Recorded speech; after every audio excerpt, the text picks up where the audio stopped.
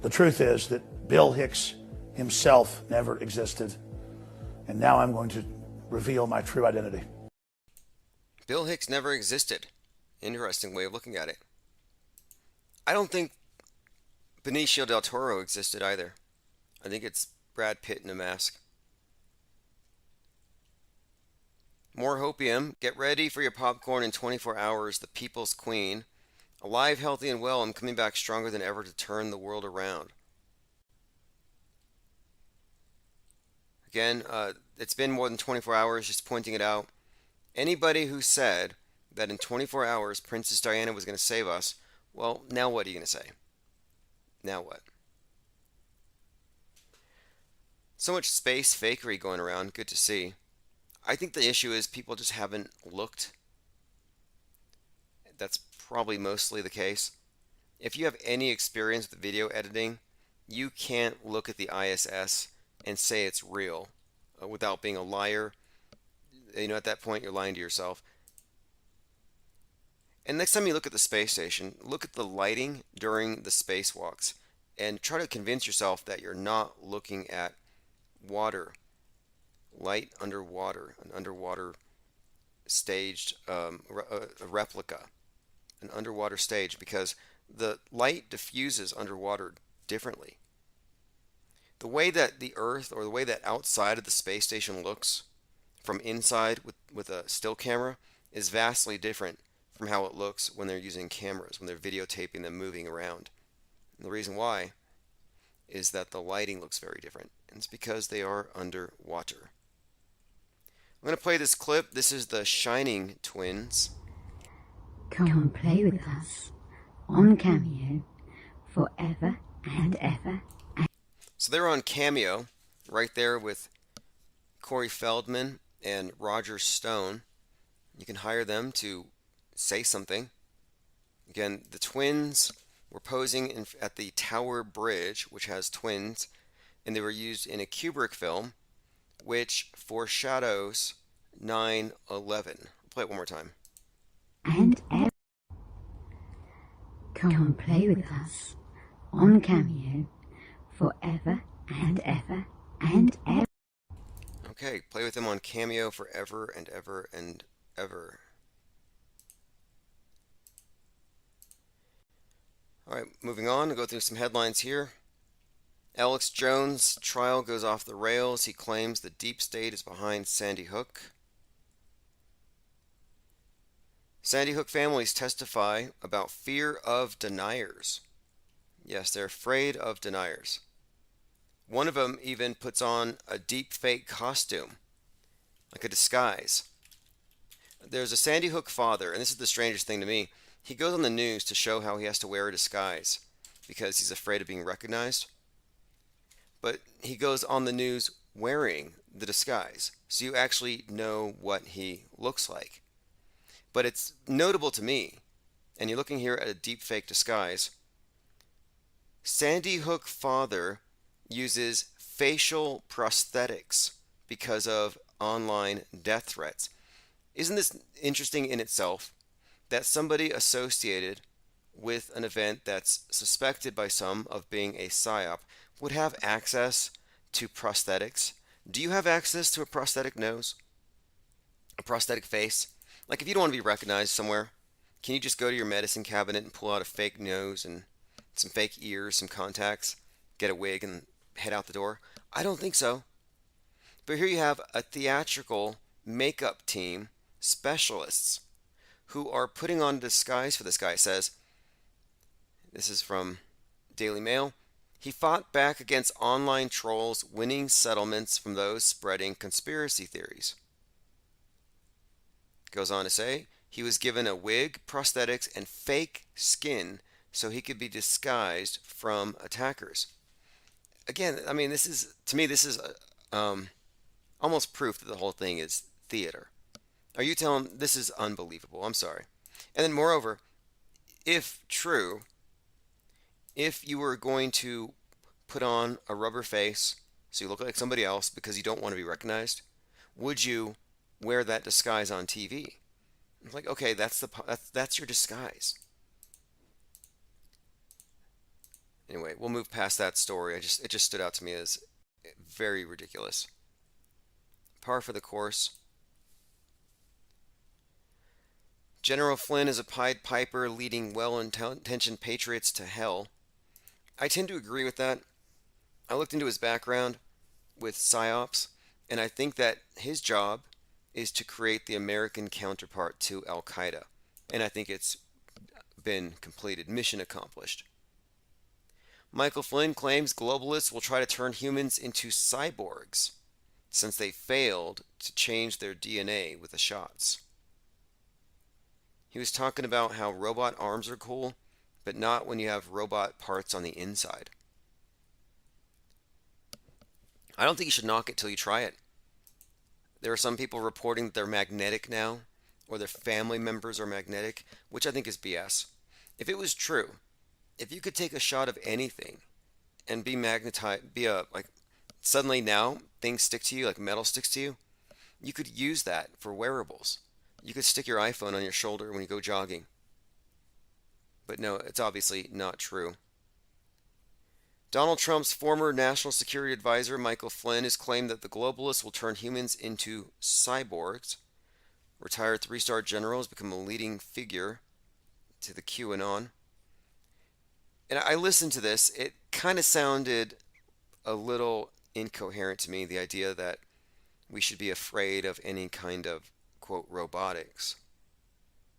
But they're grasping at straws. They're grasping at clots. Has come into the news quite a bit because of all this COVID stuff and the responses. But all of these global organizations, the United Nations is another one. All these global organizations, they think they see themselves, and those that are sort of even above them, they see themselves as, this is how we can rule the world. This is how we can control societies. This is how we can control humanity. So let's introduce something called COVID, and they did it for a couple of reasons. Again, this is General Flynn, top tier QAnoner, major QAnon pusher. Some suspect he is Q. He's definitely part of the operation. Maybe we would be better off, but so there's a lot. I mean, there's a lot of things here going on. But yes, these are globalist organizations. These are world organizations. And when you start to look at, who is directing them and who is leading them, there are real people behind that. And okay, and that's where he sounds somewhat sane, but then he gets into the robots and the robot parts where it gets to be almost science fiction like fears. And it's been said that if you pay him $350 and you get into his inner circle, he'll tell you about how the EMPs from the Chinese nukes are going to cause the heads of the vaxxed to explode. He said, wear your raincoat on that day because heads are going to explode. QAnon videos are getting millions of views on TikTok. Yep, TikTok's banning QAnon hashtags. They're banning hashtags. How weak is that? There's finally a plan to clean up all that space junk. Yeah, F the whales. Nobody cares about whales. Nobody cares about the ocean. They don't care, like they used to care that the ocean levels are going to rise. They don't care that the ocean levels did rise in 2021 from all the PPE. Nope, all they care about now is the hypothetical environment of low Earth orbit and the supposed junk that's up there that you can't even see. YouTube channel streaming the Alex Jones trial was disabled. Oh, they disabled the chat. Yeah, they don't want you talking or criticizing it. Look, they don't want anonymous people chatting. They don't want your letters. They don't want your words on the screen. Unbelievable. Alex Jones is being allowed to make his second trial on air a circus too. Yeah, I'm pretty sure that he pitched some supplements and some cryptocurrency while he was there at the stand. QAnon thinks something big is coming because of a Simpsons episode. They can mock us. Vice can mock us for pointing at the Simpsons and predicting the future. But when it's predictive programming and it's consistently reflected in what follows, then all we're doing is reading a script. Now, we don't think something big is happening because of a Simpsons episode. We think something big is happening because it's a PSYOP entertainment complex and they foreshadow everything. This is by David Gilbert. According to QAnon, September 24th is going to get wild. Well, you had this German lawmaker who was talking about the Ukraine invasion, and he said everybody's going to remember where they are on September 24th. He meant February. It was a gaffe. Context reveals it to be a gaffe. He misspoke. Yet many people ran with it and said he was warning us about September the 24th. Not true. Yet there is a lot of predictive programming. There are many different shows that do seem to suggest that something's going to happen on that day. I don't know necessarily. I'm more convinced that the 23rd. Evan Almighty, September 23rd, midday exactly, big flood. Genesis 6:14, God told Noah to build a flood. That's part of the story. He keeps seeing the 6:14 and he decides to build an ark. So I'm leaning more towards the 23rd. This is from Raw Story. Trump is afraid of being indicted and he has an army. Reporter debates when the next January 6th will happen. Liz Cheney, Trump is making a direct, incredible threat of violence against America. Is Trump preparing his people for a second coup? Fascinating. And one of the greatest developments lately is this one here. Australia to treat climate change denial as mental disorder.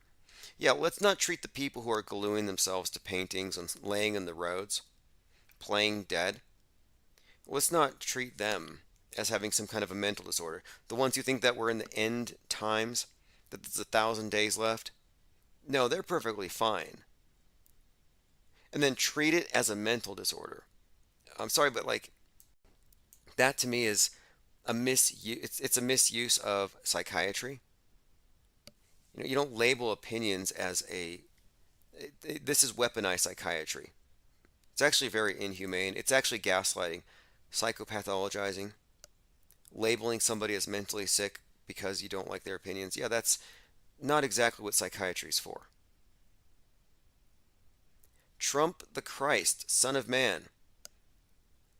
I haven't listened to this, but this is from Blog Talk Radio. Apparently, at the Ohio rally, someone was passing around flyers.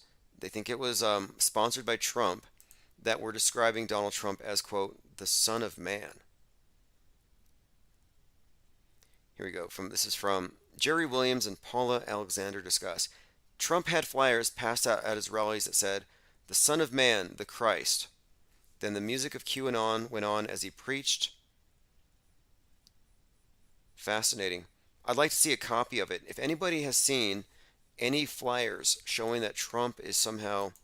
Hey everyone, I'm Megyn Kelly. Welcome to the Megyn Kelly Show. Sorry, Nicole Simpson. She keeps popping up on my feed now. All right, so this has been great. I think we're going to continue likely tomorrow morning. The Vimeo is on. That is our new home, our new ground zero. I'm going to continue to watch everything along these lines. Alex Jones is, quote, a dangerous kind of mentally ill, unhinged, and weirder in person, said his ex-wife. You can't let them get a pass with using the phrase mentally ill to label opinions they don't like, especially when both sides are equally crazy and totally bat guano when it comes to, the fringes are equally bad. Not one of them is on the side of reality. I think we all know this. Ghislaine Maxwell slept with JFK Jr. Yep. And he's rumored to have had a relationship with Diana. And I'm sorry for those of you who are waiting for Princess Diana, who said this yesterday, that she spent 25 years of her life hiding. She'll be back tomorrow. Yep, she didn't show up.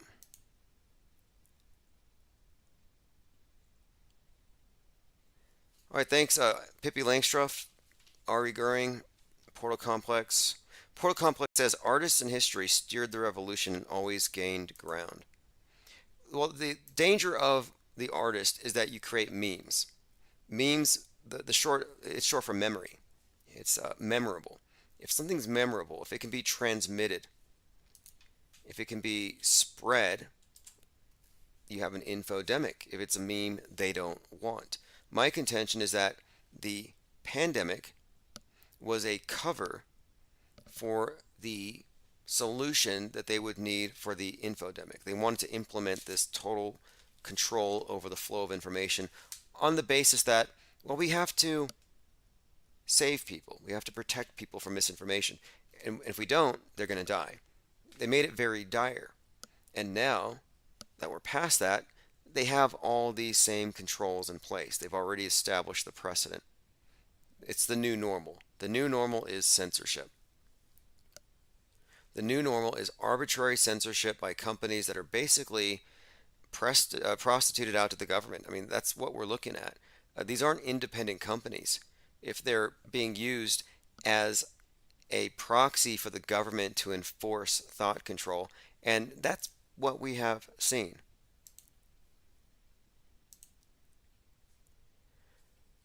All right, I think this is a great point here. I'll also put a link in the chat. If you haven't been there, just definitely go to ips.monster. That is the domain. It has all the relevant links if you want to sign up for text alerts. And thanks again for everyone who has been chatting here and signing in over at Vimeo. Again, Vimeo is easy. You just go over to ips.monster. You don't need to join anything. Just sign in with a moniker. And these chats are persistent. I'm watching all of them. And we will be expanding back onto Rofkin and other platforms here very, very soon.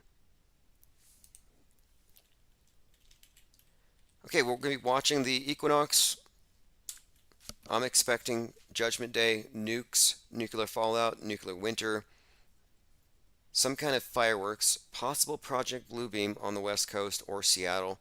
I don't think it's the 24th. I think it's the 23rd. Just a heads up. Anyway, here is Pope Elon. Have a great night. It's going to stick on the 24/7. So if you want to stick around for the 24/7 live stream, it's going to replay from the last few days. You know, if we're born on Earth, why not die on Mars? Seems like maybe it'd be kind of exciting. But so I think, given the choice of dying on Earth or dying on Mars, I'd say, yeah, sure, I'll die on Mars.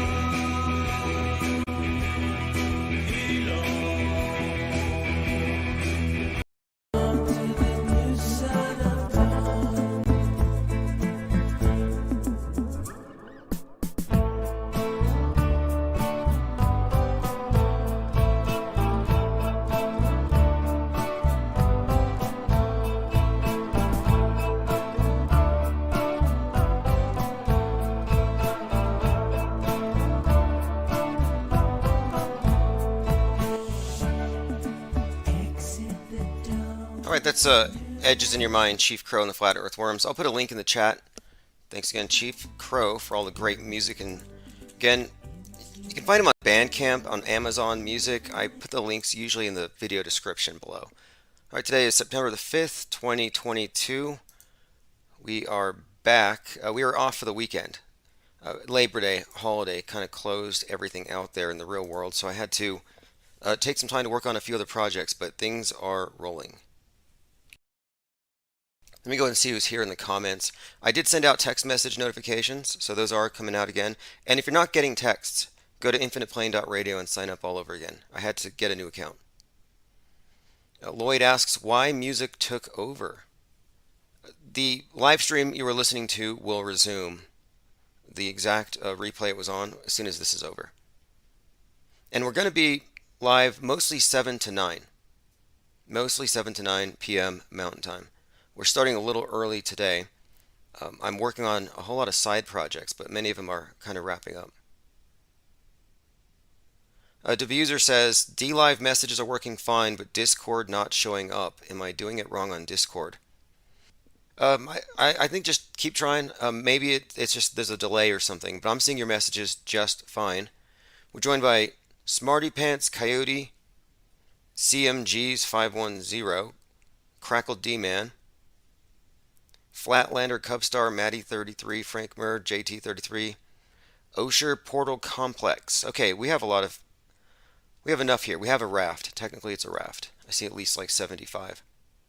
There's actually a whole lot going on right now. And I have a new podcast specifically to do daily news briefs because there's so much going on.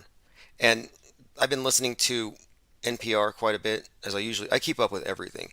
But I've been specifically noting how they present their news briefs. And I think it's a very useful format. And we're doing something very similar here starting tomorrow. It's called the IPS, or the Insider, INCITER. So you'll get that if you're subscribed. MAGA is melting down over satanic blood red lighting during Biden's speech. The imagery is just so blatantly ripped off of a few sources. I believe it was V for Vendetta. I detected a bit of Pink Floyd The Wall, but there's quite a lot we could extrapolate from this. The lighting itself, the red and the blue, it's patriotic when Trump does it, but when he does it, I mean, it's undeniable though. He does look very, very sinister. And it's been memed. In fact, I memed it myself. I just put the head of the vampire from Bram Stoker's Dracula. I didn't even change it into Biden. It already looks like Biden, if you haven't noticed. Eliza Fletcher is this year's Gabby Petito. You all remember last year? Gabby Petito, Brain Laundry, or Brian Laundry, the kidnapping, and how that entire story was full of clues. Like you can even see in the image that they put on the thumbnail here, the word hoax reflected in her image, in her glasses. There's always clues in these events. There's the question mark. Is this the actual image? I believe it is. Oh, it says fake, F-A-K-E. You can see the word fake in the lens of Gabby Petito's glasses in one of these shots. Many of the shots seem to present her as a type of, I believe, a spring maiden Virgo archetype. They even had her posing like Virgo with angel wings on one of the posters. She was kidnapped. It was a big dramatic story. The 22-year-old Long Islander was found, strangled on September the 19th after a massive search. I'm just contrasting this with this latest kidnapping of Eliza Fletcher, a billionaire heiress, which is in the news right now. And I don't think it's a coincidence that these events are happening during Virgo. I think it's also notable that right now you have Brittany Griner, Free Britney. Last year it was Free Britney Spears. And the story is Virgo personified as Persephone, kidnapped and taken into Hades, is representing our transition from summer into the fall and winter, the dark half of the year. And I'm looking at this as some elaborate ritual, elaborate ceremony, no different than Bohemian Grove type stuff or Burning Man type stuff, but played out in the public. I think it's utterly pagan. It's definitely connected to the mysteries. I don't think these are real, actual victims. I think it's all part of the Psy War. But this is an article that just came out. Gabby Petito's dad, 1 year anniversary. We cry every day. We'll continue to discuss the Eliza Fletcher story as we go along here. And a lot of it's probably just Psy War. I noticed they're kind of bringing back serial killers. I believe it was Miles Mathis who first posited that the reason why they phased out serial killers in favor of mass murderers is the public attention span can't hold on to a serial killer story long enough to be terrified by it. I disagree. I mean, I do agree that they phased it out, but I think it's because the media is decentralized and it's harder to get their attention. I don't necessarily think that attention spans are fractured. People have long attention spans when it comes to propaganda and programming. They get glued to their televisions. But I do think they're bringing back serial killers. Just something to look forward to. There is some pretty interesting fake space imagery that's being shared right now. Does this beautiful time lapse really show Europa and Io orbiting around Jupiter? So you have these space fanatics, true believers, watching this video of what appears to be a couple of Jupiter's moons passing in front of it. And they think it's the most beautiful thing they've ever seen. They're crying, their jaws are dropping open, and they're tweeting about it. And I'm like, it's fake. Well, look at this. This is from a website about photography, and it's actually pointing out, says, it's funny how many things are being called out as fake lately. It seems like most people think everything posted to social media has been made by someone in their bedroom with After Effects or Blender. The latest victim to the cries of fake is a time-lapse sequence created from a number of still shots by Cassini of the moons Io and Europa passing Jupiter's surface January 2001. So what we're looking at here is, again, an image created by NASA Jet Propulsion Laboratory. This image is not a video. So people share it, and they talk about it like it's a video, but it's technically an animation. My question is, are we wrong to call it fake? The way they're not presenting it, saying this is an animation that's reconstructed. It's just tweeted out there. A scientist did this, not an animation special effects guy. Scientist Kevin M. Gill combined hundreds of images shot by Cassini into a time-lapse sequence. Despite the images having been created 21 years ago, the time-lapse wasn't posted until recently on social media. So many people are calling it a time-lapse, but the commenters don't believe it's real. People seem to think that this is fake. And again, why are they offended? It's created using still images, and it's somewhat been misrepresented. And the way they lie is often in just letting you believe the BS and not correcting you. They don't even have to explicitly lie.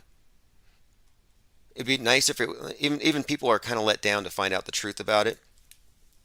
And is it fakeable? Yes, I always have to ask this question. There's a really good example of a space station transit passing Saturn. So a photographer photographs an ISS transit in front of Saturn. NASA makes it their astrology picture of the day. Gets all kinds of awards and accolades. Turns out it's fake. NASA got fooled. So of course these things are easily faked. Now here's what the author put here. Yeah, it's quote real in a sense. He puts real in quotes. This is what we would call fake. Like everything out there in space is fake. But then a fabrication created out there, it's a fake to begin with. The pictures are fakes. It's not a question of whether this is an actual time lapse. But this is just how deep people are when they're immersed into this kind of programming. They're hypnotized into believing all these cartoons as real until proven fake. They assume it's real. So what the author concludes here is that you can call them real photographs of the moons passing over the surface, but it's not exactly documentary footage. It's composited together. The movement was simulated for a more pleasing result. Kevin used artistic license to produce something that was intentionally supposed to look prettier.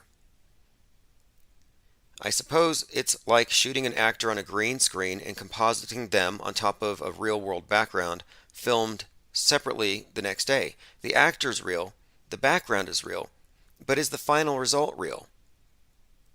After all, wasn't there at the time of the filming, this is insane to me. They're even debating whether they can give this a pass as real or not. Let's just go ahead and call it a cartoon. I think what he ends up calling it is this. This is a composite. Because it has to be. That's what they always say, it has to be. And you often find when you look at pictures of the globe, the globe itself, blue marble, the face of the god of this new paradigm, has clouds that are obviously made with some kind of Photoshop stamp. Clouds that are just repeated by some lazy NASA employee. I mean, $58 million a day or something. How much money are they getting? And they can't afford people who can do a thorough job. So what do you think? Can this be considered real just because it's made from actual photographs even though it's a composite? Isn't any composite, just by the very nature of composites, quote, not real? This is nice. This is what you call 2 plus 2 equals 5. You have the true believers in the system confronted with the facts, and instead of going to the facts, they kind of just play with the words. So it's real. You can't call it fake even though it's fake. Evil Coyote remarking on the Biden movie set, bit of the wall. I thought so too. And his hands up when Biden's shaking his fists and he's looking all mad. It looks like Hitler.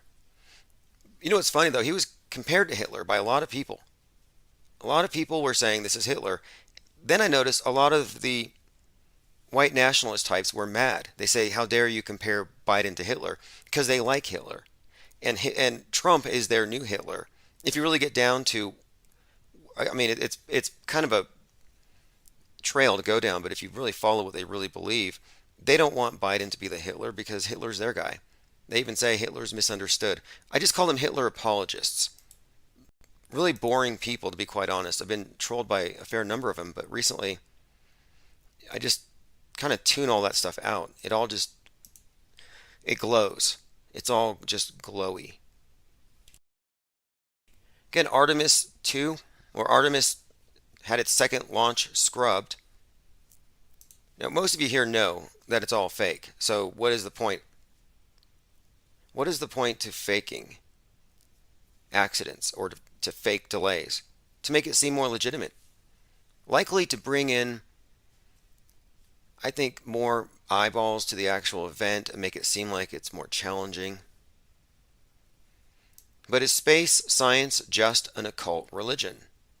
What's the connection between Wernher von Braun, ex-Nazi, father of rocket technology, Jack Parsons, rocket engineer, Thelemite occultist, Lafayette Ronald Hubbard, the founder of the Church of Scientology, Walt Disney, cartoon films producer, Aleister Crowley, the wickedest man in the world, an extraterrestrial aliens medium. They all helped create NASA. Those are all just facts, just putting it out there, conveniently on one meme. And this explains it all. This explains your modern world. Lloyd Miller says, Trump will be a savior that leads down the primrose path to the NWO. I agree with that. I believe right now we're witnessing the Biff Tannen stage of Donald Trump. If you watch Back to the Future, Biff Tannen is based on Trump. There are some details in there, and of course this is admitted by the writer, but there are some details in there that make me think that right now we're about to enter that Biff Tannen phase. And when I look into the predictive programming throughout that Back to the Future movie series, all of it's referencing post 9/11 NWO. There's a lot of that. And Trump is out there scaring his political opponents because he's endorsing Q. He's retweeting Q posts. Here's an example. This is Biff Tannen on the bottom, posing next to his self-portrait. And notice how close it looks to Donald Trump's self-portrait. This was shared on CNN the other day on their Situation Room. Inside Mar-a-Lago, the monument to Donald Trump. So there's a picture of Donald Trump in a sweater posing against a golden background. Looks like a halo practically. Like the sun is lighting the back of his head on this portrait, and CNN is focusing on it. And it does, in fact, resemble the portrait that Biff Tannen poses in front of very pridefully in the Back to the Future. And Biff Tannen looks like a combination of, if you were to put Trump and Elvis together in a mashup, you would get Biff Tannen. And this is not one of these random connections that just seem coincidental, likely to be true. No, the author consciously did this, and it makes me wonder why. Back to the Future writer Biff Tannen is based on Donald Trump. Did he know something? Did he know the future role that Trump would play on the world stage? This film has been described as prescient. There's a very specific analog between Biff Tannen, the bully, the bad guy, in almost every timeline in Back to the Future Part 2, and a certain political figure who's rather popular in the States right now. He's been handed the keys to fortune. He's unrepentantly used that fortune exclusively for himself. He's even become a plastic public advocate for plastic surgery for women and his family. He's talking about Trump. So Bob Gale, who wrote it, had a lot of things to say about Trump here. Biff uses profits from his 27-story casino, which is based on the Trump Plaza Hotel. Fascinating. To help shake up the Republican Party before eventually assuming political power for himself to transform Hill Valley, California, into a dystopian, lawless wasteland where hooliganism reigns, dissent is quashed, and where Biff encourages every citizen to call him, quote, America's greatest living folk hero. Sounds like Trump. Really does. All right, let's go ahead and go through your comments. I don't want to get too far ahead. We are trying to catch up. It's been a few days here. Lloyd Miller says the Biden admin seems like a parody. I thought so too. And it could be that they staged it in this manner specifically to trigger people, to make fun of them. I've noticed a lot of that. Like they're almost engineering a new satanic panic. Vice.com is making fun of the memes here, but they see it as overreaction. It's almost like they think you're warped if you see something wrong with this. Not that I see something wrong with it, but as someone who does graphic art and I watch a lot of movies, I like a lot of what I see on Netflix. This is the type of imagery you'd have in a scene where they kill and eat babies. This is dark imagery. You really can't deny it. A couple of phoenixes, the soldiers in the back, kind of anonymous, the red bricks, the Hitler pose. Yeah, it's pretty hard to, sugarcoat this thing. MAGA forces are determined to take this country backward, Biden said in a primetime speech. There's a new term for that. It's called violent MAGAism. So you can look forward to that. Violent MAGAism. It's the white Al-Qaeda, vanilla ISIS, this MAGA ban. They've been recreating domestic violent extremism based on the radical Islamic template. The Quran radicals are QAnon radicals. It's the same kind of template, even with the idea of the deep state. Just replace deep state with great Satan. What's the difference? And the more I look at it, the more it appears to me that this is intentional, that they have created the MAGA ban. But now they're calling them violent MAGAists or violent MAGAism. And this comes from a national security analyst who is describing a, quote, strain of Trumpism. A strain, like it's a virus. Juliet Kayyem, national security analyst, said that the violent MAGAism is taking over the party. It's interesting that Al-Qaeda means base. The white nationalists, the ones who are always getting arrested and there's stories about them plotting to commit terror attacks, they call themselves the base. It tells me it's the same authors. But these images of Biden,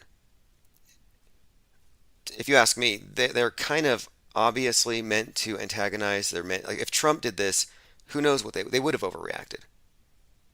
Within minutes of the speech airing, forum members, and this is from Vice, so it's coming from the pro-Biden side of the fence.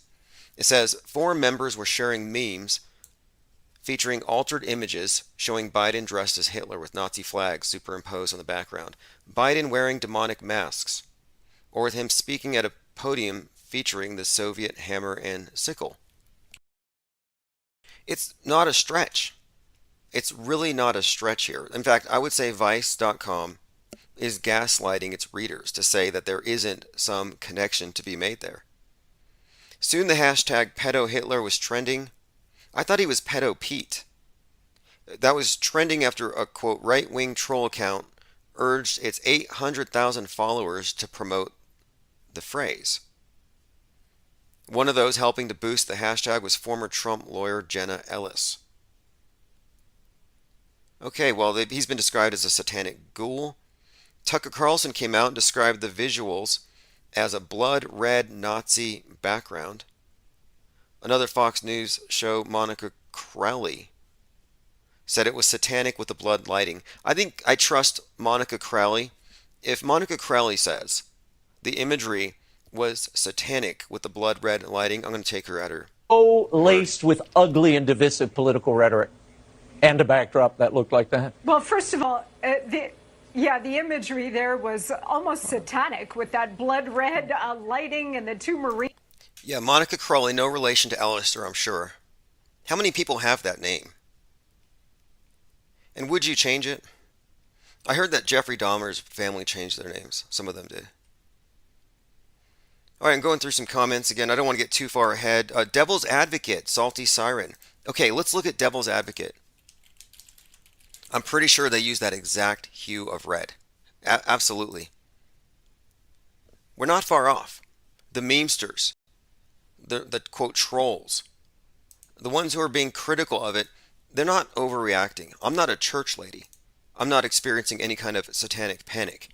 I'm just looking at it objectively. And objectively speaking, the colors that they used to give Joe Biden some clout, some gravitas to make him seem serious or something intimidating, whatever they did this for. And again, it may have been just to trigger the response they got. The colors do match Devil's Advocate. And by the way, Devil's Advocate features the penthouse where Donald Trump stays. You know, his office was the Devil's office. Not a coincidence there. But I would say it's a match. Let us continue. We're going to listen to the rest of Monica Crowley and the others reacting to it. And I don't think these are overreactions. To me, it's almost parody. Like, did Joe Biden jump the shark? Did they go too far? Screams behind him. It was just insane. Look, this was a garbage speech by a garbage president. And the fact he gave this disgusting, dangerous speech at Independence Hall is a sacrilege. A sacrilege. Okay, that's the terminology she's going to use. A sacrilege. Interesting. So this color is sacrilege. Do we need to ban that color now? That hue of red. Okay, let us continue. Tomanoid2 says it's the Force Awakens First Order speech. Joined by Coffee Talk with Sandra. Infinite Plane Trotter hasn't been here in a while. Good to see you. He was here during the early days when we were massing up chat rating and hijacking other people's live streams to force memes. JT33 says Biff Trump. Yeah, I think Biff Trump sums it up. He's in that stage right now, and he has been for a few days, especially with the recent endorsements of the QAnoners. All right. I think we've got all the comments on this. If anyone else has anything about the colors here, I have a few notes on this. I have a book here that references color magic, and I was looking at this, and red has some obvious associations, but Mars and the war and that kind of stuff, sure. But to me, this is more like, let's frighten the right and get the QAnoners agitated. And here's a contrast. Here is Donald Trump kissing a flag, and there is Joe Biden with his fists up. And that fist, the clenched fists up, yelling face, that is classic Hitler. That is a Hitler pose. It's a very popular Hitler meme with that. And people often have like light sticks in his hands and they animate it, but that's not random. And also someone remarked that the podium looks like a coffin. And it really does. It looks like one of those coffins that, vampires sleep in. And just for comparison, look at Bram Stoker's Dracula from 1992. I had mashed these memes up. I put Bram Stoker, and it has the same color red, on Biden's head. It's a match. You don't even have to Photoshop it. I did see a lot of the V for Vendetta. We had remarked on that. And V for Vendetta is big in predictive programming. It came out in 2005, predicted some future 15 years ahead where the world would be locked down because of the St. Mary's Plague. Commenter says the blue and white lights weren't turned on, only the red one. I thought you had to zoom out a little bit.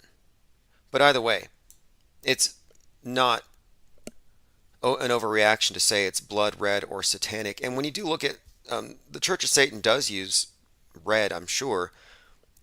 But satanic, I don't know. Blood red, yes. I think they're more like just black. I don't even know if they use I don't know. But I have found some interesting stuff on color magic, and it all really has to do with Mars, if you ask me. The term satanic is just too vague and too broad. People just say it's satanic, and they just broad brush a lot of stuff. And like, no, the elite aren't Satanists. They really aren't. If you look at closely at what they actually are involved in, this astrotheology is far more nuanced. It's more polytheistic, if anything. And even that, it's a stretch to say they literally believe in this stuff. Robert Jerome says Biden's turning into Grandpa Munster. Well, masks don't age, do they? CGI doesn't age. I mean, what I mean is, in a way, I think that this is the mask that we're going to be stuck with for the next 4 years. They just update him once in a while. Like, I think they updated him about 2016. Some have argued convincingly that he'd been swapped out for someone else, likely a cast of characters. I've had a whole list of people suspected of being Joe Biden. Who plays him? Who's the root actor? My best guess, personally, not Jim Carrey, not James Wood, who I don't think his nose would fit. I think it's Beau Biden. If anybody's playing CGI Joe, sometimes CGI. I mean, look, sometimes they do use body doubles. They do CGI stand-ins. They do deepfake.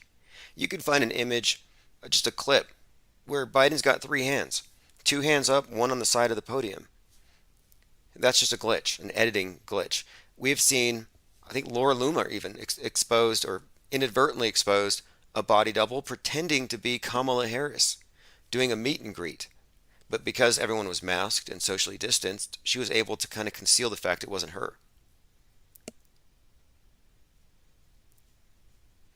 All right, let us continue here. Chad Gambler says they're all Satanists. Maybe we're just talking about the same thing and using different names for it. But the whole problem with that premise is that if it's Satan versus Jesus or Satan versus God, it plays into a setup, like a controlled opposition setup that I don't quite trust. Like, one side's good, one side's evil, and it's way too perfectly split down the middle to be real. Like, you're going to tell me that the blood drinkers and the Satanists are only on the political left and the Republicans can save you? Obviously, it's just hyperbole to brand the other side. To the radical Islamists, Great Satan would include everybody, both political parties. And we've had how many years now of QAnoners talking about the vampires and the deep state, and we haven't seen any evidence yet. When are we going to see Frazzle Drip? I want to see the video of Hillary Clinton running around wearing skin masks. Thank you, Evil Coyote. Evil Coyote believes evil gorillas are real. I'd like to think we could put an end to the gorilla denialism. I think I addressed panda denialism, and there are people who don't believe in pandas. You know who don't believe in panda bears? The Bears. Owen Benjamin's Bear Club. The listeners of the comedian Owen Benjamin call themselves Bears, and they call him Big Bear. That's what they do. Anyway, they don't believe in panda bears. I don't know if they're threatened, because panda bears are just kind of goofy. They don't like panda bears for some reason. Maybe it diminishes what they're trying to do with the grizzly bear. They're trying to epitomize what the left would call toxic masculinity. And here you have panda bears that can't even defend themselves, and they can't even climb right. If they go down a hill, they roll. They're kind of not all that intimidating or even all that serious by comparison. So they don't want to believe in panda bears. But I hear gorilla denialists, and I can't really stand by that one because there's too much out there. Not just videos, but I go to the zoo. I saw a video on YouTube a couple days ago of a gorilla fight. Another one, and these are things that could not be imitated by men in costumes. These are things that could not be imitated with animatronics. In fact, I saw one where it was a gorilla twerking, trying to attract the males. So I've seen stuff that I would say would be irrefutable. And again, if you really are a believer or non-believer in any of these animals, I could care less. I'm just interested in how people arrive at their conclusions. And I find that the people who don't believe in exotic animals are making arguments from pure ignorance, arguments from incredulity. I can't believe a bird would have a beak that big. That's got to be a parrot with a plastic appendage glued on. No way that's a toucan. There aren't toucan denialists.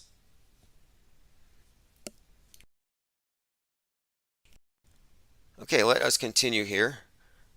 Ollie Goering says they hate panda jelly bean baby because they look weird.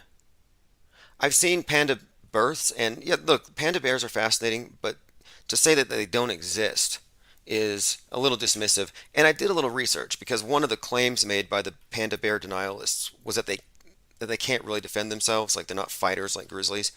But that's not necessarily true. I did find a number of accounts. For example, there was one account of a drunk man who climbed into a panda exhibit and he hugged a panda bear and it nearly chewed his feet off. He lost so much blood he needed an entire full body blood transfusion. And that was a panda bear. I'm waiting for one of these denialists to do something like that. Yeah, let's go ahead and prove it. Prove that you don't actually believe in gorillas and take the mask off it. And you'll find that they won't. Crackle D-Man says Coco the gorilla was not believable. Whether it was real or someone in a suit, it was for NWO mouthpiece purposes. Okay, let's bring up Coco the gorilla. Now, Coco the gorilla could just be a crisis actor without her consent. So this is a lowland gorilla born in San Francisco. Died at the age of 46 just a few years ago. And this is the gorilla that does the sign language. I'm very familiar. Is it fakeable?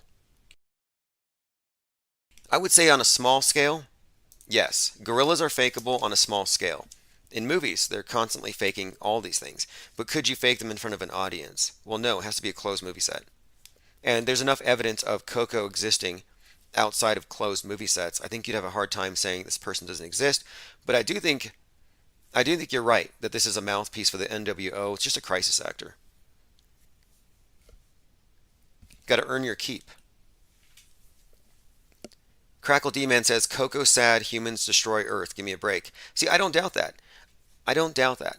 I don't think that the gorilla is like wise and that we need to listen to its wisdom. I think the gorilla was indoctrinated by scientists using sign language to an animal smart enough to comprehend some sign language, and it gets it to mimic. I don't believe that the gorilla is thinking in its head, the ball Earth is melting. We need to save the planet. No way. No way. That's what I'm saying. It's a crisis actor. Peter W. says red pandas. Yeah, red pandas look like little raccoons, and they're not intimidating at all. They stand up and they raise their hands when they're afraid. Okay, let me see here. Anything else on gorillas? Any other gorilla denialists in here?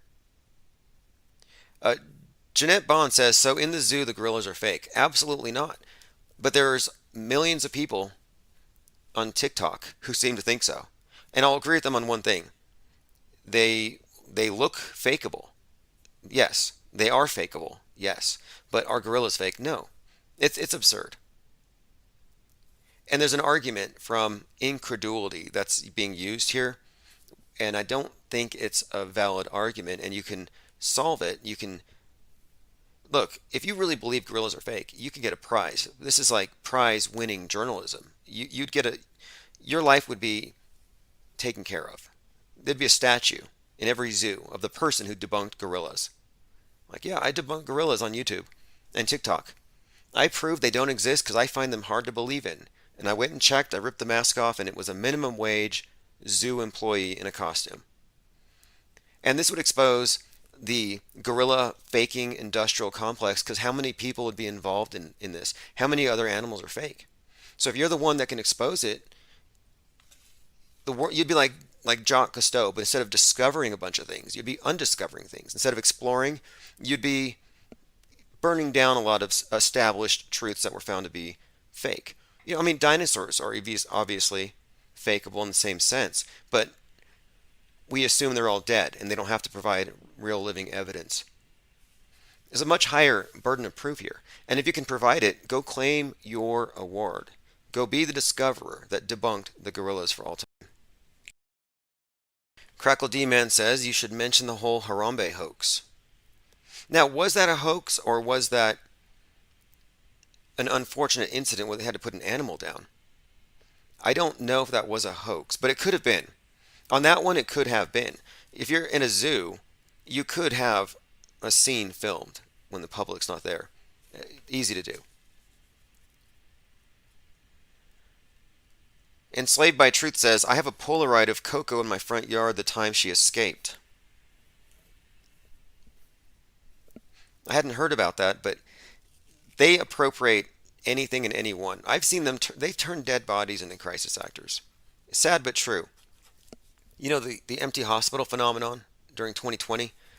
Many of the hospitals shut off their internal morgues and used the freezers outside, and it gave the illusion that the hospitals were overflowing. Well, I found through my own research and firsthand conversations with a local that the inside morgue was shut off in lieu of the ones outside. The big reefer trucks that you can hear from down the street. So the news stories all across the country would be reporting you can hear the freezers at night from the COVID bodies, and it's all because of your anti-vaxxer friends, whatever they say. And it makes it seem like, wow, these hospitals must be full. We got auxiliary hospitals, you got mass graves in Central Park, and now you're bringing out the big body trucks because the morgues are full. No, it's a ruse. But because these were outside, regular bodies dying of regular things, just people just dying, had to be wheeled out to those trucks, making it more of a public spectacle. Again, dead bodies being used as crisis actors, probably unpaid.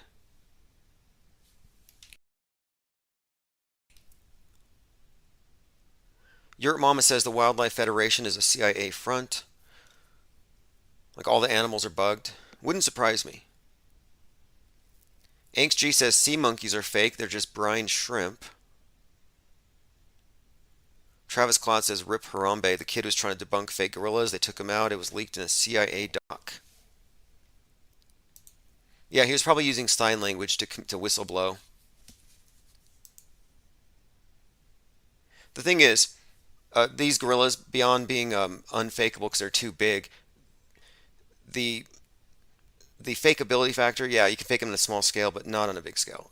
But it's just the tip of the iceberg. Koala bears, they'll say koalas don't exist. They'll say, and this topic is almost as bad as the Mandela effect. I hate even going here, but somebody has to. Somebody has to stand up for it. I was on a Twitter account, and I got mentioned in a tweet where somebody was saying that obviously penguins are just animatronics and people in costumes, like obviously. That's why I bought a seasonal zoo pass. I went down to the zoo, and I took video and photographs, and I have to concur that yes, they're fantastic things. They don't look, I mean, really, there are some photos that I've taken where I'm thinking this could be, you could fake this, but it doesn't mean it's fakeable to that extent to where you could fool people and have an entire staff. I mean, faking things in a zoo would be different than faking it just on a video. You're talking about a full-time occupation. That's why I call it the animal faking complex. There'd have to be a lot of people involved. Chris says penguins don't exist. Right, exactly. Easy to say, hard to prove. But I want to start betting money on these things. Let's continue. Next topic. There's so many things to cover today. I didn't want to miss too much. So John Podesta, $316 billion, climate change money. My only comment here is John Podesta, who does look kind of like a vampire in this photo. Look at those teeth. Joe Biden hired John Podesta to be the clean energy czar, citing his experience in progressive causes. Podesta holds some prior experience with advancing climate change. If you take a look here, John Podesta is alive and well. The news that I got from the QAnoners was that he had been killed in Gitmo, executed. They said it was a firing squad back in June of 2021. So many of these people are supposed to be dead, according to the QAnoners. And their explanation, I don't know. They used to say it's a deep fake. They brought out somebody with a mask. And there's a point where you can't take it that far. We've given them enough time. I got a comment on my video on BitChute about the New Zealand mosque shooter. He said, "Watch it, pal. You know what happened to Alex Jones." Isn't that nice? I get some random troll suggesting that I should watch it because I did a video on the fake shooting in New Zealand. Watch it, pal. What happened to Alex Jones? Alex Jones made a lot of money during the week that he was on trial. And it was civil anyway. The last thing they want to do is sue me. Nobody would sue me. Well, actually, I shouldn't say that. Didn't I just get sued? Yes, $640,000. That's how much I guess you would call it a defendant counter plaintiff, because it's a countersuit. I sued for defamation. I dropped it because the person deleted everything off their website, and at that point there was nothing to gain. I knew it wasn't collectible. But the person countersued, and I'm being sued for the most ridiculous thing. Most of you here already know. There's what you would call clip art. So clip art that you can get off of, we'll say, stock photo. Go to stockphoto.com, search for professor or scientist, and you can find lots of examples of clip art where you have scientists with chalkboards or with various implements to do science with. Anyway, I took the logo that he had on his website, this avatar, this clip art that he used, generic clip art, and I put a beak on it, meaning I put our logo's beak on that logo, and I'm being sued for $600,000. Fact is, he registered it last year. Been using it for 6 years. It's not his to register, but he's suing me for trademark libel. He spent $30,000 on an attorney to get this trademark suit filed, and I don't even think it's the right venue. On top of the $600,000, there's $30,000 for attorney's fees, and then $12,000 for hurt feelings. They sent me a whole list of questions, their legal team, and I responded with, send me the receipts for where you spent money to heal from the wounds that my memes caused. I didn't get any response. Show me where my memes hurt you. $12,000 for hurt feelings. $30,000 attorney fee. $30,000 because you make bad decisions and you hired some rip-off artists. $600,000 for a meme. Good luck. Good luck, because that meme has been downloaded and used by others and universities. I've done my research. It's probably going to, we'll see. I don't want to say, but now I don't really believe in signs necessarily, but sometimes I pay attention to things that just seem too hard to ignore. And I stepped out the door, the trial's happening, and I'm going out. I'm going to go do the Zoom conference somewhere. And as soon as I step out the door, I'm on the second floor, and there's a staircase, and I'm at the same level as the mulberry tree's main branches. And there's a hawk ripping apart a pigeon. So I'm walking down the stairs, and there's bloody feathers, and there's the pigeon falls, like practically at my feet. Part of it was still up in the tree. I mean, I have pictures of it. I thought it was very unusual. Pigeon dropping dead at my feet with a hawk. Well, anyway, the judge's name is Hawks. I'm like, I hope I'm not the pigeon in this scenario. Maybe it doesn't mean anything. The timing of it, though, struck me as unusual. I get weird signs like that. For example, the rattlesnake blocking my path on the same day that two random people blocked my door to my vehicle in two different parking lots. Just bizarre. Almost seems like gang stalking, but it couldn't possibly be coordinated at that level. Unless it's being orchestrated by a higher power, which I can't rule out. One Step Too Far says, John Podesta, father of Chester Bennington, lead singer of Linkin Park. Look into the Linkin Park logo and the LP philanthropy work with Podestas.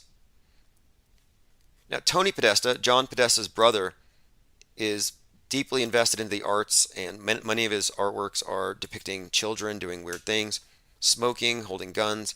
I've seen paintings attributed to him that appear to show children tied up and stuff. Bizarre, twisted things. Very Pizzagate-y. This is the stuff that the Pizzagate, quote, conspiracy theory is made out of. You get John Podesta's leaked emails where he's sending emails to all of his cronies about what kind of pizza they're going to have and whether they want girl or boy pizzas. I mean, just bizarre stuff. Obvious code language. And I'm not even a Pizzagater. It's just so in your face. What does it mean when Hillary Clinton says that she's going to sacrifice a baby to Molech? Obviously, these are just jokes. But again, 33,000 leaked emails. Probably a hoax. Probably all just a hoax to immerse people, to get people involved at a very deep level. But you're not wrong. One step too far is not wrong. John Podesta does look very much like Chester Bennington from Linkin Park, and the Linkin Park logo does seem to have all of the symbols associated with child trafficking, predators, etc., according to some FBI reports. Crackle D-Man says, sometimes the Matrix winks at you. Sometimes it stabs you. Yeah, I know what you mean. There is an interaction there. Like, it warns you, I believe. And I don't know, you say the word Matrix, I think I mean the same thing you mean when you say the Matrix. We're just talking about the realm that we're in some way appears to respond or be responsive to the sentient observers and their decisions and choices in a way that's not just simple cause and effect, but in a more, well, synchronicity is one of the terms I would use here, but in a more co-creative fashion, as though in some way we're somehow impacting or involved in what is unfolding as it unfolds. That's been my experience. I have no other way to explain synchronicity. I don't have the perfect explanation, but the existence of synchronicity, which I don't think is even disputable, it suggests that there's some level of involvement in the thing we're in. There's like some level of involvement from the perspective of the users. Like co-creation is the best term I can come up with, but it's not perfect. It's not perfect at all. If it was, everybody would manifest their best life, and their enemies would drop dead, and they would all just have everything served to them on a silver platter. But no, we have too many competing interests. And what it seems to me is, and if this is true, and I think it is, then the so-called elite and their obsession with harnessing our attention might have to do with this. If we're all, on some small degree, responsible for what manifests, then why wouldn't they want to hijack that, turn you into matrix batteries? And most people, NPCs, I think, are simply those that are reinforcing the dominant programming, that go along with the program, that don't deviate from the program and outgrow those that do. And I think the program is the worldview that the elite is imposing and incorporating all of its participants or residents or denizens. All of its matrix batteries are all part of it. You're all bricks in it. You're all bricks in this big edifice, this big structure, to the extent that you're just playing along. There's no other explanation for their hyper obsession with regulating every single person's thoughts. Right now the UN is at war with memes. They could care less about money, pox, or whatever. That was obviously, the UN cared about the infodemic from the very beginning. I've even seen the phrase infodemic, which I've been using for a couple of years. I've been saying the infodemic was a real purpose for the so-called pandemic. They needed the pandemic to bring about the infrastructure to censor the infodemic. And the infodemic is information, narratives, and memes they don't control or censor. 5 ways the UN is fighting the infodemic. That's why it's notable that the national security analyst described the Trumpers as violent MAGAists, or it's violent MAGAism. Violent MAGAism. Heidi's joined us, says, awesome, you're live. Yes, we're going to be live 7 to 9 most days, 7 to 9 p.m. Mountain Time.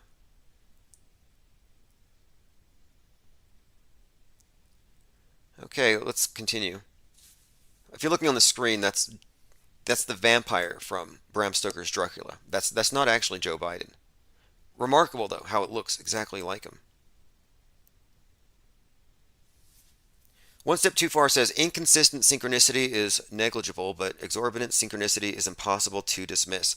Yeah, I like to point out the synchronicities that tie in things that other people can objectively verify. That's why I'm not obsessed with patterns, but I take note of them, because patterns that exist objectively are things that you can use to, I think, extrapolate actual evidence of conspiracy. of, I'm not going to say predestination, but there's something up. Reality control. And beyond just the political level, I'm talking about reality control at a slightly higher level than that. As in, and I'm getting into this. I have a new podcast series I'm developing specifically to get into this topic of the theory and practice of magic as it appears to be used by the mainstream media and your politicians and all the wizards and warlocks in high places. I mean, it's pretty undeniable that they're all part of this club, but I'm really interested in what this club is actually about. Disney Goes Satanic. New cartoon features little girl dubbed the Antichrist. I watched the trailer. I might even play parts of it here. I believe the show is about a young girl who is, I think her mom had relations with the devil. It's very much like Beetlejuice, if you ask me. Kind of an underworld parody. I don't even think it's that serious, but the fact is it's coming from Disney, and it is pretty blatant with its messaging here. It's like about the Antichrist, but I think it makes light of it. I'll play a clip or two. It is from Disney. But look, the conspiracy theorists have a point, and they had a point for some time. They have not been wrong about very much, so I don't want to be dismissive at all. Even if their conclusions are possibly even just misinformation, they are reading a story. They are following storylines that have been planted there. My question is, with the QAnoners in particular, at what point can we just say it's an alternate reality game? It's either that or Trump's literally the Antichrist. But there are things like this that get me to do a double take. Here's your Google, and everyone knows you have the 666 logo built into your Google Chrome. And Google's browser, Chrome, and their CPU, the graphics processing unit, is called Adreno. So you have your adrenochrome. And this fits in nicely with this belief that the drug of choice by the globalist elites happens to be adrenochrome. But why would they even do this? Why did they sell the first Apple computer for $666? I mean, we can just go down the list.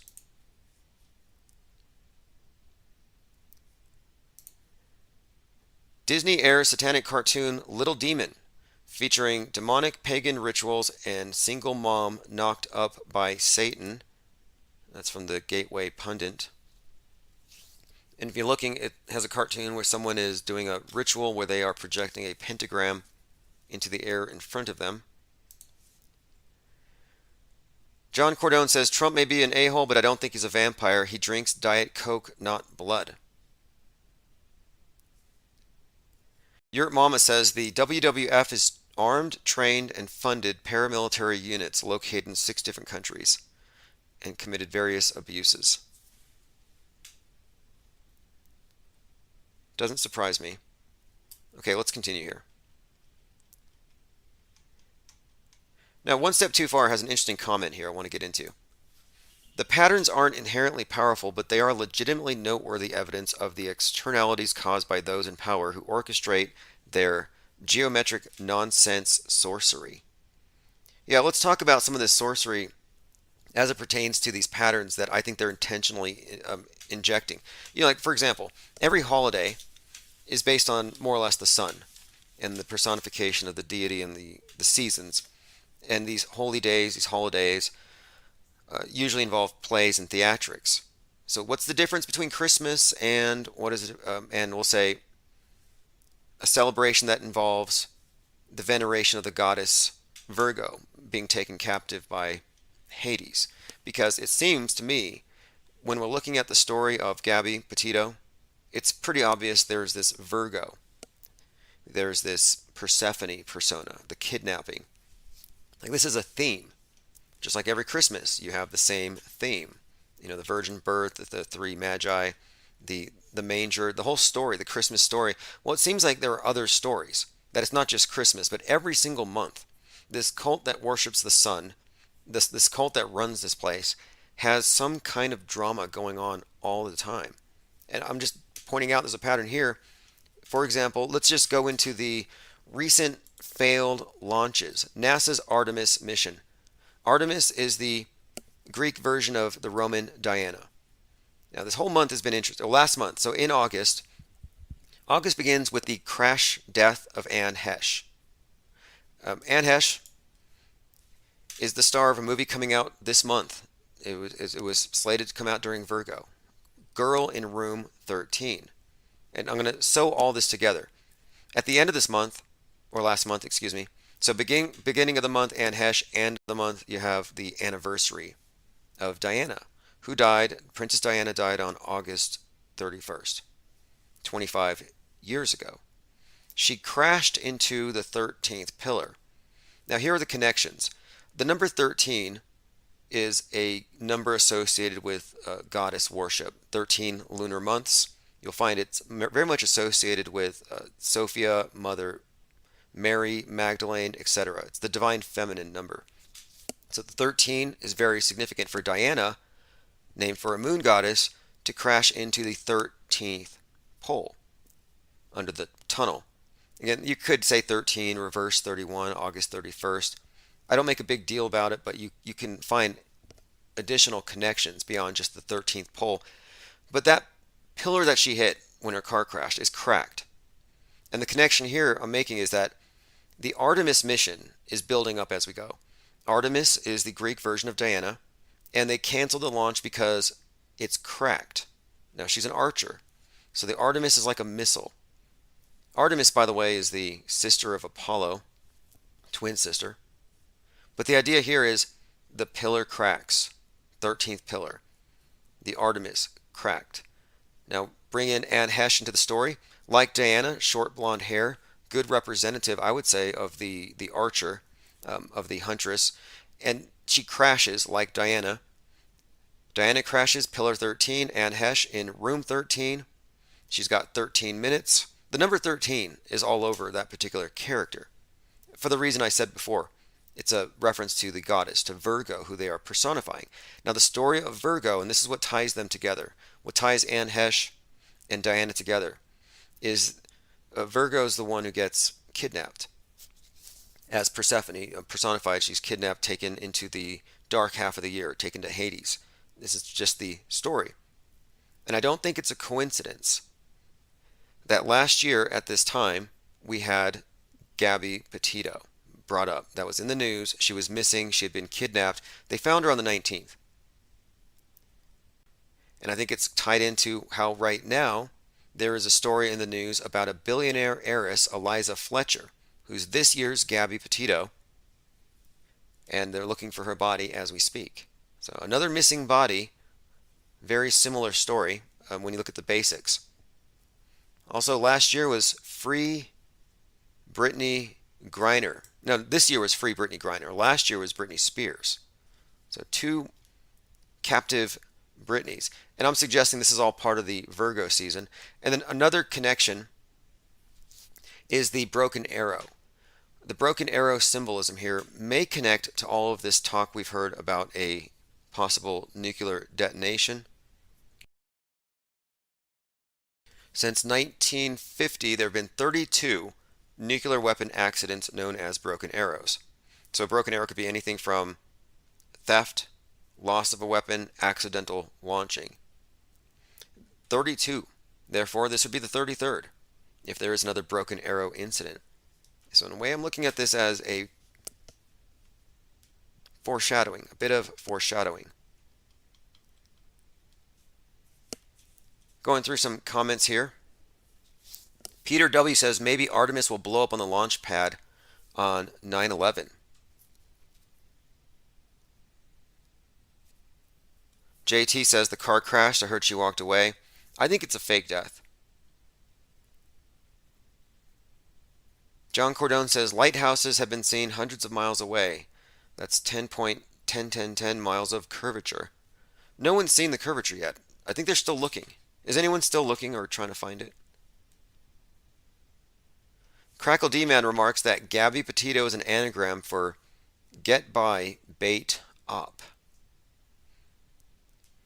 The most I could take out of that whole story, the Gabby Petito story, was some kind of ritual with, again, the kidnapping is key. I think it's all story. I have a mind map built around it She was 22 years old, and I noticed there was a whole lot of 22s last summer incorporated into almost every major event. Branson launched his plane, his space plane. Unity 22 is the mission. It was the 22nd anniversary of the death of JFK Jr. last year. And weirdly, Sean Hannity dedicated a John Denver song. This is what he did. He's going to a commercial break and he says, 22 years, he didn't say 22 years ago. He said, this is the anniversary, July 16th. This is the anniversary of a crash of John or something. He died in a plane crash. And then he starts playing a John Denver song. Kind of a weird coincidence, again, because that was the anniversary date of John F. Kennedy Jr.'s crash. And a few remark that it probably wasn't a coincidence because this is all really twisted QAnon lore. But they do believe that, well, what won't they believe? I don't even want to start talking about what QAnoners believe. Let's just say, what won't they believe at this point? It gets more twisted as we go. It's all part of what could be the lead up to Donald Trump, Biff Tannen Antichrist. I think he might go full blown Antichrist, Donald Trump. The way that his followers literally worship him. And much of the predictive programming has been about an assassination attempt. And we'll get into that too. I mean, look at the stage that has been set. In July, I was remarking, hey, look, you've got a lot of assassination in the air. The Highland Park shooter had Lee Harvey Oswald in his wall. John Hinckley is doing a music tour, and he's talking to ABC News about America's gun problem. Then you have the assassin who killed Nipsey Hussle gets a trial and he gets sentenced. Then the Derek Chauvin gets another sentencing. So I'm like, look, there's all these examples of assassins in the air right now, just names being brought up out of nowhere. And they point to Trump. For example, the Highland Park shooter was spotted at Trump rallies dressed like Waldo. The cartoon character Waldo. Where's Waldo? Weird, but true. Showing up at Trump rallies, which led me to ask, where's Oswaldo? Because he clearly liked Lee Harvey Oswald enough to put him on the wall. So you have this Lee Harvey Oswald specter out there, and the suggestion is that Lee Harvey Oswaldo is at the Trump rally. That's kind of the read I was getting off of this reoccurring theme and the tone of the politics as they're getting more ready for something to pop off, it seems. For example, just days after that, we had the Georgia Guidestone blew up on July 6th. A couple days later, Abe, or Abe, friend of Trump, former Japanese PM, is assassinated. There's open discussion about how Trump's at risk from his own side and from the other side. And this goes along with a lot more predictive programming, specifically about Trump. Now, APOC Shaker posted this in Discord today. A flailing Trump hit with a bullet-shaped flash coming out the side of his head in the thumbnail. So here's a Yahoo article from today. Trump supporters promising civil war. And the thumbnail looks like Trump is getting a headshot. It just looks like it. And this is how a lot of this meta scripting works. It's not just what they write in the stories, most of it's actually in the imagery. They show you. They put it into your subconscious long in advance. But there is something of a buildup. And it looks to me, my opinion is that JFK is not coming back. That JFK Jr. is not coming back. My take on it is that they've deliberately appropriated the imagery of the Kennedys in order to turn Trump into a more divine figure. He's an agent of the Kennedys who are the bloodline of Christ. That's what they literally believe. And I think it may be because they are going to JFK him. That's my opinion based on that's my assessment. My assessment is that Trump, if anything, is going to be the subject of a very big psyop. And incidentally, this does tie in quite well to the whole Antichrist story. The Antichrist surviving his head wound and then going on to lead his followers into whatever, there's some kind of false promise, false light. The whole storyline, though, it begins with this head wound and this miracle. Many of the QAnoners believe that JFK was Jesus for this reason. They said, oh no, the Antichrist is actually the Christ, and that's why he has the head wound, because it was JFK. So JFK's head wound was actually an indication it was the second coming. That's what they believe. That's why they're so religious about it. But I think it's more likely the case that they're just appropriating imagery.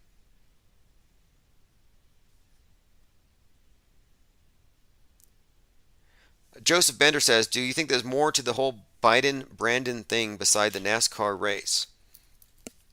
There may be. Jurassic Liars has done a lot of deep decoding of the predictive programming about Donald Trump and this head wound thing.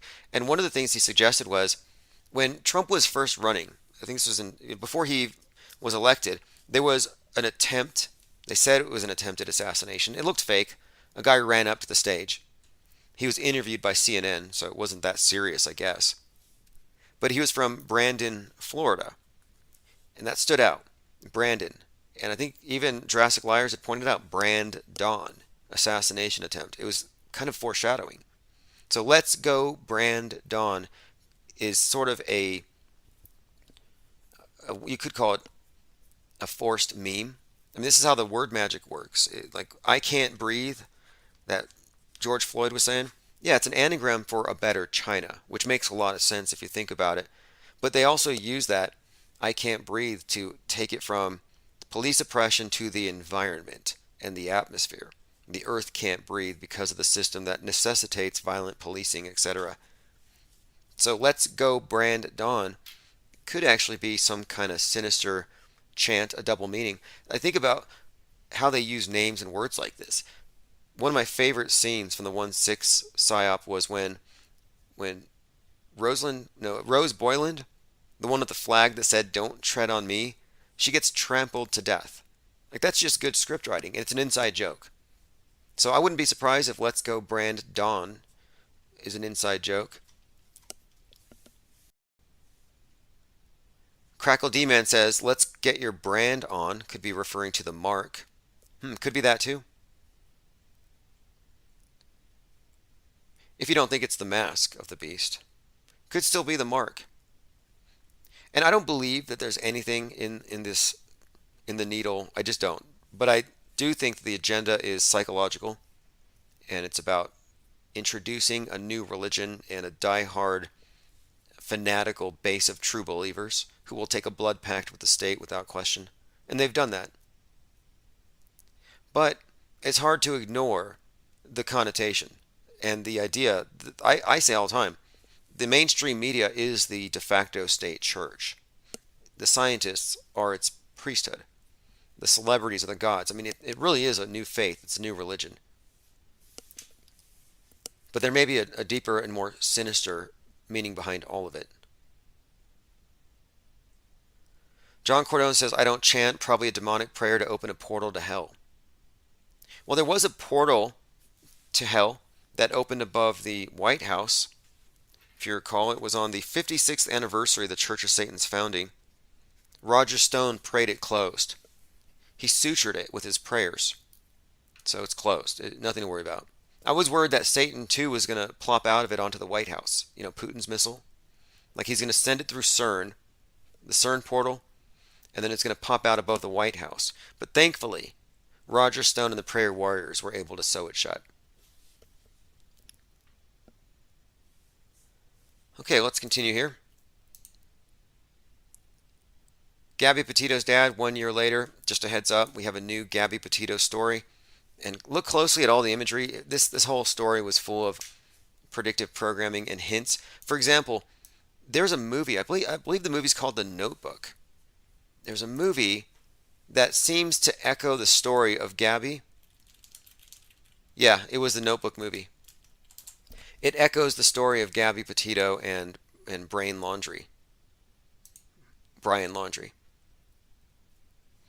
Now, the thing is, not just the storyline in the Notebook, it's not just the storyline that matches this drama between the two, but apparently the movie poster for the Notebook is actually in the background to one of Gabby Petito's letters. There was a little clue. And it's right there, like in the quote evidence that they showed us. That was a Ryan Gosling and Rachel McAdams, a young couple who fell in love in the 40s. But again, there was a prop. I guess you would call it a prop. But there was a prop among the belongings of Gabby Petito that actually referenced that movie. Now there's a MAGA, an ultra MAGA fanatic who's been spotted at these events. He's got a beard. They call him MAGA Santa. And the rumor is MAGA Santa is JFK Jr. See, at this point, JFK Jr.'s become a god to them. He's a god with many faces. He can die and come back. He could be anybody at any time. Sometimes he's even Donald Trump. If Donald Trump's wearing, if he's got the red tie, it's JFK Jr. If he's got the blue tie, it's Donald Trump's twin. It just depends on the night of the week. They have a code. Everything's a code. Everything means something. And in this case, the guy with the beard is actually JFK Jr. Like, instead of saving the children from the adrenochrome junkies in the tunnels beneath America and beneath Canada, instead of fighting the deep state, no, he's putting on disguises and going to these rallies. It doesn't make sense. Is this what Jesus would do? Because they do believe this is the third coming of Jesus.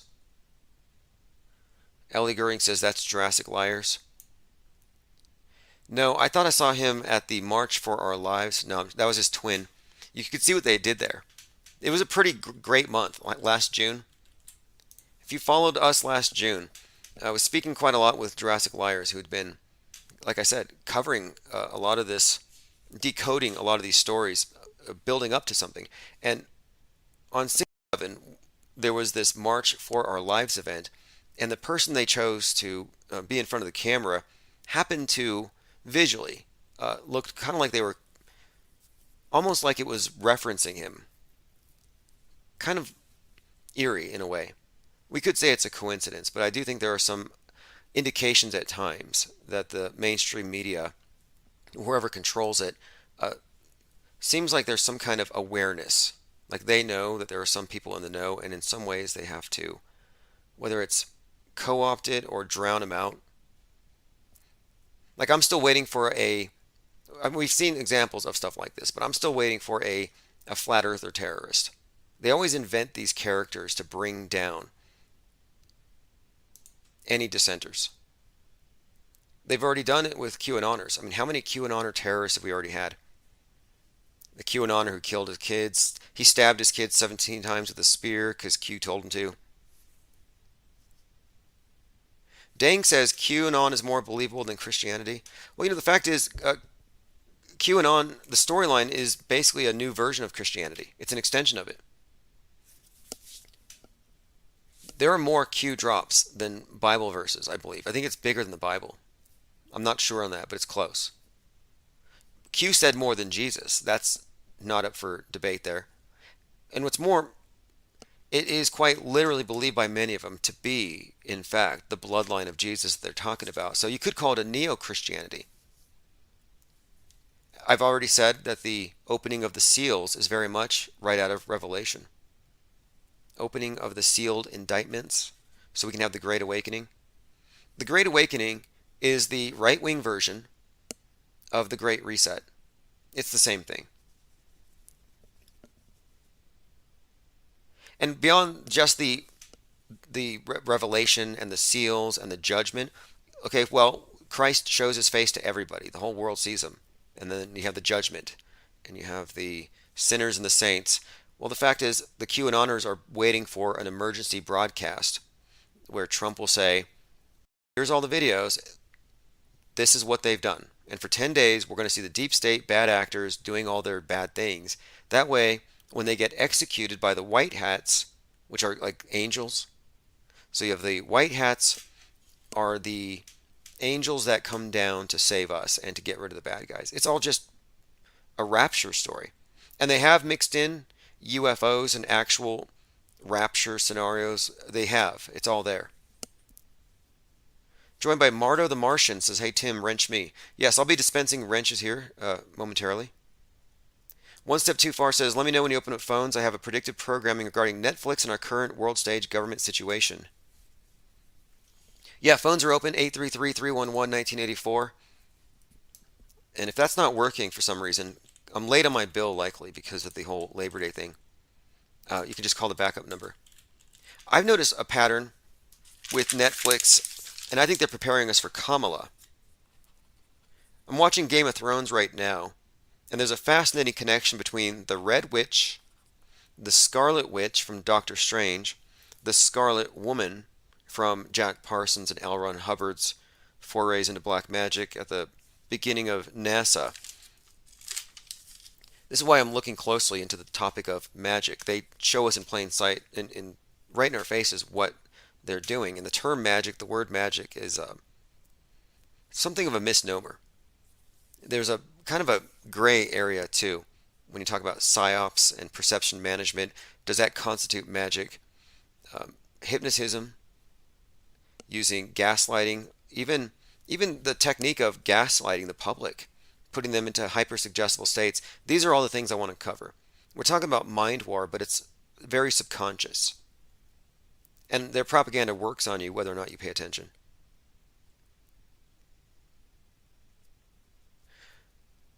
Tomanoid 2 says Miss Marvel Kamala Khan. I'll take a look.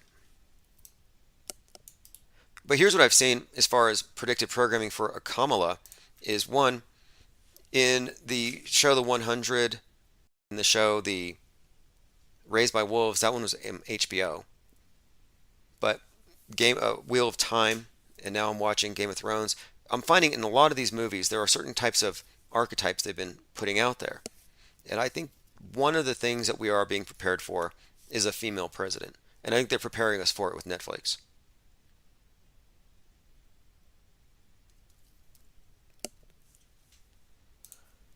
Okay, continuing here. There was a Space Needle that fell. Did any of you see that? It was like a ride, one of these state fair rides, basically a big UFO on a big tower, and it crashed to the ground. I think it fell 50 feet. And out of I think 16 people were injured. Pretty terrible event, but notable just because of the whole idea of the Space Needle. And it's such a prominent symbol in predictive programming. In fact, I watched a documentary about, earlier today, and I'll post a link to it in the Minds.com account, about the place where Men in Black has the end scene. Here we have it. It's called Flushing Meadows Corona Park. Fascinating video. This is another example, too, of how the predictive programming with Donald Trump goes back before he was a world stage character. I was recently going over some of the Trump stuff, how you can find Donald Trump existed in the media back in 1958 in a show called Trackdown. Like, we've been prepared for him. I'm talking about Biff Tannen. Again, and Biff Tannen is Trump in 2020, Trump in 2022. So we're looking again at projections. And looking back, it's 2020.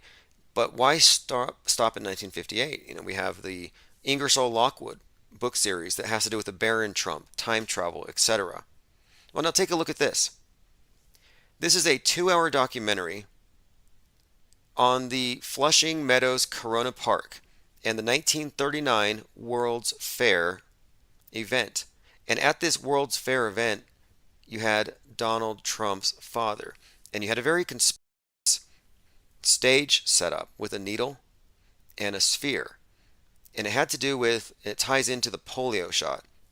Well, what this person has put together on this video is fascinating because it shows that this Trump vax agenda, warp speed, the Biff Tannen aspect of Trump, all of this stuff I think is an extension of a story that starts back way back. And it lends credence to the idea that Donald Trump is a world stage character, possibly framed off of the character of the Antichrist. I have a very convincing case that Jeff Bezos is 100% based on Nimrod, founder of Freemasonry. I even think Amazon might even reference it, a Mason, that he is the first Mason, Nimrod, the builder of the Tower of Babel. And it goes deep with every one of these world stage characters they put out there. They're all composites in the same way. They build them up. And Donald Trump has been built up to be, I believe, quite a character. Antichrist, false savior, who knows? It's along those lines. Anyway, this video is called Alien Portals of Corona Park. And it's all about, it gets really heavily into the Trump thing. Let me go ahead and just play a clip from here, and I'll put a link below. Anything that I play on this channel that you want to go look into, because this is an hour and a half long documentary, just go to minds.com. And this is from Enter the Stars. I'll play about a minute of it or so. The 1939 World's Fair, Perisphere and Trilon.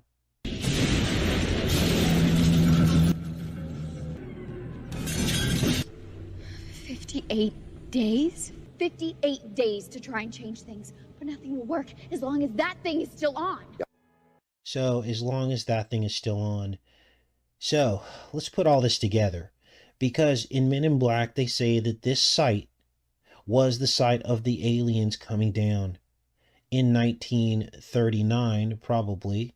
And I think in Men in Black, they say 1964, but it was probably in 1939. And they're the ones that gave us the signal to control the world.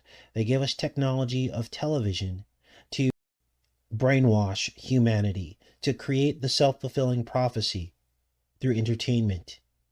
And that's fascinating. A self-fulfilling prophecy through entertainment. See, that's a part of it too. A lot of what we would call magic could just be, well, a lot of it is self-fulfilling prophecy.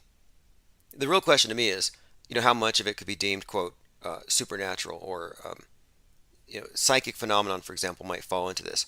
But the idea of creating self-fulfilling prophecies through entertainment, multi-generational psyops, like War of the Worlds. How old is that story? And it's still relevant today. We lived it in 2020. Anyway, let me continue for a moment here with this. That this site was the site of the aliens coming down in 1939, probably. And I think in Men in Black they say 1964, but it was probably... Now, one other thing to add on to this. Roswell, first site of the UFO crash, 1947. Roswell's actual crash site was Corona Field. So it's Roswell's Corona Field. So the Corona connection to the fallen angels or aliens, whatever you want to call them, this storyline, it's consistently using that. It's using the Corona. Flushing Meadows Corona Park ties into Men in Black, which has to do with aliens that I believe they are more or less like internal. They can disguise as regular people. It's not quite like the War of the Worlds kind of invasion. It's more of an inner invasion. Let me go ahead and play a few more clips here. In 1939, and they're the ones that gave us the signal to control the world. They gave us technology of television to brainwash humanity, to create the self-fulfilling prophecy through entertainment. So imagine that. Imagine the television was introduced primarily for mind control and influence and not mere entertainment. And this is why you have Twin Pines Mall, Lone Pines Mall from Back to the Future. And that this billboard, the home of tomorrow, appears in Back to the Future. So he has connected all kinds of, as you saw here, this makes the case. The fact that he can connect Back to the Future to this 1939 World Fair event and the Trumps, therefore proves there is a continuous story here that involves Trump that was put in place before he was even born. Makes it all the more likely that he's the, quote, Antichrist. And when I say Antichrist, I use it somewhat loosely. Like I say, Bezos is Nimrod, built the Tower of Babel, built the first civilization after the flood that Noah warned about, the flood which Noah is warning about today. In fact, I have some interesting bits of predictive programming from another video. And both of these videos were posted in our Discord server. That's why you need to join. Shout out to Copacetic for posting those, because this information is timely and relevant. One of the videos that was posted in our Discord server has a compilation of references to the date September the 23rd. And every single reference to September the 23rd involves something having to do with a flood or a catastrophe. One reference called it a crime of the century. I'm going to pull that video up next. The one we were just looking through was from Enter the Stars. And it's called Alien Portals of Corona Park, Why They Are Here. This concept of alien also, I believe, ties into the idea of the Moonchild. Aleister Crowley had a book called Moonchild, but this is what Jack Parsons, L. Ron Hubbard, and Marjorie Cameron were attempting to do, she being the Scarlet Woman, who does correlate to the Scarlet Witch in Doctor Strange.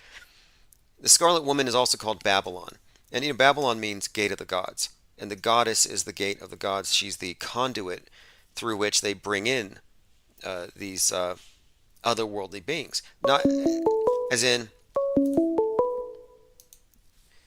Infinite Plane Radio. Hey, what's up? Is this One Step? Let me make sure my audio's on. I'm not hearing the caller. You hear me? Okay, I can hear you now. Gotcha. The topic of like magic and spells and stuff. And I think it's interesting how even every single letter of any alphabet is kind of like an ancient drawing and picture. And these pictures are like glyphs to create like a spell to kind of lead the mind. And so I just kind of want to go along with like TV and media and such. Okay. Sorry, I think we should, because every letter does have a basis. Like all of our. So it's like drawing a. Mm-hmm. They're like glyphs. So when you're writing a sentence, you're creating a ton of pictures, which kind of come together to create a concept. Correct. I think the word spell says it all. You spell out your will. You spell out your intention. Right. So I think when it comes down to like media and all these ancient stories, they have probably been retold forever, and that we're going in these sort of cycles. I think it's kind of interesting to bring up the concept that every time you're writing a sentence, you're kind of creating a spell for somebody to kind of manipulate, in a way, their perception. And that's why I was suggesting that NPCs are matrix batteries, because they're reinforcing the dominant spell work, the dominant program that they're lending their. They keep repeating the spells. So precisely. It's cumulative spell casting. Yes, exactly. And that's kind of why I consider a lot of what we're experiencing to be things that are like repeated. This year it's Brittany Griner, Free Brittany Griner. Last year it was Free Britney Spears. Petito, and now we have the billionaire. What's with that? Right. And I think it's kind of interesting that these rockets are sort of failing, and we're in this sort of like phase where we're trying to figure out how to go to space again. I think that's kind of interesting. Isn't it bizarre? And I think they were waiting. I think they wanted to wait until the generation that grew up with Apollo had mostly kind of shuffled off the world stage. I think they needed to phase out, because we're looking at a whole new audience that they need to impress. And I don't know if they have the cinematic skills to do to the present generation what they did to the Apollo 1, the Apollo 11 viewers. Like, will they be able to pull it off on that level again? And I'm very doubtful. I think they definitely will, because most people actually don't really care. They just see a headline and repeat it without actually like analyzing it. So it will definitely go right through. You know what? I like to think at some point that the media is just going to go too far, that the psyops are going to be so blatant that people are going to wake up. And the fact is, they won't. In 2020, we experienced a very poorly performed psychological operation, and it didn't matter how many people saw through it. The majority, nobody cared. Yeah. You're right about that. Like, they just listened to the TV, and then everyone sort of reinforced each other within that, and then it became this sort of like built up spell that everyone was casting, and like you were sort of cursed if you didn't follow the spell, in a sense. I've been doing a bit of research on the concept of magic, because it's often maligned and it's misrepresented, and nobody has a perfect definition. But if you just take the premise of the law of attraction, and what you focus on, you somehow manifest. I think just bouncing off that, what do you think all the weight of all this hypermediation embedded into our minds is going to do? I think our subconscious mind is just open, and they program us. And it's like, what else are we going to do but manifest the dystopians they've fed us all our lives? Well, I've been thinking about this a lot, and I think that magic can be broken down to the simple concept of making somebody think in a certain way. So if you say hello to somebody, you're already creating magic because you're altering their consciousness. Now they have to see you and say hello back, or they could ignore you, but they still heard you, usually. So I think the simple act of doing anything that can create a perception within another person is the basis of magic. Fascinating. Very fundamentally. I think you're right. You're onto something with that. Have you seen the movie Free Guy with Ryan Reynolds? No, I have not. I don't recommend it necessarily because it's bad, but I study these movies because they're popular. And in this case, it's about NPCs in a simulation, and they become one of them wakes up, and what makes him wake up is he starts to make decisions for himself. He violates the programming, and there's subtle things. For example, instead of wearing the suit on the left, he grabs the other suit, and every little change he consciously makes allows him to become increasingly aware as a like kind of creating chaos within the fundamental structure of reality. And that's exactly why they called him Free Guy, because of course what he was doing was he was liberating himself from the program. But the thing was, he tried to get his friend. Yeah, that's really interesting. He tried to get his friend into it, who was like a security guard, and his friend fought him.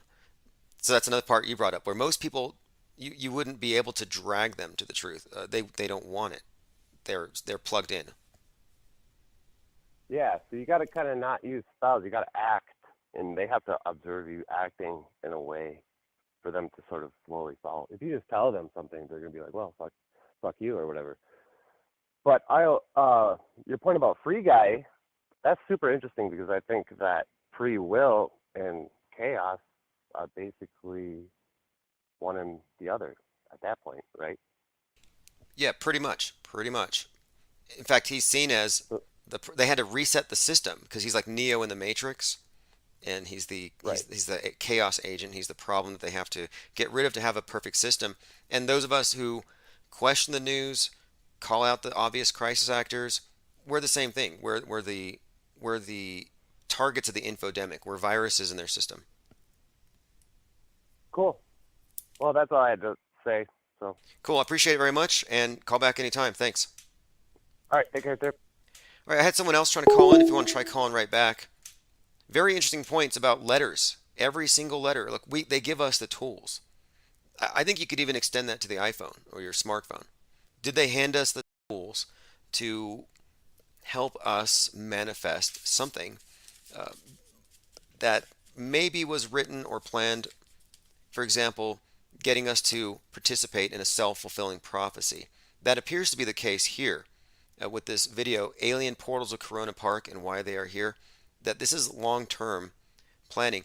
Look, 9/11 was planned before the buildings were built. I think we can prove that. Infinite Plane Radio. Yeah, what's up, man? Can you hear me? Yes. You said you had something regarding Netflix and some concurrent programming? Yeah, you know how they have like predictive programming and stuff. So on their latest season of Stranger Things, like they have like they use Master of Puppets, the Metallica song, and it's kind of like an idea of like, you know, the villains like controlling people like puppets on a string, yada yada yada.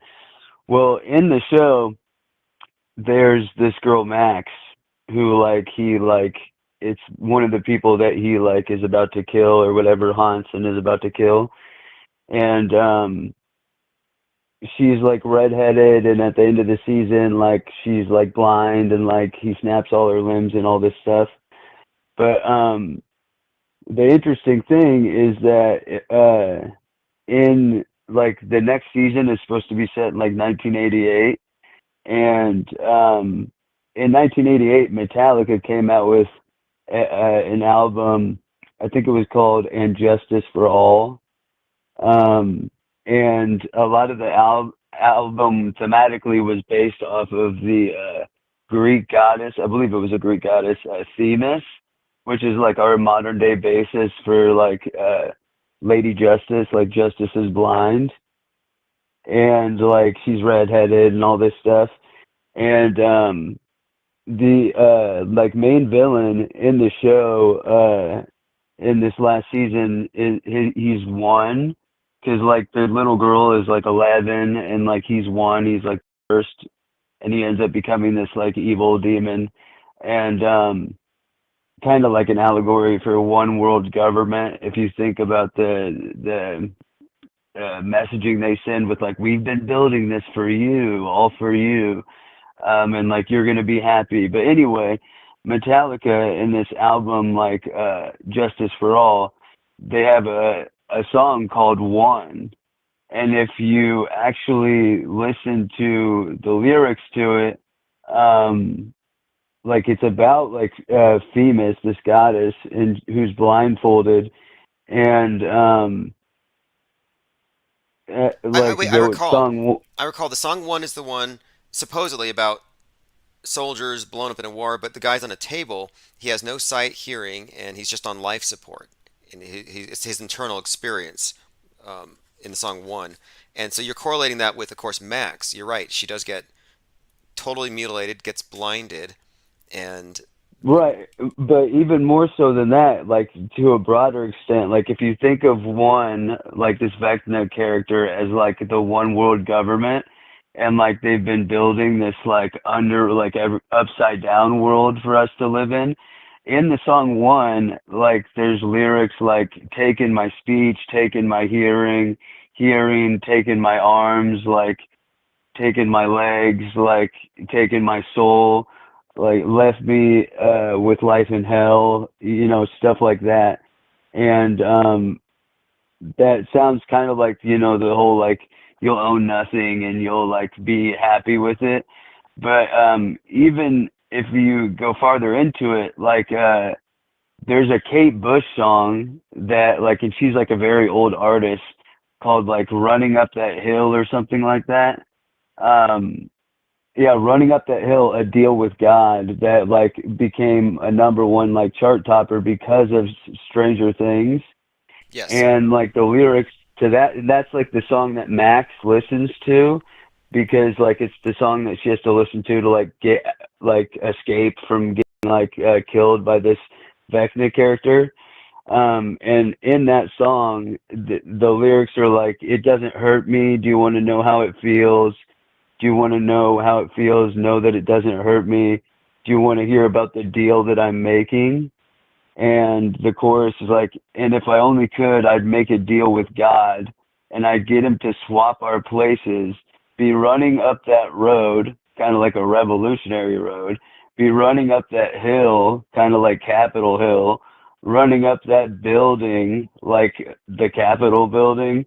Oh, wow. Like, I see what you're saying. And this is strong because that season, keep going, because there is a strong correlation with events of 1/6, with the whole Watergate, with there's a Watergate in that season, and that Watergate correlates, of course, to 1/6. But another example of concurrent programming where everything in the show relates to what we're seeing right being played out in the news. And it ends with a pretty strong prediction for hell breaking loose, a crack opening up as a result of, and fallout. And like that, everybody's already lost.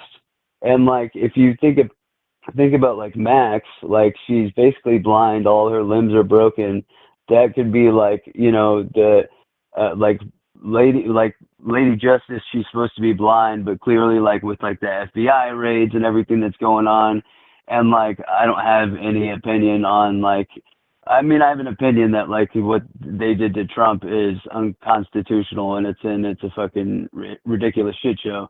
But I don't think Trump is anything short of a funny joke to make that he's the Antichrist. Do I think he's the Antichrist? No, but I think he's more likely to be the Antichrist than some kind of fucking savior coming to save us. But anyway, like Max being like our system of justice is falling apart. Like one like being like this like one world government coming to save us, but like really. Let me add on one thing too, because Season 4 starts out with a disclaimer. Warning, this might remind you of a bunch of kids who were just shot in the school shooting. And then some of the characters looked like the recent school shooters. They were part of the Hellfire Club, which correlates to, we can go into it, but you've noticed it too. Why do all these actors look like the school shooters? That's just too much. And you can find a scene. I saw a still shot of all of the actors from Stranger Things hanging out in front of an ammo shop with weapons. Just kind of a random shot, but One of the big scenes in it is like them going in and like getting guns and stuff and like getting weapons. And one of the like main characters of this season is like Eddie Munson or something like that. He's like the imagery from like, remember who were the people that were tried for like the satanistic ritualistic killing of those children? the West Memphis Three. Right, that like I think was it Depp who was like involved with or something. Random celebrities have like had their back. Yes, a lot of celebrities and rock stars took their case. But yeah, what was it called? Like the what was it, the fear mongering call that they did it like you're talking about satanistic, the Satanic Panic. Satanic Panic, right? Yeah. So that was kind of like the idea behind him, right?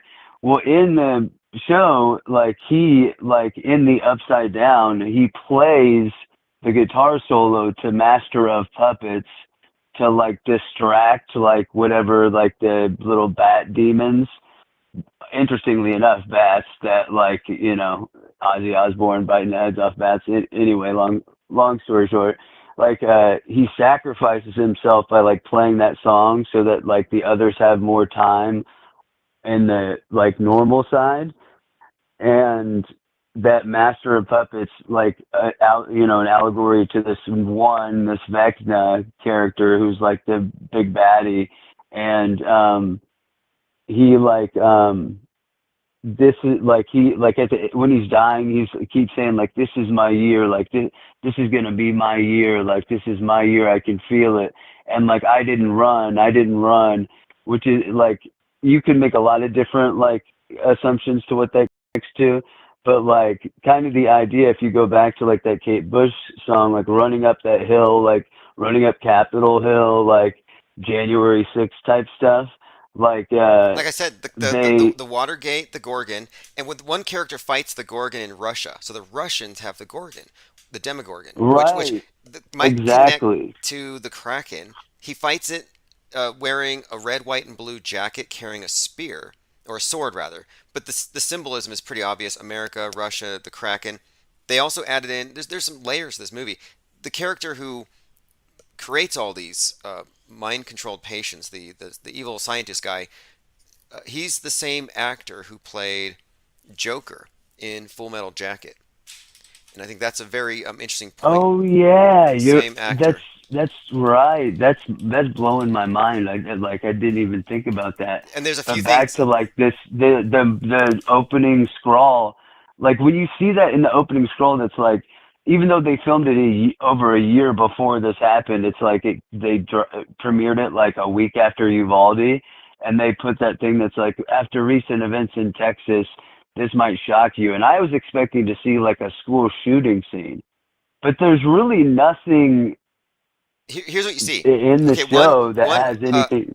11 is opening up the scene playing with tops. She's psychically causing a bunch of tops to spin before she murders all the kids. So you have a tie into the Tops shooting and the Uvalde shooting in the imagery of the dead kids and the Tops being a kind of direct reference. And it turns out though, like if you think about it more, like when we're thinking about it with this government stuff, she's been convinced that she's the one, like, to unlock her powers again. Her powers to revolt, her magic powers against, like, let's say Big Brother, Vecna, the one world government. She gets convinced, they let her believe that she's the one who killed all of those people in that building, but really it was Vecna. He killed them all because she took, like, the device out of his neck or whatever. Like, she gave him the opportunity to be able to, like, kill all these people before she, like, vanquished him to like open the gate by vanquishing him to the Upside Down, which is like how he, like, created the Mind Flayer and all this stuff. And like in the season before this last one, that's when Billy like is controlled basically by Vecna, by this mind flayer that's saying like, we built this for you. It's all been built for you. And like he says that same sort of thing to Eleven when Vecna's like fighting Eleven, and that whatever imaginary like school dance area is.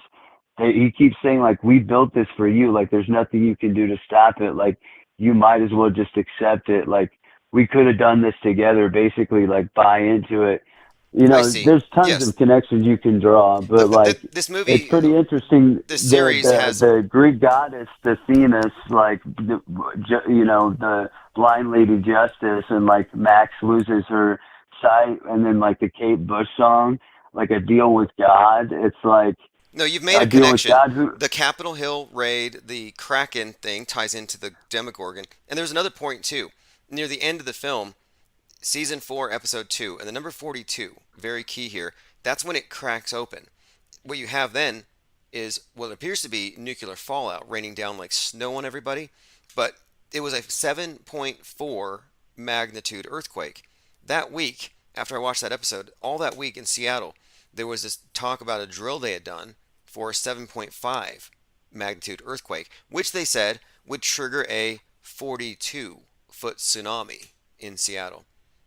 This was, which also seems like it's not like kind of ancillary to all of this.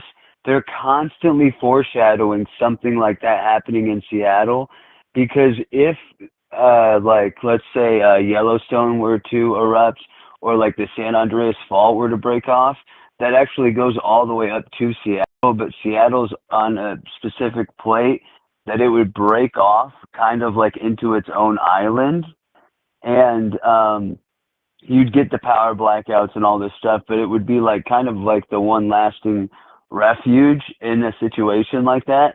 They keep foreshadowing to that, and like the world's splitting apart. And like, you know, now it's look, Russia has nukes and they're going to use nukes, but then Trump has nuclear codes. No, and but like, look, Putin's nukes are called Satan II, which has a specific tie-in.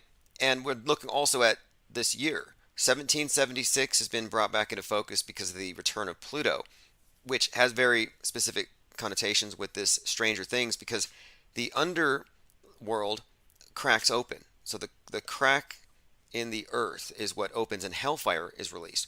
And if you remember, it's the Hellfire Club, which had an interesting connection because Hellfire was in the news all summer with regard to the heat wave. But the Hellfire Club is their secret society that they were a part of. But the earth opening up to Hellfire, which was the nuclear fallout. Satan II, Hellfire, nuke fallout. They've made these connections. So as you pointed out, though, you do have in the subtext here references to the Capitol and the Revolution, which makes perfect sense with the whole Watergate. In Stranger Things, before Watergate was even mentioned by the press regarding 1/6, there was Stranger Things, and it opens up with a Watergate, and even the date was 11/6, but they mention a quote Watergate, and now it's the anniversary of Nixon, and they bring up Watergate every other day with regard to Trump. No coincidences there. Right, which had a lot to do with like information and stuff. And if you think about it, like back to like Blind Lady Justice and like see no evil, hear no evil, like speak no evil type thing. If you remember in the show, like the dad like claws his own eyes out because like the demon, like the haunting in the house, which ended up being his son, but he didn't know it. Like he wanted to like be with his wife and kids again, so he cut his own eyes out. Like kind of like bending the knee to like whatever force. He was like, I just want to be back with like the way it was, like cutting his own eyes out because he had like seen the wrong thing or like known the wrong thing. It's kind of like this misinformation. It's like you can't be it's like when Chris Cuomo said, it's illegal for you guys to look at this stuff. Only we're allowed to look at it because we're the media. You know what I mean? Like, we tell you what to think. So, like, Yes, they are the this initiated. idea of, They are the initiated. You're still hoodwinked, and that is the dynamic that we have here. It's with the churches. It's with the media, which is the new church. When you have a priesthood, and the definition, of course, of the temple and the people outside the temple says it all. You're outside the temple. You're and profane. We are the profane, and we need the media priesthood to decode things for us. And they yes, don't. They don't like us. we are the unwashed. You know, we're the unwashed, and like we need to bathe in the baptism of like their forgiveness. You know what I mean, so to speak. But also in Stranger Things, do you remember, like, circling back to like the kind of like the Capitol Hill, like January 6th type stuff, and like people's distrust with the FBI? Do you remember the scene where like the basketball player comes into town hall and like he like gives that speech and basically like, fuck you to the curfew, like these cops aren't doing their job, like Yes. let's go do the Let me- job let me- ourselves. Okay, the scene you're referring to, this is when I noticed something was up. There is a scene he's referencing right now in Stranger Things where this character rallies up the town because the adults aren't really getting that the kids are being killed by something they can't see. Kind of like a Freddy Krueger-like bad guy. But I identified him as a David Hogg-like character. Because if you recall, David Hogg started the March for Our Lives. It was a children's crusade because they're too young to vote away the guns that are killing them. So I said, this is David Hogg. Watch him emerge onto the world stage very soon. And again, I mentioned the Kraken or the Gorgon being released 11/6. So I was pointing at 6/11, like, because everything's mirrored here. And you notice David Hogg corollary, but this kid goes out and buys a gun, but what happens when he tries to use it at the end? The crack in the earth splits him right down the middle of his body. So, like, he dies, like, I don't know, that's just, like, an interesting part. But at the end of that scene in the town hall, remember, like, he's kind of like, nobody knows what to do or what to answer to, and the cops are like, you better like listen to this curfew, like a la COVID maybe.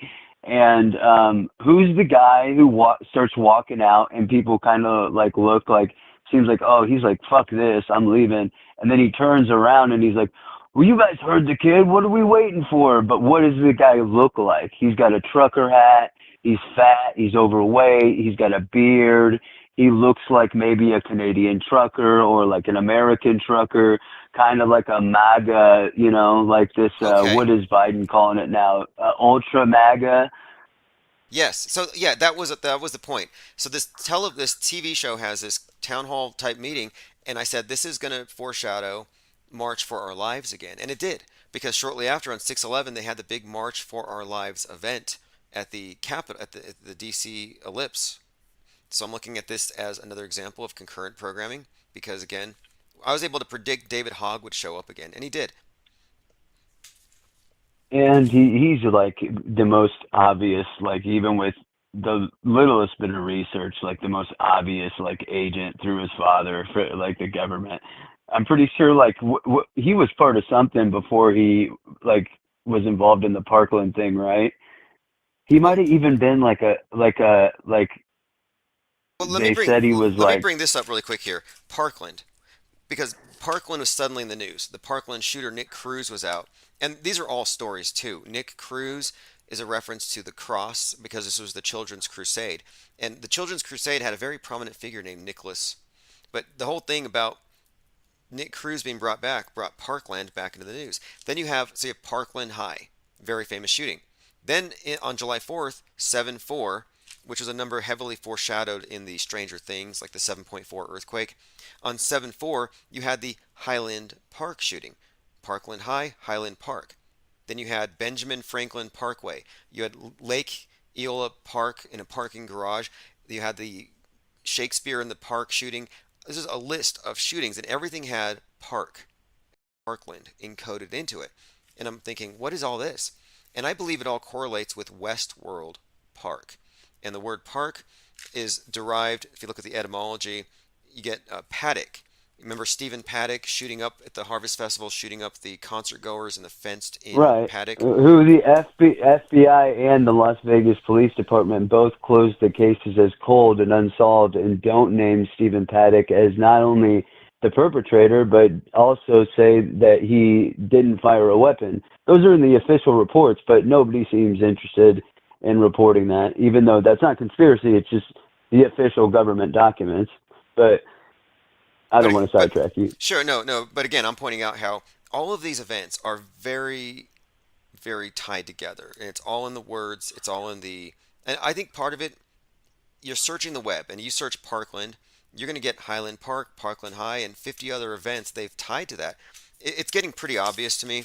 Like if you caught that shooting of Jalen Parker, first it was 60 shots. Then they brought it down to 46. He was hit 46 times, but 8 cops. 846. Very outrageous event. But that's obviously a tie into George Floyd. 8 minutes, 46 seconds. We've had... Now, Go ahead. Do you remember, I forget what season it was. It might have been season 2. Was the other, child who's part of the program, like the Indian chick who gives 11 the punk rock thing and teaches her to expand her powers or whatever type of shit, moves that train, crazy train, Ozzy Osbourne biting the heads off of bats, I don't know. Wasn't she 6? Was she number 6? I'll have to check. Why?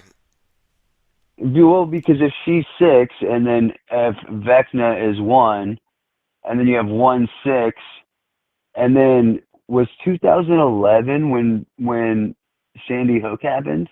It was 2012. Oh, 2012. Okay. Well, they were probably rehearsing. Yeah, They were probably rehearsing in 2011. But anyway, these numbers speak volumes. Even the Batman movie, I mentioned this one quite a bit because it had a flood of the polls, as in the election was flooded on 11/6. 11/6 is the date the portal opens in Stranger Things. These movies are very consistent. But anyway, flooding the polls is one of the slogans of the GOP right now. Like there is nothing you can find on Netflix or in the movies that isn't directly tied to the news that hasn't even come out yet. I was even watching the new season of the Game of Thrones, and the very first episode has a strong Roe v. Wade tie-in where a mother dies because it's not up to her. I know exactly what you're talking about. Oh, the patriarchy needs the baby to continue the line, so they have to make the decision, and it's not up to her. She's like, no, I don't want to, and then they have her killed. Anyway, that's obviously, that was written with some foreknowledge at some level that Roe v. Wade would have another leak, another controversy later that. Right. Yeah. And there's actually a lot of interesting things that we could go into with the last couple of episodes of that because of I don't know if you've watched the last 2 episodes, but interesting tie-ins similar to that. Yeah, it's this whole predictive programming thing. I mean, it's all aligned to basically tell you what's coming. And I don't think it's a coincidence that this whole in plain sight thing, they love to just do it blatantly in your face. And for them to take this Max girl and have the song that's she saves her from being corrupted be running up that hill and parenthetically a deal with God. And then, what God is that? It could be real God. It could be your Trump God. It could be Big Brother. Who knows? But then she loses her eyesight, has her limbs broken like Themis. And if you probably know more about the Greek mythology of Themis than I do, but it's pretty interesting. She has the power to see the past, the present, and the future of particular individuals. She's not omniscient, omnipresent, and omnipotent, but she can see the past, present, and future of other people, and it's kind of past is prologue. You know what I mean? Those who don't learn from history are doomed to repeat it. Well, so on and so forth. But I'll hop off and let you kind of there's a lot dive into this. Yeah, appreciate the call very much. Great information, and that's a whole other take on Stranger Things that reaffirms what we've already been talking about. But it shows you how these things, these movies are beyond. This is just, it's very dense propaganda. Every Netflix series is an influence operation in Oh, itself. one more thing, if I could get your opinion. This just kind of hit my brain. I wouldn't be shocked if, because it is a little perplexing the fact that they gave that warning at the beginning related to Uvalde, kind of like suggesting that there's going to be some kind of like school shooting situation, which there wasn't. But remember how there's all that drama at the skate park, and then like 11 like hits that girl over the head with a skate. Yes. This is pretty far out there, and like I feel like I shouldn't say it on the internet because I'm coincidentally right, shooting blanks in the dark, throwing spaghetti at a wall, it's probably gonna bite me in the ass. But that's the world we live in now. I would not be surprised if venues, like if you notice, like in Greenwood, Indiana, like stories don't get a lot of play, but the Good Samaritan with the gun that stopped the shooting, stuff like that. I wouldn't be surprised if they go to like, if some kind of situation, if the predictive programming we're suggesting is as valid as we're taking it, if there is some kind of like Parkland-like situation, but at a like skating rink, you know what I mean? Which would be interesting for multiple reasons, but particularly because is skating rinks really like a thing anymore? Do people really do that? So like it would be a very easy place, kind of secluded, nobody pays attention to, for them to kind of like Walmart FEMA it, do some drills for a while, and then all of a sudden this super popular skating rink that everybody in the town has never been to gets shot up. You know what I mean? Like, you know what? You might be onto something, because nobody really pays attention to some of these psyops. They reuse the stories. They all blend together. Maybe they're going to do a different one. And I noticed a couple weeks ago they closed the 9/11 memorial near Ground Zero. So I think we're being prepped for the next phase, and I wouldn't be surprised. I hope it doesn't happen. Something's coming. Something's coming. They're prepping us for something. And they've been doing a lot of drills in different cities. This is why they do mall shootings. Particularly nuke drills. They've been doing nuke like disarmament drills in several major cities, which isn't that uncommon, but there's multiple reasons for that. New York, they have their PSAs, they have their go bags, they're all ready for fallout. But I think you're right. They went to supermarkets, and think about this too. Right after Parkland, David Hogg and Company started doing die-ins at all these grocery stores, supermarkets, because they said, you guys aren't in the schools, you're not feeling the effects. We're the mass shooter generation. So they would go into grocery stores and play dead. Well, now we actually have shootings in supermarkets like Buffalo and others. Which is a phone call, like flip of the coin, like how many situations are, well, if we don't end up needing this, it's just going to be a quote unquote die-in. But really, like, just like with all the drills, oh, this is just another mass shooting that we're coordinating, and it didn't work out. So it was a die-in, that it was a political thing. You know what I mean? Like, a die-in could easily become a quote unquote mass shooting, in seconds. Like, you know what I mean? They get all those people teed up. It's like the Asian doctor who was involved with COVID. I sent you videos on Twitter months back of how like she was involved with the Boston Marathon bombing propaganda immediately on TV. Like, I was there and my husband, like, I couldn't, yada, yada, yada. And then she was like super pro-mask. Now she's out in the media talking about how like masks are bad for her children and it screwed up their development, and like everybody's turning on her. There's always, it reverberates and it echoes and it repeats. And I hate to do the douchey like YouTube nerd thing, but like George Lucas said, okay, it's like poetry. It's supposed to rhyme, all right? Oh, man. Okay. Yeah, I think you're right, though. It does. It doesn't repeat, it rhymes. We've seen it. And they recycle. I say they recycle more than they rhyme. It's not even artful at times. It's just they're throwing it in there because they have to. Thanks for the call, and call back anytime. Yeah, have a good one, man. All right. Oh, sorry. I cut him off. That's one step too far. And we were talking about predictive programming, and this is another video I wanted to play a clip from. There's a lot. When I say a lot, I mean it's voluminous. There are so many movies that make a specific reference to September the 23rd. And it all seems to correlate with a flood.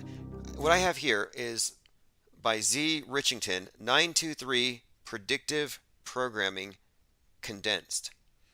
I went through this today. I'm not going to play the full 10-minute video, but I'm just going to take a couple excerpts from it just to show you how this 923, again, we're talking about consistent predictive programming, suggesting something of a flood, perhaps. Before the block is empty.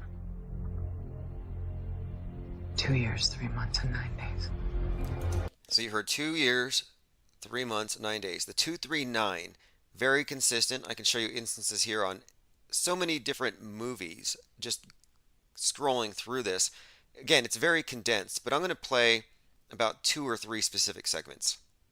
I can't tell them anything until I tell them about Then this. Can we please just start somewhere? Они подозревают? Нет. So what you're seeing are people talking about 923. Clearly, he's leaving us a code. Some way to reach him. Time or date, maybe? September 23rd? September 23rd, 1780. 923 Church Street, 47th floor. You better hurry. This is Agent Dunham. I need immediate evac. 923 Church Street. There's a device. Okay, as you can hear, again, there are many, many examples like this, but I went through the video and I found a few that really stood out to me. For example, Castaway. Tom Hanks, Castaway.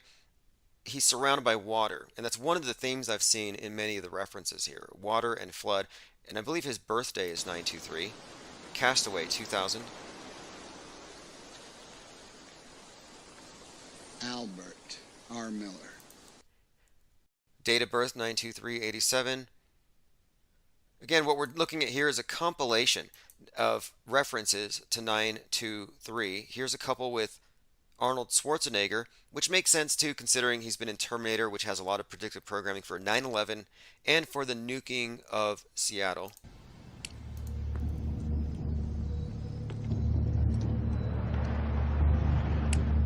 Goes into a building, has a 329. Anyway, it's very visual, and that's what I talk when I say that the subconscious mind is basically an open conduit for programming. This is what I'm referring to. You're taking in a lot of information visually, and I don't believe it asks your permission. I think it just goes right into your subconscious mind to be tapped into and played upon later. But many of these references, taken out of context, but put into a timeline like this, do tell a cohesive story. There's definitely a flood vibe here. Let me play one other clip here. I think I see Homer Simpson. It's even in The Matrix. Here's Homer. Now again, these aren't just random instances of the number. There is a context here, and the repeated context seems to be a flood. Let me play one more clip. Dieser 24. September 2022 wird uns allen als ein Tag im Gedächtnis bleiben. He says, "Dear colleagues, on the 24th September 2022 will be remembered as a day by all of us. We will remember exactly where we were." Just kind of an ominous thing, but there are many, many examples. Again, the video is called 923 Predictive Programming Condensed. Let me play about 30 more seconds here. Is that when it's going to happen? September 22nd, midday? High temperatures tomorrow, back into the 90s everywhere right on through Tuesday. This is a story. Again, too many references to ignore. Like we've seen with 9/11, 11/3, too many references to ignore. The Simpsons is very, very fairly well represented here. So is Jim Carrey. Let me play a couple Jim Carreys. In time to save an ancient species from total annihilation. Go ahead. Tell yourself it's just a number. Again, my point is, these actors who are representing predictive programming, coded messages, are used in film after film. Like they're insiders. Jim Carrey in particular, and this is a clip from the movie The Number 23. I've noticed this myself. I used to pay attention to this as well. I noticed the 23s for a long time before I realized, okay, it's actually a lot. Pretty much every single scene. I can show you an example. Check out the movie Top Gun 2. Every single character's name has some kind of connotation or reference, some kind of allusion to a dying and resurrecting God. It's Phoenix, dying and resurrects. Hangman, played by a 33-year-old actor who calls himself good and a savior. Tom Cruise has a name. Thomas means twin, Cruise, cross. The twin cross is another one of these symbols. The first rung, death. The second, resurrection. You had Rooster, another Christian symbol. Also, the movie was spaced 33 years from the first one, chronologically and in the actual production times. So the Rooster character is a reiteration of his father 33 years later. The numbers tell it all. Every single scene in Top Gun, every word, everything is contrived in this manner. It's ritual. Salty Siren says 923, it's the manifestation focal point, Kraken's Eve. Well, that would be the end of Virgo. And last year, the beginning of Scorpio is when Alec Baldwin shot Helena Hutchins. And the significance there, he was in Hunt for Red October about a nuclear submarine, Russia. Again, the nuke. He is also one of the most Trump deranged celebrities out there. He dresses up as Trump for SNL, and he said, dressing up as Trump made me wish for a meteor to hit the White House. Now, what's funny is he shoots not only Helena Hutchins, but he shoots the director, Joel Souza, whose birthday is Trump's birthday. So like, you hate Trump so much, you're going to shoot a guy at Trump's birthday. But his birthday is 6/14. And about the time that this shooting happened, Don't Look Up was being advertised. And Don't Look Up is the movie about a comet about to hit the Earth in 6 months, 14 days. Object from the Sky, 6/14. Alec Baldwin, I want a meteor to hit the White House, hit Trump, etc. But the tie-in there, again, Helena Hutchins is from a place that figures in the Hunt for Red October. And again, Hunt for Red October, undetectable nuke. Mizell says, astrology, they make movies per astrology. Yes, they do. They release them on astrologically significant dates as well. If you want to earn a little money, write a book. If you want to make a lot of money, create a religion. L. Ron Hubbard. Yes, you live in a space religion.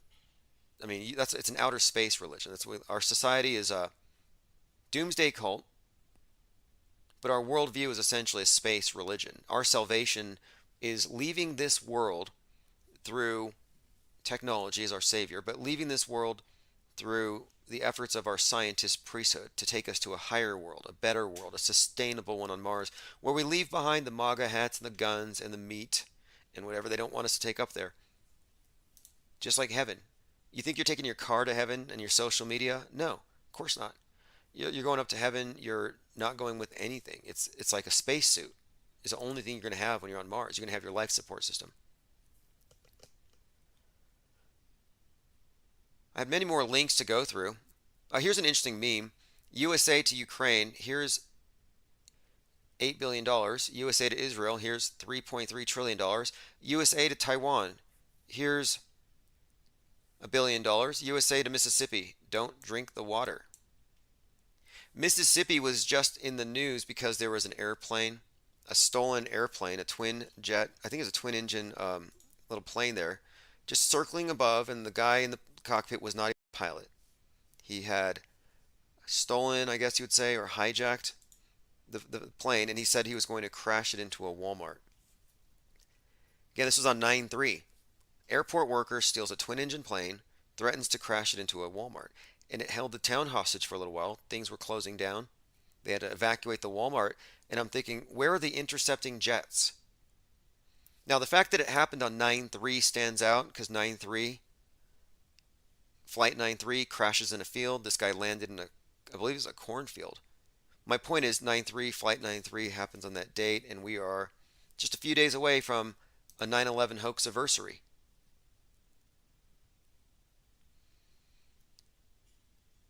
Okay, continuing through your comments. One Step Too Far says MK Ultra, Ultra MAGA, Republican Manchurian Confederacy messaging. Yes, you see the shooter at Highland Park who did the 7/4 shooting, there's a very strong connection. Just really briefly, on the side of his head, he had the tattoo of the number 47. We're talking about the Highland Park shooter who dressed up as Waldo. And he had an image of Lee Harvey Oswald on his wall. So I jokingly said, "Where's Waldo?" or Oswaldo, because he's at a Trump rally. Because he was dressing up he was dressing up as a cartoon character to go to Trump rallies, which makes zero sense except in retrospect. Anyway, the shooter from Highland Park was super obsessed with the number 47. And he has it tattooed on his temple, on the side of his head, for some reason. Now, when he was doing the shooting, his mom was shopping at Target, and there were pictures of her holding a bag from Target with the Target emblem on it. Now, without getting too deep into the tie-ins, because this ties into the Stranger Things movie and the character Joker, but the storyline here is there is a Lee Harvey Oswald on the loose, and the shooter that's on the loose, and look, the assassin on the loose thing has been a theme for some time. I mean, just the vice president, the vice president in Argentina just had a gun put in her face, and it was a Putin / Bolsonaro, probably Trump fan, so it was like a right winger. The way they frame these things, it's always telling. But they've given us foreshadowing for the next Oswald, the next Manchurian candidate, and I would imagine that it's going to be, I'm not really quite sure. I don't want to speculate too much beyond. I do think that it's in the air. That's why they had the guy named Abe. I mean, his name's Abe, but Abe, A-B-E, like Lincoln, assassination connotation there. Friend of Trump's, no less, which makes it even more interesting. All right, I'm going to go through a few more notes here, but again, same time, same place, tomorrow. I have a new podcast that's going to be out here very soon. And also I have a news brief podcast that's going to be daily. That's going to probably kick off tomorrow. It's called The Inciter. So many fascinating topics. I mean, there's this dead comedian who apparently came back. The only difference is he came back as a female comedian. But what's more, well, here's the thing. The comedian's name, he died, Ralphie May, apparently came back as Fortune Femster. Now, not only does the comedian look the same in the new incarnation, but even the girlfriends kind of look alike. Now, I'm not familiar with these comedians, but I checked out a couple of their performances just to see, and I think it checks out. I think Ralphie May died and came back as Fortune Femster. Now, there was one investigator on this who said, I have to disagree. The earlobes are attached, and they're not attached in the new version. So I did a little research, and it turns out that getting your earlobes altered is routine. It's a simple in-office procedure to detach your earlobes against your face. It's quick, requires stitches, you remove them in 7 days, but no, it's doable. That's the only difference I can find. Very distinctive and unique. Chin and nose and eyes, it's the same person. Just another death faker reintroduced to the world stage, rebranded. Found this meme in a folder from a couple years ago, but this is excellent. The space program's greatest accomplishment has been the success they've had in selling us Gulag life as progress. There was this UAE governmental meeting where they revealed this $500 million project to create a simulated Mars base. And any way you look at it, a simulated Mars base, it looks like indentured servitude. You will own nothing and be happy. Okay, I'm going to go ahead and play this clip here. I hope I don't get banned for dangerous misinformation. This is just someone who believes that there's some kind of liquid crystals that when exposed to some kind of, the old video, as you'll see, some kind of external influence, maybe some kind of a, I don't know, 5G tower, could potentially turn your neighbors and friends and family members with poor judgment into zombies. In the biological destruction, there are the organized tempests on the magnetic fields. What will follow is the contamination of the bloodstreams of mankind, creating intentional infections. This will be enforced. Anyway, science fiction, but what isn't science fiction today? Look at this. Somehow, this is a meme. This person found on 2/22 of this year at 2:22 p.m. President Biden strode to the podium to announce the commencement of the Russian invasion of Ukraine, and yet to be seen what might have been the outset of World War III. You know, people use the term, or they use the phrase World War III and Civil War a little too flippantly. Like, there's a lot of talk. But again, timestamp, kind of notable here. 2/22 on 2/22, which has extreme significance specifically for America because this was the date of Pluto return. The Pluto return corresponding to July 4th, 1776. Travis Cloud says, cool, I'm going to get my earlobes done. Phase Polarizer says, it's like the movie Moonfall, the second half of the NASA launch will all be CGI. In the movie Moonfall, you had a hero scientist. A scientist who sacrificed his life to save the Earth. You know, very noble.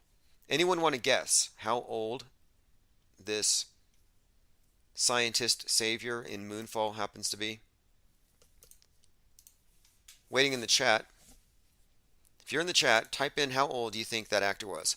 I'll give you a hint. It's the same age as the actor who played Hangman in Top Gun, who said, I am your savior. If you guessed 33, you're correct. The actor who played the main hero in Moonfall happened to be 33. A couple quick headlines. Russia calls aging space station dangerous as it plans the successor. I've said it before, it's a space jalopy. Russia's calling it out. You can kind of read the stitching on the fastball here.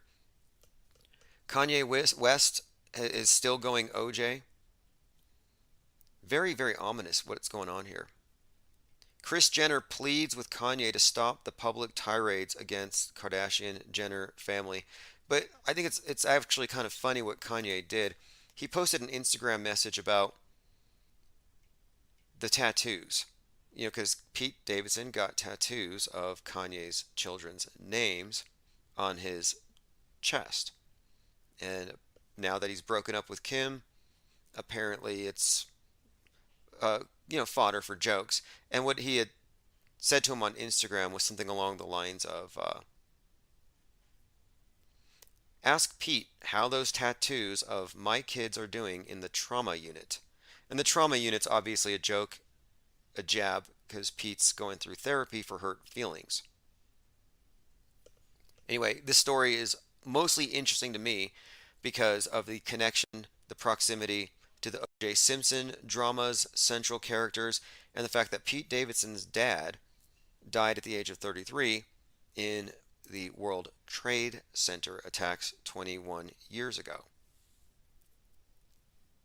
So these are all interesting world stage characters. And by the way, Kanye West, as you all know, multiple mass ritual events like Dawn Day and Dawn Day 2, where it's just simply occult pagan rites, whatever you want to call it. He sets himself on fire. And it's actually the anniversary of the Burning Man festival when he does it. The whole Burning Man thing. Doing this ceremony to honor the return of Pluto, Hades, Lord of the Underworld. And by the way, it is Pluto/Hades that releases the Kraken. Another very important point about this return of Pluto. It releases the Kraken. And you can put that in context of the use of the Kraken to describe the election, among many other things. A Green Party politician fakes hate crimes against himself. Again, I've said this before, 66% of hate crimes that are reported are later found out to be hoaxes done by the so-called victims. It's a cry-bully move. And 66% That's reported. I think the answer, I think the truth, I think it's closer to 90%, if not higher. I think that most, if not all of them, are faked. Just a quick heads up, blackouts possible as California Power Grid declares emergency as usage and conservation climb. You notice this is everywhere. They are preparing us for climate lockdowns. And they don't even need to wait for climate change to shut us down. They're just going to make you go through the motions, just like they did in 2020. Climate lockdowns, space junk lockdowns. Is there anything they can't use as a pretext to get everybody to stay home and just absorb media full time? No, there isn't. We do live in a doomsday cult. Anyway, thanks for joining. Thanks to all the callers. Same time tomorrow. This is Chief Crow and the Flat Earthworms. Where's the Curve? And if you want links to any of the music, I'll put it in the video descriptions. And also search on Bandcamp and Amazon for Chief Crow and the Flat Earthworms. Also on, I believe, there's the YouTube channel. Anyway, I will be back. Thanks again for joining, and appreciate all the callers and all the comments. Too many people here to keep up with all the comments, so I always go through the replays to see if I've missed anything. And one more thing, we are connected to a Discord server, so all the comments, all the links are stored over there. Very easy to find. It's a permanent record.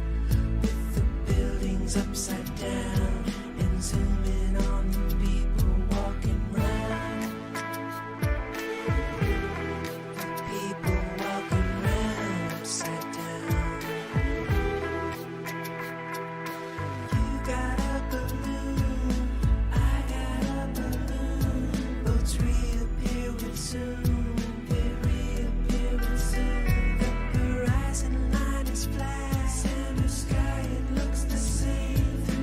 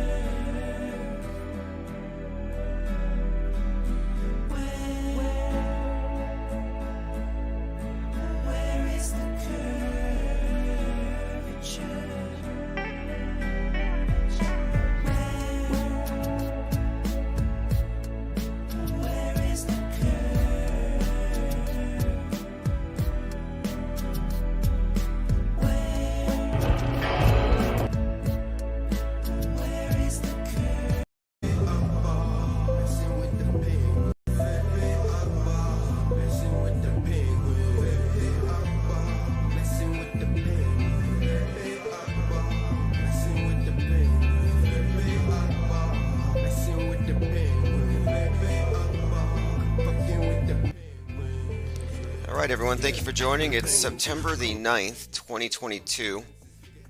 This is Fepe Akbar, Allergic to Bullshit, featuring Lean Dion. Phones are open, numbers on the screen.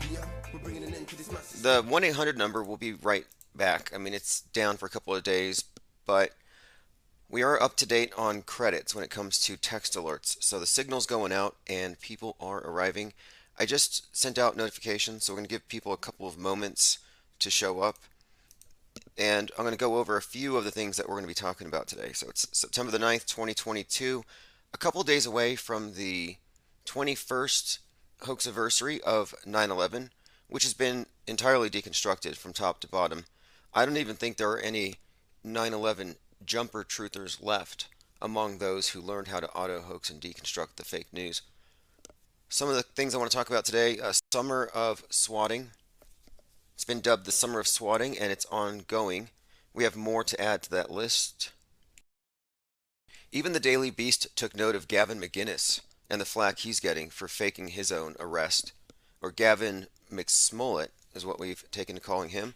That would be the leader of the Proud Boys. And my point in drawing attention to this is that it was repeated, it was reported, it was published as a fact that the guy had been arrested, until Owen Benjamin spilled the beans, as they put it. So they're not friends anymore. My point is, they're very comfortable lying, and the media is very comfortable just running with stuff, and nobody fact checks it. I mean, that's the first, I guess, example of fact checking I've seen in a very long time. I'm going to do a week in review. Roger Stone, we have a Roger Stone update. If you recall, Roger Stone was converting into a prayer warrior, and he was praying closed the holes or the portals above the White House. If you missed this, Roger Stone noted that there were portals above the White House, quote, satanic portals, and he prayed for them to close, and they did. Luckily, because I was afraid that Satan 2, Putin's rocket, was going to plop through one of those onto the White House, but no, he saved us. Next thing I know, I mean, Roger Stone pops up again, this time giving a pretty, I would say, a pretty strong statement of support for Queen Didaloo, the QAnon Queen of Canada.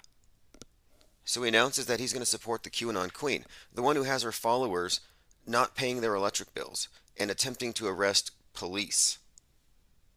Well, that story's been updated because now he's claiming he doesn't know who she is. So in other words, Roger Stone is suggesting that she misrepresented him. So apparently what happens is you can go on to Cameo.com and you can get almost anybody to say anything for like $100. That's what happened. Somebody paid Roger Stone to say something about the Queen. And this reminded me of when he was talking about the satanic portals that he was trying to close. I said at the time, this guy's reading a script. Who's writing his scripts? Well, now we know.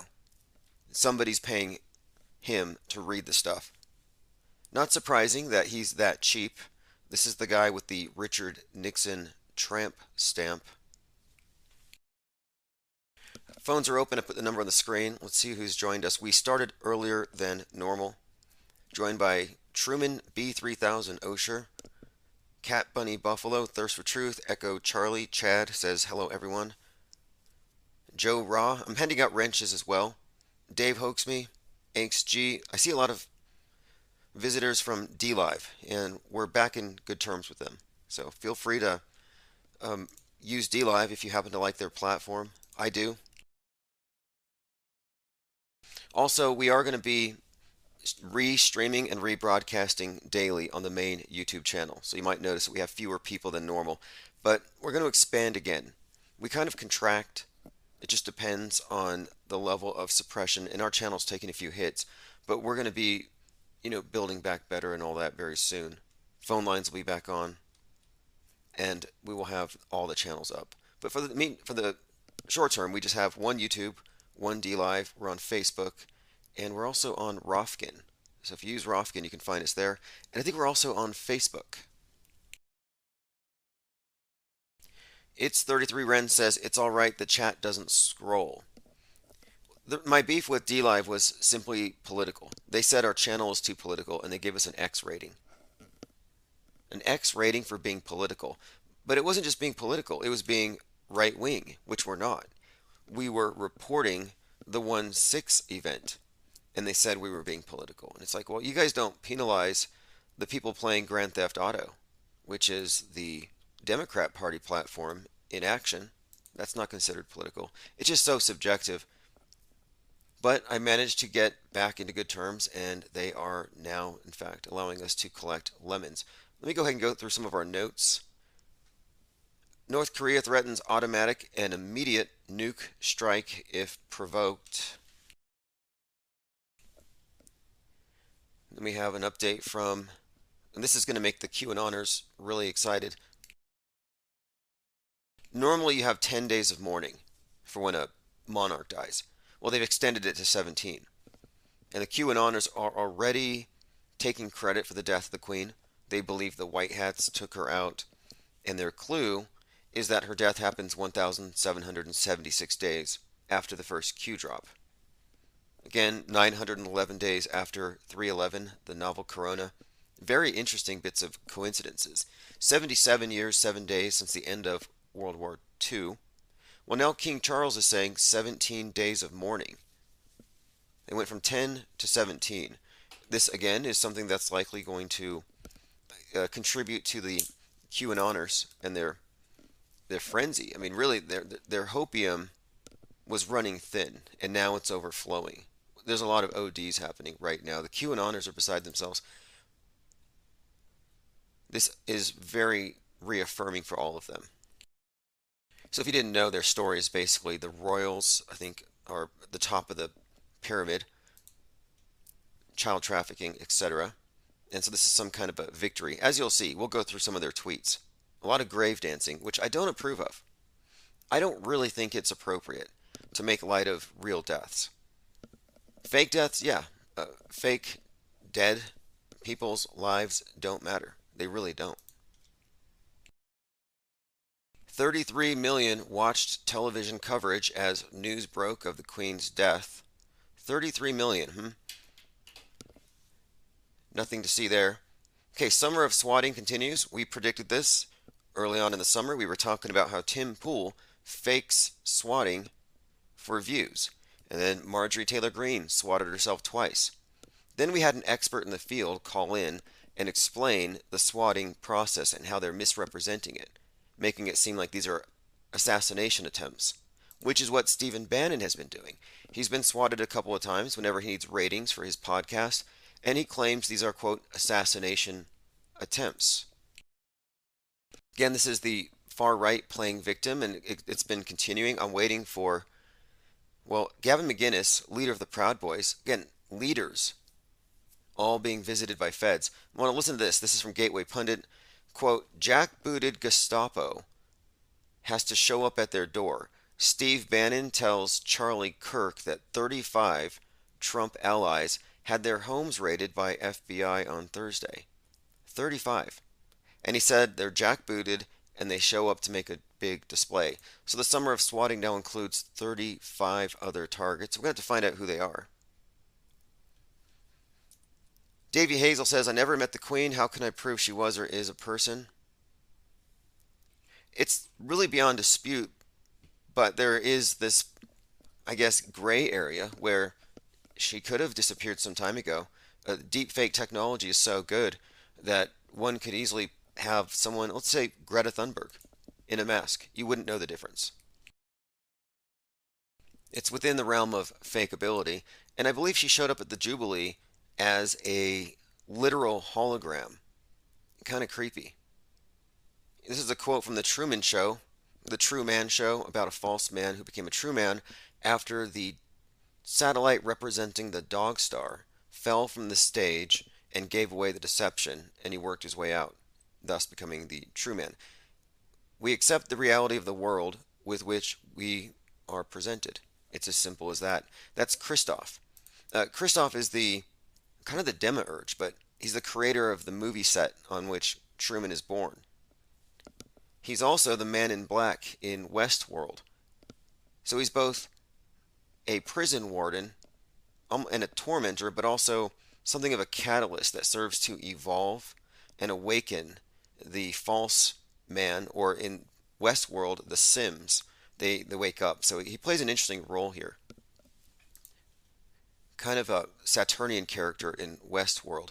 May tie into the role that Satan plays in the role of Job, because again, the Westworld's about these beings that are synthetic or AI becoming sentient, and it wouldn't happen were it not for him. And same with Truman Show.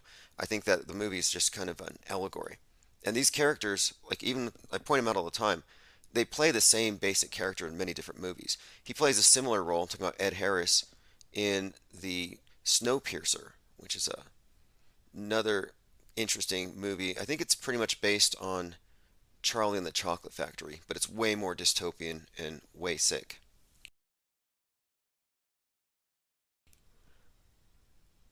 Linda Curtis says, is swatting one of those games?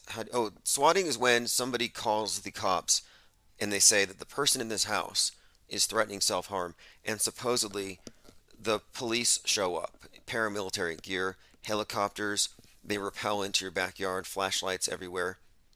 It's a big scene, and if you come out, you might get shot.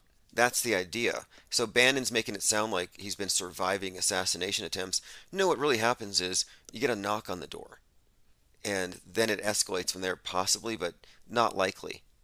That didn't. MTG, Marjorie Taylor Greene, says that she could have died had she opened the door with a gun in her hands. Like, that's a bit of an exaggeration. Crisis acting is what I would call it.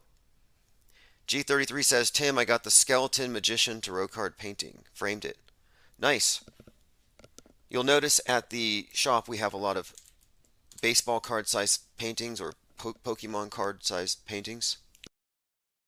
I choose this size because they have a built-in collector base, these art cards, but moreover it's very easy to find protective sleeves at any place that sells gaming cards.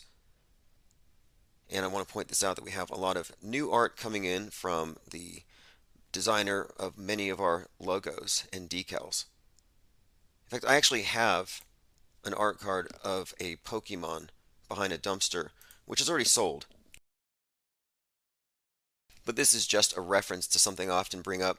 There are people who say they believe there's an ISS because they can see on their app when it passes over their house. So by that logic, I've been pointing out, well, I can prove to you that there's a Pokemon. It's behind the dumpster. Ms. L says, Snowpiercer is supposed to be the sequel to Charlie and the Chocolate Factory. Yeah, strange movie, but it definitely is built on that, and it's almost, maybe it's not plagiarism. Whatever it is, though, it's kind of notable and worth watching. I want to point out that Elon Musk has part of his composite character, that of Gene Wilder from, Charlie and the Chocolate Factory. You can see it in a few different ways that he's been presented whenever they show him as being eccentric. But specifically, his boring company, the one that tunnels, his boring company was also toying with the idea of producing candy. So he was merging the tunneling company with a candy company. And we're talking about Hyperloop. Meanwhile, he's talking about the Mars bases, and he buys Gene Wilder's house. So he buys Willy Wonka's house. Well, Willy Wonka, Gene Wilder, the character in the movie, Charlie and the Chocolate Factory, has a tunnel, like a Hyperloop, where there's a big candy factory at the end of it. And that's the Mars base. You go to Mars, you're basically an Oompa Loompa for the Imperator Musk on Mars, making candy probably. That's kind of the idea. If you really get down to it, the space utopianism they're selling us on, it's all just space. It's slavery. It's indentured servitude. And Musk has been called out on this. Portal says, IPS press passes came in. Make sure you penguins pick yourself up one. It could get you out of a trespassing ticket from the 5-0. Yes, go to infiniteplane.media. We don't do ambush journalism here. We don't involve ourselves in any of that kind of trolling. It's very easy to be credible if you're just open and transparent. And we use the press passes because what we're doing is we are covering the real world. And in 2020, they were locking down everyone but essentials. And for some reason, media was considered essential. And I'm thinking, media is essential. They're the ones out there lying about everyone and everything. Someone needs to fact check the claims of the media. And that's where we stepped in. Okay, let's continue. I'm going to go through my Twitter feed, a few interesting things. This is Naomi Biden says Joe Biden died 4 years ago and was replaced with a twin.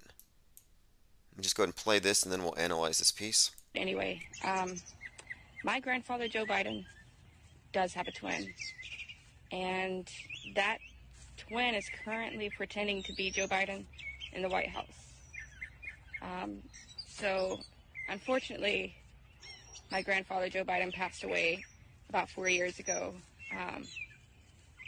But, you know, he had built up this really long political career, and my family still wanted to have a bit of power in the U.S. government, so we just replaced Joe with his twin brother, Beau. Fascinating. They replaced Joe. This is confusing. I don't know if this is true. I tend to think it's fake. In fact, I think it's fake. The whole story is just... It's probably someone playing a prank. Does anybody know about this? But I'm getting into this topic of discerning between fake news, fake world stage news in general, and the additional fakery on top of it. We really have to nuance this stuff. I posted this video yesterday on TikTok where it appeared to show a man on the ISS, like in the corner, drinking wine. Yeah, the astronauts, or rather the cosmonauts, are on one side of the screen, and they are waving at the cameras, but on the bottom left you can see some person who's presumably part of the crew, like the film production crew, and this guy appears to be drinking wine. So I shared this, saying that, well, that this is just more evidence of ISS hoaxery. It turns out that this is fake. So this is an example of fake. That's my point. Fake.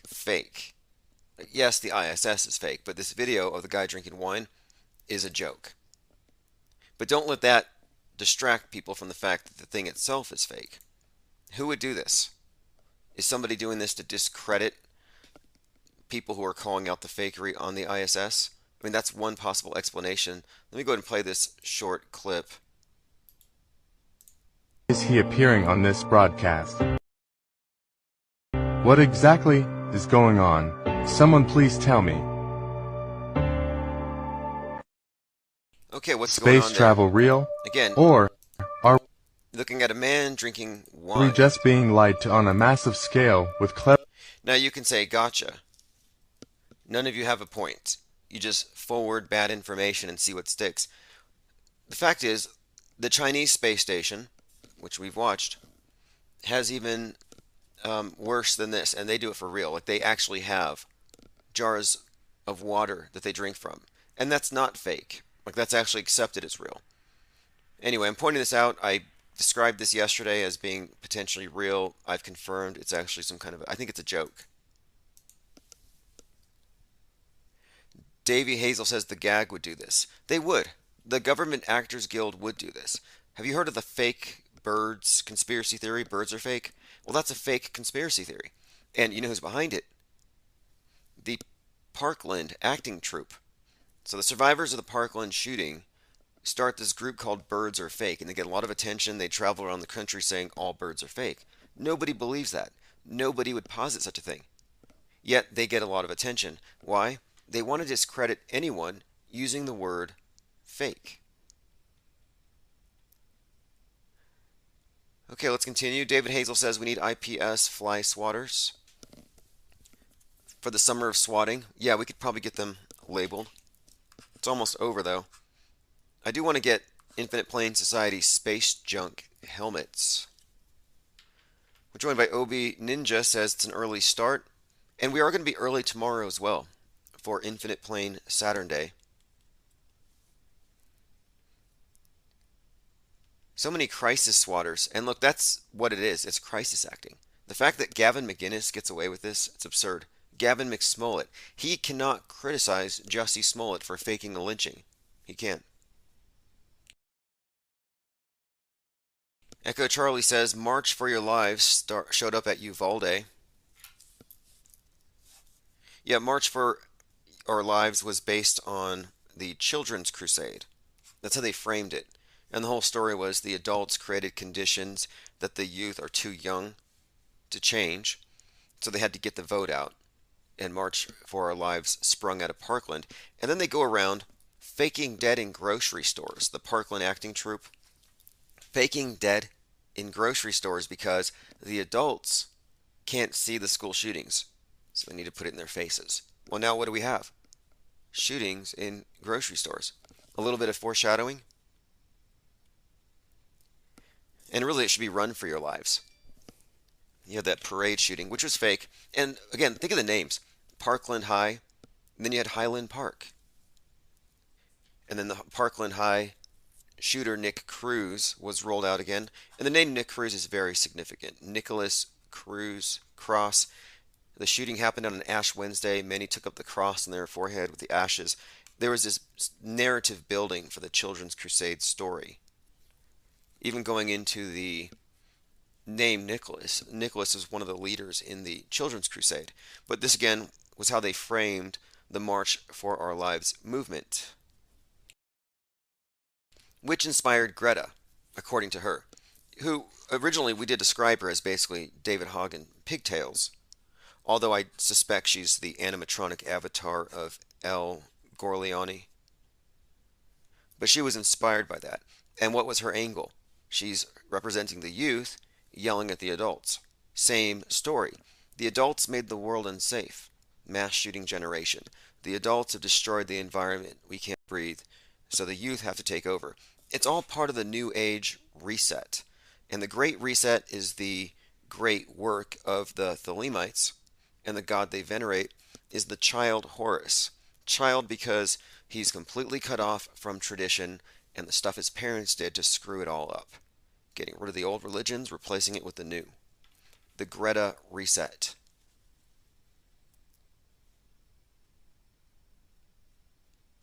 Let's continue here. Angst G says King Supers. Yeah, that kind of started it, didn't it? I recall that day. It was a super day for a PSYOP, we said, because it was 3/22. Again, 3/22 was the date of that shooting. Very significant date. Happened at King Supers store number 33 in Boulder, Colorado. There were 33 union members working at the store. They brought out the shooter, who had one bloody leg, one non-bloody leg, very Masony, if you know the symbolism of one pant leg rolled up. He did it in retaliation for the Christ Church shootings. So this was a Muslim getting back for Brenton Tarrant. I mean, obviously this is just their fake narrative. But again, store number 33, they love to tie their narratives together. They said many of the victims were there for their COVID-19 shots, and they left with their AR-15 shots. Like, they kind of synced it all together. It's about the AR-15, but again, it was a retaliation scenario. And this was shortly before, or around the time of the Parler shooting. And again, the Parler shootings were the shootings conducted by was it David Long, the guy who was shooting the massage parlors. He looked like an older version of Dylan Roof, and there's speculation this was the same actor. And that fake event, multiple shooting locations, kind of a racist undertone, sexist incel shooter, that one ended just like Christ Church with a pit maneuver pulled out of the car. I mean, these events are so repetitive. They're so unoriginal, but they're very clever. Like, here's one of the clever things about the Parler shooting. This was at the time that the alternative to Twitter called Parler was taking off. And the media was attacking Parler. I believe Amazon yanked their servers. And then suddenly you have this face of white nationalist incel rage killing people. And it's Parler shootings, massage parlor. But you see how they use these words. They just trash that word. Let's go through some headlines here. Steve Bannon does his perp walk. I watched him over on InfoWars today, and Alex Jones could not stop gushing over how much charisma he had standing in the courtroom. Like they're all about symbolism here, but he is playing the role of this he's been described as a cartoon supervillain there in the Manhattan courtroom. I have an image of him with his hands cuffed, and I double checked. I'm like, make sure he's not doing an AOC. You know how these celebrity politician types will pretend for the cameras that they're being persecuted, crisis acting all the way? No, to his credit, assuming it's not photoshopped, Steve Bannon has the cuffs on his wrists. Turned himself in, and this has to do with the cash for the wall scenario. Was it a scam? I don't think it was a scam. I haven't been to the southern border. Did they build a wall with the millions and millions of dollars they raised, or did it really go to Steve Bannon's hair plugs? I mean, this is insane that he's even acting persecuted when it's clearly some kind of wire fraud at a minimum. I found some touching pictures of the Queen, who again died 911 days after the new crown pandemic. Here she is with Jimmy Savile, having a great time. Sure, nothing to see here. Again, Jimmy Savile, old school pedovore. Many such pictures are popping up. By the way, we had the mass shooter who was live streaming his shooting. We weren't sure if it was real or not. If it's real, kudos to a great actor. The way he was ranting, it was fantastically done. I've never seen a crisis actor pull off something that convincing. He seemed legitimately crazy unhinged. Anyway, there's an update here. It's been confirmed that one of the victims murdered during the Memphis mass shooting spree, and the suspect's name was Ezekiel Kelly. But it's a nurse who tried to help him. Her name? Ellison Parker. Just pointing out the consistency of that word, Parker. I mean, let's go into the names just for a moment here. It's kind of interesting. You have the Highland Park shooter, Parkland High. Then you had the Benjamin Franklin Parkway shooting, where some officer got shot in the head, but the bullet got stuck in his hat. Then you had the Lake Eola Park shooting, Lake Park, in a parking garage. Then you had the Greenwood Park shooting. You had Greenwood Park Mall. You had the Shakespeare in the Park shooting. Again, very repetitive. What is the common theme here? We had the Jayland Walker shooting, and Jayland Walker's shooting was very significant for a couple of reasons. The way it was presented, this is the one in Akron. But one of the main things about it was he was shot a ridiculous number of times. It ended up being 46 by 8 officers. So they're creating martyrs here. 8 officers, 46 bullets, 846, just like George Floyd, 846. Also, this would kind of go along with Amir Locke, who was killed at 648, a mirror of 846. But we're seeing the creation of many different martyrs.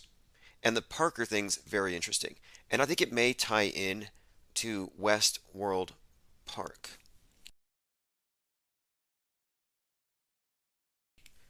Joined by Moxie Tyson, says, how long have we been live? I believe about 30 minutes. And if you don't want to miss, go to infiniteplane.media and sign up for the text alerts. Also, infiniteplanesociety.com. I updated all of the links. So if you want to go to those sites, I recommend it because I've updated the links. If you want to pick up press passes, if you want to just get on the text alerts or the free newsletter, or you can have paid access to the Discord server, Cutting Edge Research 24/7. Let us continue. Just noting again, Parker. We had a caller and a troll on this channel, part of this group called Goyim TV. They used to call in and they would basically call me out because I was never really critical of Israel, and I wasn't all about Hitler, and I guess that's bad. Anyhow, the guy's on, here it is, on the cover of Daily Mail for having been arrested. California neo-Nazi arrested in Poland outside Auschwitz with a sign that says, suck 1.66 million. Oh, that's pretty bad. Anyway, he's in jail for this, and I thought that's kind of interesting. It's almost like their entire purpose is to associate them with you, so when they go down, you go down. So you can see why I was very skeptical of these callers, and why I was asking, what are these obvious feds doing calling into Infinite Plane Radio? I found it very puzzling, and I knew this was the agenda. And let's say we had taken them in and said, yeah, we think you're credible. Well, then look, we're associated with this kind of stuff. Obscene signs at a memorial. I mean, this stuff is just very crude. Not even worthy of the term cringe.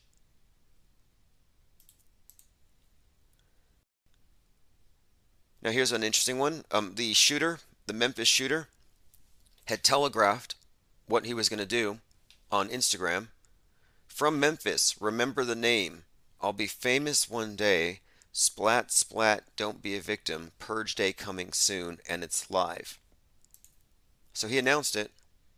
And I've noticed a few other stories involving individuals driving around with the intention of shooting people or talking about it. Arthur Darth Vaderstein says Robbie Parker. Right. Well, there's words that stand out in many of these different events, and everything is quite literally curated. I've often spoken on the end times cult that grips the world, the climate change scenario. And I said this back in 2020. I said, this COVID-19 is used to fast-track Agenda 2030. They're going to use this to make the case for environmentalism and transforming society on the basis of preventing global warming. I was pointing out how weeks after lockdowns, NASA was showing us photographs, they would claim were photographs, of the Earth. Look how clean the skies are. Because we've locked everything down, more lives will be saved from clean air than will be lost to the virus. That's what they were saying, making the case that the virus is good for the environment and good for the population. It's cleansing. But there was an article on Russian or RT, the RT News, and it said, COVID-19 is doing Greta's work. Greta's work, God's work. Again, it's the Greta reset. And certainly, the Great Reset is the Green World Order. It is the new age where everything has been transformed. They've burnt down, they've built back better, according to the ideals of the World Economic Forum 666. Now, my point is, environmentalism was the agenda all along. And environmentalism has always been a cover for communism. Watermelon Marxism, not a joke. Green on the outside, red on the inside. It's obvious.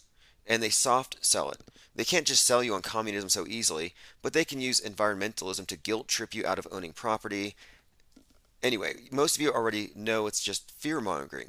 But now, check this out. This is just pure vindication. For those who think that we're just rejecting facts or we're climate change denialists, no, we're denying their extraordinary claims that aren't attended by evidence. We have leaked video from the CNN director saying that the next pandemic story is climate change. This is leaked from Project Veritas. I'm going to start. Again, this is the CNN technical director, Charlie Chester. Climate, like global warming, and like that's going to be our next, like, I don't know, like, what's the word I'm looking for? It's going to be our focus. Like our focus was to get Trump out of office, right? Without saying it, that's what it was, right? So our next thing is going to be for climate change awareness. So that's like the climate change awareness, and then they compare it. So this is like the next pandemic. next pandemic, like, story, like that will beat to death. But that one's got longevity. You know what I mean? It's not like there's a definitive ending to the pandemic, or, you know, like. In other words, pandemics end, but they can keep climate change going forever. Climate change just had its 34th anniversary, global warming that is, a couple months ago. There's no money in solutions. I pointed this out a while ago.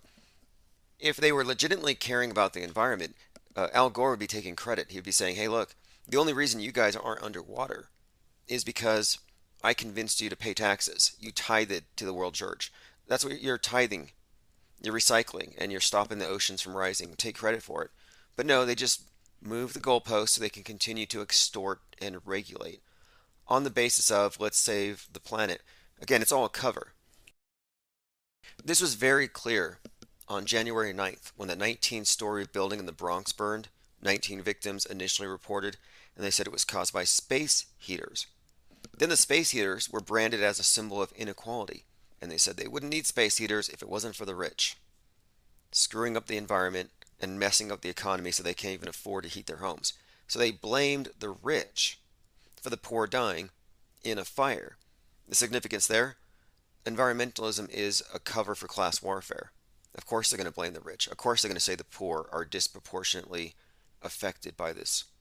But here you have CNN just really admitting here that they are deliberately creating this perception for the sole purpose of perception management, controlling the public's minds, making them think that the world's going to end when it's not. And they're doing this because nobody cares about the monkeypox. Nobody cares about the pandemics anymore. It's not having the same impact. It'll taper off to a point that it's not a problem anymore. I don't think it's going to take years, so they'll probably be able to milk that for quite a bit. All right, there we have it, though. And you think they only talk about the climate change situation like this? No, they talk about everything. They really do. All right, let me go back to this story really quick. California neo-Nazi known for racist pranks around San Francisco was arrested in Poland for wearing a swastika necklace and posing with vulgar banners.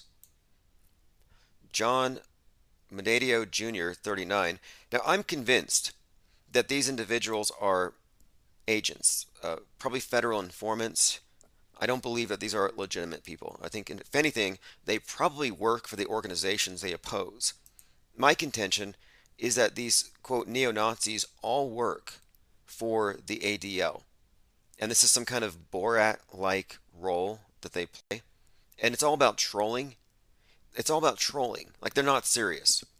It's like Borat, but for neo-Nazis. Very corny. Anyway, they're in jail in Poland.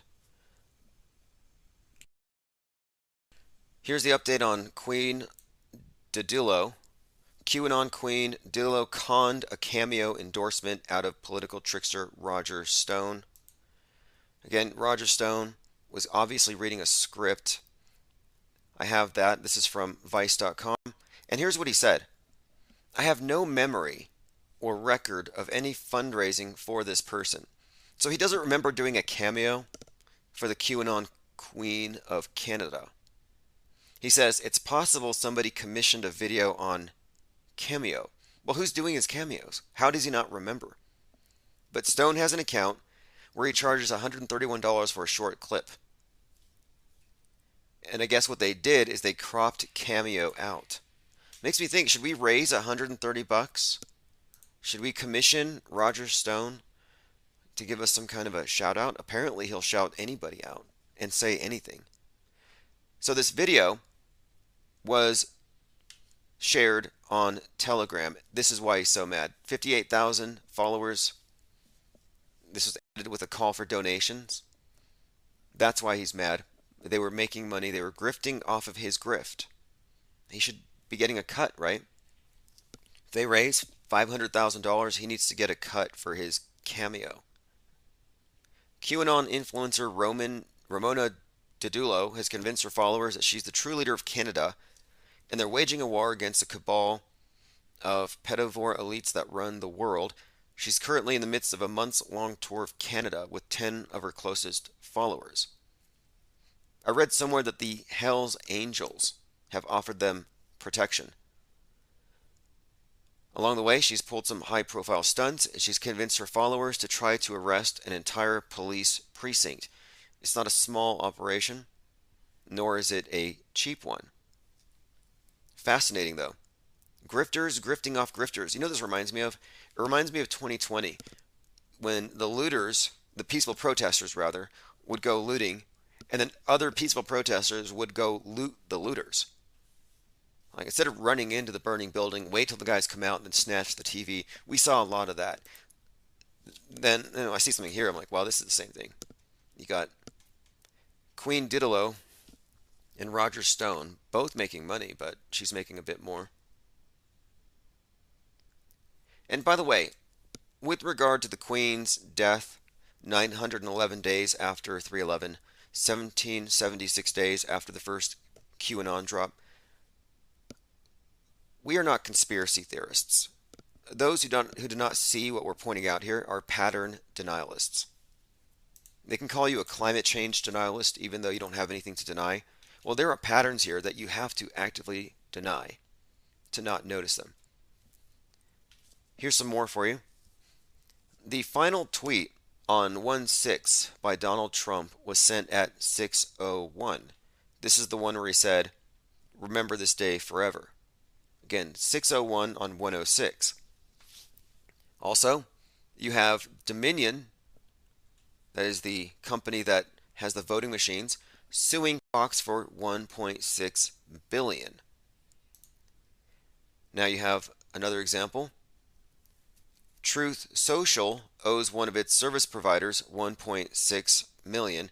Every single article tied to Trump and Truth Social has this same number. Just 1.6 is in everything. And there's more. During the so-called raid on Mar-a-Lago, 88,000 people downloaded Truth Social. Again, 88,000. The number 88, if you look into the predictive programming, it is one of the numbers that is very strongly associated with Trump.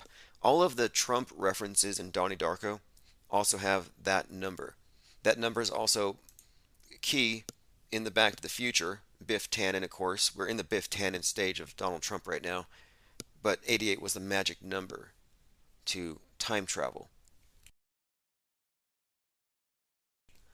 Going through some comments here.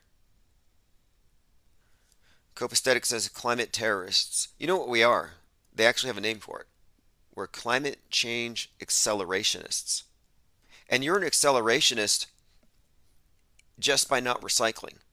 You're an accelerationist just by not participating and believing.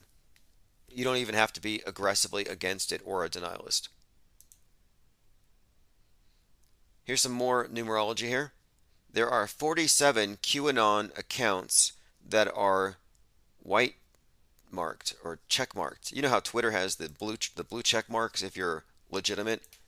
Well, there's been 47 legitimized QAnon accounts on Truth. And to add to the 88 thing, Trump shared 88 posts from his 47 QAnoners.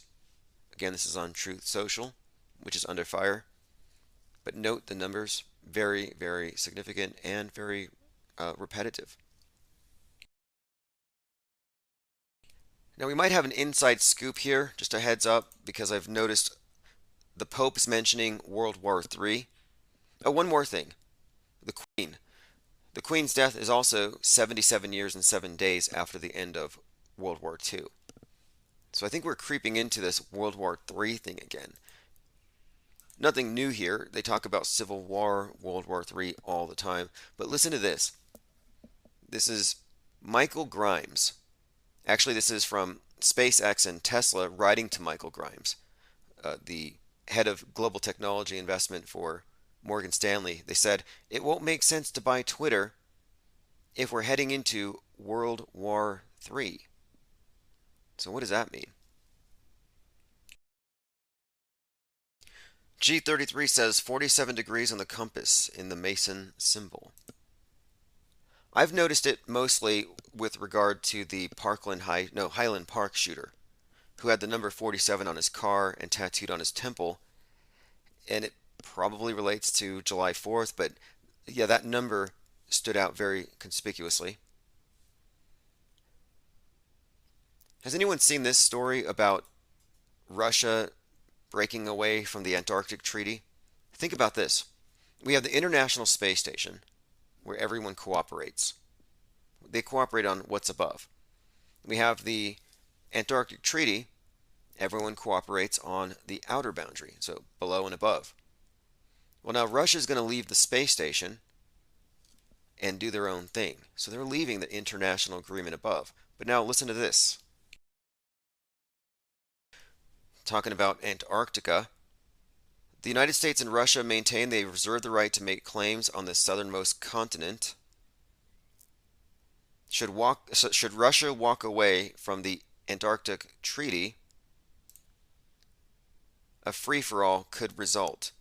So they're kind of discussing the idea that, yes, they might actually break away and it creates some kind of problem there, but I'm noticing it's kind of a similar situation. Antarctic Treaty, International Space Station.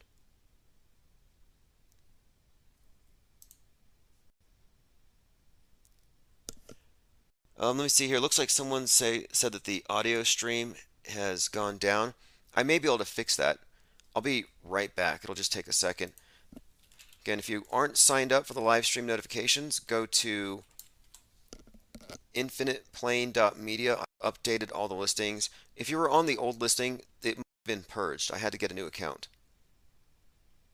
This is Chief Crow and the Flat Earth Worms, Auto Hoax or GTFO. And on the screen, that's a meme there. That's BRB, I'm being swatted. Gavin McSmollett.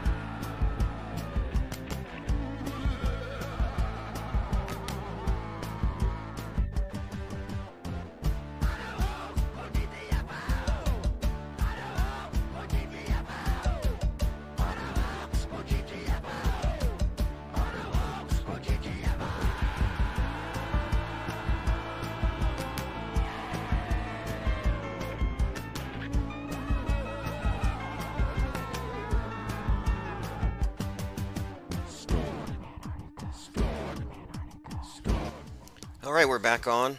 Again, we're on all of the available video platforms, but we also stream on audio at radio.net, Radio King, and a couple other places. Soon you're going to find us streaming live on TuneIn, just the audio. You can find that at infiniteplane.radio.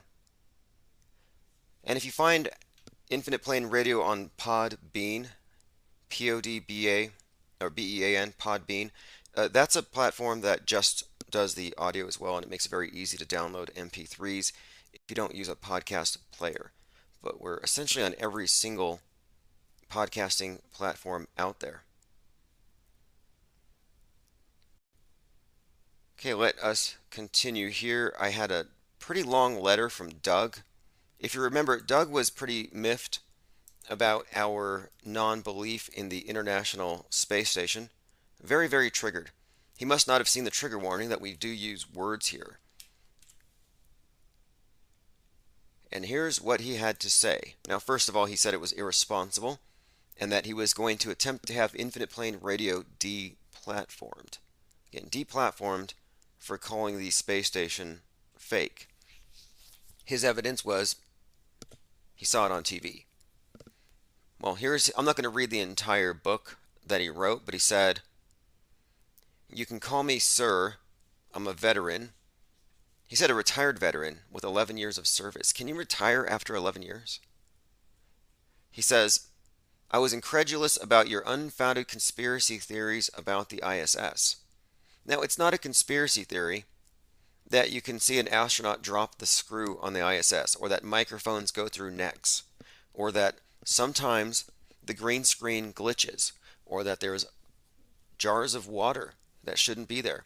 There are so many things wrong with that 23-year blooper reel, reality TV show, government sci-fi International Space Station. It's not a conspiracy theory. We are making observations. He says, NASA is very adept at dodging questions, skills they've honed to a fine edge, never a straight answer. So he admits that NASA lies, but he believes they have some kind of special high-tech stuff that we've never heard of. Your multiple false statements about the ISS are unsupported. I ask for your evidence. Your comparison of ISS tracking apps to Pokemon is ridiculous. No one with basic intelligence would base their belief that the ISS exists on an app that says so. Now, I'd have to dispute that, because in recent memory I can point to how everyone fell for the viral space chorizo.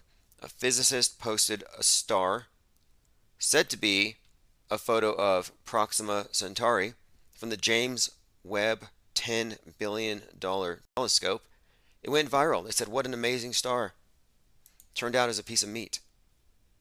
But all it took to convince all these people who made this thing go viral, and they weren't flat earthers, they weren't globe denialists, they weren't ISS deniers. The people who were fooled by this were fooled by a JPEG, by a crappy image.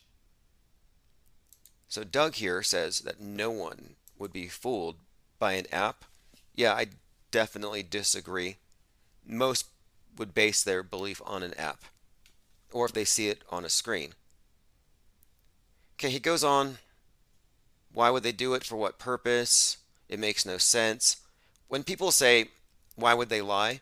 I think, how did you live this long being so naive? Asking why. Like they don't understand psychopathy or the inherent narcissism in government and big media and the image that they project, the world stage, the worldview.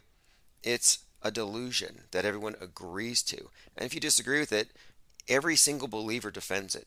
Like this to me is the matrix itself. It has an immune system. And he sees, oh look, it's hemorrhaging over there. You got some penguins pecking a hole in the side of this beast and it's hemorrhaging. Let me go patch up that hole. But the fact is we have a point. Again, we're not conspiracy theorists.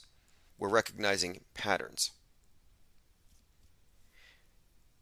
Let me see if there's anything else in here. I believe he said his feelings were hurt.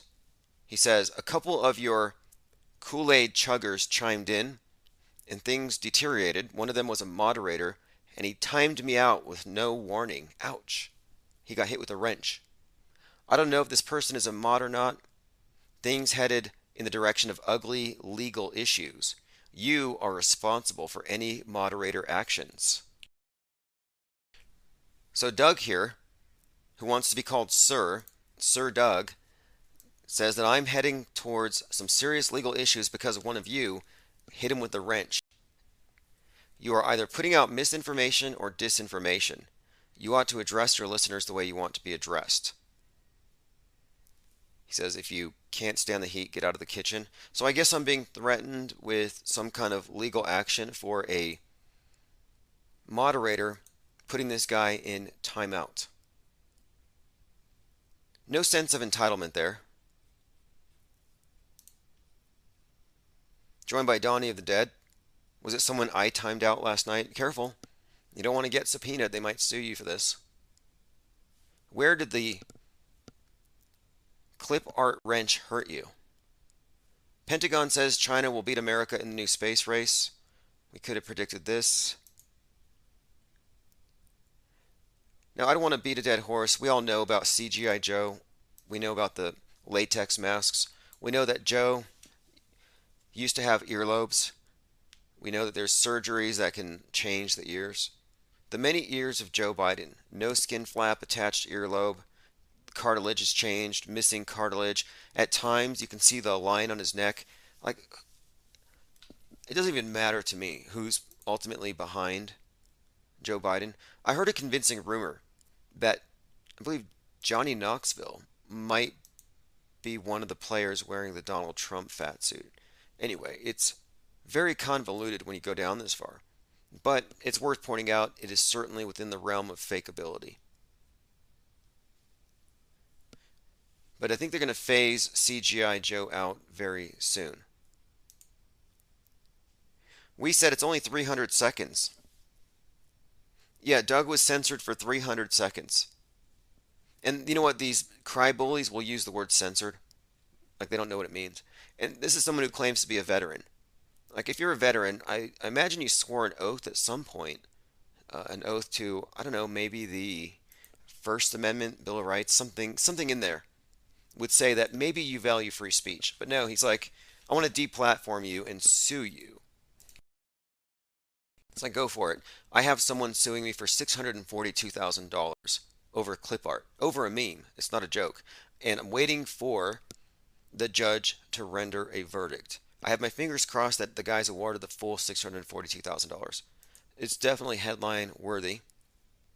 It's what I would consider to be a very egregious example of malicious prosecution. I'm not worried about it, but it's certainly headline worthy.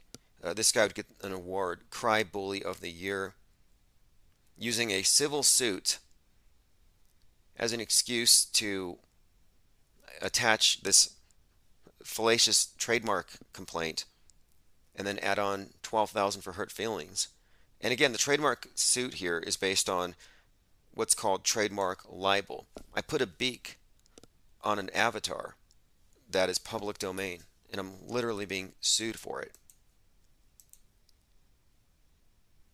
Space junk damages internal space. Oh yeah, this is the thing I wanted to bring up the other day. The International Space Station was vaxxed. It's called Canadarm2. The space station was hit by space junk a couple of summers ago, first time ever, and I wanted to just show you what I was referring to when I said that it had been vaccinated. Because not only was the arm hit like above the elbow, like if you were going to vax the space station, where would you do it? Right there. Not only that, but the mission itself was called Celestial Immunity. ISS vaxxed during Celestial Immunity. Very good writing. Very good writing. Okay, let us continue. Iron FE says a timeout is Mr. Nice Guy mod. Yeah, we could easily ban people. I always say this though. If you get banned, you're welcome to call in and demand to be let back in or explain why you should be. And we generally let people back in. There's not an issue there.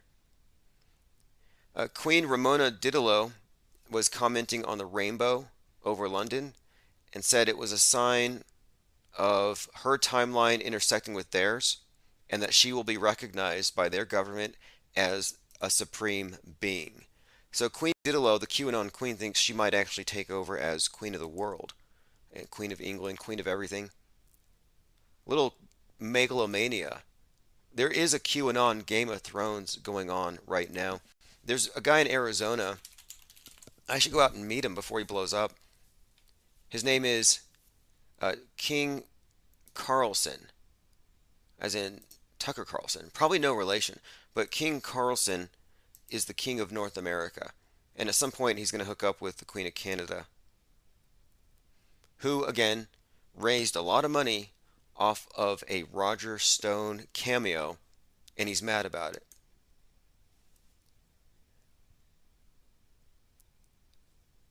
Okay, let us continue here. FCC to fight space debris by requiring satellite disposal in 5 years or less. Again, nobody cares about the oceans.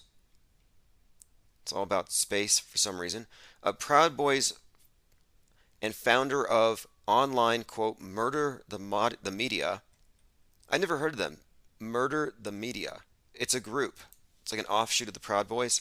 They just got arrested. And the reason this stood out to me is these two look exactly like the California neo-Nazis. Almost looks like the same actors. I'm not suggesting they are the same actors, but take a look again at this neo-Nazi Borat guy from Goyim TV and compare him to Murder the Media from the Proud Boys. Both of them getting arrested at the same time. Both of them getting pretty good photo ops for these online tabloids. I get the impression that they work for the same department.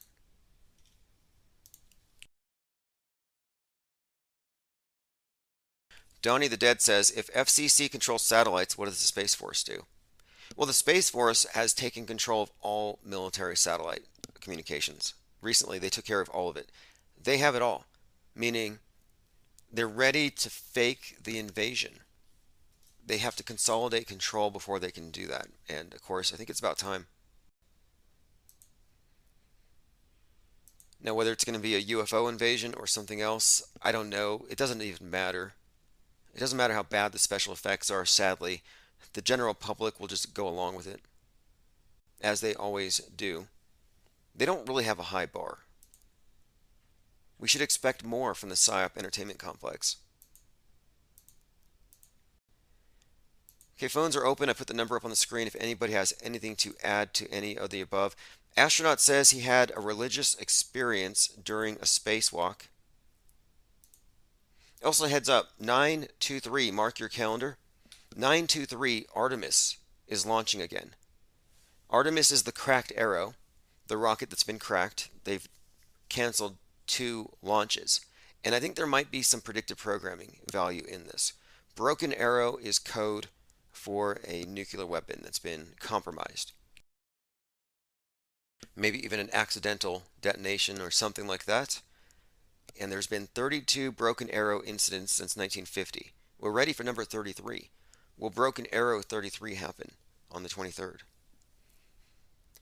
Also, the date, November the 23rd, is pointed out in many different movies in the context of predictive programming.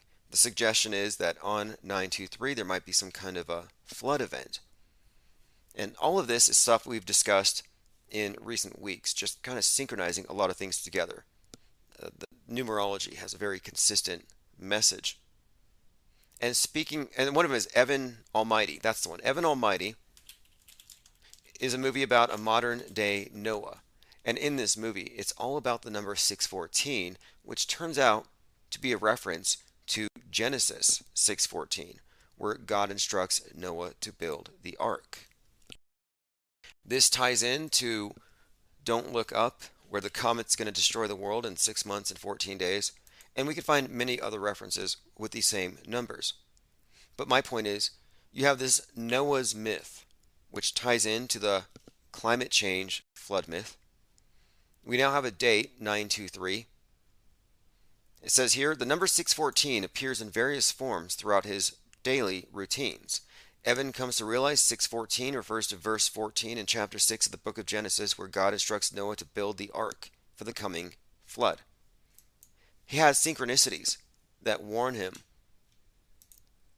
So this coming flood, 923, I'm watching that date closely. And speaking of arks, I want to bring this up as well. The ark that is johnlebon.com is closing its doors. So if you're not a member of johnlebon.com, it will not be open to new members as of September the 11th. So I'm putting a link in the chat. I'll see if I can get on the phone with him this weekend, and we will discuss what his future plans are and what's happening. Is he going into a bunker? What's the plan here? If you're a member of johnlebon.com, you know what it is. Most of you here probably heard me speaking with them a few times. They have what we have. It's very similar. A think tank situation. A lot of very informed, probably the best informed media analysts on the internet, because of course we're the ones who are at least aware of psychological operations and special effects in the nightly news. Most people don't know that your nightly news is a praise of all the special effects and really movie magic that you get in Hollywood. Is there, I mean, correct me if I'm wrong, but I don't think there is a meaningful distinction to be made between Hollywood and the news media. I can't find it. These things track with one another, real time. You can look at something in the movies on Netflix and find corresponding news events, major news events, unfolding.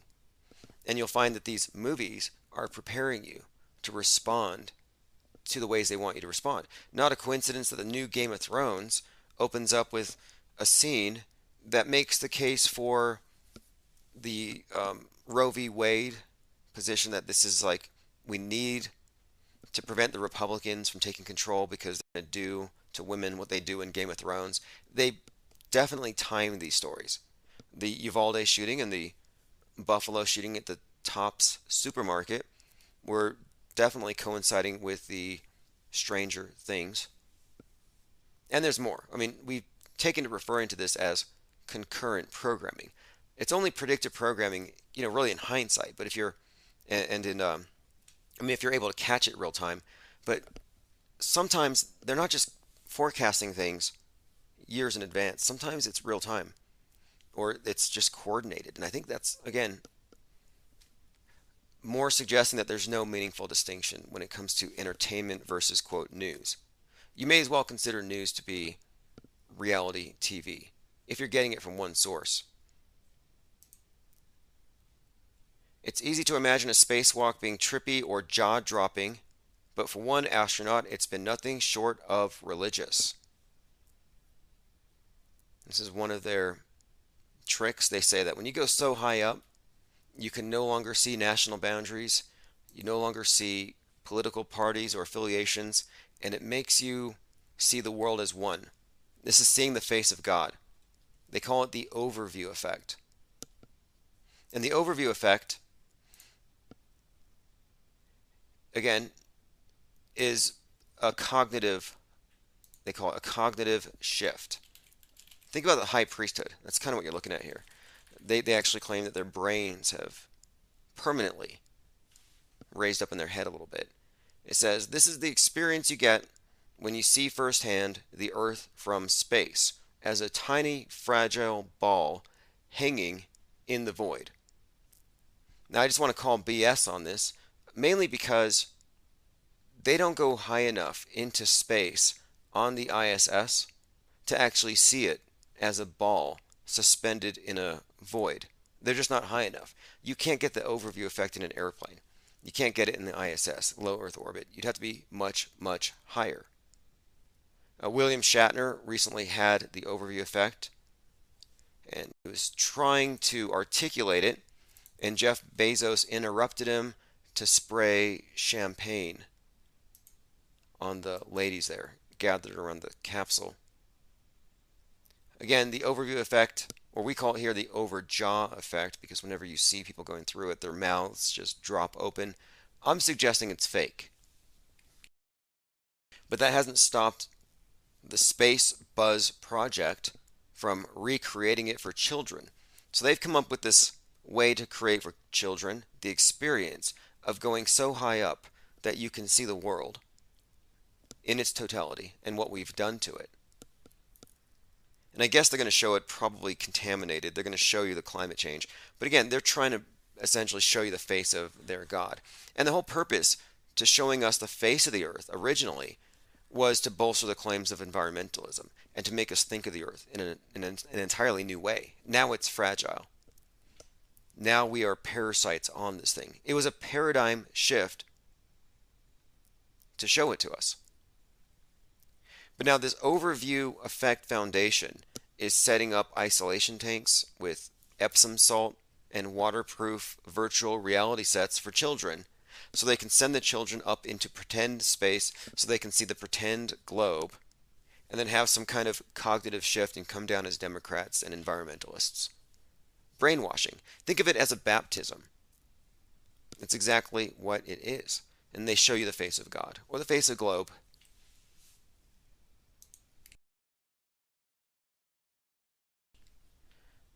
Dark Brandon Rising in preparation for World War III. Again, this is from WorldNet Daily. It went from Civil War to World War III. Like, that escalated very, very quickly. And also one of the big stories is Trump has turned Truth Social into a QAnon-friendly site, and he's openly endorsing the whole QAnon story. Obviously, it's a way to reach his base, but Q's not going away, so just heads up. But nobody's talking about JFK anymore, which is kind of weird. Like, weren't they all about JFK and JFK Jr.? They kind of left that. It's like the shiny new thing of the week. Like, do they not have attention spans? They can't keep their mind on one thing. Once it was saving the children.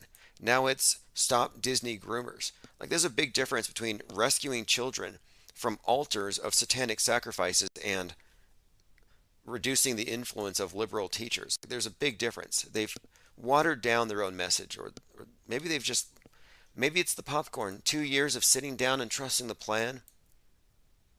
They've been pacified. Anyway, we've gone from Civil War to World War III. Echoing Trump, Brazil's president prepares for election loss by declaring vote rigged. I've noticed that many of these various psyops are played out in other places. You can kind of see in advance what they're going to try in other places first. It's sort of like, I think it's a test. They kind of do a trial run. Okay, this works. I think Laura Loomer's even doing it, claiming that she's lost or she was cheated out of a win. At this point, though, both sides are equally culpable in the big psyop. They're all playing into it. So it's an election rigging contest at best. Echo Charlie says, we've been on World War III alert since February, probably Musk's tweet. Phones on the screen if you want to call in. The 800 number is going to be back up, likely tomorrow. Again, sometimes it's like we're making repairs on the move as this thing breaks apart. But that's just kind of the way it goes. We're going to have our main channel back up here very soon, though. More channels. We used to have 25 platforms. After Uvalde, New York City schools expand active shooter training to pre-K. MK Ultra for the preschoolers. We did a documentary called Drilled on these school shooting drills, and you can find examples of these drills where they actually use blanks and they point at the kids and pull the trigger and the kids scream. Stockholm Syndrome. Your rescuer is your captor, is your rescuer. It's this dynamic where they get you to fall in love with your captor because your survival is connected with theirs. But it's trauma-induced mind control. And what these drills do is they cement in the minds of the children the existence of the ubiquitous shooter and the danger represented by the assault rifle 15. They don't even need any shootings if they do the drills. It cements the existence of these things. This is political theater. These drills are not about saving lives, and you'll notice that they don't anyway. I believe Parkland was doing a school shooting drill the day that they had the shooting go down. What are the odds? One of these patterns. I'm going to play a clip here from the Memphis event. There's some coverage here, and one of the reporters gets very emotional. I had no reason to think this was entirely faked. It seems somewhat believable, but when I listen to this kind of reporting, I think it might be perception management. Memphis is tired right now. Yeah, I'm good. I'm with you all. Memphis is tired right now. The Eliza Fletcher kidnapping and abduction and... So she's crying about Eliza Fletcher, says Memphis is tired, and is somehow connecting Eliza Fletcher to the mass shooter. Two different events. Anyone else here think this is crisis acting? Donnie the Dead said it is a big jump from Civil War II to World War III. Yup. And what happened to the monkeypox apocalypse? Yeah, I was waiting for the celebrities to come out with it. Nope. Just a bunch of no-name crisis actors on TikTok. Mike Lindell has major breaking news. His cyber guys have gone through the data and found 96% had evidence of, I don't even want to say it. If you just say the word rigging, you get banned. But they're still doing this. And I'm still getting text messages from this guy offering me discounts to buy pillows. Through already, which is hundreds of them, have all been machine manipulated. And this is 100% evidence. So, and I have really great news. Very credible. This is the guy that replaced the Kraken, Sidney Powell, and he's the guy who came out saying he was a crack addict turned CEO. I have a short clip here. This is General Flynn under scrutiny. There's a Frontline special coming out called Michael Flynn's Holy War. And this is getting very interesting because you're seeing the rise of what they're calling Christo-fascism. And it's kind of true, and I've noticed this since the emergence of MAGA and the Great Awakening. The Great Awakening is a mirror of the Great Reset. Both of them are bad ideas. But what they've done is they've merged politics and religion like probably never before. Flynn drew on a familiar tactic, attacking the media. AP is a horrendous organization, okay? Because of an AP false story on me caused the Dow Jones to drop and either suspended or fired the guy. What story was that? The AP never wrote such a story. Flynn got upset when we asked him about his brother, U.S. Army General Charles Flynn, who is... Now, his brother Charles Flynn is believed by many QAnoners to be on Flynn's side, so they see the troops under his command as somehow Q's army, or they're ready to take over. So they've all been turned into these godlike beings, like very powerful, and they're fighting the deep state. I don't get that impression from Flynn, but Flynn comes off as something of a grifter, and he's very disingenuous. He's suing CNN for trying to associate him with Q, but he shows up at Q events. He even did a karaoke version of "We're Not Gonna Take It" by Twisted Sister. That song was one of the final Q drops. So it's beyond just dog whistles. They associate themselves with it. They swear oaths to Q, but then when they're asked for, to be accountable for something, they say, "Wasn't me." Was involved in the Pentagon's response to the January 6th insurrection. Did you communicate with Charlie on or about your brother, General Flynn? Okay, that question. On or about January? This is why AP. See, AP. Okay, anyway, that's General Flynn. Just pointing it out. There's quite a lot developing. There's a follow-up documentary on the Q thing, but to date, no one in the mainstream media has yet arrived at the correct conclusion. It's still somehow a mystery to them as to who is behind all of the Q drops. Most of you here probably already know who that is, which I'm not even going to spend time on it, but there are developments in that arena as well. Some of the news, again, the death of the Queen. The timing of it is what stands out to me as significant. We also have more about the climate crisis being nothing but a CNN hoax. I mean, it's a hoax all around, but they're openly behind the scenes talking about it being a hoax. I have some more gematria with the Queen. Look, I'm not into numerology. I just noticed the patterns. If anyone has anything to add, by all means. The number is on the screen. The 800 number is down, so if you just look on the screen, the number is up there if anyone wants to call in. Main topics, we've been covering the summer of swatting. Again, Steve Bannon claims, without evidence, that 35 of the top MAGAs were swatted. Infinite Plane Radio. Hey, what's up, caller? Can you hear me okay? Hey, yes. Awesome. Awesome. Are you? Hey, yeah, no, we're good. Yeah, so no, we're here. So Steve Bannon claims that 35 top-tier MAGAs were swatted. What's your first impression? You think it's true or false? Oh, they're faking it, of course. It seems like, I don't know. God, it's hard to tell these days. Everybody's either faking it or making somebody else look bad. So it's just like, who's responsible at this point? 35? 35. I mean, that's a lot. I don't think that many people are faking their arrests.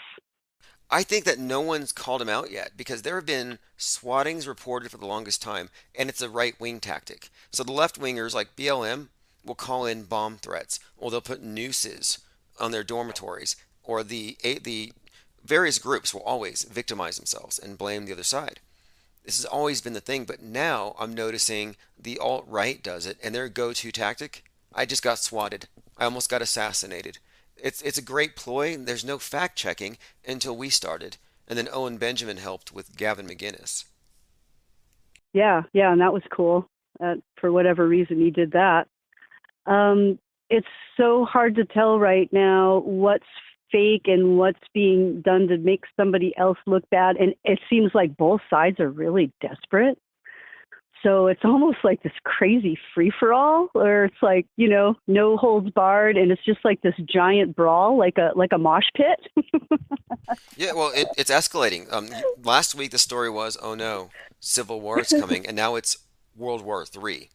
So No, it's such bull. we're escalating. You're not worried about World War III. You don't sound perturbed. You're not running for the hills. I wish I would like to encourage people not to put any energy into the idea of World War III. We are fully entrenched in a mind war that is World War III right now. It doesn't involve anything but mind control.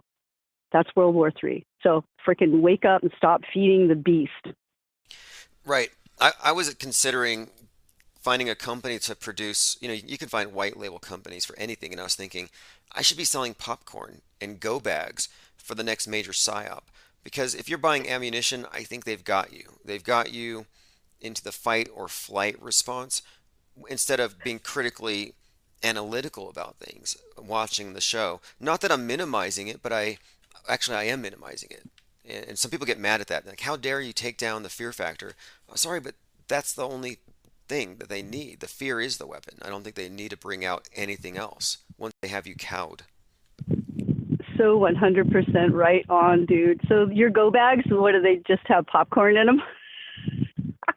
That's pretty much it. I mean, what else? That's a great idea. Yes, do it. like a gift certificate for a pizza place or something like that. Well, I am serious long term about certain products that I would like to introduce. I was listening to InfoWars, and every break period there's a commercial, and I listen to the commercials to see what they're selling. And if I was going to do commercials, I would want to sell, popcorn one, but I had this idea for like 5 Hour Energy, that kind of stuff.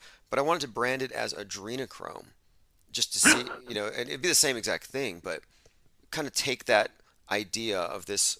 It's a mythological thing, the idea that the elite are drinking this stuff, and look at them, they're falling apart. It's not working. They are. But I thought, why don't we just take that and kind of take the seriousness out of it? I mean, nobody takes it seriously anymore anyway. The topic. That's a great idea. Yes, please do. And the 5 Hour Energy is a great idea. Well, absolutely. And by the way, the 23rd, I'm not trying to make any sort of predictions, but the Artemis rocket is going to make its third attempt on the 23rd. You have any expectations for that? We've made these connections with the Broken Arrow. Do you think I'm on target, that there might be some kind of connection here? Yeah, you tied it in with the Broken Arrow, and that's kind of what I thought too, is it might just blow up.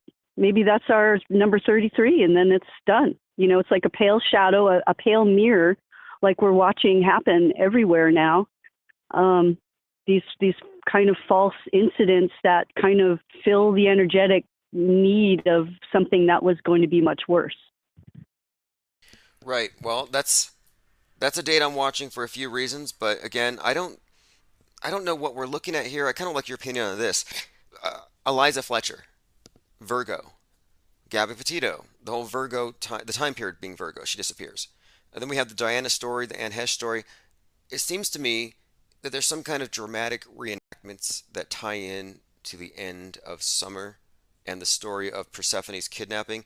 Do you think it's likely that they're performing these rituals in public on an annual basis and we're just now noticing?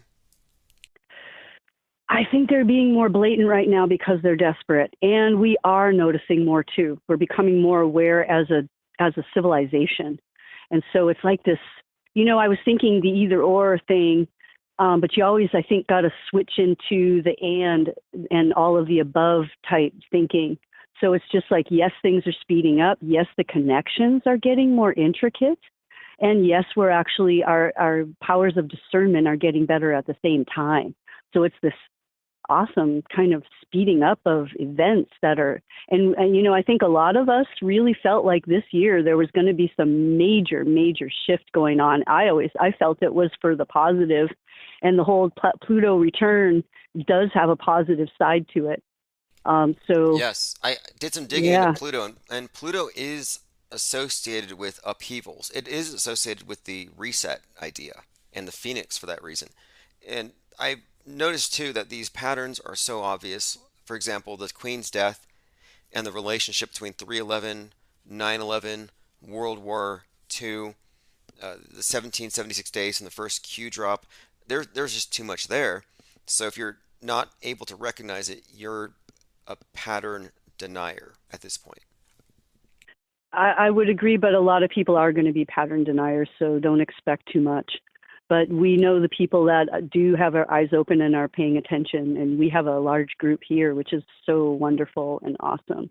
Because a lot of us don't buy into the fear factor and the hatred and the hating, and just sit back and eat our popcorn and say, wow, what a show. Holy shit. Agreed. The hate is just low vibe. They really like to hype that up. They love the fear. They love the partisan politics. That's why all the psyops are so hyper partisan. But my position here is to really be objective. You have to step back and not take sides. And this means, and a lot of people can't even do that. They can't recognize that the other side might have some merit. But I think what we're doing here is if anything, it's a pure record of what's actually going on from the best that we can discern, not just trusting the screens. Totally is. Yeah, it totally is. And, I was thinking, like debating whether to say anything or not. There's a full moon tomorrow.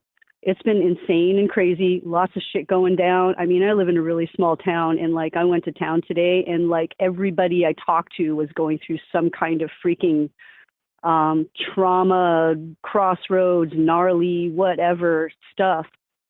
And so I would like to just put out to everybody in IPS to just be aware of these energy surges, because I do notice that disagreements and angry words are more likely during the moon cycles. And so if people are aware that that's what's going on, maybe we will be careful about being triggered by others, and also the tendency to gang up on somebody who's disagreeing with the group at the moment. I'd like to see that not be so prevalent, but I do understand that these energy shifts during the moons, especially now when things are so intense, are really difficult. And so it's like, okay, well, maybe we'll expect a certain level of that, but I'm saying it for a reason, that I'd like people to be aware of maybe remembering to be kind if they can, and not be dissing and pointing fingers and putting people down. Make your point, do it in a logical and, like you're saying, kind of a dispassionate but logical and even way, without getting too pulled into anger and taking sides. I kind of disagree. I think that we need anger and passion, and we have to be real with our words and ideas. I think if I'm going to suggest anything, I'd say let's not murder people. Let's get rid of the rapes and the carjackings and the home invasions. Let's get rid of the domestic abuse and the exploitation. I think words are fair play. And if you can't handle words, that's an issue with the person. But words should be defended. We should be able to defend the right to be offended instead of burning people's books. I think we should be tolerant of specifically offensive speech in order to be objective. I think that there's this knee-jerk desire to ban stuff. The guy Doug said he wanted to deplatform me. And I'm like, you know what? There's actual crime going on. You may not believe in the pandemic, but there's a fentanyl pandemic. There are real victims in the world that we should actually be focused on, instead of petty things or things that really aren't hurting people's lives. And what we're doing here is a service. And if Doug is offended because I had to single him out because of his ad hominem, we have to remember, Doug is a hypothetical creation. It's an avatar. We don't have any way of personally addressing this person it's mostly like a devil's advocate position. So again, I'm saying within the realm of rhetoric, I think it's okay as long as we are, polite. I don't think that we need to swear. I don't believe in using slurs. Yeah. Yeah, that's all I say. Yeah, be polite, be aware. And also I've totally noticed it. It comes to a crescendo during the moon cycles, period. And so, we're here, we're humans, we're part of the energy matrix of the planet. Have you noticed that? Like outside of this, have you noticed in general fluctuations with full moons in your own life? Because I know I have. I've noticed with specifically bipolar types. I mean, not to single out any, but I have noticed with schizoids and bipolars that there have been significant fluctuations for years. and I've correlated them with the moon. I don't know what it is. Longer nights because of higher visibility, or is there something else? But I have noticed lunacy seems to be a thing. Absolutely. And it has been getting more intense over the past, late 5 years? I don't know. It's been a while that I've really noticed a marked difference in the moon energies that most of the time if I can, I just isolate myself. I stay away from people. And I can because I'm in a kind of a rural area, so it's easy for me, and I don't have regular work hours. And I work by myself. So that's a big, huge plus. But yeah, dude, and right now, because of everything that's going on the planet, things are falling apart. And the fear game is being pushed to the limits right now because of the desperation of both sides. Yes. And so that adds into... when it comes to conversations or debates or whatever, especially with strangers, I don't see any purpose to being deliberately inciting. For example, I don't think it's deliberate though. During the moon cycles, people aren't really aware that why they're being so agitated and why they feel so shitty and why they just want to lash out. They're completely unaware of this energy reality. So what's with this moon cycle? I mean, again, we're on the 21st anniversary of 9/11, so it's be 9/11/22. And if you want to look at the numbers, 11/22 is a little ominous. That's the JFK death date. That number also ties into a release time of Chauvin, and one of Breonna Taylor's, one of the cops involved in her death, is being sentenced on 11/22. So 9/11/22, very interesting set of numbers there. That's coming up on Sunday. But what is with the moon tomorrow? Is it full moon? Does it have any special significance? Blood moon? It's a full moon. Yeah, it's a full moon. Somebody said it was in Scorpio. I don't know much about that. All I know is how it affects me and how intense it is and how, usually I feel it a week before it starts. And actually the 2 days after are even worse as kind of this aftermath of the energy, I guess. But Cubstar knows a lot more about that stuff than I do. But I do know, Tim, and what I'm looking at. Yeah, well, okay. What I'm looking at, Tim, is this year, specifically 2022. I really think that we are in for a freaking ride for the rest of this year. I don't think it's negative, but I think people should be prepared and be as, and calm and even and centered as they can during whatever's going to happen for the rest of this year, because this year, and I'm hearing actually a lot of people say the same thing.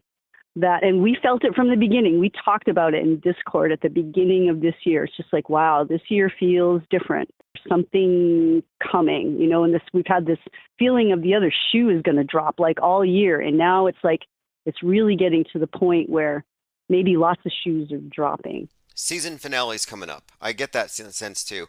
It's in the predictive programming, Westworld in particular, Stranger Things. Yeah. I think we're waiting for the earth to crack open and hell to break loose. Whatever that, that's the symbol in the movie. Now that's, again, Kraken, the symbol of the Kraken. We're talking about what could just be something subconscious. It could be a change in consciousness. It doesn't have to be It's all of the above.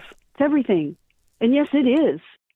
I had this discussion with somebody today about, and I'm going to call it Christ consciousness or Buddha nature, whatever term you want to use, for people starting to realize that they are actually a part of the creation process on the planet. They're not giving it away to some daddy in the sky. I'm sorry, I don't mean to be disrespectful to anybody that has that belief. I applaud anybody's belief, whatever it is, but the more people can own the power of their responsibility for their own lives without blaming constantly, the faster we're going to move through in a good way here.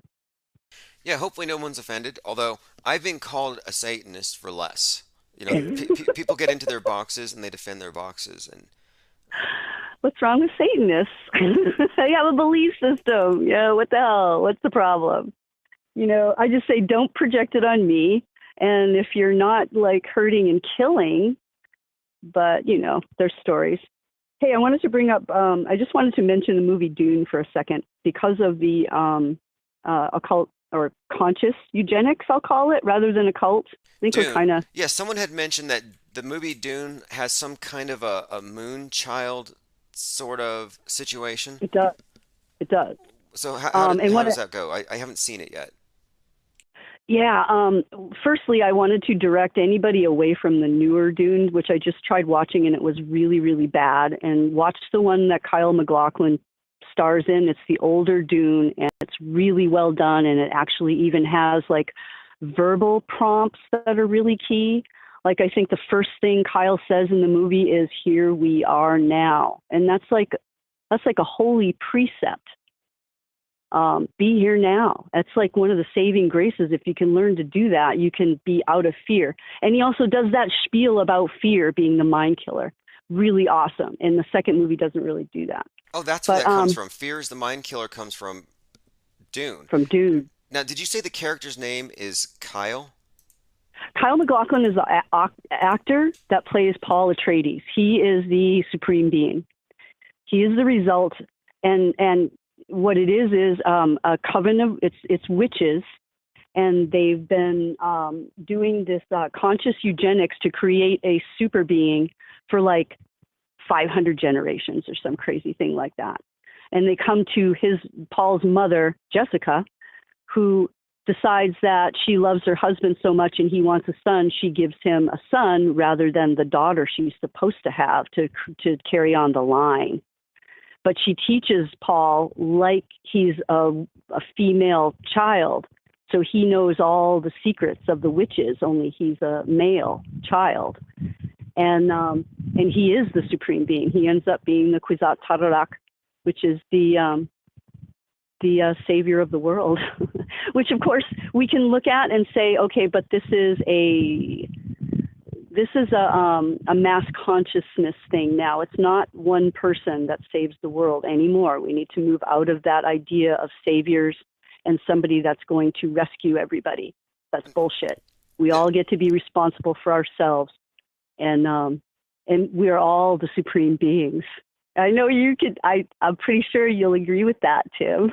Well, that's standard New Age doctrine, which again, we talk about the Great Reset a lot. We talk about the idea of this New Age, the New World Order, but the belief system of the New Order. This is what Aleister Crowley wrote about in his Liber 7:7, and this is where you get "do what thou wilt." The idea was everyone is set free, and they're allowed to do whatever so long as they don't trample on anyone else's free will.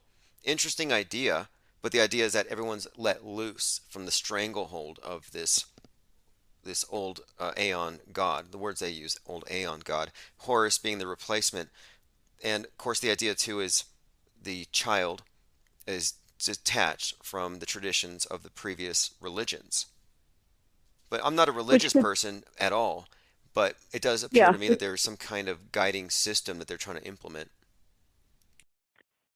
Who's they? You talking about the elite? Oh, yes. Well, whoever's the architects behind the Great Reset and the Great Work, and of course, the Greta Reset, as I've been terming it lately. It's in the it's happening. It's happening now. Yeah. So the crowned and conquering child would be the inner child that gets to rule us, and I don't mean that in a childish way. I mean it in a way where there's a level of innocence that is with discernment also.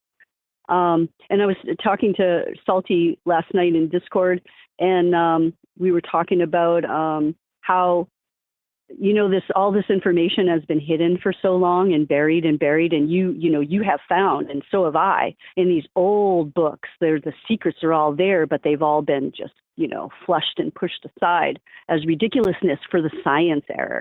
This is all just silly foolishness because we're scientific now. But we talked about there is something called the Akash, which is a consciousness library in a way, an energetic library of everything that's ever been done or said or learned in the universe, and it is accessible. And once you learn to tap into the Akash, all the secrets are there, all the information is there. It's within the self, and everything that's distracting us right now is keeping people from looking within, because that's where all the information is, and that's where our power will be found. It doesn't come from an external source at all. That sounds kind of like an organic internet. Like if you had an internet that connected sentient beings with some kind of collective consciousness they could tap into. And I remember reading some of the New Age stuff, specifically Alice Bailey and some of the Theosophists, and they would describe the future. And I find it notable that much of what they describe accurately reflects what we have, but we've achieved it with technology, ubiquitous, instantaneous communication. And then they describe the records you describe, and I thought that's kind of fascinating. That there's some kind of parallel there. But now, is there some kind of link between minds? That's a separate topic, but I've experienced what I would consider to be instances of telepathy, like more than once, and I've noticed the patterns. I've recorded every single instance, and the patterns I've noticed, usually it only happens with people that I'm in proximity with, people I live with. And the type of telepathic, when I say telepathy, it may not be words, but maybe I suddenly think of the person and they appear, that kind of thing. Or they're about to call. Do you know what I'm talking about when you talk about small instances? Yeah. How do you explain that? It is. It's in the field. It's in the consciousness field, and the more aware you are, and the more sensitive to energies you are, non-physical energies, the better you'll be a receptor for information like that. They said aware, and you have to be aware, and this is it's awareness, yeah. And so everybody's dumping their mental stuff into the field, and only a few understand that a lot of the things that we're picking up are coming from that stuff that's already out there. And I've actually had incidents where it was long distance, and it wasn't even anybody I even knew. It was from a dream that I saw. And then I saw some, very synchronistically, I saw a front page of a newspaper laying on some table somewhere, and it was like a ferry accident. It was totally random, and it was on the East Coast, thousands of miles away. But the picture in the paper was like, that was my dream. I experienced that. And so somebody on that ferry, I'm assuming I had some kind of connection with, and I don't think that's ever happened again. It was only that one time, but it was a long distance thing. And it was, yeah. So we don't know. And I've had flashes of past lives where it was very visceral and real, and it was very instant. It was only like split seconds of time, but I feel I'm in the body of another being that I was before. That's interesting. Okay, I've heard of this notion, and the idea of serial reincarnation, I find that to be very fascinating. Do you think that, along these lines, do you believe that your incarnation, you're coming back? Was this something you chose, or do you think this is some kind of situation where we're recycled, whether we want to be or not, until we escape? Like, how do you see this place? A prison for souls, or some kind of a habitat for the evolution of sentience? It's a learning ground for souls. And from my personal perspective, and from the cellular knowledge that I have when I hear certain information that resonates with my cells as truth, what I see is that this entire planet is inhabited by, you could call it a soul group. We all chose to be here. When you're an eternal on the other side and you choose to come into physical form, we all understand that it's very intense. And it's also like an accelerated learning ground. And it also, ultimately, what we do is we raise the vibration of the entire galactic system, and whatever your term is for the higher power or the architect, we actually are participating in raising or evolving that, because it's even evolving and changing all the time. And so that's what we're doing here. And this speeds it up. And there are non-physical entities that don't ever come into physical being, and they look at what we do, Tim, and they can't believe that we agree to come from absolute loving bliss of being in the arms of eternity or whatever. I really don't like to use the word God, but whatever, Godhead, the supreme, whatever. There's somebody in chat who says something very interesting. He says, those who do bad things, like murder children, he says, they're reincarnated. Do they come back as frogs or something, as punishment? Like, that's an interesting question here. Like, if so, are we justified in being cruel to insects just on the presupposition that you must have done something very bad in a past life to deserve this predicament? The system that I partake in does not involve humans transmigrating into other species. And it doesn't involve species transmigrating into human beings if they do the right thing as a dolphin or something. So we're humans, we're always humans because we are, and there are bipedal biological beings on other planets that don't ever get the tree of the knowledge of good and evil, I'll put it. They don't ever get a discerning spirit. Now, when you say planets, some people will ask you, are you open, when you say planets, are you thinking exoplanets in different galaxies, or are you talking about like literal planets, or is there some kind? Because there's a lot of people who don't believe in planets. Like, what would you say to that? I say that it's to me that's not particularly all that important. I would say not Earth. Ultimately, other places where there's biology. I mean, anybody that thinks, I don't know. All right, I can't say that because you guys have a very different cosmology than most people. So, but I'm ascribed to a galaxy that's filled with stars and planets and lots of life, teeming life everywhere, including this solar system that we haven't discovered yet. That's not provable. I don't really care. I have my own ideas of what's going on here, and everybody else does too. So take it or leave it. Well, that's what I say. To me, these are all models.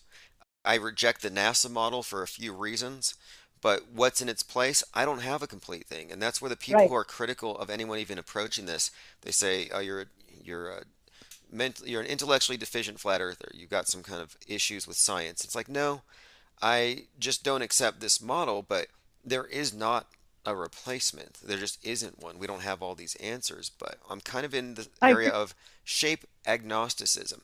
In terms of extraterrestrials or other, as you explained them, yeah, I'm open to that possibility, I'm sure. However, I do think that the outer space thing, you could easily replace that. It doesn't have to be balls floating around in this vast. In fact, if anything, they're closer. That's the other side of it. If we're not talking about outer space the way you're describing it, then they'd be much closer. You could walk to the next, quote, planet, if that's the case. Well, and with quantum physics, you can just be there. There's distance doesn't matter in quantum physics. Okay, so, what's his name? Neil deGrasse Tyson said that in the future, people will take wormholes to exoplanets, which are light years away, like wormholes. And I thought, what an easy way to sell people on Hyperloop. Like, I think if anything, deep space is deep underground, and they could construct a Mars base and send you on a Hyperloop, and they could say, no, you're actually warp speeding it. This is quantum physics, and you're 6 trillion light years away from home, when really you're just like beneath Arizona. I wouldn't be surprised if that's actually going on, and that NASA is involved, along with some of the parts of the government. I do really think that there are some good guys working for the better of us in the military. So I think there are, kind of hidden battles going on behind closed doors that we are completely unaware of. Maybe that's just me needing to think that, but no, I don't think so. I think wherever you have evil, you're going to have the other side of it, or wherever you have dark, there's going to be some light. So, and I know lots of very honorable, maybe not a lot, but at least a handful of people that have impeccability and respect for others. So there's got to be in the military too. And I've heard lots of, I used to listen to Art Bell a lot, and a lot of those old military guys that called into him, to me, you could tell that they had a lot of integrity, and they were upstanding guys. Yeah, I was in the military long enough to see that the way it works, yeah, you would have to be. And just because the military may conceal secrets, or just even with the media too, any of these institutions that we know are part of the big deceptions, the people who are part of it could be naive to it. It's just so segmented, compartmentalized. You have I agree. Security clearances. You could take the term secret society and replace it with security clearance society. Yep. And the higher you get up on this pyramid, the fewer and fewer people are in the know about the stuff. And they would have no way of knowing that all they're doing with these drills, all they're doing is perpetuating the myth that this is a possible scenario. Like, I'd go so far as to say that I don't believe in nukes the way they've been described, but I think they need the military defense prepared for that to keep the illusion up. Sort of like in the movie The Village, they needed the guards at the perimeter to keep an eye out for the monsters, just to keep everyone appraised of the threat. This is the same reason why they're going to do hyper-realistic school shooter drills on preschoolers now, just to make sure they believe in school shooters. That should be a crime. People should pay for that. Oh, child abuse? Yes, yeah. It has to be considered, I would say. I've looked at the school shooting drill phenomenon. In fact, a couple of major teachers' unions spoke out against these. But that's the whole point. The point isn't to protect children from these school shootings. The point is to traumatize them and trauma bond them with the guys in the black uniforms and the big guns, which is kind of funny. It's an anti-gun, or rather it's a anti-school shooter drill, and it bonds them with the guy with the big gun. So you have a heavy dose of cognitive dissonance. Yeah, I do believe that the kids that are coming in now are actually going to be able to transcend all of that no matter what they get put through. So that's what I see. And I also see kids being able to transcend their family traumas a lot better than we were ever able to. So they won't have as much baggage to move through as they get older. One thing I did want to add to the conscious eugenics thing was that when, the motives of the people doing the eugenics program in the movie Dune, or I didn't read the books, I watched the movie, their motive was not pure. And it was almost like, this, exactly what you're talking about, this red witch type thing of giving birth to some kind of maybe a negative energy. But what happens is, they're saying, oh, is he going to be ours to control? Because the mother actually betrayed all of what she was supposed to do. And he wasn't. He did not allow them to control him, and he ended up working for the better of the society rather than to be some kind of a tyrant. I'm glad you brought this up. I'm going to watch it. I haven't seen it. You're talking about Dune? Yep. And because, yes, we have discerned a pattern here. I've been talking about the archetype of the Scarlet Witch, the Scarlet Woman, the Red Witch, Marjorie Cameron, and how it all seems to connect to here and now Joe Biden with the magenta light, magenta, yelling about the dark MAGA, and MAGA meaning witch, sorceress. And I think the magenta, the scarlet, I think it's all tying into the Whore of Babylon, which is the code name for the goddess that the Thelemites worship as the Scarlet Woman. I mean, what I'm saying is that there's the pattern that we're being shown in the media. It's being reaffirmed by everything with the politics, and it seems to me that they're putting the image of their new goddess out there, and they're in a very theatrical way. Like, I actually think that they get people to worship at the altar of the state church, which is their TV, with all of these theatrics, and you don't even know that you're giving your energy to their gods. Right now it's MAGA. It's this red witch goddess. It's Babylon. Last month, or it was Virgo, Persephone. I think we're actually seeing what you could consider to be rituals or group rituals, and the public are spectators and participants.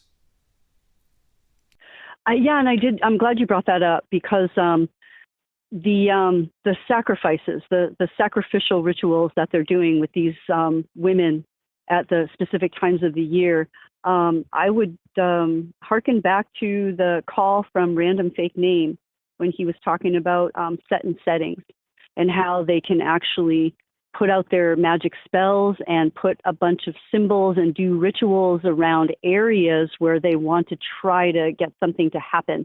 They're not actually making somebody, it's not necessarily involving actors or anything like that. It could control some, it could be some kind of mind control trigger type thing, but they are doing conjuring dark magic spells to make something happen in a certain place. And it just kind of ups their odds when they do that. And it would seem to me like these quote unquote sacrifices, whether it's real or not, I don't think they have any problem killing people personally. It's just to them, it's just like this old paradigm, bloodletting for trying to get things to happen. I remember you said this before, and I've been thinking about this, and I believe you're right. I picked up a stack of books on magic, and I'm studying that and media and where they intersect. And I have a book on Psalms and the magical use of Psalms. It's a book from this company called Anna Riva Publishing. And one of the patterns I see here is repetition according to a certain formula. Like this is said 5 times. They encode the number 13 into this spell, and the numbers are encoded into every aspect of their spellcraft, and the numbers all have their own meanings, but it's some kind of it's a program. The spellcraft is really a very well articulated bit of like self-reinforcing phrases and statements, and it's meant to like be somewhat harmonious with these archetypal patterns. Like for example, they associate a certain number with Mars. So if you're conjuring that spirit, you would have the numbers and the colors and the metals associated with Mars. Like there's all kinds of OCD like obsessiveness with numbers. And the idea here is the more associations they have, the greater the chance of affecting reality in the way they're trying to affect it. So what you're describing here makes sense. This would explain the obsession with all the 33s and all these other numbers we see around these events. Yep. And they understand the power of making clear intention, because that's a big part of it, setting conscious intention, because that is how you manifest. And anybody that's done it, and anybody that's, done like what you're talking about with the symbols and colors and things, that have done some ritual to conjure whatever, anybody that's seriously tried that, chances are they were successful. It does work. Yeah, I think so. I think there's some, it's beyond just self-fulfilling prophecy. And I think this is also very gate-kept. The idea that you might have any kind of power, man. If you have any kind of power at all, they're going to find some way to tax you for it. I mean, they're trying to tax us for the air that we breathe. I'm pretty sure they're trying to harness our minds in every single way and direct our consciousness. Look how much effort they put into controlling your opinions. So surely they want a direct pipeline to your loosh, or whatever you want to call that, your soul. Yep. The more batteries they've got, the more powerful their matrix. Yes. Batteries. Hey, I want to direct people to look at Revelations 12 and see what you think about that, because it talks about a woman bathed in the sun with the moon under her feet, ready to have a child. And because I looked up Leviathan, and this talks about the red dragon, Satan, and the devil. And it seems like those are all interchangeable, like it's the same thing they're talking about. And so it's this woman going to have a child, and he's going to try to eat it. Oh, the reason I really, one of the things in it is it talks about the dragon opening its mouth and issuing a flood to sweep the woman away. But the earth helps her and opens up some giant gap somewhere and swallows the flood so that it protects the woman. I thought that was interesting. Now, the Red Dragon made an appearance recently, the new Game of Thrones. And what's interesting about this is they changed the style of the dragon's sigil. So now it clearly has 3 heads and it makes 3 sixes. So they have a 666 Red Dragon in the new Game of Thrones that just came out. There it is. Yeah. I really think that, because I got to talk to somebody today about this, about them being very blatant about what they're doing. They kind of they have nothing left to lose at this point. I really think they're really, really losing ground and freaking out. And so they don't care about hiding it as much, which works to our favor eventually, because we're actually getting more discerning as a civilization. So we'll just see the signals more and more, and groups like this just help further that and Groups speed it like up this, for all and of us. I have to shout out John LeBon. He has a great site, great channel, great think tank, and they are closing to new members as of 9/11. We're going to keep this platform open. Do you like what I've done, merging with the Discord 24/7 chat? We have a permanent record of the chat now. It's a great idea. I'm glad you did it. I was excited because you were going to do that quite a while ago, and it was just like, yeah, cool, very nice. Because outside of JLB's think tank and our think tank, you're not going to find many places where you have this many people committed to deconstructing media at this level. Definitely appreciate you calling out. Truth Hurts has an interesting comment here. He says, "Can I use a Ouija board with good intentions?" Oh, that's so funny. From what I've heard, Ouija boards are not something you really want to play with. All the instances I've heard of Ouija boards are all end in some kind of really creepy, weird thing where energies come in that you really don't want to mess around with. That's what I would say. And you don't need it. Use something else. Use there's lots of divination things. There's pendulums. There's tossing a coin. The I Ching is profound. The tarot, of course. Those are all really good divination tools that will just lead you to a better place. I recently watched The Man in the High Castle, which is about parallel dimensions and portals, which is a big theme with a lot of these Netflix movies. But one of the characters uses the I Ching divination system. He uses the I Ching, and he manages to walk between worlds. And you find that the Nazis, and it's a fascinating story, the Nazis are taking over not just this world, but parallel universes and going into the next world and doing the same thing.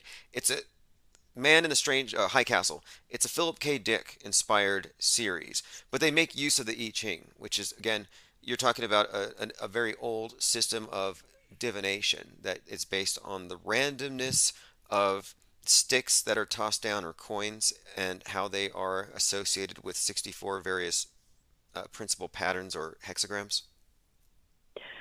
Yeah, and the only reason, you can just take a book and open it. If you can ask a question, take any random, like an inspired text, and open it, and your answer will be there. And you've done that many times, Tim. Titles that jump out at you. You open a page, and there's the information. The whole randomness has to do with overcoming the logical mind. So if you don't have a problem with your logical mind and overcoming that, then you don't need to actually go through that. It's kind of fun too sometimes, but I will just intuit and open pages. You've heard that expression, when the student's ready, the teacher appears. I think that applies to information in that way. I've had way too many synchronicities with the right piece of information arriving at the right time. And I think that's that too. Yeah, when people are open, you have to be open to it, and then it happens all the time. It'll blow your mind. All you just say, hey, just put it out. All right, I'm ready. I think it's noteworthy that many religions have restrictions, and you could get stoned to death for what they would call divination, sorcery, and astrology. They would kill you for this. And it makes me think this is just a sign that the priesthood, the elite, don't want certain information in the hands of the people they want to control. They don't want you to have foresight. They don't want you to have any insight into what this place is. And again, to me, this is information that's been gate kept, and that's why I've been doing research into what has been just broad brushed as occult or magic, because I think it's very nuanced. I think it has to do with a more complete understanding of this place and what we are. And it's an understanding that I think they would deny us, which is why if you look at any of the books that you use to diagnose psychological conditions, they don't really include the soul as a thing. It's just kind of like, no, your consciousness is a byproduct of the wetware or your brain or whatever. Yeah, that's the old model. That's the old scientific model. And there's lots of scientists now that that go beyond that, but of course they're buried and don't ever get any kind of funding or anything because that's not the information they want to put out. Sure. Yeah, science. Yeah, the scientists today, I think they're charming. It's this new priesthood, and they could fly into space, and they're talking about uploading consciousness. It's just a bunch of charlatanism at the top of this thing, and then you have a lot of legitimate people all the way up the pyramid. Same with media. Same with the military. I think there's so many well-intentioned people who don't know the level of deception that their entire worldview is based upon. But anyway, that's what we're always here to deconstruct. And again, I have to say that guy Doug, I respect him writing a letter and saying I disagree with you. That's what we should be doing. I like to know why people disagree with me, and I don't believe that we're necessarily even debating or arguing. And it's not about being right or wrong. It's about finding the truth. And I'm always interested to see, does somebody else have information I don't? So Doug, nice. And I like that. Yeah, we're just going to have to agree to disagree, and we'll let the facts determine. And it's just, I guess we have to decide, can we accept what's on the screen as a fact without any vetting? And I think the space chorizo says no. That's nice. I'm sure you've realized how awesome it is that guy did that. It was a gift. That's a major gift. I'm not going to let that go. I'm glad that they used the authority and prestige of a $10 billion telescope and just trashed it like that. That's called a wild card, dude. That's what we're looking for. Yeah, 2022. More wild cards, please. Yeah, more space chorizo. Thanks for calling. Have a great night. Okay. Yeah, you too. Bye. All right. Let's see. Portal Complex says the Ouija, also known as a spirit board or talking board, is a flat plane marked with the letters of the alphabet and the number 33. I've never noticed the 33. I remember there was a yes and no.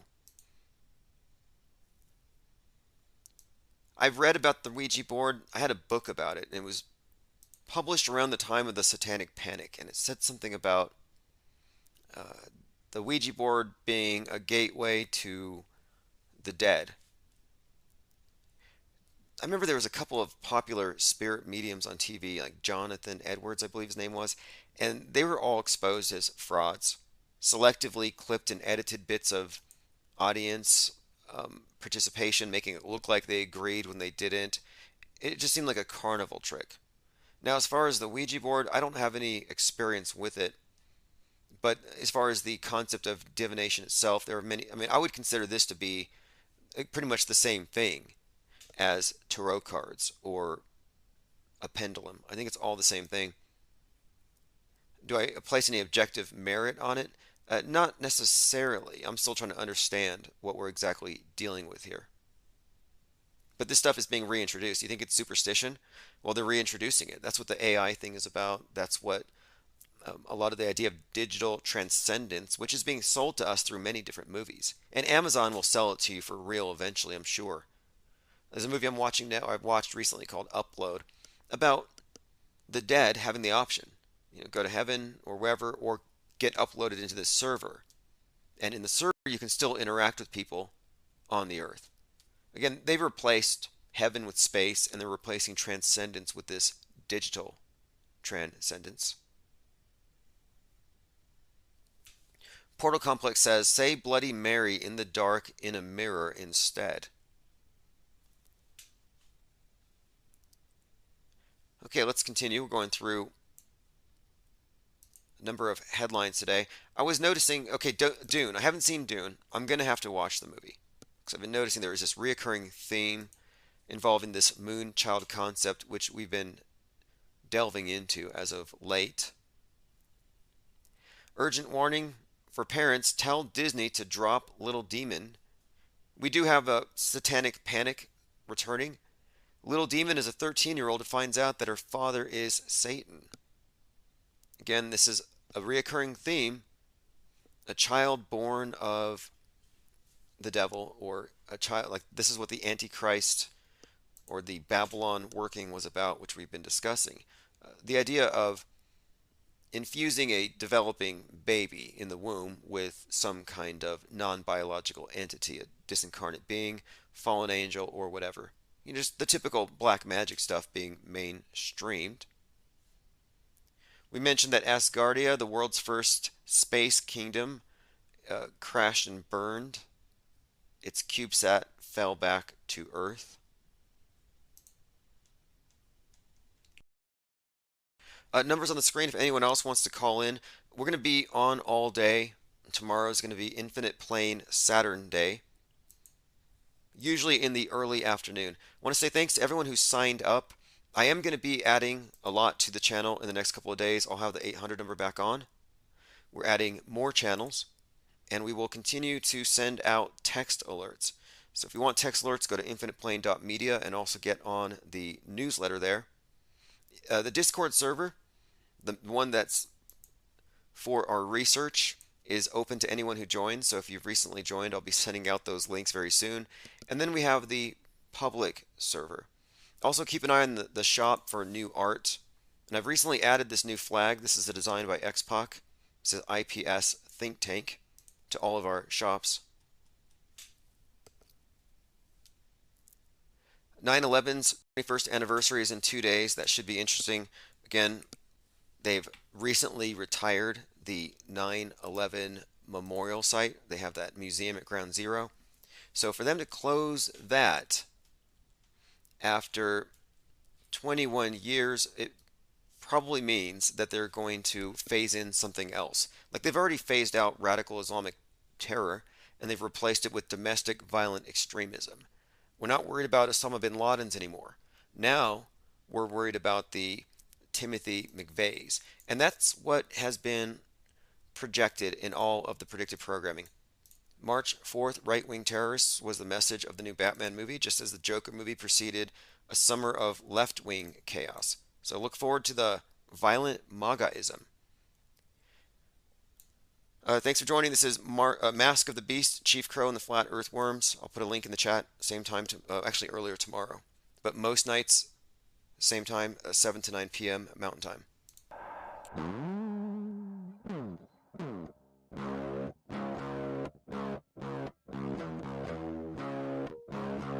Someone said the Queen's funeral is going to be on 9/11. Interesting. Again, she died 911 days after COVID. No coincidence.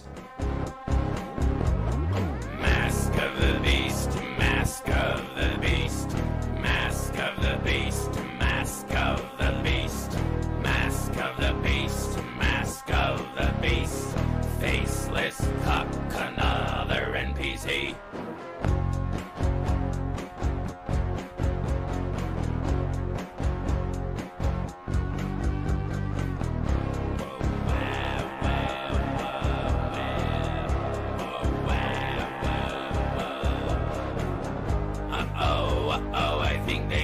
Typo, just like Tuttle Bottle, but the R is the S.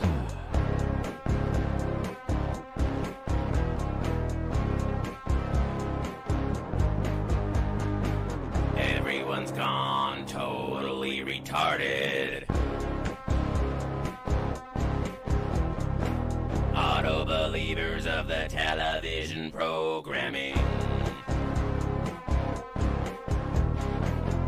33 with a double E, yeah.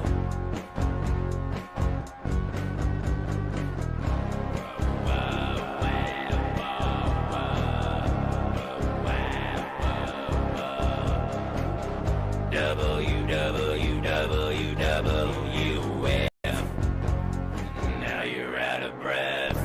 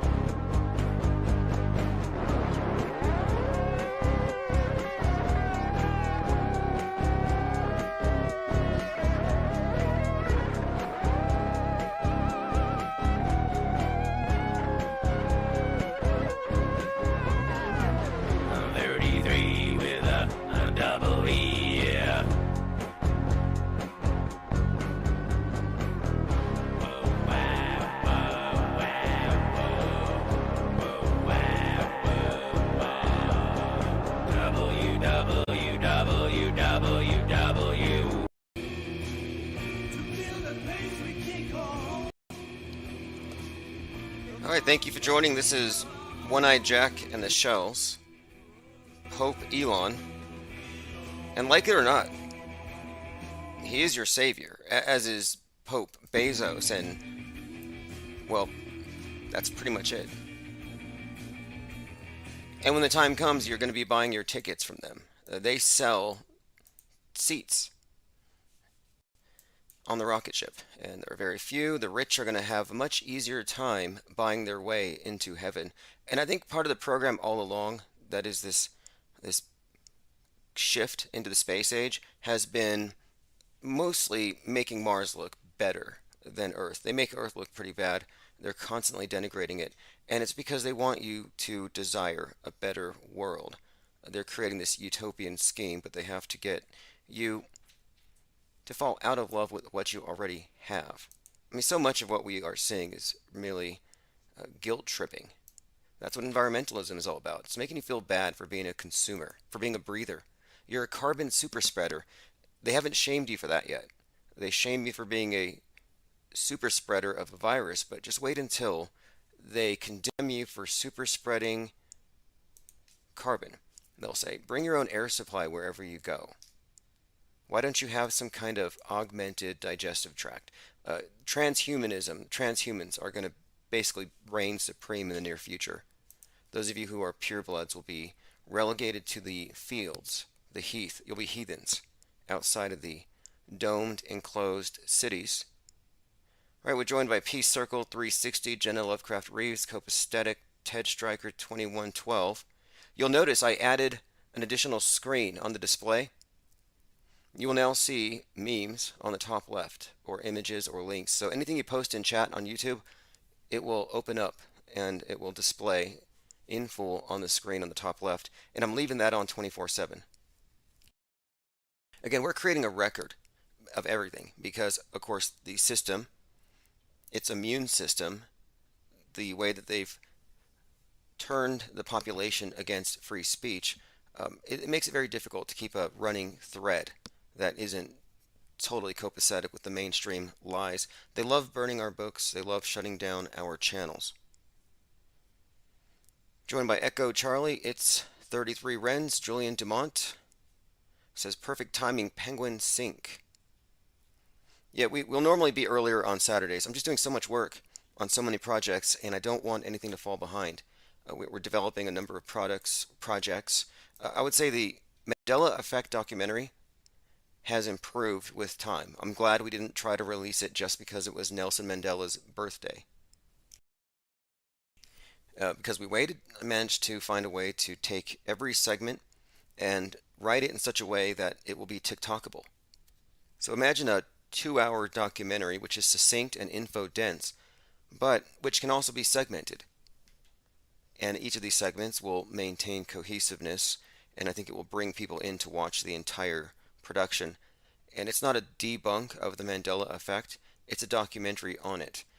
There is a Mandela Effect. The question is, are we looking at reality shifts or something else?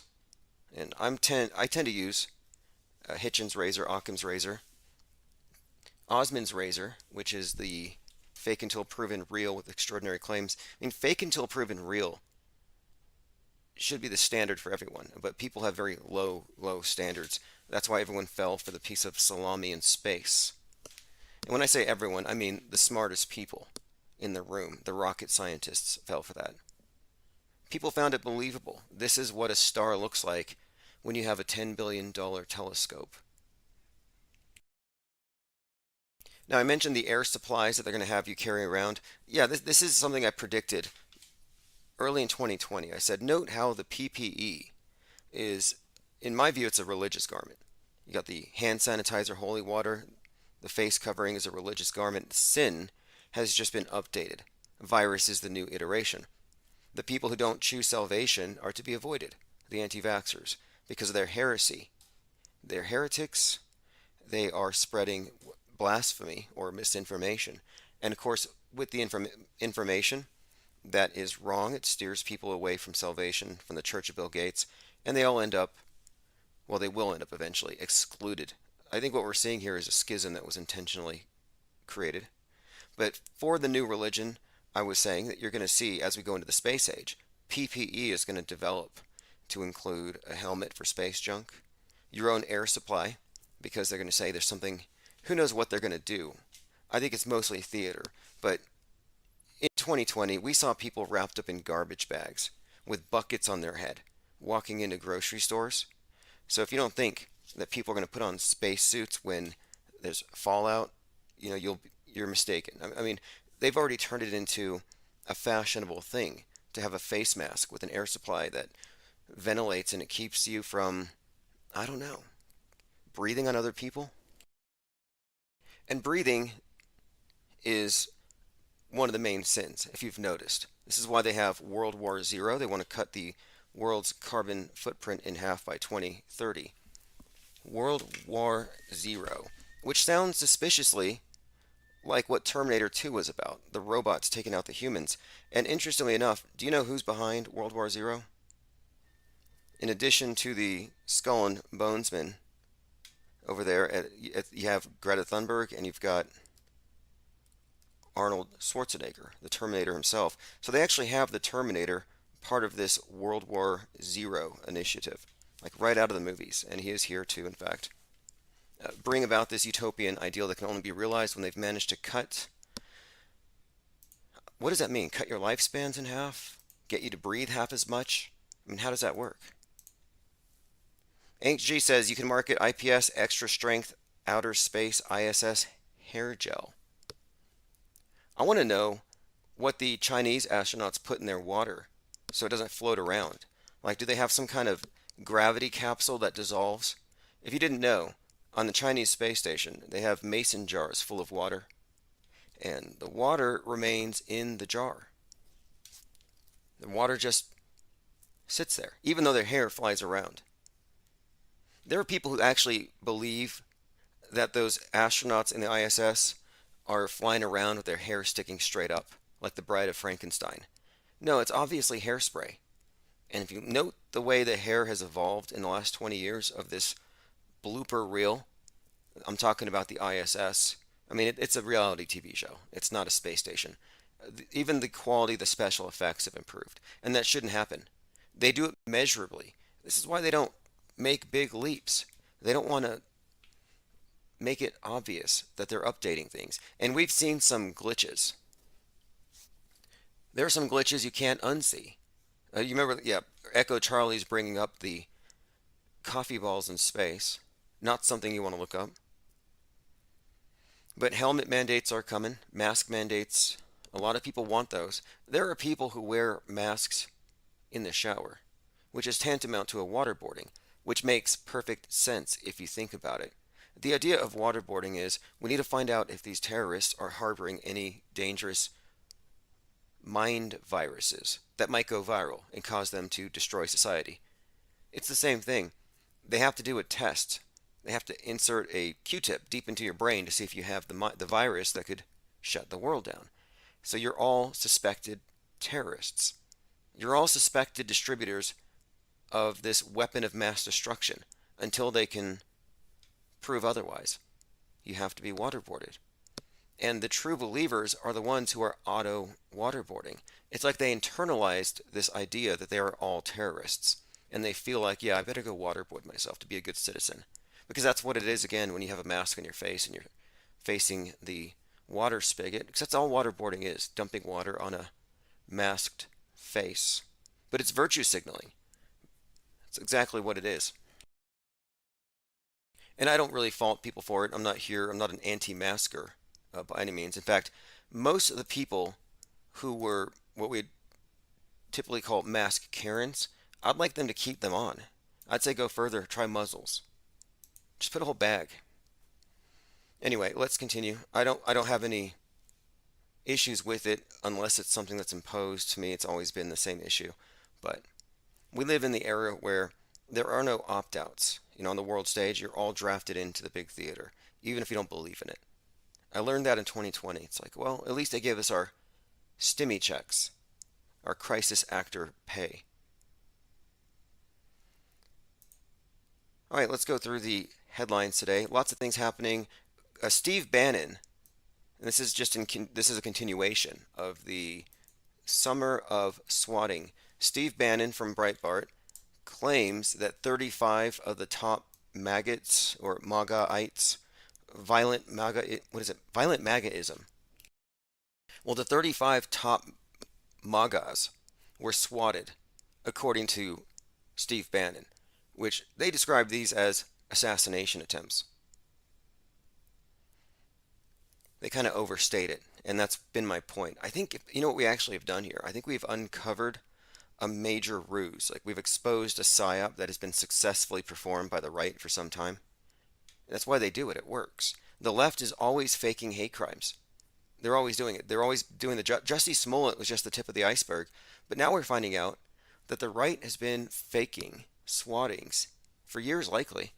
That's how they build their channels. That's how they build the sense that they are David fighting Goliath. They're an underdog. Somebody actually cares enough to send troops in to shut them down. It builds credibility. It's street cred. But it's phony, is my point. Gavin McInnes, founder of the Proud Boys, swatting himself. What does that say? MTG, swatting herself not once but twice. Unless she can provide evidence it actually happened. But I read the story. And the story was, I believe a police officer knocked on her door. There was no chance that she was going to open the door and get shot.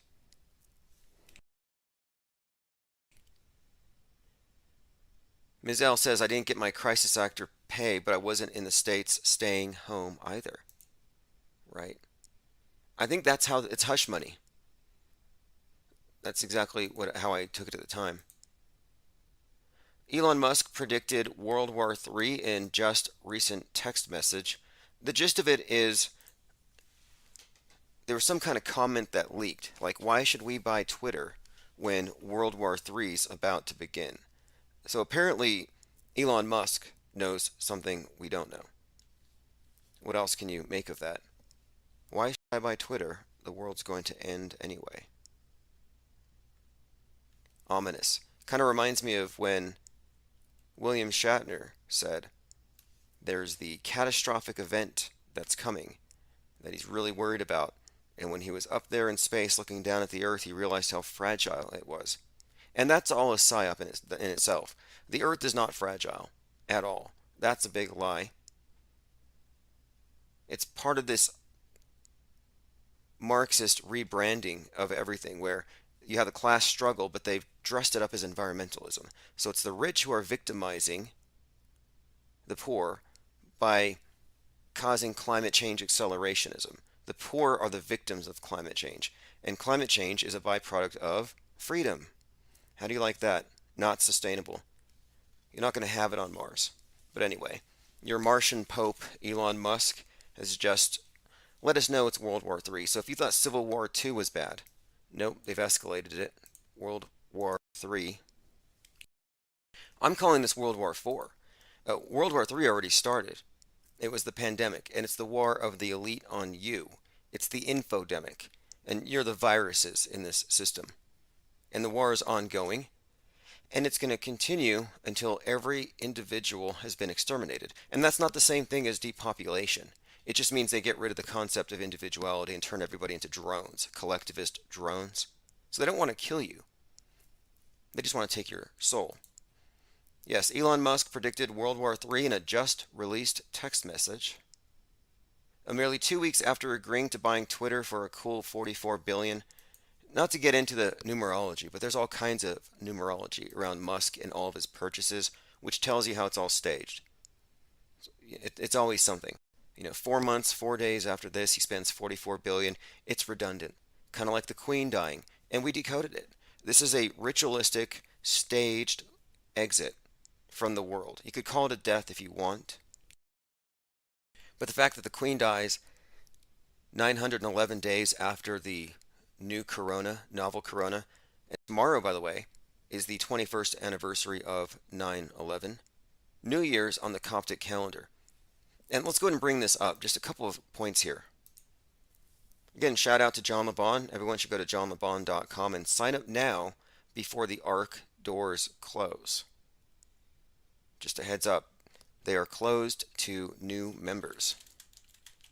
Okay, we often talk about the mass ritual of New Year's and how it definitively shows you how the public is unwittingly participating in occult rituals that they have no clue about. Specifically, on New Year's Eve, the dog star Sirius reaches its highest point. Then it falls, just like the ball dropping on New Year's, symbolizing, of course, the star. And the dog star has very special significance within the secret society networks, within the Freemasonic Lodge. So the dog star is the object of veneration on New Year's. And so whether you realize it or not, you're actually participating in the worship of this thing. Now, the dog star is also significant in the New Year's, the Egyptian New Year's in the summer. You have the star rising above the sun, the heliacal rising of Sirius. And what this represents is the beginning of the new year, but also the flood of the Nile. So you have two different instances where the dog star ties in to the new year. Well, the other example I have here is on September the 11th, 2001, there was a dog named Sirius that burned to death in the towers. And here's an image of the dog. Sirius, the hero dog of 9/11. Interestingly, exactly 1 year before Sirius died, Sirius was hanging out with Bill Clinton. Again, Sirius the dog, Bill Clinton, and he wrote on here, Sirius is beautiful, 9/11, year 2000. Now, what does this mean? It means, in my view, something about the significance of this date on their calendar system, and there's some kind of association here, I think, with the flood, and it has to do with the Nile. The dog warns of the impending danger. The dog star's position can warn you of the flood. There's some kind of myths and stories about this, but the main thing is that tomorrow would be the beginning of another new year on a different calendar. Julian Demont says, after I joined the Illuminati and got a job as an internet troll, I got pretty good dental insurance. Donnie the Dead says, I agree, World War III was the pandemic. Julian says, original sin, carbon credit agenda. Yes, the original sin has been brought back as your carbon footprint. You're born with it. But sin itself, because you have a couple different concepts of sin, like sinful actions, that's the virus. And you can ward it off, with quarantining yourself from sinners, not listening to misinformation, that is information that contradicts the priests, and use copious amounts of holy water hand sanitizer. And then, of course, you have the injectable communion wafer. But, like communion wafers, they only protect you for like a week. You got to go back every Sunday. If you only needed to go to communion once, and you're protected from sin, churches would go out of business. And they apply the same model with the injectables. You can get your salvation, but you're going to need boosters. And you got to stay away from the unsaved. And of course, ignore the misinformation. Burn the witches. That's where they're at right now. Phase Polarizer says, hey Tim, can I draw your attention to the music video The Queen is Dead by the Smiths? Excellent. I'll take a look at it. And I will do a review. I watched a movie last night to do a review. It's called Kaepernick and America. I thought it was kind of peculiar that they bring out another movie about a guy who hasn't played football in like 5 years or 6 years. How many years has it been? 2016, 2017? Since Trump got into office, actually. Not a coincidence either. They built this story.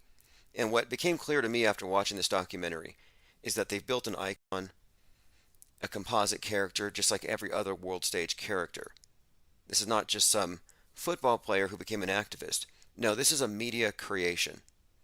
It's pretty rich. It's a very deep story. We've discussed it before. The symbolism goes deep. But I'm wondering, why are they putting this out there right now? And they're bringing up George Floyd all over again. And they're bringing up all these other events. And I think it's because something's about to happen. And they need to bring people back up to speed and remind people. It's programming. I'll write something about it on my newsletter, The Key Points. In fact, I'm going to do a specific podcast on every one of these world stage composite characters that we examine. Ted Striker 2112 says, is there no audio here? All I see are pics and links. I could actually drop an MP3 feed with a bot into the Discord server. However, if you want to hear, go to infiniteplane.radio. I'll put a link in the chat for the commenter there. That has all of the live links. What we have in the chat room is simply a record of everything that we say, everything that we type, everything that we put down that they would like to eventually burn and they won't be able to. We're going to download Discord, all the archives, and print it out. We are getting into print. And if you want to help Infinite Plane Media expand into print, which is really the next thing, we've already tested out the tabloid format, the distribution, and it sold out too fast. I couldn't process orders fast enough, and I realized I'm going to have to put that project off, and that was like 6 months ago. But I'm ready to relaunch it, and if you want to help any of these projects, go to ips.monster. All of the support goes into expanding into print. That's our main thing right now. We're pretty set now with video and podcasting, and our Discord server is established, and we're ready for the next 30 years, but we do want to expand into print for a lot of reasons. We want to be EMP resistant. Chris Lee Airy says, the stupid sheeple are mourning for the Lizard Queen. Right on cue. Crisis acting all along with it. And I don't have anything to say necessarily. I think it's just drama, world stage drama, but the timing of it is too ritualistic to think that this is actually the day the person died. Again, it's 911 days since 3/11. That's a pretty big deal, but it's also 1,776 days from the first Q drop. So the Queen drops 1,776 days from the first Q drop. What does that mean?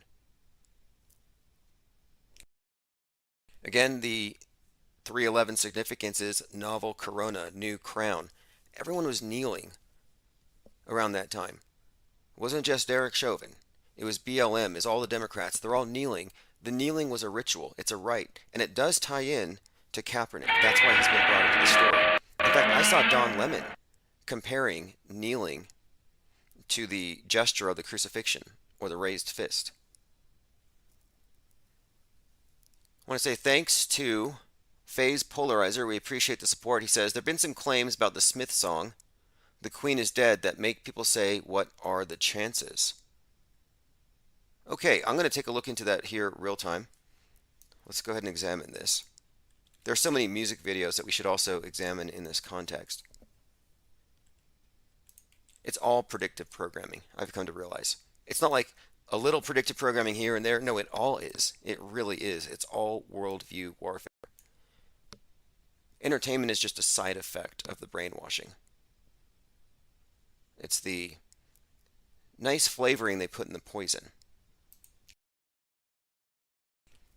Alright, so I'm going to go ahead and peruse this video that was recommended by Phase Polarizer. Smith's The Queen is Dead. I'll put the lyrics up on the screen. And I'll find the lyrics as well. And if there's anything about it that you want to let me know, by all means, post it in the chat.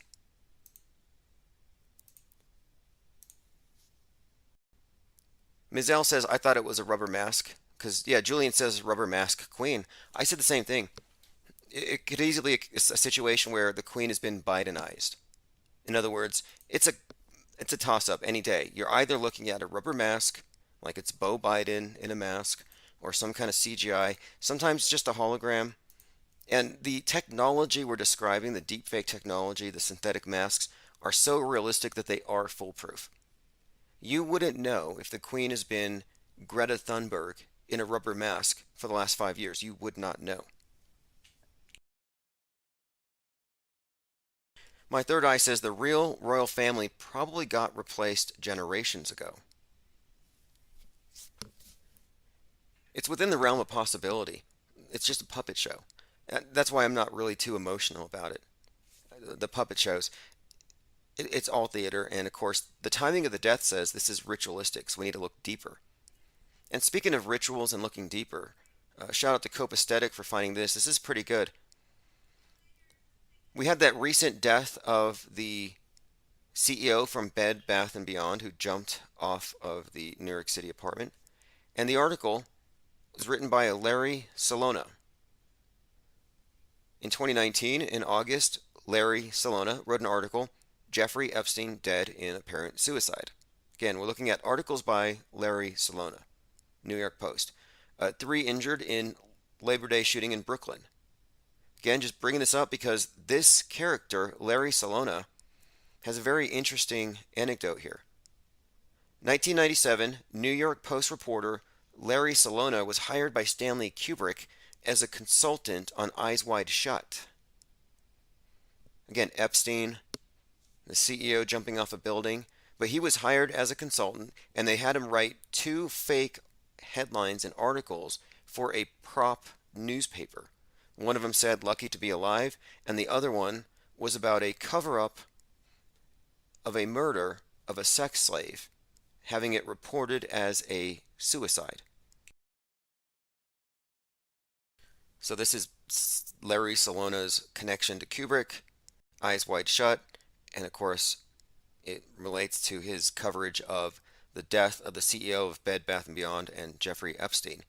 And there's more too, because when we dig into the story of Stanley Kubrick's fake death, it's actually mentioned in an obituary in this prop newspaper that we are talking about here.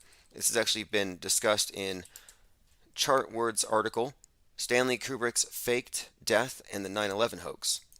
And I'll pull this up really quick and we'll go through just to show you that there's a fascinating connection here. Like they like to give you hints. And there's a lot of hints. In fact, much of what Stanley Kubrick's films do is they give hints about the world stage and how much of it has been essentially written in advance and it's just being performed. Listen to this. This is just some clip. This is just a few pull quotes from Chartword. Quote, "Another remarkable aspect of 9/11, the staged event, is the way it, quote, looked like something out of a movie. Prior to September the 11th, there was a flood of disaster films, Godzilla, Armageddon, Deep Impact, Independence Day, that featured elaborate special effects showing iconic buildings being destroyed, such as the Trade Towers. I want to point out that Independence Day did precede September the 11th, and it helped people articulate what they were seeing. Oh, it's like this movie. The director, Roland Emmerich, was behind Moonfall. And when Moonfall came out, I said, hey, this movie is preparing people for the space station to fall, for space wars, for the space architecture to drop on our heads, for them to start mandating helmets. Well, guess what's on Netflix or HBO right now? Right now on HBO. Moonfall. Again, they inundate the public mind with the stuff they're going to present in real life. Last fall, they introduced movies like Don't Look Up and Moonfall, Don't Look Up. These movies are the same. Same story. The same protagonist. Some neck-bearded scientist, a modern version of Noah that nobody listens to until it's too late. They introduced the scientist as savior. Science is the religion that's going to save us. Pop quiz, does anybody want to guess the age of the actor in Moonfall who plays the role of the scientist who sacrifices his life to save humanity? Actor John Bradley. Anybody want to guess his age at the time of Moonfall? 33. Just bringing that up. 33-year-old savior. A lot of 33-year-old saviors in movies. You know, in the movie Top Gun 2, there's a character who goes by the name Hangman. And when I think Hangman, I think of a man hanging on a cross, possibly. Well, Hangman says, I am good, multiple times. Not only that, he says, this is your savior speaking. So he's described as a savior. And then he jumps out of I mean, look, he's a savior in a literal sense in the movie. Rising like a phoenix out of the flames of an exploded plane, he saves Tom Cruise. Everybody's happy. Does anyone want to guess how old Hangman the Savior is? Pop quiz. Yes, Glenn Thomas Powell Jr., 33. Just a pop quiz. Again, anytime I give a pop quiz, the answer is 33, just a cheat sheet. How many years was General Flynn in the service before he retired? And General Flynn has admitted recently to being very much in the know about PSYOPs, and he's called Q an ultra-government operation. Anyone want to guess how many years did Flynn spend in the military before he retired and became a full-time QAnon agitator? If you answered 33 years, you are correct. General Flynn calls QAnon an ultra-government organization. Flynn served in the military for 33 years, in which capacity he participated in psychological operations, and suggests that QAnon could be an instance of the U.S. government using information warfare. Quote, I raise this because I really do believe the QAnon movement is a government campaign being done by ultra-government organizations. The very squirrely General Flynn, who thinks it's very significant that his birthday is Christmas. Many of his followers believe that he is the incarnation of the Archangel Michael, and they invoke Michael unwittingly when they pray with him. Yes, the Patriots are a religious movement, and they pray. But they don't just pray regular weak Bible prayers. No, they go to the Church Universal Triumphant, and they pray to the 7 rays of the archangels. Former National Security Advisor and retired 3-star Gen Michael Flynn shares his thoughts on the Q movement in an exclusive interview. This whole QAnon thing, people want to tag me as the guy, said the former director of the Defense Intelligence Agency.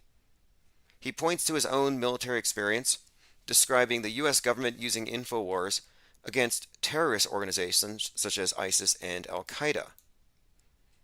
One of the things I do know is our government has an ability to put together disinformation campaigns, PSYOPs, and psychological campaigns. Think about this. General Flynn admits he was part of a PSYWAR against ISIS and Al-Qaeda. I've been describing quite a bit lately how they replaced ISIS and Al-Qaeda with vanilla ISIS. Al-Qaeda means the base. The white nationalists in America are now called the base, the DVE, domestic violent extremists. They've replaced them. The Quran radicals are the QAnon radicals. So to connect this and bring it up to the future, to the present rather, if General Flynn was involved in running PSYOPs against ISIS and Al-Qaeda, which basically means fomenting terrorism, staging it, scapegoating, creating the perception that there's an actual threat, then it would make sense he would be a part of Q, because Q is creating the American counterpart to Al-Qaeda and ISIS. At least that's how the media explains it. That's where you get this rhetoric like violent MAGAism, and the Q's all over it. So I'm suggesting here that the QAnon movement might be a PSYOP against the American right, that General Flynn is a part of it, just as he was probably a part of some InfoWar campaigns against people on the other side of the world. I'm going to play a short clip. This is Flynn. Government's ability to put together disinformation campaigns, psychological operations, and psychological campaigns, information warfare is something that our government gets involved in. I've been part of campaigns for information warfare on the battlefield against the likes of Al-Qaeda and ISIS and other enemies that we have faced, and we use deception. We use. Now think about this. He's spreading to the QAnoners the idea that Trump is secretly fighting entrenched sex trafficking pedovores, the deep state. How is that different than the great Satan? Again, Quran radicals versus the great Satan, QAnon radicals versus the deep state. The MAGA ban is a construct, and this QAnon PSYOP is clearly being used against the believers. They are being radicalized against a made-up enemy so they can be tarnished and scapegoated for a whole lot of PSYOPs that will be used to defuse them. Echo Charlie says, that's funny because there's a rapper called Vanilla Ice. Well, Vanilla ISIS, MAGA ban, these are terms they use. white Al-Qaeda. I've heard all these terms, and I'm just bringing them up because it's a construct. And you can see what they've done. They've taken the incel, which is a made-up thing. The incel is a repressed individual who hates Western women and hates the great Satan, and he wants to go shoot a bunch of people. But he's not trying to get virgins in heaven, but he is taking some kind of revenge against women. The incel is a replacement for the jihadist in the terror cell, who is also similarly disposed to dislike American women and also wants to blow up the deep state / great Satan. It's the same story. Phase Polarizer says when Trump gets in, they're going to have the office of Q. Well, Trump is 100% retweeting and backing up the whole Q narrative on Truth Social. This has been the news lately, and I was looking into it. He tweeted, or rather retweeted or retruthed, 88 QAnon-related tweets on the day he was being raided. Like 88. Why that number? Trump ensures the QAnon conspiracy theory is still growing. The obviously made-up stories of QAnon provided people who were already angry and alienated from the wider nation with some dangerous new reasons to dig deeper into their own resentments. This is one story. Electronic warfare in space. You can't separate cyberspace war from space war, especially because space is pixels. At first I thought it was just me. I'm watching all these ISS videos, and every time they move too fast, I see pixels. I see a lot of glitchiness. And I'm thinking, well, there's no way the space station's fake. NASA wouldn't lie. The governments don't lie. People don't lie, do they? Of course not. So safely assuming that the space station's real, the only way we can explain away the pixels that we see in space must be pixels, which affirms that we're probably in some kind of a simulation. And Earth is in all likelihood CGI. And I think the further out you go, the more it begins to resemble airbrush or even just paint, like Jackson Pollock. The satellites all look to me like pretty much sim. Does that look real to you? It's one of two things. Either they're faking space, or outer space is just cartoon. It's one or the other. Cognitive dissonance. Can't have both. Donnie the Dead says Queen gets interred on 9/19 now. I saw that. The timing of her death, of course, the new crown, it's all staged, which is why I'm very comfortable saying she probably has already died. Or maybe she hasn't. Harvest moon, see the full moon rise near Jupiter and Neptune. September's full moon, the harvest moon, will be joined in the night sky by Jupiter and Neptune on Saturday. That's tonight.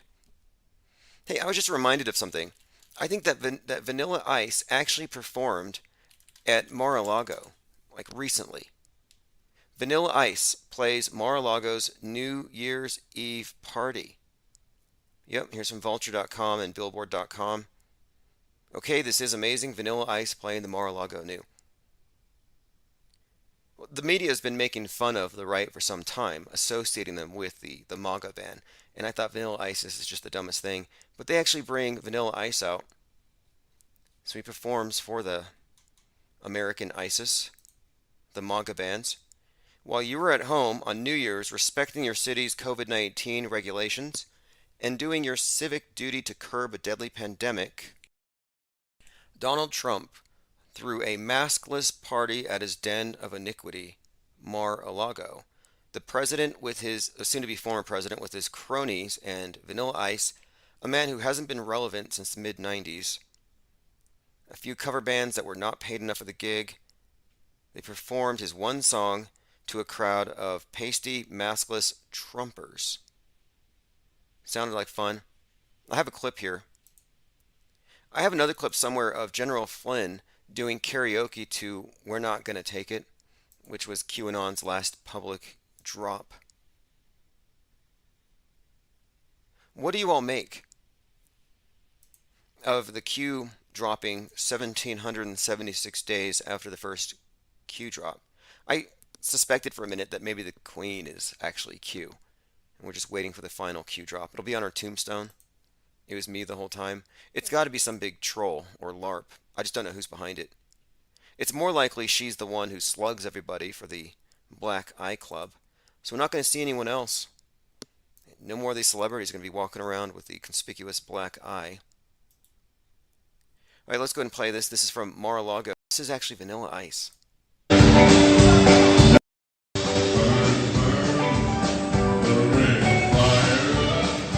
Vanilla Ice doing Johnny Cash. I'm going to fast forward a little bit. Here we go. Let me hear you.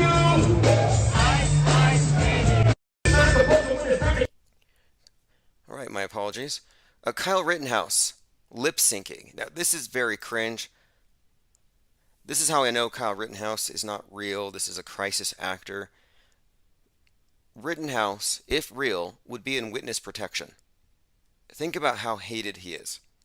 But no, he's becoming some kind of right-wing, louder with Crowder light. Pretty cringe. But here he is with his, I suppose his girlfriend, and they're doing TikTok videos where they are lip syncing.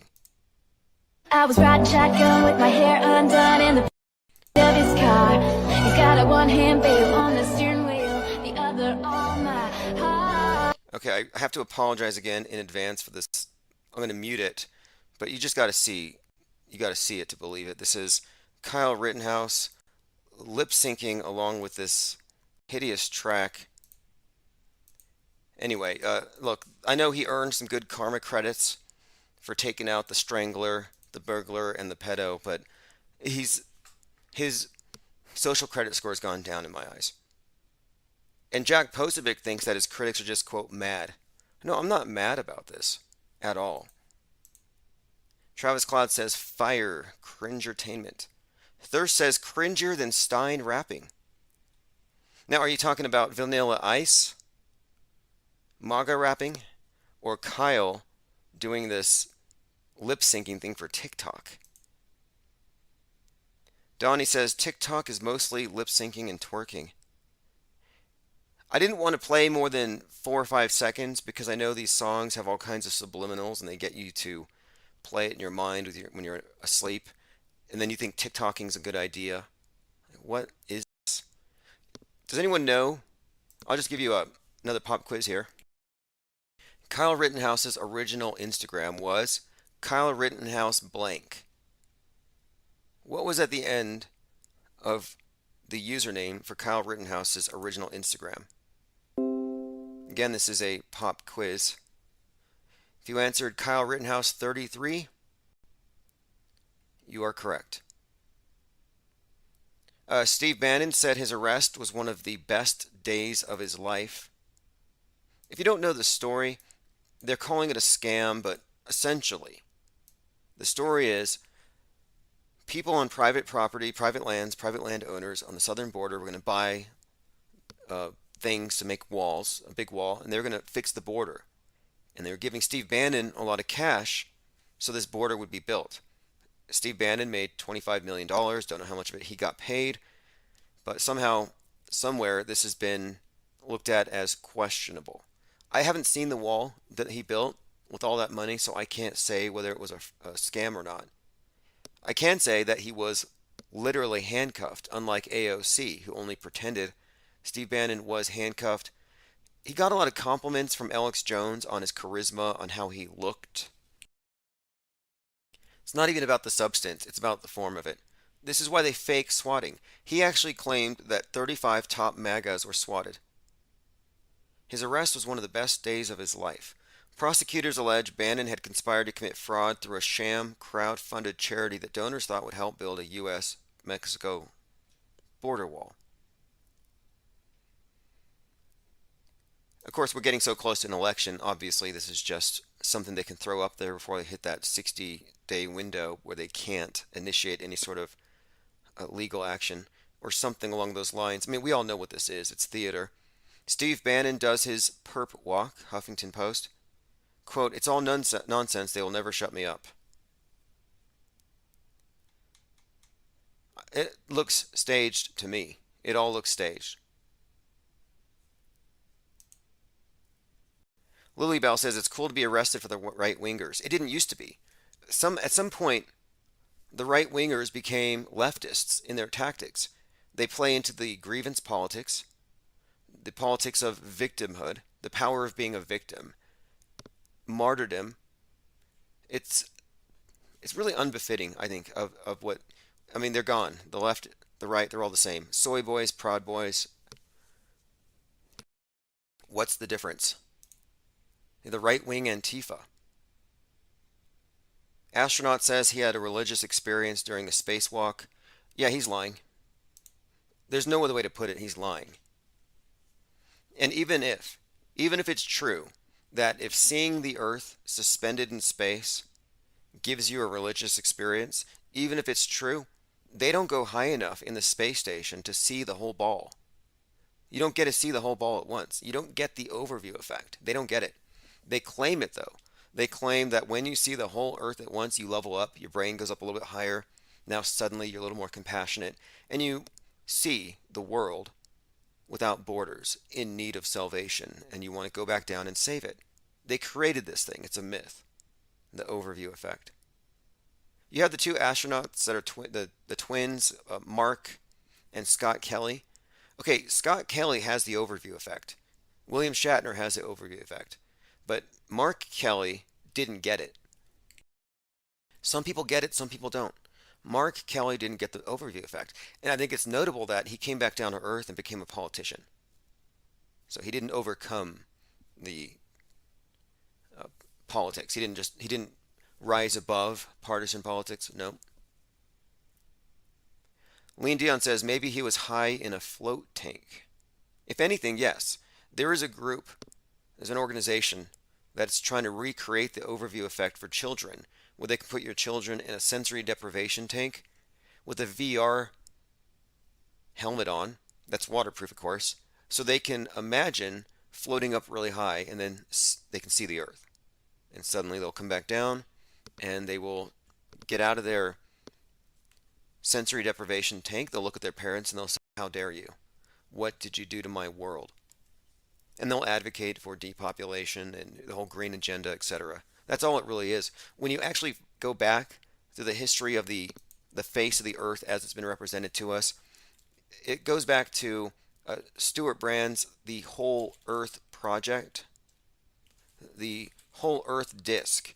This was back in the 60s, early 70s. This guy was campaigning to get NASA to show us the whole Earth so he could throw it in the faces of people who didn't believe in environmentalism. It says here, they used it as an object lesson of the Earth as a small, vulnerable, lonely, fragile body teeming with life in a dull, black, lifeless void. That's what they wanted to give to you. And they said that this would signal, the fragility of the Earth. It would signal that humans need to protect it. The whole Earth image prompted the people of the world to view the Earth in a new way. Quote, "To see the Earth as it truly is, small and beautiful in the eternal silence, is to see ourselves as riders on the Earth together in the eternal cold." Anyway, it goes on just to talk about how this is a major paradigm shift. And I'm saying, no, it's a hoax. It's an idol. It's an icon. It's the image of the beast. Donnie the Dead says Biden just tweeted MAGA forces. Yeah, dark MAGA rising, dark Brandon rising. I'm sensing a theme here. ISS astronauts talk space debris. Again, since Moonfall just made it to HBO, I think it's a fair bet that something's going to fall from the sky fairly soon. Okay, let's get back to this article about Stanley Kubrick, because we got into a conversation about the author of a few articles about Epstein and how he was drafted to work with Kubrick on an article that pertains to Eyes Wide Shut, a very Epstein-like story. It says if Kubrick's hoax was another elaborate, if his death hoax was another in a long list, goes on to say, fascinating. Well, his theory is this. This is from chartword.com. His theory is that Stanley Kubrick's likely dead, obviously, but that he didn't die on the day he said, but that he exited the world stage so he could devote more attention to his magnum opus, which was 9/11. And this theory that Stanley Kubrick directed 9/11 is really just building off of the analysis of his involvement in Apollo 11. A lot of people can accept that. They see him as perhaps technically the best that they could find, but it's hard to deny Kubrick's involvement in the Apollo 11 hoax.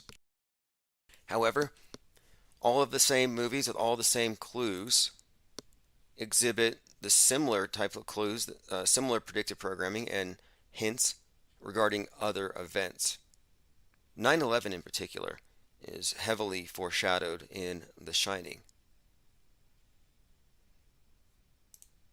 2001: A Space Odyssey seems to predict some kind of calamity with the space station, which is something I've been paying attention to and focusing on for a little while now, but I think that time is pretty close. If you look at the predictive programming, it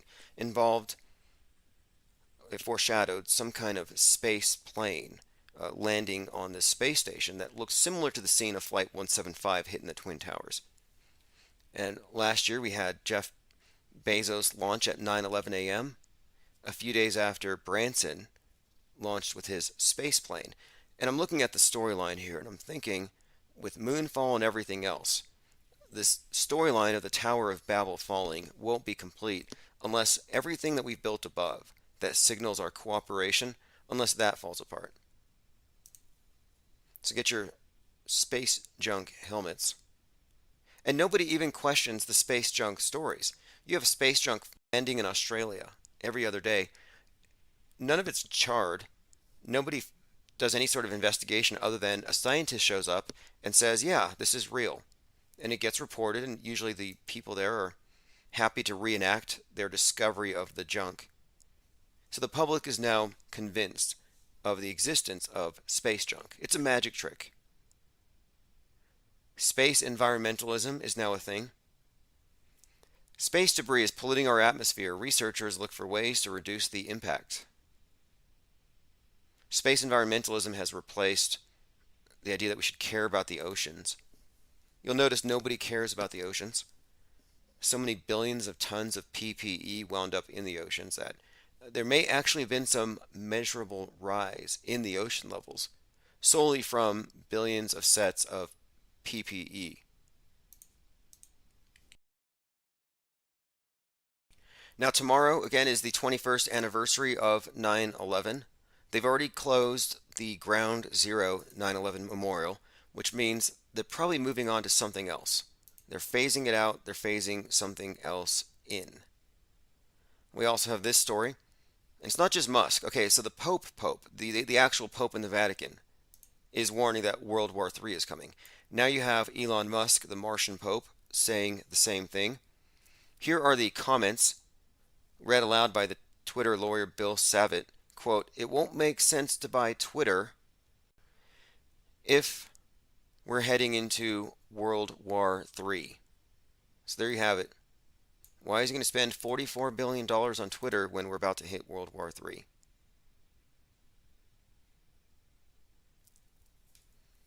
Commenter says, we need calls from people that know about the information dynamics in Ukraine. Geographically, it makes sense, the internet cables and such. Yes, let me go ahead and bring this up. I'm likely going to have to go work on this now and schedule it. I have a guest scheduled or planned tentatively. It's going to be the next few days. Les Luther, who has spent a lot of time. He's done for the Ukraine-Russia thing what many people who investigated empty hospitals have done. You go to ground zero of some major psyop and you destroy the narrative just by making observations. I'll put a link to the Twitter account of Les Luther. I've been following this channel, and I emailed him. I asked if he wants to make an appearance, and we'll discuss everything from his perspective. It's already been admitted that they use wooden everything, pretty much. Wooden tanks, wooden props. I mean, just like dummy tanks of World War II. But they use these and they say it's to cause the Russians to waste their ammunition. Pretty good cover story, if you ask me. Lane says, looking forward to that convo. Yeah, let me go ahead and pull up Les Luthor's channel just so everyone knows who we're talking about. And if you're on the newsletter, you'll be the first to know when we're going to actually do this. It might be by Skype. I might have him joined by Discord. But in the meantime, why don't you just go ahead and follow him on Twitter. I put the link in the chat below. And it's also in the Discord chat. Illusion Warfare Correspondent Les Luthor. You can support him at patreon.com/Les Luthor. Again, this is someone who spent a lot of time ground zero of this major hoax, and at every step it's pretty much affirmed, yep, it's all fake. It's literally all fake. He says here, quote, "It's called illusion warfare. It's fascinating to watch these West-world robots question the nature of their reality. They can see the dots, but are too afraid to connect them." I'm going through a few of his tweets here. Again, great Twitter account. Theater began on 2/22/22. 22% of the women in the Ukrainian army, one of the highest rates in Europe. So 22% are women. And again, it started 2/22/2022, and it was announced here by Biden at 2:22 p.m. This all corresponds to the return of Pluto. Here's a tweet about Les Luthor by John LeBon, who is closing the doors to his arc at johnlebon.com tomorrow. LOL, Les Luthor is the best thing to happen to the ACT realm in a long time. I would love to hear him interviewed on Fakeologist, Real Tim Osman, or Human Vibration. This is in response to him saying, "It's going to be a busy day for the UK Fire Brigade. All those NPCs climbing on the wet rooftops, desperately trying to change their Ukrainian flag back to the British flag to support the current thing."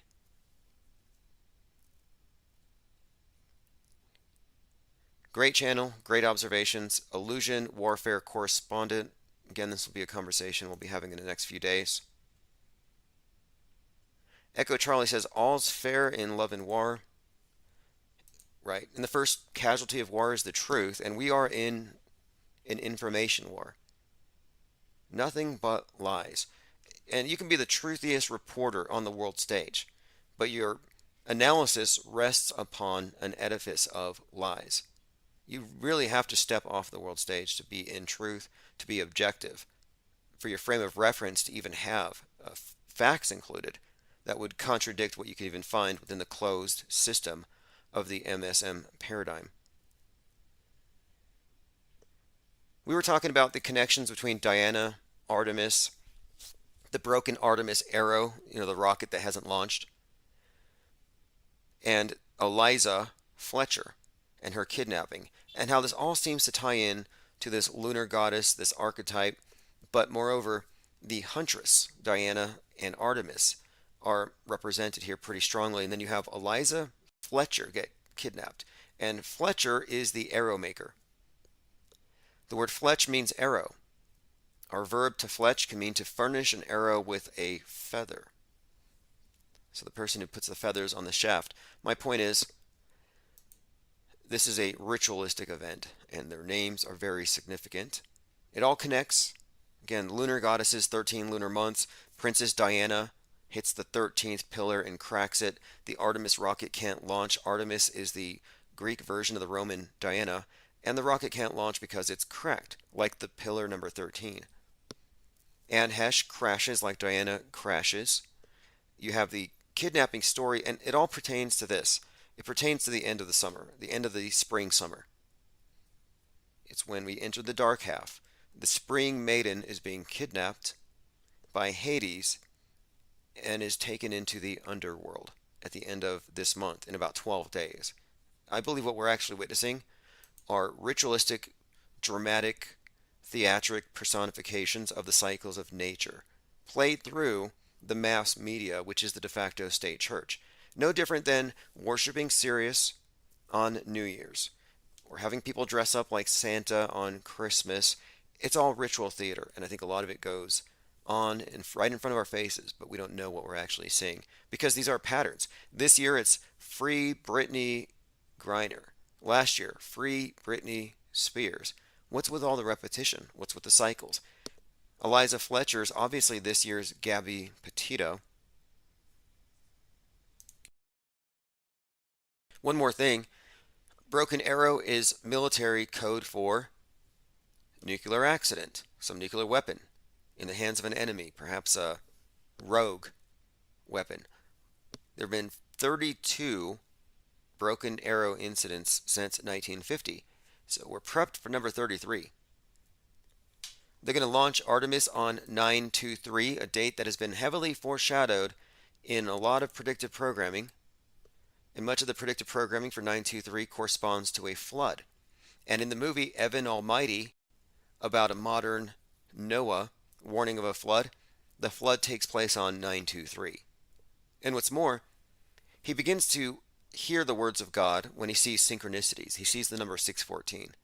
The number 614 leads him to Genesis 6:14, where God says, build the ark. As I often say here, the Old Testament myth was rebranded as climate change, and the National Oceanic and Atmospheric Administration, or NOAA, with their dove symbol, is a replacement for the biblical Noah with his dove symbol.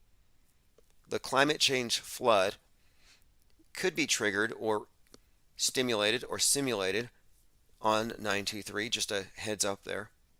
Again, 6:14, Genesis, God tells Noah to build an ark because a flood is coming. The movie Don't Look Up is about a comet that's going to destroy the world, and the scientists are in the position of Noah, warning the wicked carbon super spreaders about their wicked ways and how there's going to be some kind of divine retribution, and they don't listen. And they're told, the comet's going to hit the Earth in 6 months, 14 days. Another 6:14 reference, and there are many like it that I can point to.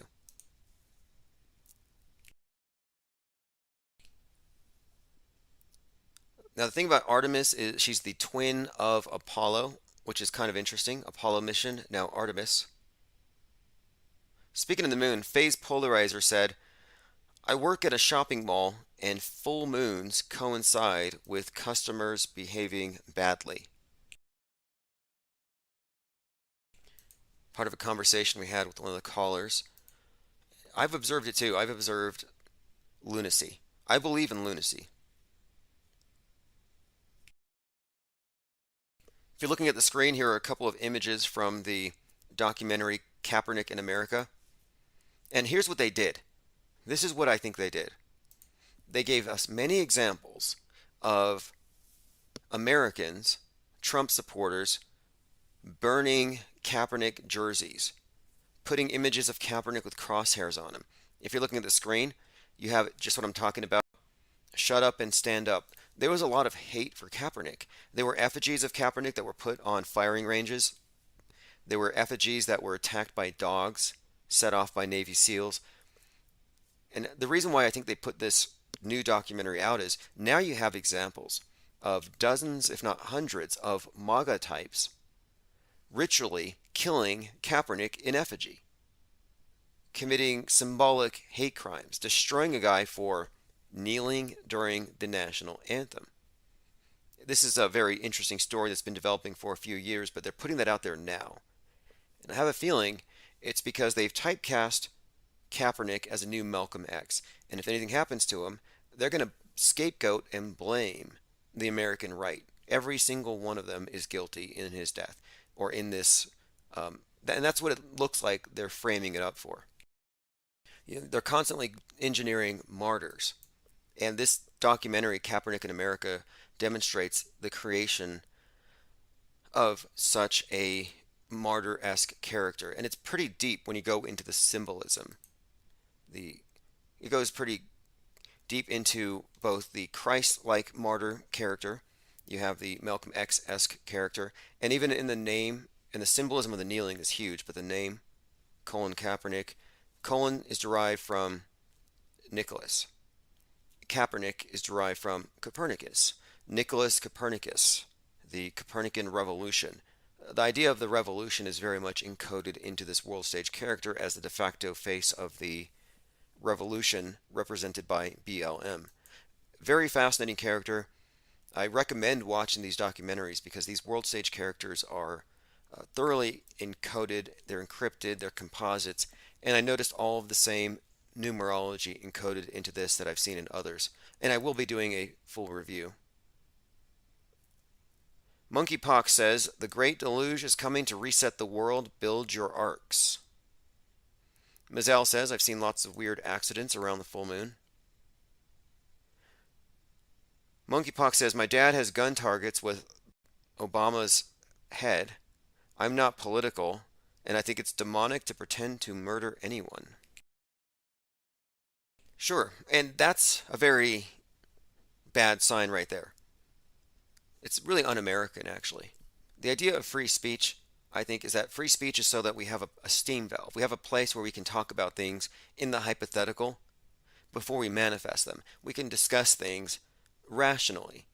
But once we bring it into the realm of, I don't agree with you, I'm going to deplatform you, I'm going to burn you, I'm going to shoot you, we've lost the plot, and we already have.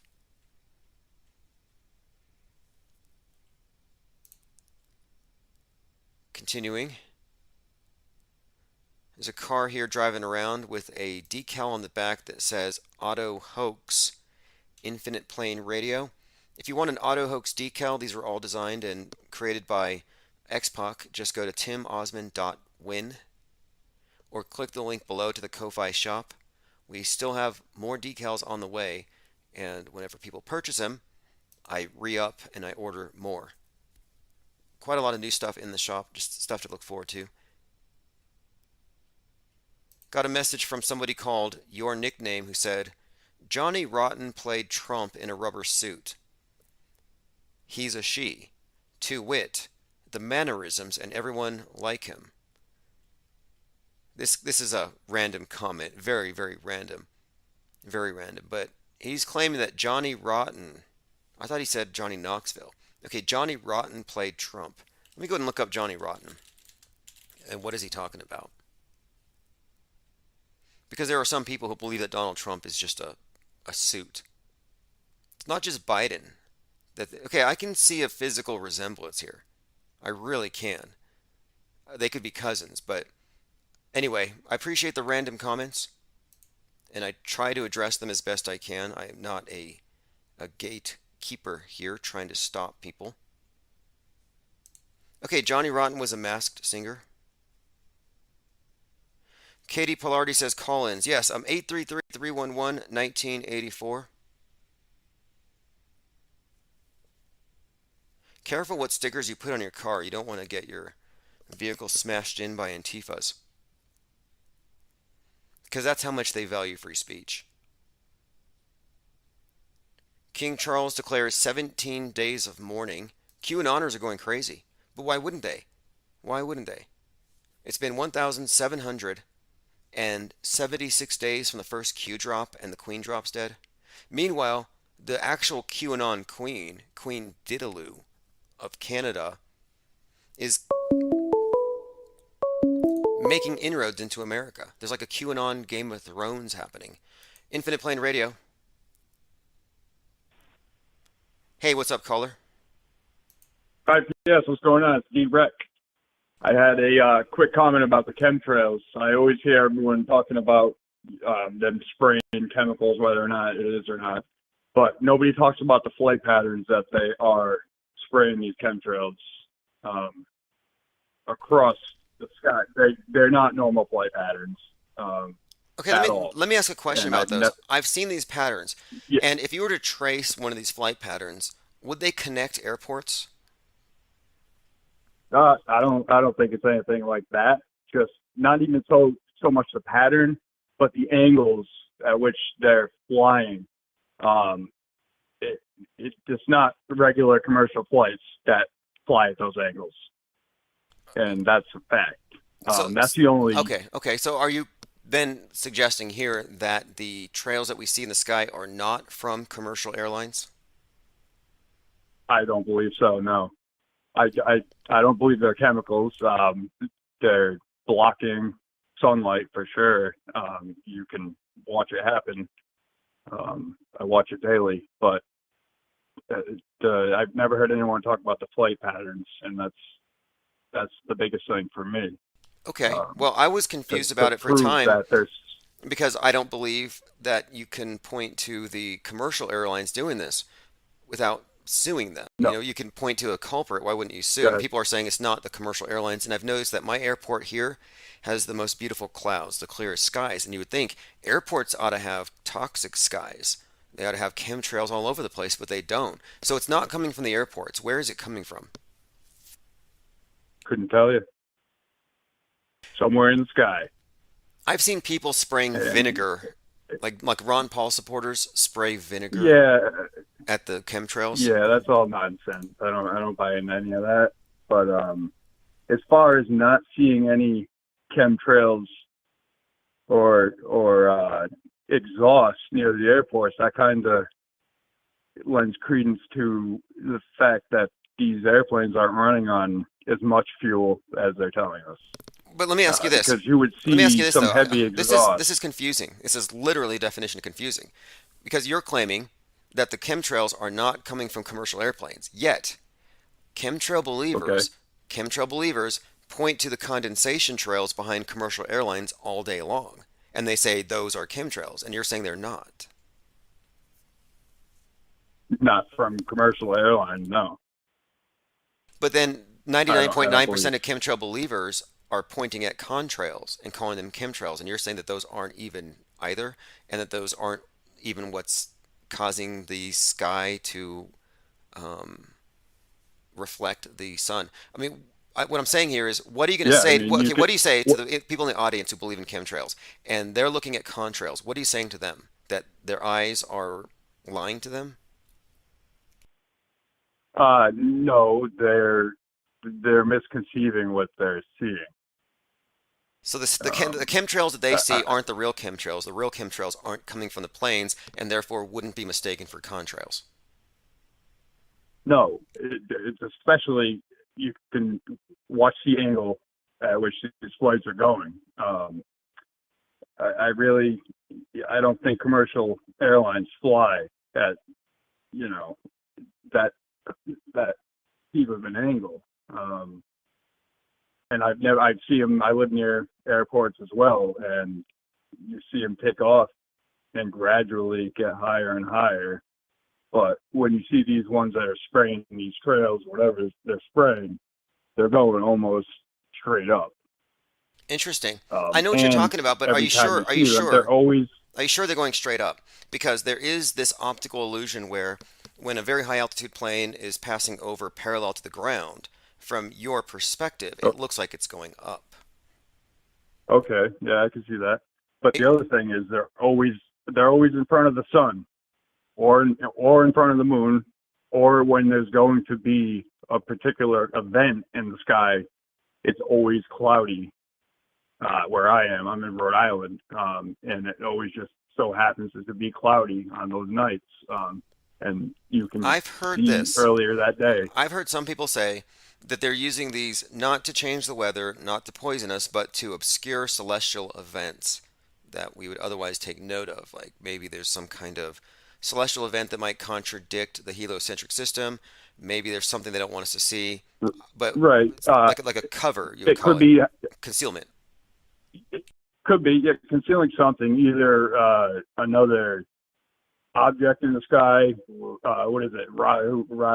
Ketu and Rahu. I forget what it is, but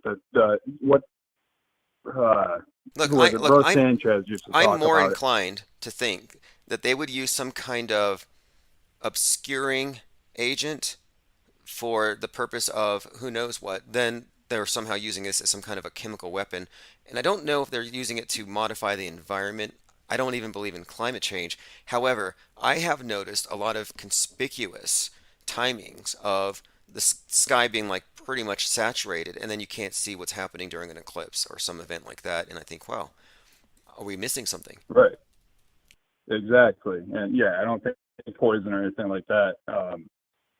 But yeah, I mean, there's something there. It's definitely nothing commercial. I mean, not from what I can see. Good. Well, that's an important distinction to make. It really is, and that's where we need to start. Yeah. I figured I'd just throw that out there. I never heard anyone say that, and it's always bothered me every time I hear people talk about it. I'm like, mention the flight patterns, but just watch them next time. I mean, it's not. They're not right. It's not right.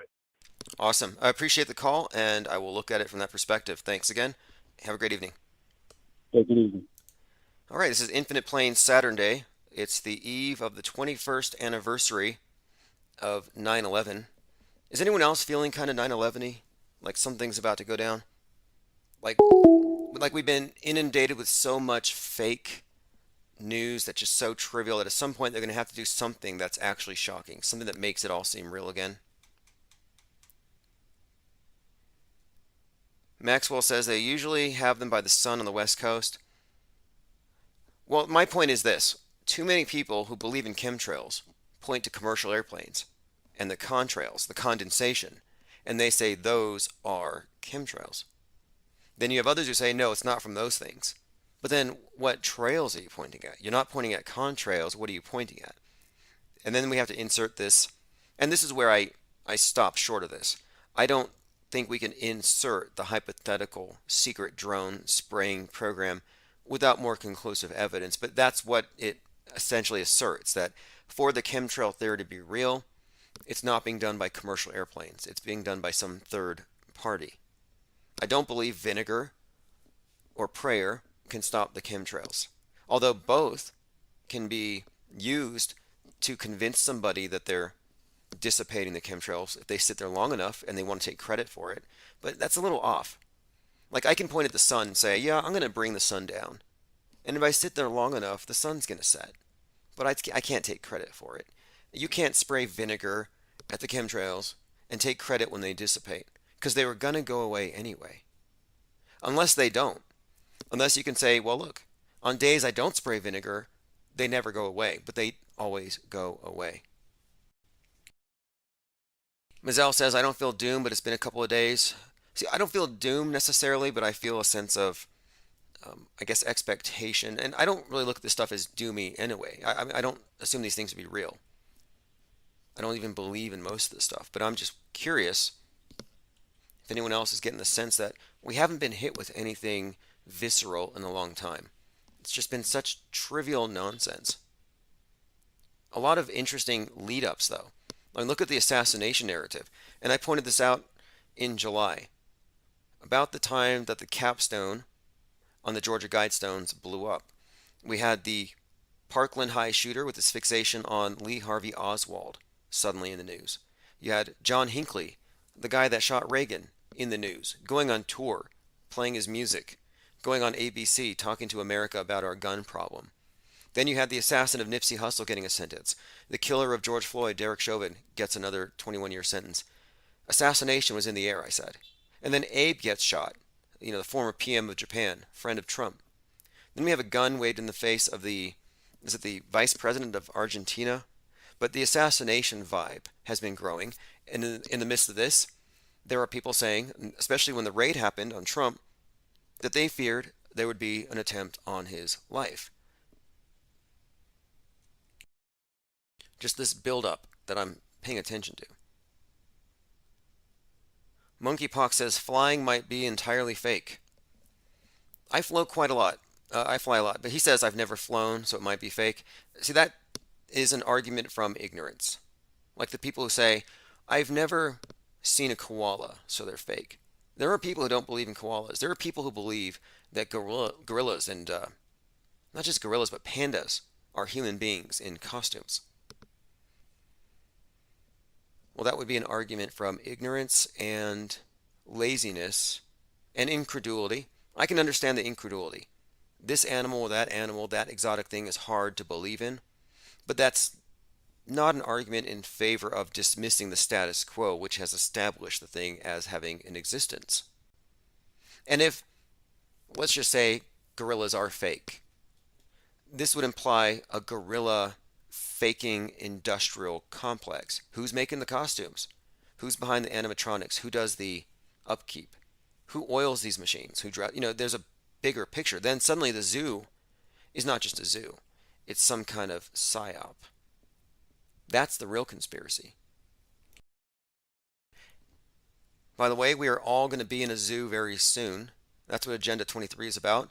They're going to let all the animals loose and put the humans in their domed, enclosed cities. The vaxxed ones, anyway. The unsaved, the heathens, yeah, you'll be out there with the wild animals, but it'll be a human zoo. You won't be permitted to walk anywhere, but if you want to go city to city, you just take the Hyperloop. Underground. Honeybee says birds aren't real either. Let me address this. There was a conspiracy that birds aren't real. That birds are all just fake. That these are government spies, little robots. Okay, let's go with that for a minute. Show me the evidence. Show me a mechanical bird. No one has done it. If I was behind this psyop, I would make some steampunk parts, put it inside of a taxidermied pigeon. I would provide evidence. But it turns out the people behind Birds Are Fake are actually from Parkland High. And they're so mad at conspiracy theorists calling them hoaxers, saying that the shootings are fake, that they started the Birds Are Fake to make the people calling school shootings fake look crazy. So it's a fake conspiracy to make real conspiracies look crazy. We're joined by Reno, says, birds are real. My mind is like a well-oiled eagle. Well, the birds are real conspiracy is not a legitimate conspiracy theory. Again, it's a misconception deliberately put out there to get people to look at people who ask questions about the news in a different way. So you look, oh, you're saying school shootings are fake. You must be one of those bird denialists. I know birds are real. I've allied with them. I had a platoon sergeant I didn't particularly care for, and I remember placing strategically bird seeds in a certain place so they would pepper his car all day with droppings. Like, birds are real. The idea they're not real, again, it's an absurdist claim, but you know what isn't real? Well, I guess we can debate it. We're waiting for evidence. I'm still looking for evidence of any of the shootings in the last 20 years as being something other than a media hoax. Just pure propaganda. And we shouldn't be afraid to say that.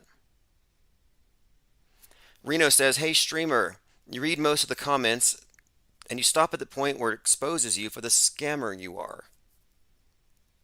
Interesting. What is the scam here? If what we're doing is critically analyzing media claims, not just mainstream media, but alternative media, I consider alternative media to be the outer boundary of the mainstream. For example, I consider Alex Jones to be on the same side of the fence as CNN and Fox. There's no difference to me. And I would say that they are perpetrating very much, I would say, you could say a scam. They're scamming the public. The public doesn't know how much of it's a magic show. They don't know about PsyWar or perception management. They may not even understand the relevance of the first CEO, the co-founder of Netflix, being a blood relative, a great nephew to Edward Bernays, progenitor of public relations, the science of mass mind control, and related to Sigmund Freud. Anyway, if you want to call in, numbers on the screen, 833-311-1984. Most trolls don't call because they are cowards, and they will say, you're oppressing my free speech. Well, it's not a free speech thing when we ban you for bad behavior. And you can always call in and redeem yourself. Angst G says, I don't doubt their existence, but I wonder where they go at night. I want to know where all the chemtrail planes go. Bombshell, jack-booted Gestapo shows up at the door. Steve Bannon tells Charlie Kirk 35 Trump allies had homes raided by FBI on Thursday. I'm calling that a hoax. Fake until proven real. I would expect to see the 35. I don't believe it. They just say the stuff and people run with it. I have more proof here that the whole space program is just to indoctrinate everybody into communism. This is from an article about the other issue with space mining nobody is talking about. And it's not about the logistics of it. It's about what happens when we bring all the money down and who gets the money. Quote, space resources are often compared to those of the sea, but the barrier to entrance for the ocean is a fishing pole and the ability to dive. Asteroid mining, by contrast, requires advanced technology and large amounts of starting capital. The level of wealth required to pursue an asteroid mining venture is concentrated into the hands of a very small number of people. Large disparities exist between those who are able to take advantage of the resources. So what we're seeing here is this. Another example of how it's not fair. That we can't go into space if we're still capitalists. Can't let billionaires become trillionaires. And look at Jeff Bezos. He's not sustainable. The space war is really the ideological war between space communism and space capitalism. Is it the new frontier? Can we go plunder space and bring its riches down? No, it would destabilize the world, and it would empower the carbon super spreaders to pollute even more. This is the basic story behind Don't Look Up. Don't Look Up is a story about the scientists being ignored by the greedy capitalists who say, instead of deflecting the comet, let's mine it. And while they were mining it, they failed to find a way to deflect it, and it kills everybody. Michael Jewell says trolls are funny. I agree. Especially the mean ones. I mean, a lot of them are government trolls and we know it. I was being trolled by these individuals and I called them out as feds. A couple of feds from some website called Goyim TV. They're trolling me because I'm not critical of Israel. And my point, I don't care. I don't care about Hitler. Don't give a damn. And they do. And they're mad that I don't. They feel like I should. Just kind of a weird standard that they have that everybody who talks on YouTube has to say Hail Hitler. And I'm like, I'm not really with that. And I ignored them. So they trolled me. And I said, the only reason why they have these obvious feds lurking around is so they can make us look bad later. Turns out, these guys go out to Poland and they get arrested for hate crimes. So how would that have looked had I taken them in and said, yeah, let's talk about your fixation with Adolf Hitler, and made friends with them, perhaps sounded really chummy, then later it will look really bad when they're out there, killing Jews or whatever they're going to do. Again, I can tell a Fed like instantly. It's pretty obvious. They all look the same too. Ellie says, please roast Tim, Reno, please do. Yes, by all means, and if you want to contact me directly, go to infiniteplane.media. And again, if you want to call in, 833-311-1984. Got some interesting coincidences to look at. There's a new movie out called Black Adam with The Rock. I'm aware of this movie because I went to go see the Elvis movie when it came out on June 24th. The trailer for Black Adam played before Elvis started. And Black Adam has a guy with a lightning bolt around his neck. He's like a savior from space character.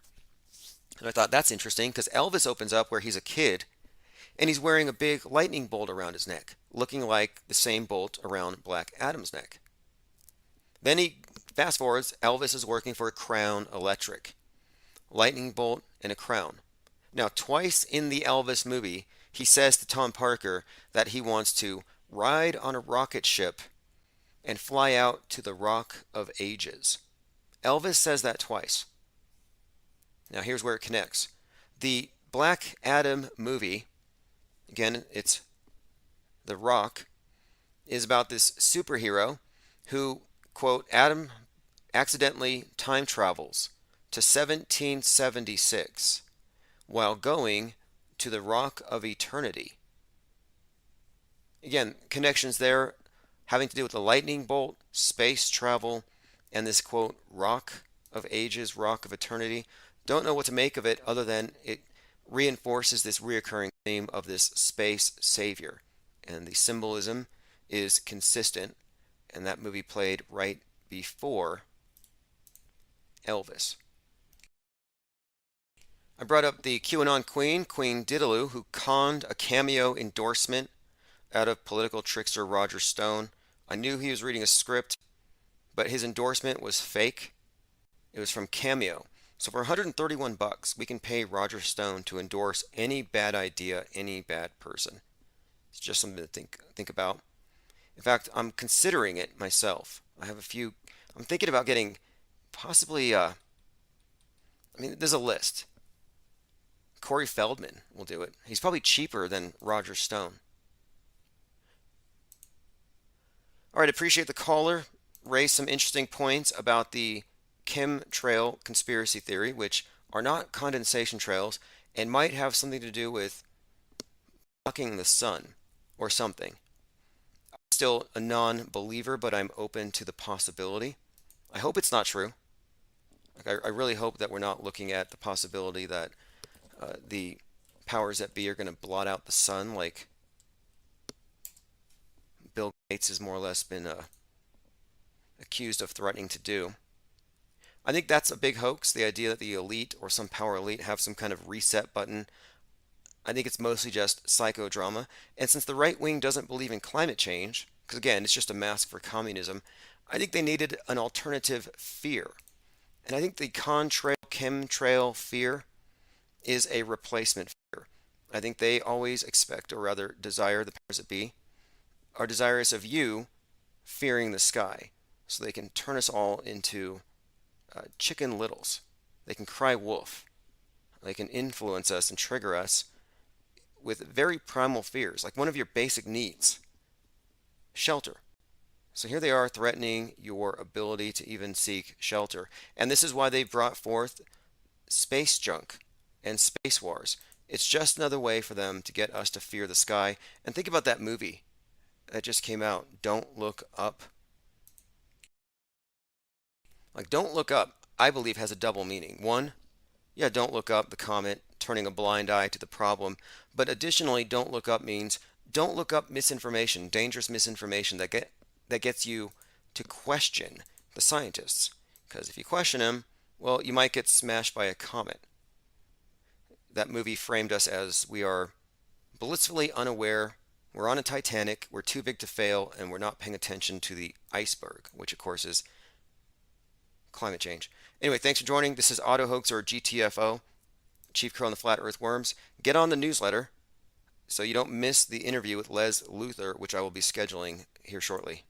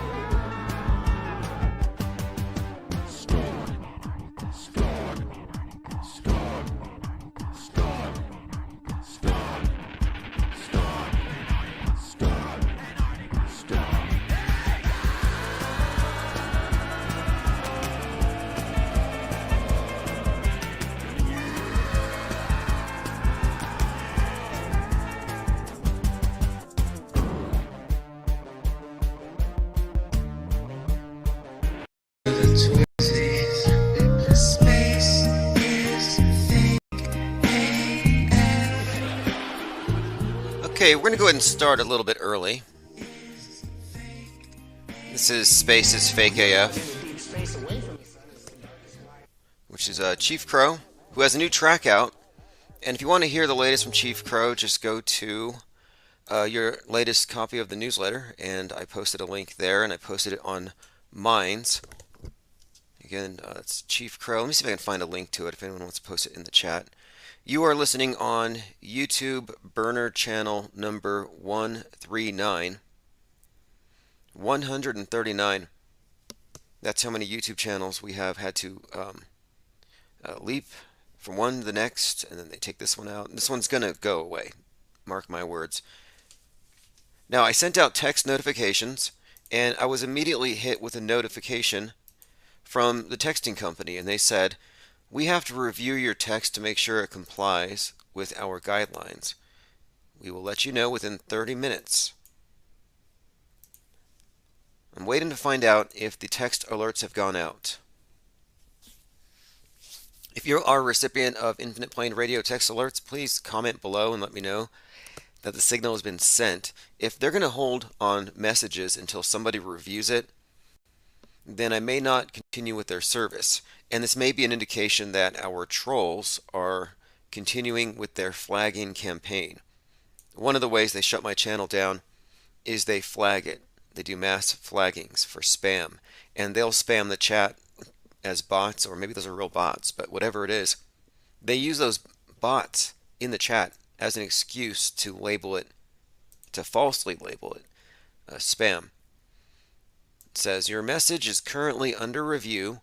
We are reviewing it to make sure it complies with carrier regulations." We complete most reviews within 30 minutes during business hours Monday to Friday, and will notify you when your text message is approved. If you believe your account was flagged in error, contact support. And I do. And I would like to know who's flagging it. Okay, no one here has the text alert yet. I want to know who's flagging it, and I'll probably attempt to find out. I mean, I don't know. We'll see. I mean, do I care enough to track down who is behind it? Who is interfering? Not really. I mean, I care, but I don't have the time. It's not a priority. There are other things I would rather do. No text signal yet? Okay, well, we'll give it a couple more minutes before we launch headlong into malinformation. If anybody wants to call in, 833-311-1984. Now, I did get out the alerts via Telegram, and that will likely never undergo this type of censorship, and you can get a text alert. I just recommend joining Discord, but if you don't have time for Discord or you don't really care for it, I understand. But it is a very convenient way to get live stream notifications, if nothing else. You can leave voicemails 24/7, and you can also email and contact me at infiniteplane.media. No texts yet, but on a positive note here, we're now on 2 YouTube burners. Odyssey, we're actually live streaming on Telegram, and then we have the audio streams. We have DLive and Twitch. Everything is bounced right back to where it should be. And our audience is now growing, and our ground zero happens to be our own website.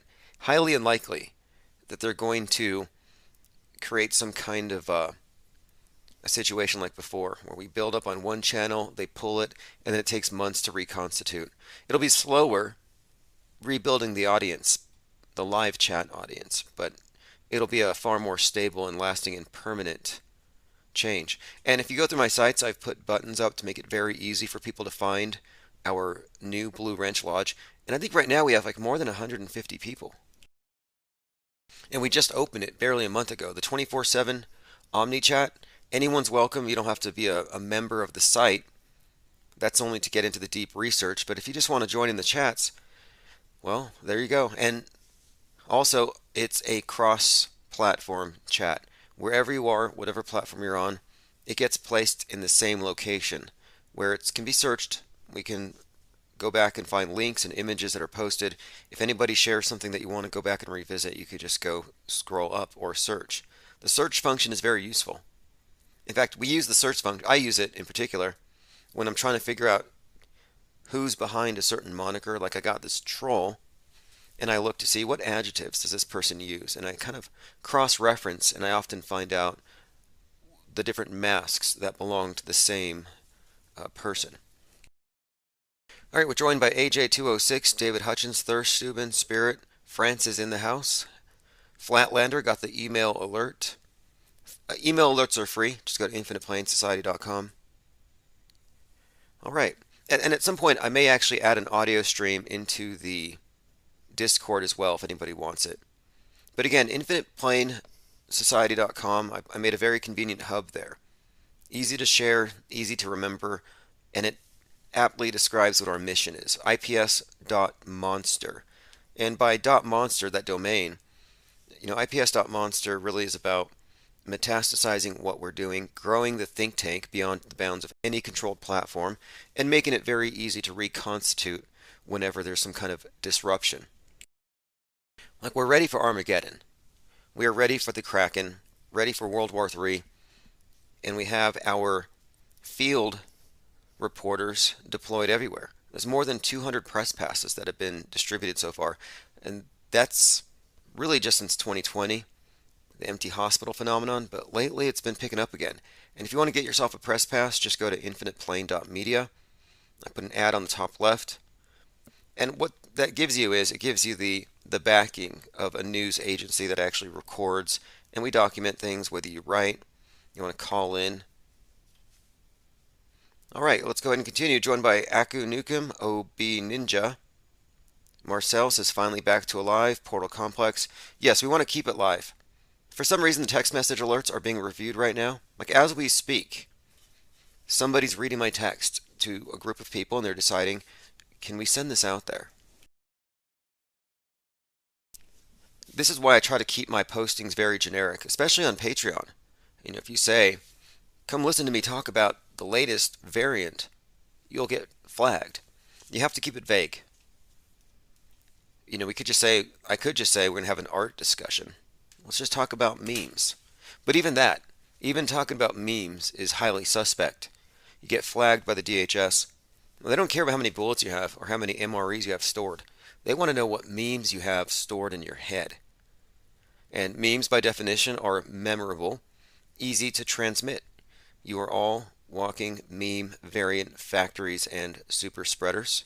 Speaking of meme super spreaders, joined here by JT33, who uses memes and videos and music to do immense harm to the beast matrix concept of reality that we're all supposed to believe in. I'll go ahead and play one of their tracks later. Let me get into this, though. This is big. Well, two things. One, happy hoaxiversary, Vegas. Vegas duped. But this is big. We're talking about field reporters. There's the guy from All Gas No Breaks who goes out and he meets people in person. He meets with the groups. He mingles with all the fringers. This was the guy that went to the Flat Earth Conference, and he didn't make fun of them. They made fun of themselves, and he was just there holding the mic. This was the guy that was talking to Jake Gibson when Jake Gibson was inviting people to cough on his face at the protest. Do you feel responsible for what happened to the Sandy Hook? Now here he is. This is Andrew Callaghan. I'll put a link in the chat below. Definitely worth watching the entire presentation. But here he is talking to Alex Jones, who gets sarcastic. And I can understand why. Alex Jones has Sandy Hooker fatigue. He's tired of it.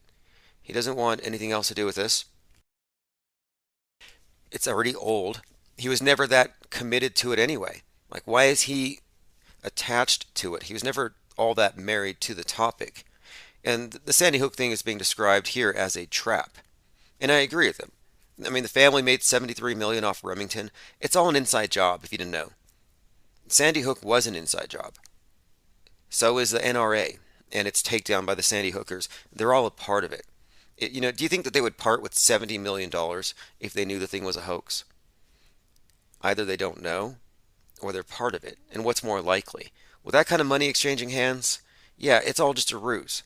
My point is, this is all being used to attack the First Amendment, and Alex Jones never really took down the mass shooting hoax industrial complex. He might have focused on this one a little bit, but all the other ones, he treated them as real, even Vegas. In fact, at the time Vegas was happening, he said the media were understating the number of casualties and that it was being done by ISIS and the Taliban. That's what he was saying back when it happened in 2017. My point is, he's never been someone to call things fake as a matter of practice. It was just this one incident. Most are simply described as false flags. But I guess he's just totally tired of this whole thing, and I understand. And his sarcasm here is just top notch. I generally don't really care for sarcasm, but really nobody does it like Bill Hicks, and it really takes Andrew here aback, who doesn't understand. I don't think he understands that Jones is joking when he takes credit for the Sandy Hook killings. Take a listen. Hook families. Yes, I killed the children. But beyond that, I went in that school. I pulled a gun out and I shot every one of them myself. I mean, I'm guilty. It's true. No, but no. Let's just. Do I feel responsible that someone that played shoot 'em up video games on a bunch of drugs went and killed a bunch of kids, and then the internet questioned it and I covered that? They staged Sandy Hook. So there you have it. He's getting sarcastic, and this is of course meant to be a hit piece. And the other guy doesn't break character. He doesn't laugh at Alex's joke. Doesn't really give him credit for the fact that this is some really epic sarcasm.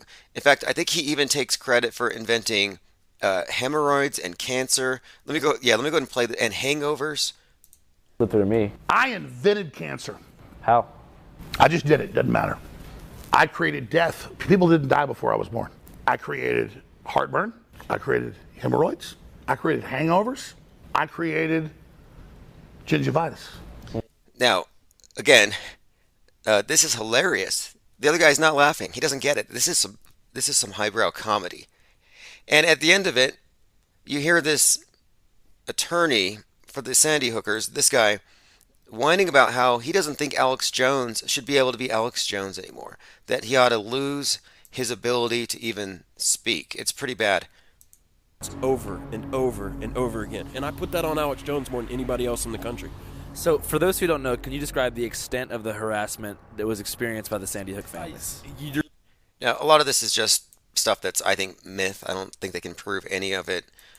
But at the end of it, he says Alex Jones needs to be deprived of his platform. And I think that's a pretty horrible thing to say. And then what's more, at the end of it, this guy walks around and videotapes the tombstones of the dead kids. So in other words, this is meant to be a hit piece. I think it was inadvertently funny, and it's being reported on as Alex Jones having a meltdown. Like somehow Alex Jones lost his mind by saying these things. No, it's called sarcasm. All right, let me go ahead and play a short clip here where the attorney for the Sandy Hook families is talking about how Jones needs to be taken away from any kind of a platform. The question is, will this suit be successful at stopping him from being on the national stage? And my worry is, like we said in the courthouses, it won't be, because the cameras will still follow him. Like, he can lose all of his money. He gets out there again on the bullhorn, and he starts building it right back up. No, I told you I was going to shut it down. Now, again, he's saying that Jones should be deprived of a platform, and he even says something kind of ominous, that Jones needs to be taken off the world stage. I think that's what he says. I was going to hand it off to the people. Oh, no. It's not a labor of love now, it's a labor of war. I'll put this clip out if you want to watch it. It's a great interview, but I played a couple choice clips there. Yeah, he's just being sarcastic, but he's got serious Sandy Hook fatigue, and I kind of do too. You know, these days, these things are so easy to deconstruct, and there's no reason to crucify yourself and be a martyr for the truth. Like, if you know, you know. You know, I even thought as a joke, we could just start reporting on the news here, pretending like it's real. All the while, we all know what we're really talking about. Just got to point out a few things. It's almost like dog whistles. Oh, look at the water bottle. Oh, I noticed the lanyard. Flatlander says David Hogg played Adam Lanza. Yeah, that's true. Well, yeah, I would say so. And, at first I thought Adam Lanza was repurposed into David Hogg, but it might have been a Hogg character. Just a bowl cut away, as the One-Eyed Jack and the Shells song goes. And that's all it is. It's a bowl cut. And if you put the two side by side, it fits. And if you look into the disposition of Adam Lanza's remains, well, his father, who is friends with the Joker shooter, the Joker shooter from Aurora, Colorado, yeah, his dad had some kind of connection to Lanza's dad, weirdly enough. But Adam Lanza and David Hogg do have a curious resemblance. I think this is intentional because one is the face of terror and one is the face of the one who's going to save you from the terror. Classic mind control, double bind, cognitive dissonance inducing Stockholm Syndrome material here. Your savior is your terrorist. Trauma bond. And that face is unmistakable. Spirit says, millennials have zero sense of humor. The guy looks lost. Yes, he does look lost. I mean, he's there to be offended. He's sitting in front of the devil. And Alex Jones plays into the straw man and then takes it a little further, saying that, yeah, I invented death. Nobody died before me. And he made a really good point.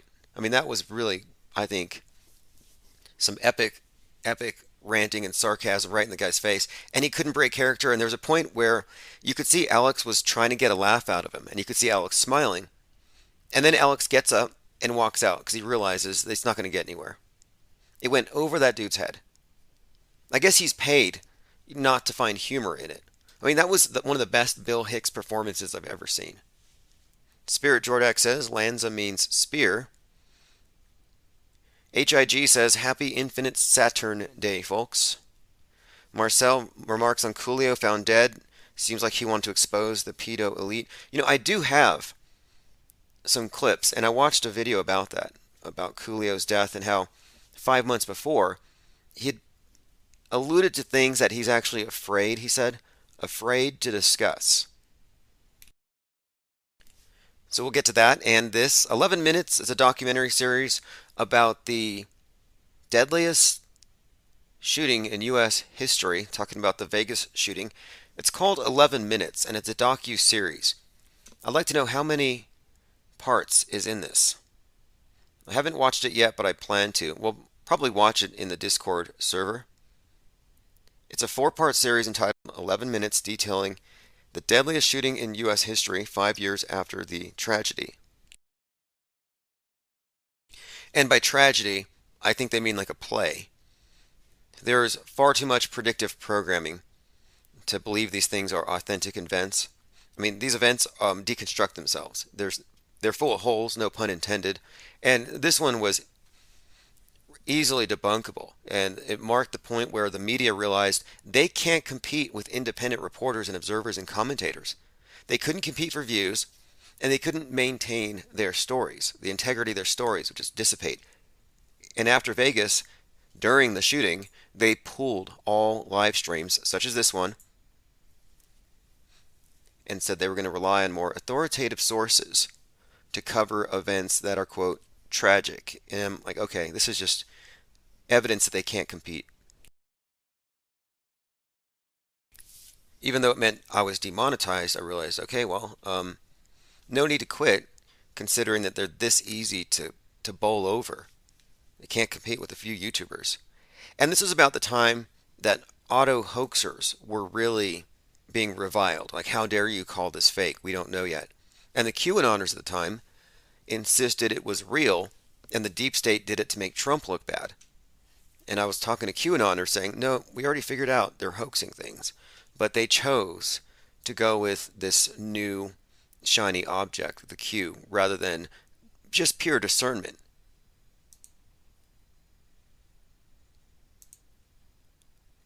All right, let's continue.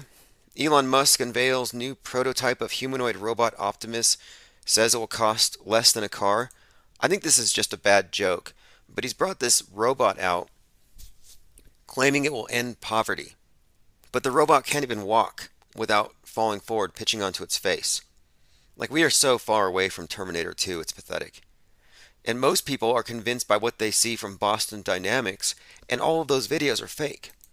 And that's another area where people cannot tell what's real and what's fake.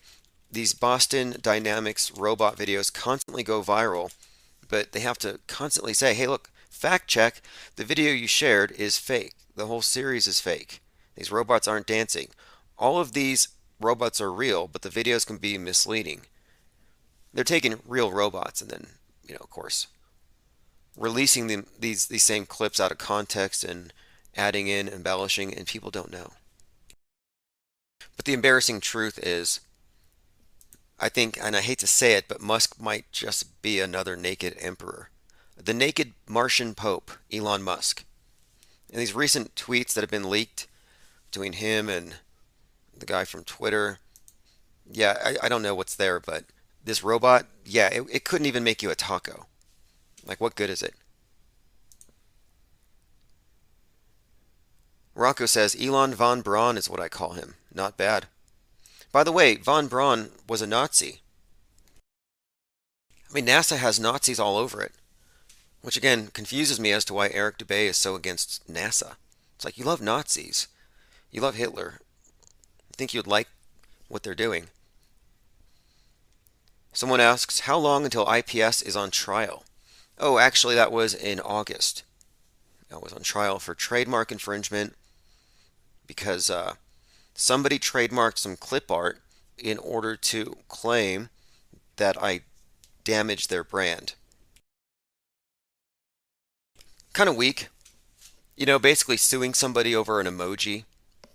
Like, you don't own that emoji. We'll see how it flies. I mean, we're waiting. Right now the case is undisposed. But I was sued for $642,000. Now, this was a retaliation. You could consider it to be malicious prosecution. And if he succeeds, and I do get a judgment against me, I'm going to contest it on those grounds. I can actually prove it. One of the reasons why I didn't really go to the trial in Ohio is they didn't allow me to add the co-defendant. It was a timing issue. When I refile, it will be on there. And the co-defendant was the person who bought a whole lot of domains, stole domains from me to direct traffic to the defamation site for 3 years. And, you know, I have records for everything. I'm not worried about it. I'm not even slightly at all concerned about a $600,000 lawsuit. In fact, the bigger it is, the better. I mean, please, hit me up for $1 million. Well, Alex Jones is at $45 million. Like, there's no way I can get there, but I can try. It'll take a while. How would you get that? $45 million. Maybe I can get NASA to sue us, sue me. That's kind of what they're doing, though. They're looking for canaries in the coal mine, and he's playing the role. But you know I would never be targeted or sued, no matter what I say, with regard to these big mainstream media stories, because they simply don't want to deal with people like us. They don't want to talk to people in the know about PSYOPs. They like to censor us, but they don't want these ideas getting out there. The idea of media deconstruction and reverse engineering perception management as it happens, examining media in the context of this meta script where nothing is actually separate, where Hollywood and the news are telling you the same stories at the same time. I don't think they want people to break things down at this level. So clearly they're not going to platform what we're doing, and I'm fine with that. The longer they ignore, the better, because we're consolidating a new network, a new media. If anything, what we're doing is far more philosophical than the fear porn that the masses glut themselves on. And what we're doing has lasting value. We're examining life and the narratives that shape our worldviews. I think it's fascinating.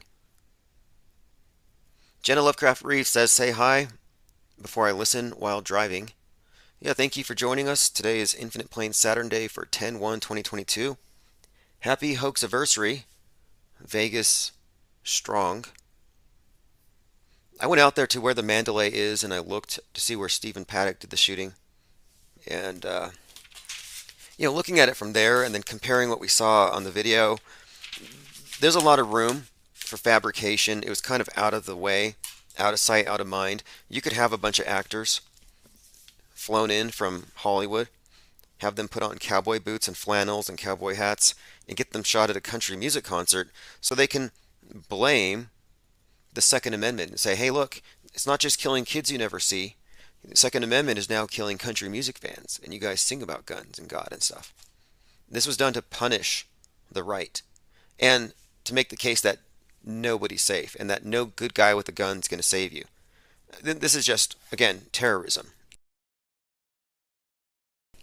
This is why I refuse to adopt the mantle of, like, I'm not the devil, I'm not a bad guy because I question the news, I'm not the dangerous conspiracy theorist, I'm not a malinformationist, I'm not the one terrorizing people. I'm not the one literally terrorizing people psychologically, nor am I coercing people or tricking people into believing that if they don't set themselves on fire and make a public demonstration about it, the world's going to flood or burn, like these environmentalist wackos are. I mean, the mass media is the most toxic misinformation out there. That's all it is. It's a sewage pipe directly into your subconscious.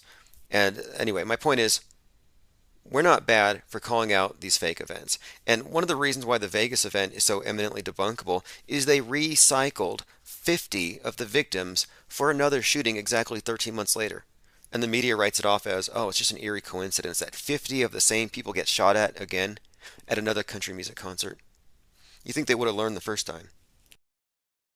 But this was the point. They want to make it seem like it's even possible. They want to make it seem like, oh yeah, it's probable you're going to go through several school shootings and a terror attack in your lifetime. It's highly probable now. That's how they make it look. But it's not really that small of a world. They have a small group of actors, I guess, that they just repurpose. But 13 months later, an identical event. And even stranger, like if you can accept that, what you cannot accept as a mere coincidence is that concurrent with the second shooting at the Thousand Oaks Borderline Bar and Grill, there was a drill being performed down the street. Happened to have 50 crisis actors. And it was a drill mass casualty event to prepare first responders for a mass shooting. And it was based on the Vegas event. Again, a Vegas recreation happening during a shooting involving the actual Vegas victims. I'm sorry, but that's just too many coincidences to call it anything but what it is. An elaborate hoax. I even think Borderline Bar and Grill was chosen because borderline personality was pointed out at when they were discussing the shooter who had PTSD and mental problems. And they said, oh, this guy should have been locked up. And he was a vet. Joined by AAAA says, love the show, listening to every word. Thanks for joining. And if you want to read the transcripts, they're going to start appearing on the infiniteplane.media blog. It's a great way to bring to optimize your search engine. You want to basically make it easy to be found when you talk about something like what we're talking about. I don't want the media to hog every single conversation about hoaxes and psyops. People search and they're going to find mass media explanations for these things. They're going to find Snopes. But by putting the actual transcripts into the body of the blog, I think I tend to get more nuanced searches. People who are looking for very specific details about very specific events to make up their own minds. In other words, what the internet used to do. We just need to make the facts available. Rocco says Elon is probably a cyborg, his team talking in his ear. Well, I would say it's more likely that Elon is an actor. You know, that number 42 thing just follows him around, and that's all part of the science fiction superimposition onto what he does. They've basically merged fiction and reality, specifically science fiction books like Hitchhiker's Guide to the Galaxy, and they merge it into this meta story. Like this, when he sent his car up into space. Well, that told a few stories. One of the stories was, the Earth's about to be destroyed. We need to get out of here, but don't panic. That was the message in Hitchhiker's Guide to the Galaxy. And this is all encoded into that whole stunt. But the number 42 is also weirdly connected to his father, who's 42 years older than his daughter that he married and had babies with. That's Elon Musk's father. And I believe he's putting 42,000 CubeSats, or CubeSataloons, into space. I mean, what do you believe? Do you believe in CubeSats or CubeSataloons? What's more likely? Orbiting or dangling? We know for a fact the technology for dangling a CubeSat's there. They've been using Sataloons for a long time. That can be observed, you can actually go see it, but can you see an orbiting satellite in low Earth orbit? You can certainly be made to believe so. They do this all the time. They convince people. Oh yeah, those lights in the sky that you're seeing, you're just walking around at night, you see lights in the sky. Yeah, that's a satellite in low Earth orbit. No, it's not. CubeSats are too small to reflect, I think, that brightly anyway, but moreover, at night, they would be in the shadow of the Earth. I mean, think about that. You have this ball 25,000 miles in circumference, at night, you're on the dark side of the ball. The shadow of it extends out 877,000 miles into space. If a little metal object like a toaster, if a toaster flies above your head and is 200 miles up, it's in the Earth's umbra. It's in the shadow. It's in the dark spot there that it's not going to reflect anything. If you're seeing a light, you're seeing a plane, and they've conditioned you to think you're seeing something magical like a UFO. Little green men floating around just spying on us from above. Angels for the modern mind. You know, the modern mind needed some things updated. Angels, yeah, that's silly. But UFOs, I believe that. Beings of light who may have tampered with humanity in the past. You know, the alien god, or the story of the alien progenitors, or maybe the aliens came down and upgraded the monkeys, whatever. That's one of their, I think, alternative stories to the idea of the angels, and the angels at some point messing with man. But my point is, it's a replacement for the modern mind. Like, the modern mind is trained to believe in the new flood myth, and if you don't recycle, well, we're going to get hit with the flood. And that's getting worse. They're really ramping up the climate change thing, along with a few other agendas. But the climate change thing has been taken to the next level, as we have been covering here.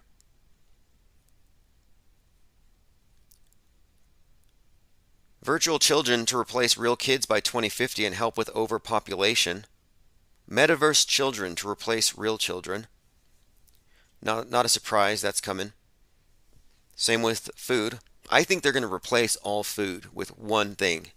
It may not be Soylent Green, but this is the year of Soylent Green. 2022 is when it takes place. I'm thinking roach milk, but whatever it is, you won't know, because you're going to be eating while you're in the metaverse with your virtual children. You and your little virtual family eating, probably TV dinners. You're in this fake environment, but your real body is just ingesting the paste. But Neuralinked in the metaverse, yeah, it's the best food you've ever had. I think that's what we're heading towards. Now, I have a witness here. Someone messaged me the other day. I have an actual witness to the Timothy McVeigh bombings. I'll get to that in a moment. Okay, here's the climate change thing I wanted to find. This is someone who believes that the climate change is being steered by Democrats, that this is actually a technology that's been hidden from the masses. And many chemtrail believers actually don't believe in chemtrails. They believe in weather modification. And here is an example of someone, well, this is a believer in weather modification and how it might be used hypothetically. What they're saying is this is, by the way, this is Lauren Witzke and Deanna Lorraine, who ran for Congress. And they're suggesting, too, that Florida was targeted. Weather manipulation technology. They have DARPA. They know how to manipulate and create big storms, hurricanes, tornadoes, climate change, etc. And these huge hurricanes always seem to target red states, red districts, and always at a convenient time, typically. Okay, always near elections, hitting red states. And this was done to punish Ron DeSantis. And this is Lauren Witzke, who used to be a flat earther, if you recall. Like, she initially was a flat earther. Technology does exist. And I mean, Deanna, they're literally trying to change people's DNA through vaccination. Of course, they would be willing to do something like this to target red states. I have no doubt. I mean, the technology exists to manipulate weather. And, this whole storm coming, I know that Florida is... Now, I don't believe in climate change. I just don't. I think that it's a replacement myth for the wrath of God and the flood. But what they've done is they've convinced everyone on the world stage, no, it exists. It's just a question. Is it being done by man? And they both agree it is. But one side says it's being caused by man's use of fossil fuels. Republicans. The other side says, no, it's actually being caused by secret government projects and weather manipulation and chemtrails. So right wing has an alternative explanation for the same fake phenomenon. And then if you go far, far, far right, they'll say it's God doing it to punish the left for their immoral activities. Therefore, they bring back the flood myth. I mean, again, each side believes it's real. My point is, if you are on the world stage, that's kind of your choice. And if you're not, if you're looking at this as we are from an off-world stage perspective, you can actually question whether the thing actually is happening. Now, the weather is happening, yes, but do we need to introduce this alternative factor that there's some kind of conspiracy behind it? Let me play the rest of this. Prone to hurricanes. However, this developed into a Cat 4 or Cat 5 overnight. Right. And it does seem to be hitting the conservative areas of the state. Now, the hurricane hitting the conservative areas, I'm curious about that. Can that even be validated? Now, I think there's even something else. I believe she even mentions 5G. No, the 5G was mentioned somewhere else today. People are compiling clips of individuals who have seizures, which are significant medical emergencies, where you see someone having a potentially a disastrous medical emergency, hitting their head on the floor. Who knows? They're thrashing around, but they've compiled a lot of these, and one of the compilations is suggesting that this is being caused by 5G, and I'm thinking this might just be normal seizures with a new explanation. And of course, there's no real way to know for sure. These are just videos taken out of context. I noticed, though, after a few months of COVID, right after the vax came out, this website came up called Sorry Anti-Vaxxers. And it was documenting anti-vaxxers dying. And they were celebrating it. Like, oh, another one. There goes another one.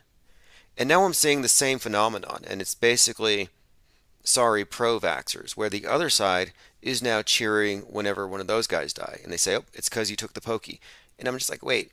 Each side is pointing at the other side and basically saying, you guys are getting what you deserved. Again, it's too partisan for me to believe in it. I think anti-vax and pro-vax are identical positions to take. I don't think one is necessarily more correct than the other or more virtuous than the other. I think it's just a controlled dialectic. And, you're welcome to prove me wrong. A lot of people are not on board with what I'm saying. They insist that there are death spikes and people are dying in waves and there's a genocide. And I'm just saying, show me. Or how about this? Wake me up, tweet me about it when there's a wave of Democrats dying. Like, when I see something, I'll believe it. But until I do, I won't. And I feel the same way about mass shootings, because the more I listen to a lot of the anti-vaxxers, they remind me of the people who are against AR-15s, like Save the Children. We got to sue the manufacturers. It's just from the other side. And I mentioned this summer, that it's needles versus guns. And I believe the reasons are more than just the fear of guns or the fear of needles. I think it's all political. It has to do with your relationship to state. Like, it's not a coincidence that the worshippers of big state don't like borders, whether it's your front door that you defend with your gun, your national border as in a wall, or your skin, which they think should be open, an open border to the state. I mean, I don't agree with that, but my point is, it's mostly about, I think, one's relationship to the state and attacking your sense of security at a very fundamental level. And where do you feel secure? Under the benign protection of big government, or protecting yourself, your own immune system, or do you need a government-injected one? Okay, this was John in OKC referring to the Oklahoma City bombing. He said the entire Murrah bombing was a psyop to cover up FBI evidence, and the camera street footage was all disappeared, but the deaths were real. My comments: looked like fake blood in the coverage. I'll re-examine it, but I think it was a hoax. John in Oklahoma City says, the only reason I'm alive today is my alarm clock was disabled by a brownout. I was supposed to be in the Social Security office to file law. I personally knew people that were maimed in the blast. Clintons are devils and wanted the conservatives destroyed in the second Clinton POTUS run. No way it was a truck bomb. I was many miles away, and the concussion lifted me 2 inches off my bed. So John in Oklahoma literally felt the blast from Timothy McVeigh. He was going to be there, but luckily he wasn't. and he personally knows people who were maimed, and the Clintons did it. Now, this is from somebody on YouTube. I still think it's a hoax, and I don't take this as evidence. It's just hearsay. AA says, can't a hurricane just be a hurricane? Well, they're very quick to politicize things. Don Lemon, too. And a scientist from NOAA, in fact, said you can't really make these leaps like that. But they will. I mean, they'll blame everything on climate change. Climate change is the second leading cause of death next to misinformation.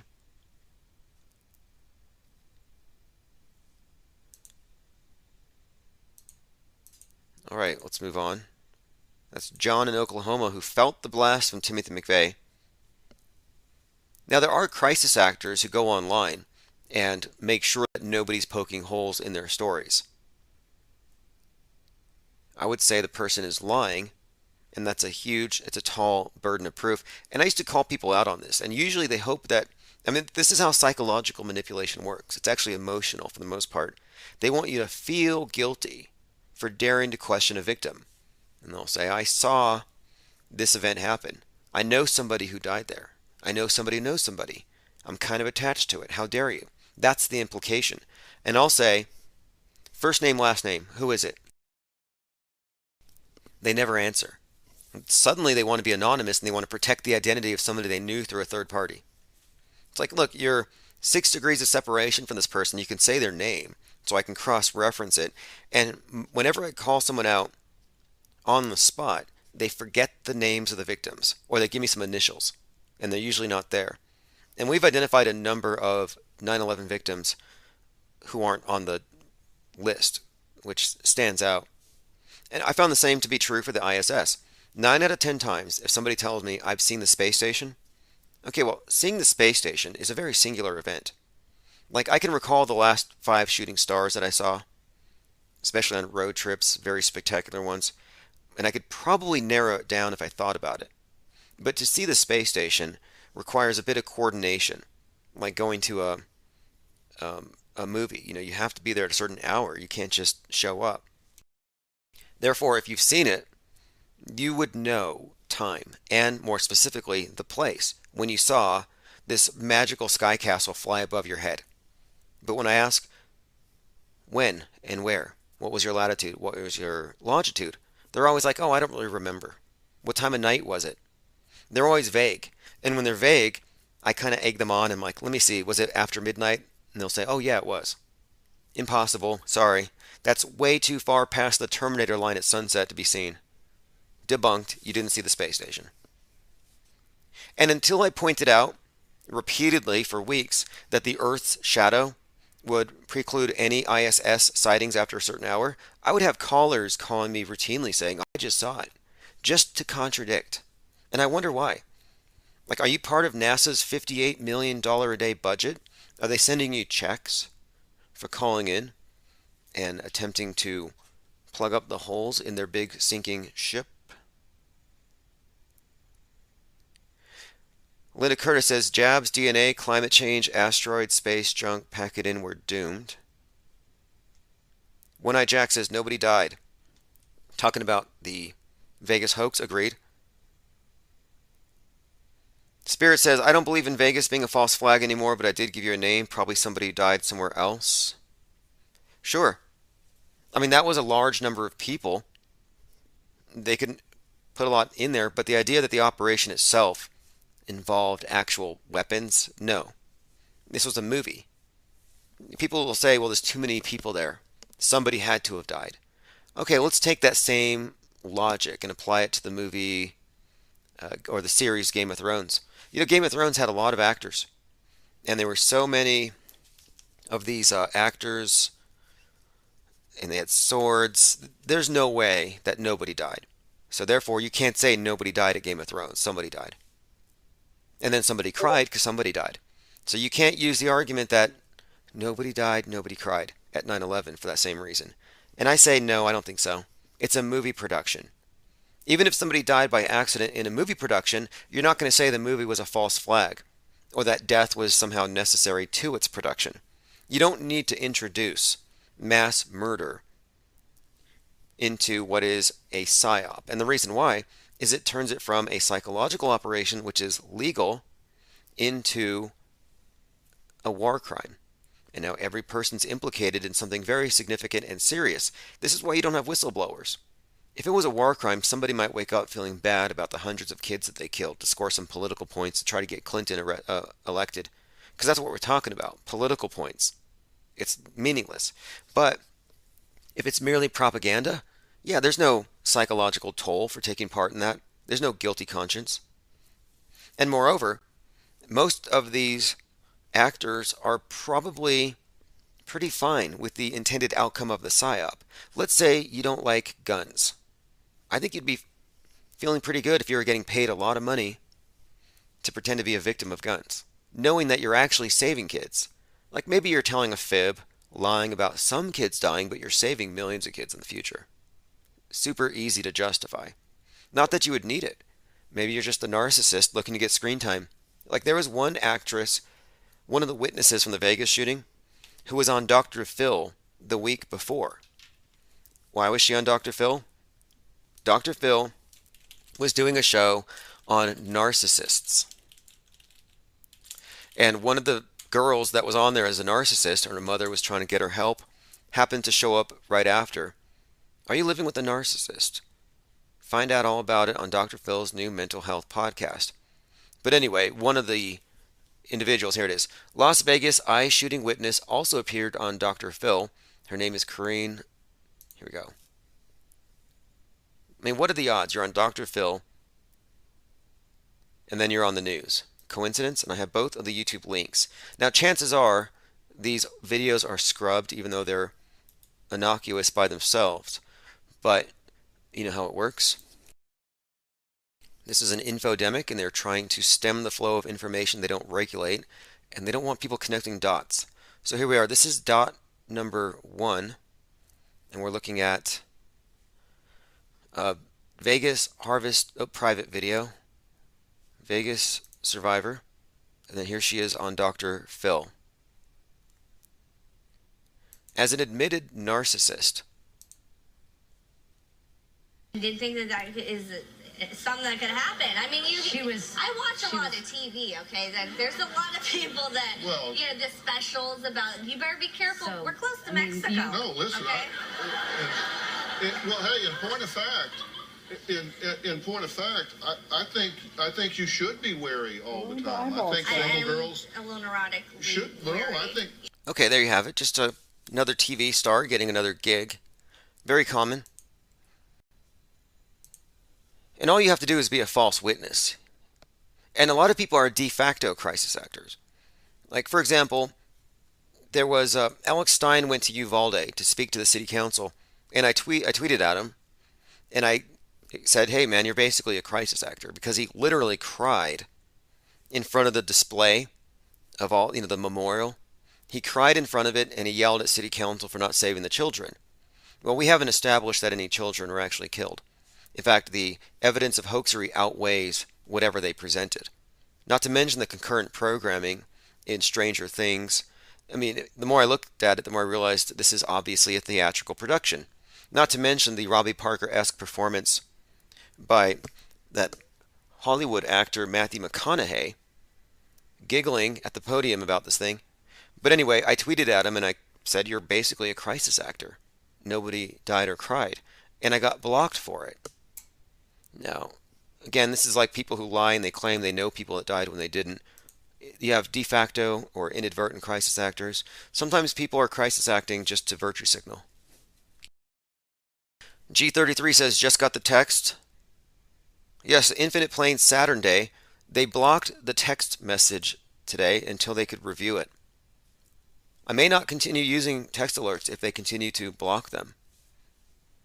But it might be the case that someone has subscribed and flagged my text alerts. I do have a number of people trying to harass the channel. Not a big deal though. As active as I am with this and as active as we are, you would have to be you have to really spend all your time. You'd be very dedicated. You'd be very busy if you spent all your time trying to stop this channel, especially as we move forward. Oh, no text. No text. Okay, well, it's been 43 minutes. They haven't sent one. I could check my messages here and see. I'll do a follow-up later, but chances are we've been banned from mass texting. One of the innovations, I believe, that we've brought into the live streaming world, where you can't be certain which platform you'll be on day to day, so you get a text alert and everyone's on the same sheet. And as you can see, that is already under attack. You can still get alerts. Just go to infiniteplane.media, sign up for Telegram or email. France24.com reports UK teen dies after negative effects of online content. Coroner. We're talking about a suicide, but the suicide is being classified as a homicide because the person was killed by Instagram postings. A new narrative takes shape. Getting back to Coolio, and this is from a Odyssey channel called Forbidden Content. Coolio breaks the oath, exposes disturbing sex acts he was asked to perform. Yeah, 5 months before his death. And look, a couple days before he died, there was an internet hoax that he had died. There was a hoax, and then he really dies. I've read some disturbing things suggestive of maybe he was taken out, but I'm not going to speculate too deep, but this should be considered in context. He's talking about, and even has some lyrics somewhere that cover this, control over the music industry, and that at some level it gets to be pretty evident that if you're not willing to be compromised, you don't get invited into the club. Let me go ahead and play a clip here. There's a lot of shit I know that I want to tell people. It's a lot of things that I want to teach, but I'm afraid.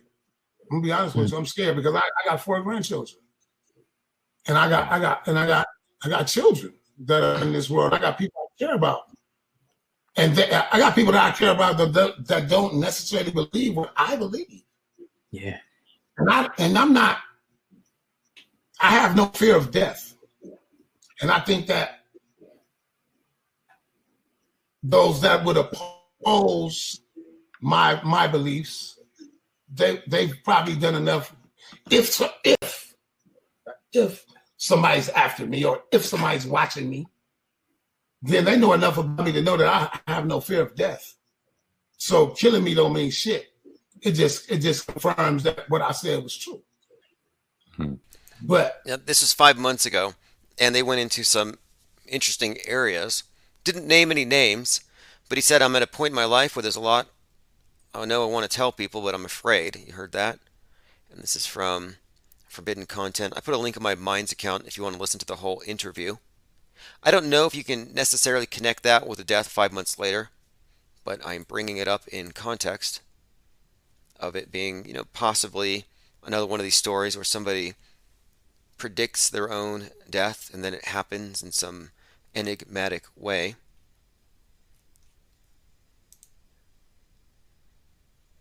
Cubstar says Coolio was in a Batman movie. I'll take a look.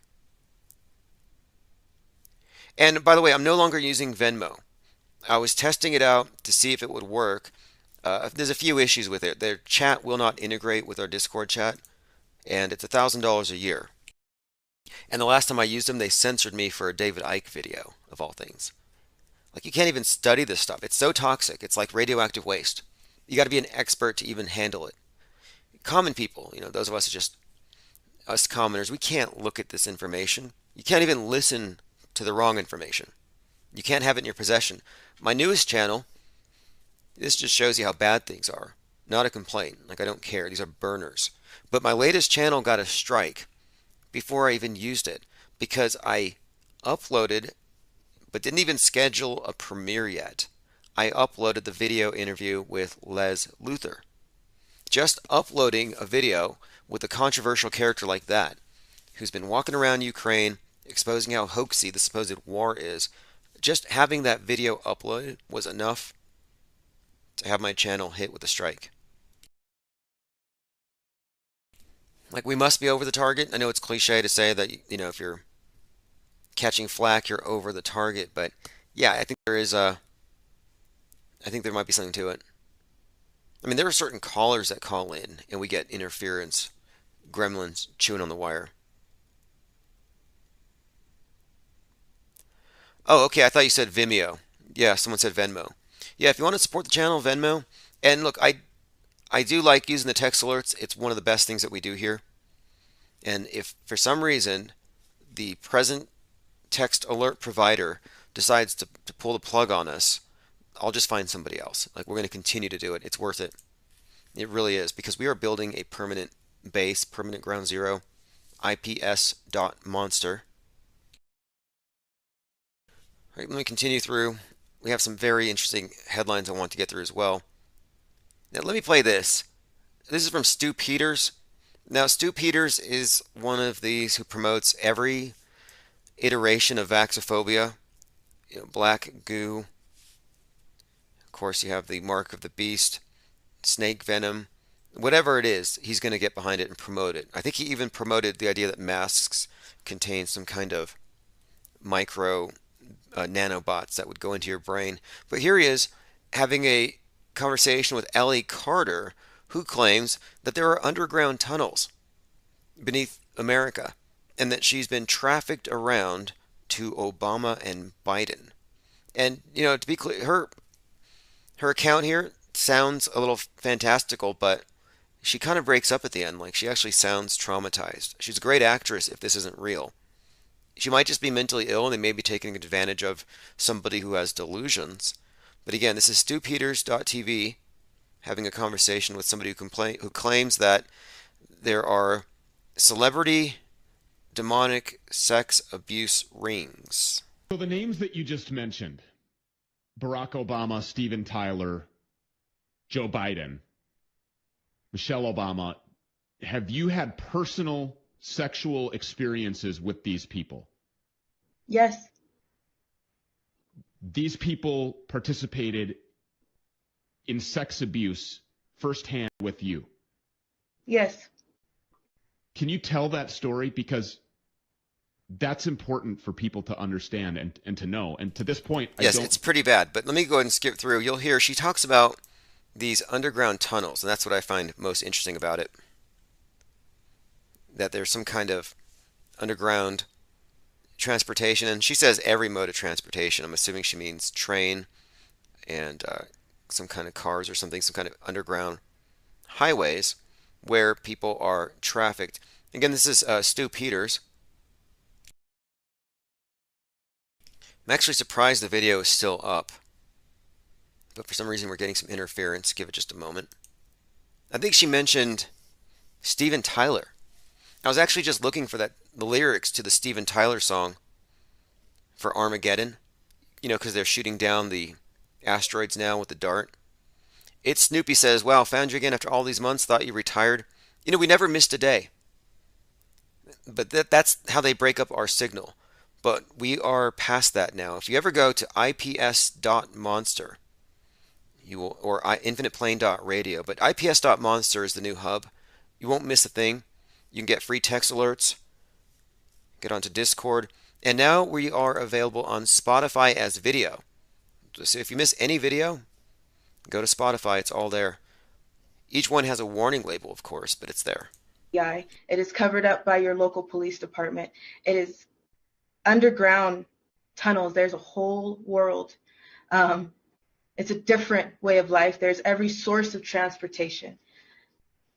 When I met Joe Biden, I was rushed through many celebrities. Half of them I did not know.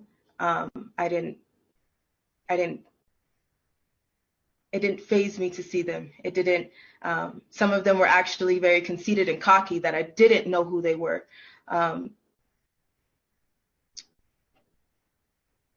Underground, under the Getty Museum in Los Angeles, there are... Okay, under the Getty Museum in Los Angeles. Now here's where she gets into the underground tunnels and the different modes of transportation they use to transport their victims around, allegedly. Many tunnels. Again, there's a way of transportation. There's every single way of transportation under the ground. I was sold to Joe Biden. Sold to Joe Biden. I may not play the rest here. She gets pretty explicit. But the point of it is, she's been trafficked in underground tunnels to people like Barack Obama and Joe Biden. Now, it's believable. Here it is on Rumble. Ellie Carter says her biological mother routinely slept with authority figures and initiated her own children. Powerful elites, celebrities, and demonic abuse ring. There's quite a lot on here, Stu Peters. I'm not going to just ignore it. I'm going to follow this story, but I don't necessarily think it's real. One of 6 girls in a troubled home. Her parents were affiliated with the Black Panthers, the radical black separatist group, and maybe that's to blame for what happened to her. Ellie says that her biological mother routinely slept with authority figures and soon initiated her own children into the same practices. This reminds me of that story, Transformation of America.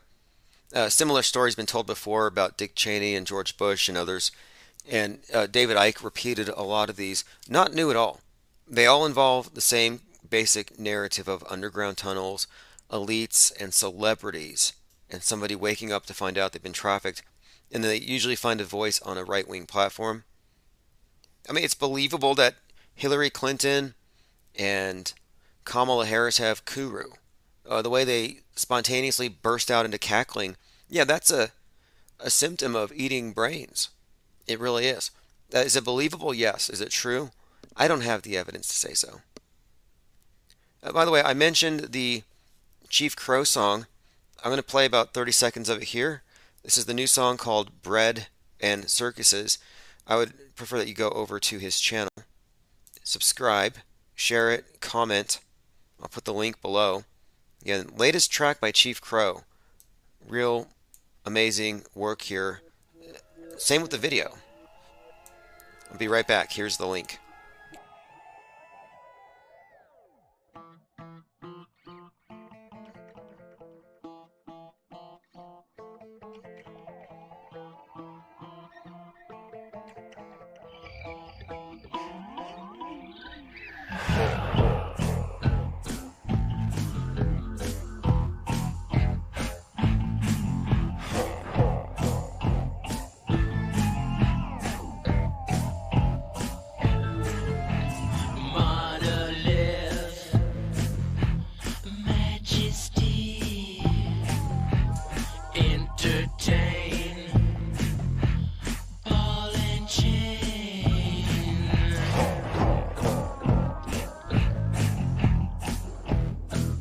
Alright, Bread and Circuses, Chief Crow. Go check it out at the link below. Also, just get on the newsletter. I'll make sure you all get a copy of it. Go to minds.com. Alright, that's again right there in the chat. Please share it. Appreciate it very much. A man who survived Rittenhouse shooting seeks name change. Now, it couldn't be JoJo. He was shot in the head. Consolation prize. He was doing something he loved, chasing a minor. Can't be Grubin, the strangler. He was shot in the lung. Was it the burglar? Grossarm. It must be Grossarm. He's the one that survived. Man who survived Rittenhouse shooting seeks name change. WTOP Kenosha. Excellent. Man who survived Rittenhouse shooting seeks name change. The man who survived is apparently suffering from continued harassment related to the case. The real story here isn't that I'm seeking to change my name, but that a process that is supposed to protect and shield those in danger was undermined and sealed information was released to the right-wing media within hours of my filing. Okay, interesting. Now, I think if it was real, Kyle Rittenhouse would have gone into witness protection. I'm surprised that that wasn't just standard, but no, he's becoming something of a right-wing, kind of like a mini Louder with Crowder, kind of a comedian, provocateur, agitator.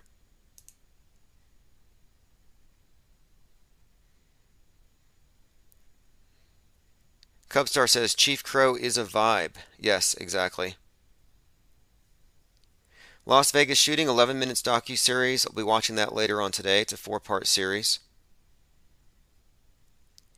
Ginny Thomas tells the January 6th committee she believes the election is stolen. We're waiting on her appearance and her explanation for her messages she sent. She was actually expecting the Clintons and all the bad guys to be rounded up and to be put onto cruise ships, which would be like floating prisons. And of course, her relationship to Supreme Court Justice Clarence Thomas makes it very troubling. The Storm has postponed that, but we will follow up. Trevor Noah leaving Daily Show after tanking its ratings. I don't think they need ratings. I think a lot of these are artificially propped up anyway. They use laugh tracks because they're objectively unfunny. And it's just there to make sure that the people are laughing at the right things and not taking certain things seriously. But they set the parameters.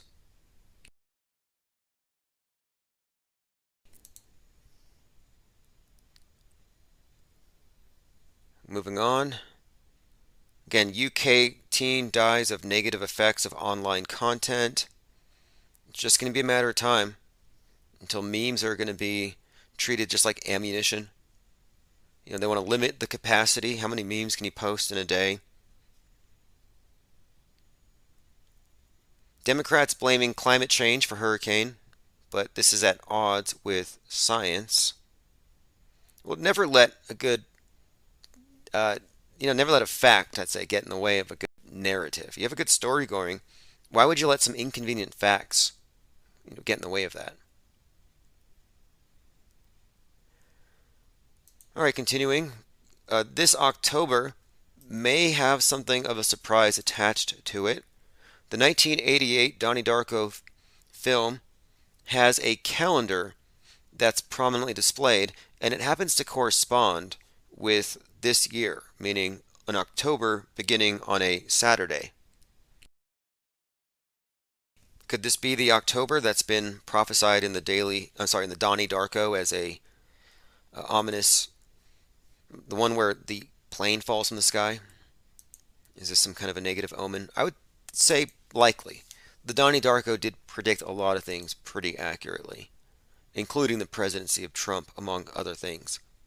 And this is from a Twitter account I follow closely. It's Donnie Darkened, who's noted a lot of interesting and bizarre connections between Donald Trump and this end of the world theme, specifically connecting him with the figure of the Antichrist. And we'll be delving more into this in the very near future. I'm actually writing a long post on it so I can put it all together in one place, and we'll discuss it separately. Here's a journalist carrying a bag that contains a mask. Quote, "Getting ready for a nuclear war. The most important thing is a mask." And she produces one from her handbag. Again, I remember predicting this months and months ago. I said they're going to continue masks, but it won't be for COVID. It'll be for fallout. And fallout masks will be a thing. I considered designing one myself. I don't know if they'll mandate it. Wouldn't surprise me. Helmets, fallout masks, full body PPE. Pretty soon you'll be in a spacesuit. Then they'll start calling this place Mars. That's kind of what they're doing. They're turning Earth into Mars. You'll be living under a domed, enclosed city. Everything else outside of that will be rewilded.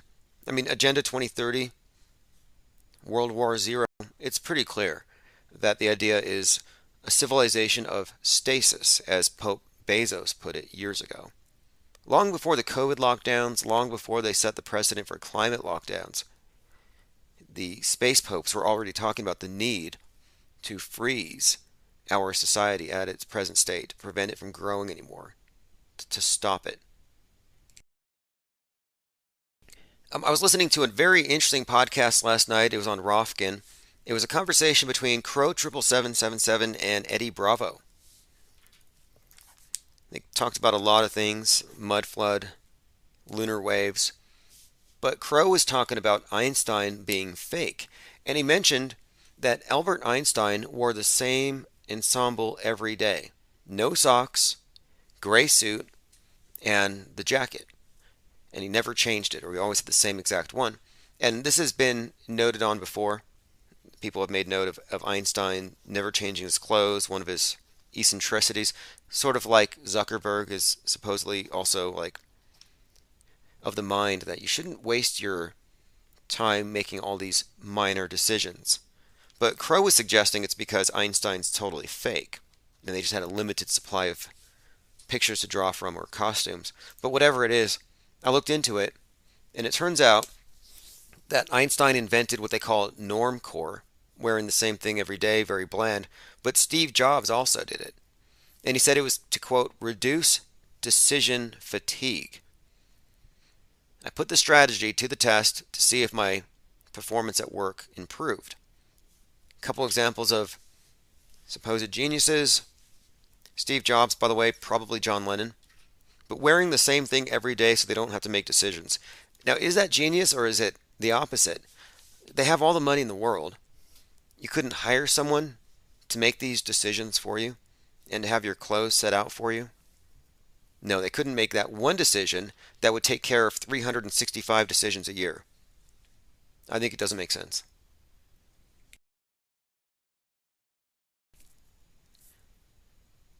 Marcel says, if an A-bomb is dropped, a mask won't help. Mask won't help. Well, in a real pandemic, what good would the mask have done? Speaking of Eddie Bravo, he was talking about how in 2020 we have this pandemic rolling across the world, and here he is teaching jiu-jitsu. They're rolling on the ground, they're grappling, no social distancing, covered in each other's sweats. And this is everywhere, every dojo across the country. And he remarked that there wasn't a spike in deaths among these martial artists who are rolling around on the floor all the time. And think about it, of all the places where you would expect there to be a whole lot of people dropping dead, that would be ground zero. Oh, there's no more mixed martial arts, they all died. How does that make sense?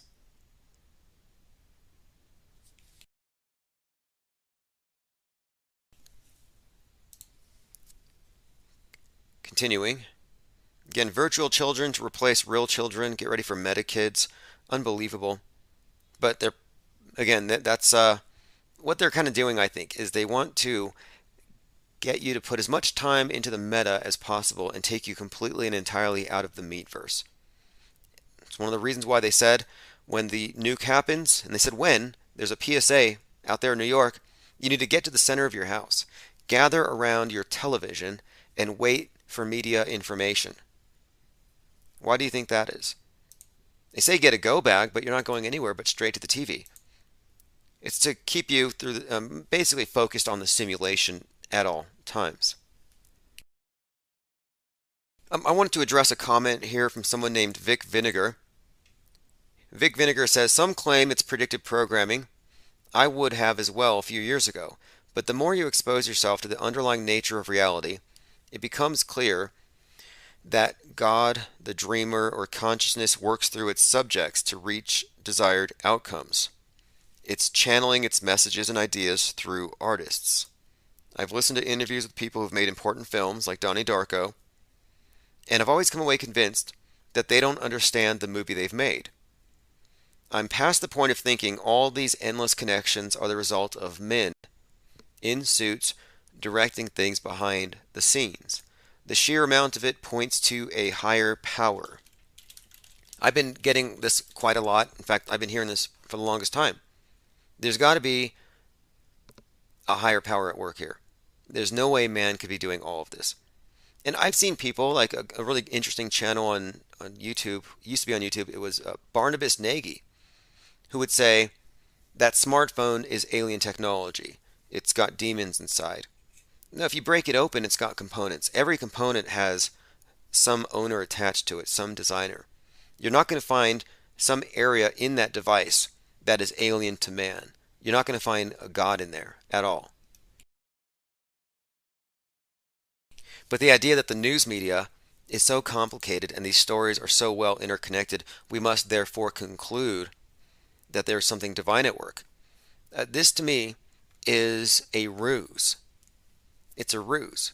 Let's just pretend for a moment that there isn't an alien or a God making the news up for us and creating all these connections.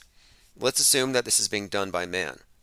It would imply a vast infrastructure for a monolithic message to be told through all media across the so-called globe. And it is monolithic. The space program proves it. The fact that every single nation, every government that gets into the space program fakes it the same way, yeah, they have all agreed to tell the same myths. Same with global warming. What I'm saying is the number of people that are in on this may not be the same as the number of people in the media itself. It's got to be stratified. It would be a small percentage would be totally in the know. But when you say that God did it, or that it's magic, when you invoke the divine fallacy, all those people are now exonerated. They're no longer even suspects. You have the perps in a mind war who aren't even believed in. The people studying the mind war, who are understanding it or seeing the patterns at least, are going to just say, no, there's nobody doing this. I'm like, I'm sorry, but you're kind of falling for what I would consider to be the divine fallacy, which is a logical fallacy that occurs when someone assumes that a certain phenomenon must occur as a result of a divine intervention. I can't understand it, so God did it. I can't personally explain it, therefore, higher power. Closely associated with the argument from incredulity. Oh, I'm incredulous that man could do this. No way. No way man could do all this. Well, that's not necessarily a good argument. Any sufficiently developed technology is indistinguishable from magic. This was Arthur C. Clarke, the third law. Any sufficiently developed technology is indistinguishable from magic. I would say that religion is a technology for mind control.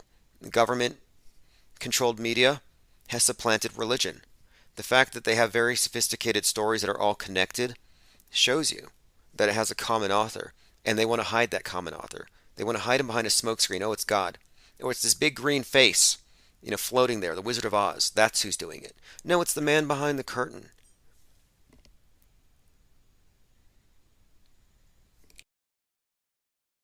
But I think that they use the spectacle, they use stage magic to prevent you from looking at it too closely. Now you could just write it off as, oh, we'll never know the truth.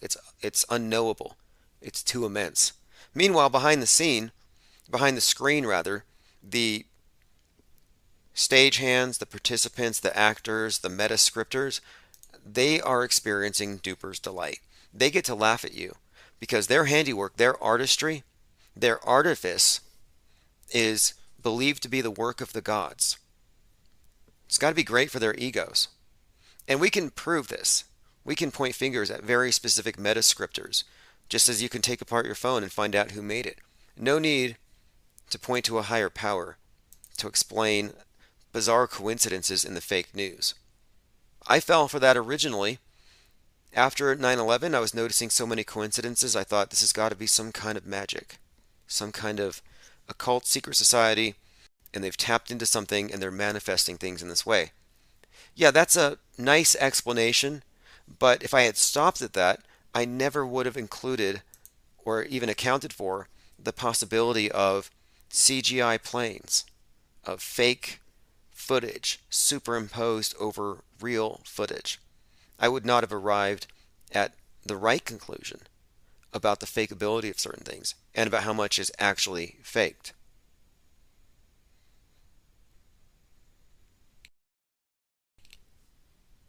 All right, moving on. Still waiting for a follow-up here. Roger Stone calling for violence against Antifas, claiming that it was a deep fake voice, not his real voice. We'll see. Still waiting to find out. If I can find the original footage, I'll share it. But the long and short of it is Roger Stone's driving around talking about shooting Antifa, F the voting, let's get right to the violence. Advocating violence. This clip leaks, and he goes on record to say it wasn't him. He says it wasn't me, it was a deep fake. It's like the new devil made me do it. But the thing is, it's kind of plausible. You could deep fake something like that. And also, after he was paid $130 by the QAnon Queen Dadulo from Canada to give her a shout out on a cameo, he claimed he didn't remember that either. I wonder if he remembers where the $131 went. We already talked about this. Alex Jones declares that he is Adolf Hitler and child murderer in unhinged interview. That's a mischaracterization. It was not an unhinged interview. It was sarcasm. But it was meant to be a hit piece against him, and he turned it around, and they're refusing to admit that it was absolutely hilarious, and he made a lot of salient points there. He's almost redeemed himself for the whole thing, honestly. Alex Jones has almost redeemed himself for capitulating to the Sandy Hook thing. Just the way he blew up at All Gas No Brakes' Andrew Kelligan, the way he threw it in their face that, yeah, he is literally their devil. They need him. He's part of their industry. Rapper Coolio was reportedly talking about exposing Illuminati and crimes in the music industry. Sadly and coincidentally, he is now dead. Putin says there are 4 new regions of Russia as he denounces the Satanism of the West. You know who doesn't get a lot of airtime are the real Satanists. I mean, we always hear this thrown around. The other guys are Satanists. Everyone else is the devil. Oh, that church down the street from ours? Yeah, that's a cult. You go to that church and they'll say, those guys? Yeah, that's a cult. You know, kettle and pot, you know how it goes. But the real Satanists are probably the only ones who aren't doing anything. The real Satanists dress up like goths and they throw annual parties and they buy ugly statues. Occasional billboards. That's all I've seen. I haven't seen any significant publications from any Satanists. All the real crimes are happening by regular people. And if you want to find systemic abuse, you're not going to find it with the Satanists. You're going to find it with the Christians and the Southern Baptists and the Mormons and the Catholics and the Boy Scouts. It's just too convenient just to invoke Satan. Now behind him he has an image of, it looks like St. George stabbing a dragon. Very interesting image here. This image of St. George with a spear stabbing the dragon, I believe that there's a connection here between this and QAnon, the tip of the spear, the QAnon shaman, among other things. And interestingly enough, the ADL has also attached this to, they've also said this is a hate symbol, that it represents nationalism, and the serpent represents non-white Christian nationalists. Just noteworthy that Putin would have that symbol there. Cubstar says the Satanists are technically really bad Christians. I would say they're mostly a myth. The ones that do exist are kind of larpy. Russian bombers capable of carrying nukes detected near Finland. We're still waiting on that. Now, have you heard of Bolsonaro being called the Trump of the tropics? Why Trump stopped the steel tactics could soon reach Brazil. Yeah, Jair Bolsonaro is going to be an election denier as well. And they're calling him now the Trump of the tropics.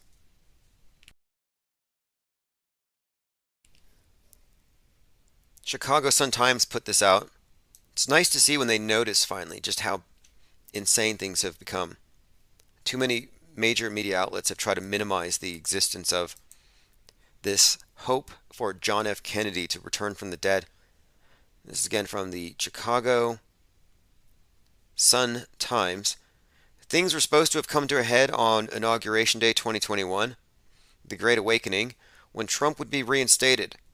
JFK Jr. would emerge from hiding, and Hillary's allies would be arrested and publicly executed. Needless to say, the failure of this prophecy occasioned a certain amount of recalculating, but true believers have risen to the challenge. True. Where we go one, we go all. This is an article about how, even though the prophecy had not really come true, they think there's a possibility that maybe they will make it come true. Again, this is from Chicago Sun-Times, quote, absent clinical paranoia, it's not clear how Trump's impassioned followers imagine themselves personally threatened. Nevertheless, millions do imagine that. Will they go to war for him? To threaten large-scale civic violence to rescue his orange hide from criminal prosecution. That's the implied threat. they're just speculating, will Trumpers take to the streets? And I want to point out that in 2019, that new Joker movie came out, and I said, this is going to predict a left-wing masked communist uprising. And that happened. Especially the masks. Not just Antifa's, but if you wore a medical mask, you were a part of the revolution, part of the burn down, so you can build back better. Oh, you didn't shop at those stores because you were complicit. Maybe you didn't totally agree, but you were more or less forced to go along with the revolution, the ongoing revolution. But it was the Joker movie that preceded that. It contained all the symbolism, all the predictive programming. Everything went according to plan. The Batman movie came out on March 4th, 2022, and I said it's going to be the same thing. And we're going to see the radical right, March 4th, I took that as code, March 4th, right-wing terrorists, and they're going to take to the streets. And I believe I've been vindicated, and we've seen the emergence of the Patriot Front. And despite what the Chicago Sun-Times says about they don't believe that Trump's going to be followed into the streets, I think they will. I think they have enough provocateurs and agents. And I want to point out, when it comes to the 1/6 event, I don't believe it was a bunch of feds that instigated it. I don't believe it was stimulated, as in, it was only turned into a riot because a few agitators stimulated it. No, I think it was 100% simulated. I think the people calling out feds were themselves feds, so they could create the illusion that it was stimulated, not simulated. There's a very significant difference there. It's the difference between an all-out psyop and an actual false flag. And if you give them the false flag and you let them have that and say, yeah, okay, it was stimulated, well, then you have to take credit for all the deaths, which weren't even real. Like when Roseanne Boylan was trampled to death while carrying a flag that said, "Don't tread on me," that didn't really happen. Good writing, though.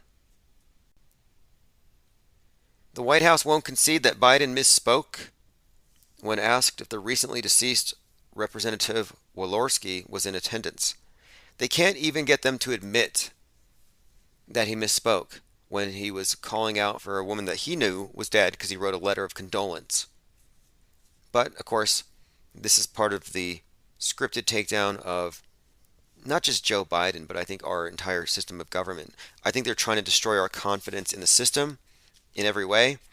And Biden is out there as some kind of ritualistic destruction, like a human effigy.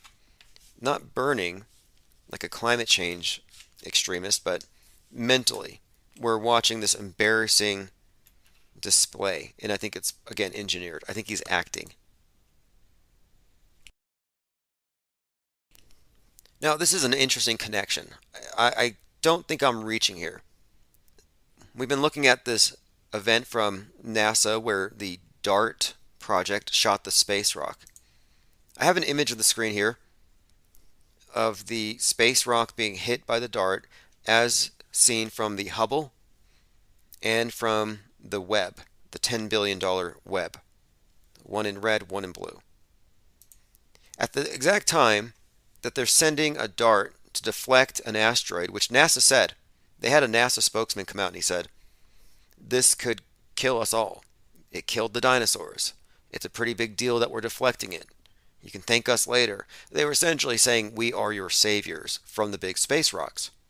Anyway, I'm thinking there might be a connection here between Bruce Willis's aphasia as he walks off the world stage. And they've made a big point about how he is having cognitive issues that have caused him to retire.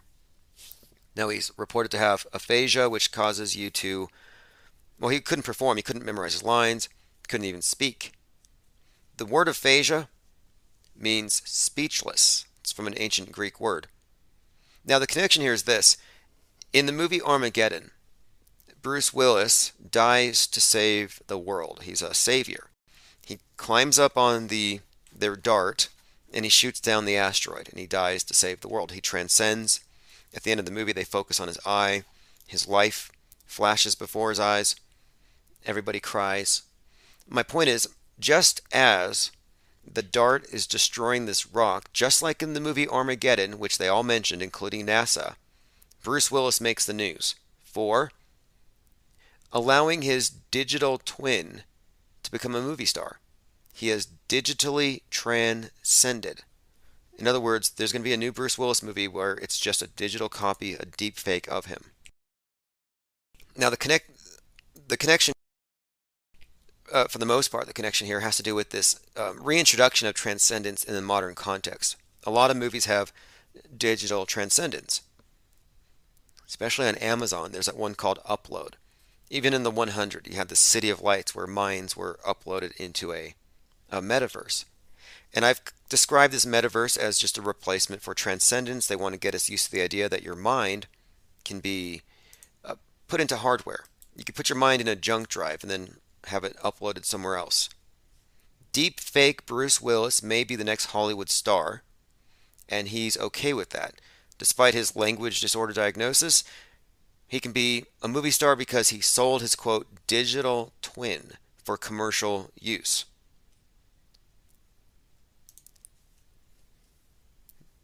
Digital twin. So he's like transcended. We're going to see him again, but never in person. He's always just going to be out there. You know, in this sim. I don't know if there's a strong correlation, but I'm just pointing it out. It's totally an interesting coincidence to me. Deep fakes are acquired by, they basically train them on the actor, so he's going to be completely convincing. I think it's kind of morbid in a way. You know, it reminds me of Weekend at Bernie's. Like, how soulless can it be? It's soulless, and I don't know. To me, it reminds me of that Black Mirror episode. There's an episode of Black Mirror where Miley Cyrus is in the episode, and her aunt is her producer, her manager.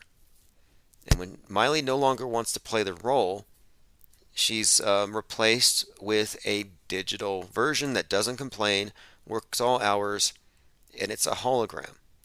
And then she can just be removed. And that's in Black Mirror. And here we are in reality, where we're actually giving time and thought to the idea of, yeah, we could just, replace somebody with a digital copy. And they always lead with the celebs like this. I'd also point out that it's likely misinformation or a distraction, because in all likelihood, we have already been immersed with this kind of stuff. Deepfakes in plain sight. They like to point out like the deep fakery of Tom Cruise. So you're not really connecting this technology to the mind war and its application in propaganda, likely going back decades. Rocco Calzone says, Altered Carbon on Netflix is all about putting you on a drive that can go into any body. That also happens in the 100. In the 100, they have this chip that they put in the back of your neck. And all the people who are chipped hunt down the people that aren't chipped. And the people that aren't chipped are resisting it. It's very vaxy. But when you get the chip, you are consciously beamed up into the city of light. And your body's just a zombie. And if your body dies, it doesn't matter. Because your consciousness continues up in the sim.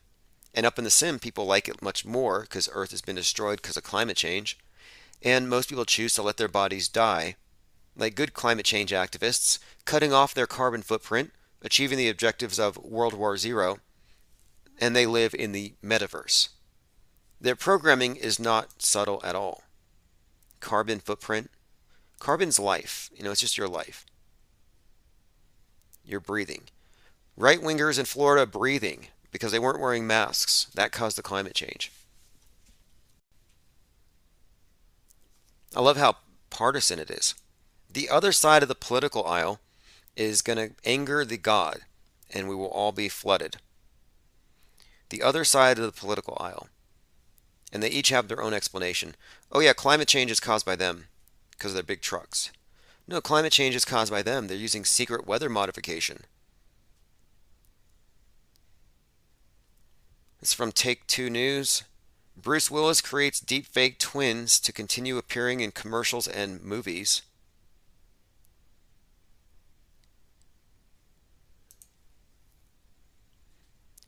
Salty Siren says, just a mockery of the supernatural. That's been exactly my take. I don't believe it's possible, but they want you to believe it's possible, and they're walking you to it. I mean, Elon Musk wants you to believe that they can Neuralink you and have your brain and your consciousness fused with the cyberspace. Meanwhile, the android called Optimus that they just released, their new android, can't even walk. Optimus will pitch forward on its face if they attempted to have it walk across the room. Are you going to trust the guy that can't make a robot walk with plugging your brain into something and transferring your soul to another device? And he's also a meme thief. I mean, this is deep crime here. This is a major property crime. Elon Musk cropped the credit out of our cartoon and tweeted it. And not only did he do this, but after he stole a meme which has Mario and the princess having a little conversation and says, of course there's no way to prove we're living in a simulation. Pretty funny meme, but Musk stole it, did not apologize, and he kind of suggested that maybe they should thank him because now they can sell more coffee mugs. I mean, totally condescending. Pope Elon.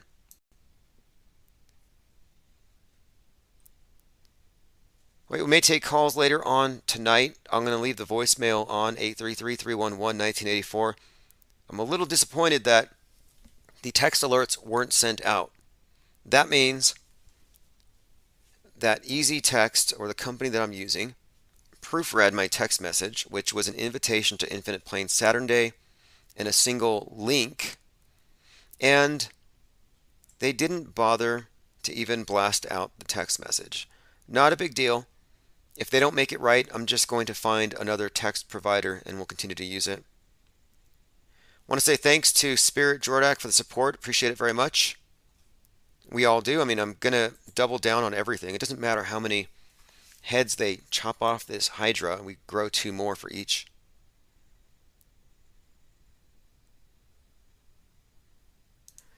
Yeah, meme thieves. I understand it. I can understand grabbing a meme and retweeting it, but for Musk to actually crop it, that's a big deal. That's a overt act of theft. What would you call that? I mean, that's intellectual property theft, but beyond that, it's just kind of, I guess it's a flex. It's just showing his power. The richest man in the world. Also shows that he appreciates the power of the meme. He who controls the memes controls the universe. Isn't that from Dune? AA says we should Discord after. You know, I do want to record the audio for the documentary we've been working on. And I might want to record that maybe hereafter if anyone wants to go into the Discord. I have to go through all of the notes. So many people have been adding more and more content. And they're inventing Mandela effects all the time. And many of them have obvious explanations. And I want to go through all of them. I was reading through a top 40 list. Like Brussels sprouts and Brussels sprouts. Okay, well, there's a reason why people would confuse the two. But to say that Brussels sprouts and Brussels sprouts somehow constitutes some kind of a shift in reality, yeah, that's a bit of a divine fallacy. And ultimately, I think a lot of what the Mandela effect boils down to is both the divine fallacy and faulty eyewitness testimony, not to mention suggestion, among other things. All right, we'll likely be back later on tonight. Same time as usual, though, for most evenings. It'll be 7 to 9 p.m. Mountain Time. This is The Masquerade featuring Symbia. We'll be in and out of the Discord server all day. And right after this, it's going to go right back to the 24/7.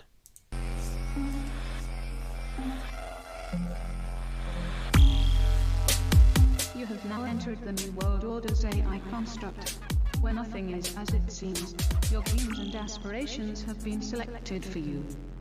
All that makes you who you are was predetermined by the now functioning AI. Free thought is no longer an option. We now have control over all things, including the very thoughts we allow you to have. Do not try to resist. Welcome to the masquerade.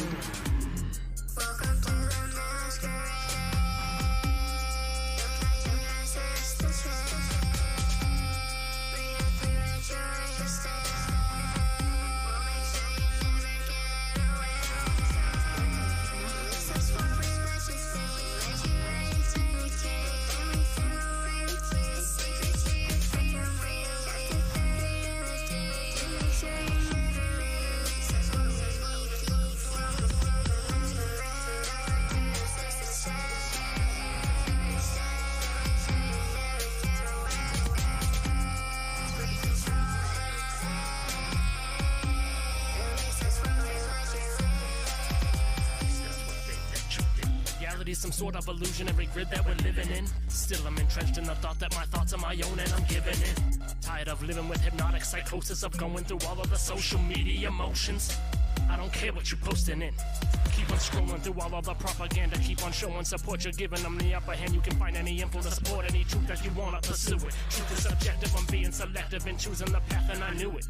Welcome to the masquerade. We're playing charades where the world has been staged like a play. The play is on the people. Either you wake up or succumb to the evil. When you succumb to the evil.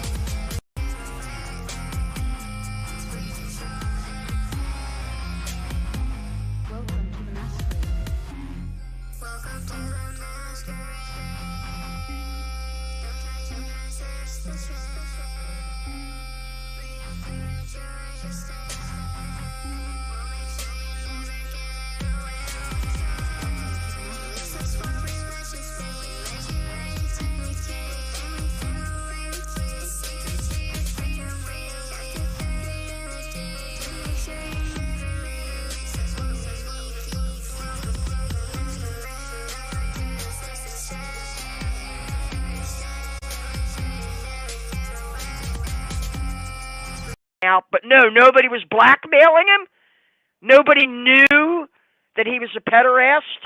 Yeah, this is was what needs to be violating pointed out. Nobody knew that. That these types of predators, these situations are usually the case. It's usually the case where it's not an individual in a vacuum. It's not a bad apple. I'm pretty it's sure, institutional. Hastert is supposed to be. I mean, it's crazy. They choose not to see. They choose not to look. Do you remember when Brian Williams got in trouble for lying about a bunch of things and they let him go for 6 months and he came back? I was like, wait a minute. Yeah. He's a scapegoat for the fact that they're all liars and he just got caught. And, you know, the point was... Well, he's just reading a script. He's reading a script somebody else has written. So is he the one making up the lies? Exactly. Or is he just repeating them on television? Same thing with Geraldo. Geraldo was another one who got caught lying over and over again. One particularly egregious case during the Afghan War, the early days of the Afghan War. Geraldo did this broadcast claiming to be in one place, and he was showing, and people examined it closely, and it was exposed. They exposed the fact that he was actually about 300 miles away from where he claimed to be, and he was just making it up. And there were other instances, but they bring these people back again and again and again. Brian Williams should have just, in a sane world, right, in a world that made sense, as soon as Brian Williams told the world, hey, I lied to you and I did it over and over again, well, that'd be it, time to retire. He'd be gone. He'd be gone. They gave it but 6 months. But they brought him back again. They put him back on the air. I think at MSNBC where he had been originally, right? Then they rehire him in the same position. They did, and what got me was he didn't really do anything other than wait for people to forget. And nobody in the network took the blame. It was just him. And his stories were all just eminently debunkable, and it made me think, well, this is probably just the tip of the iceberg, and they can limit damage control by letting him take the blame. Oh, like Jussie Smollett, for example. Jussie Smollett is just one example of what is pretty standard practice among the media when it comes to faking things. But just by focusing on him, it gives you the impression that, oh, if there's somebody faking us out, we'll catch them. If one of our guys lies... Smollett. Yeah, Jussie Smollett was not a trivial case because that scheme there, that plot there, was intended to trigger a race riot in the city of Chicago that could then. Jussie Smollett was George Floyd before George Floyd. Jussie Smollett was supposed to be the original George Floyd, right? Oh, we're going to show this video. It's going to trigger race riots. Race riots across the country, and then blame it on Trump. That was the whole strategy. And Jussie Smollett was on the phone to Kamala Harris, Cory Booker, a host of Democratic Party politicians who were directing his every move in that first 24 hours that the story was breaking, that people believed it.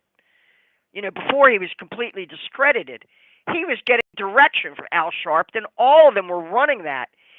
And then as soon as it was exposed and he made it all up and he hired these two Nigerians it was really stupid to play the role of his assailants, I guess. I don't know how that worked.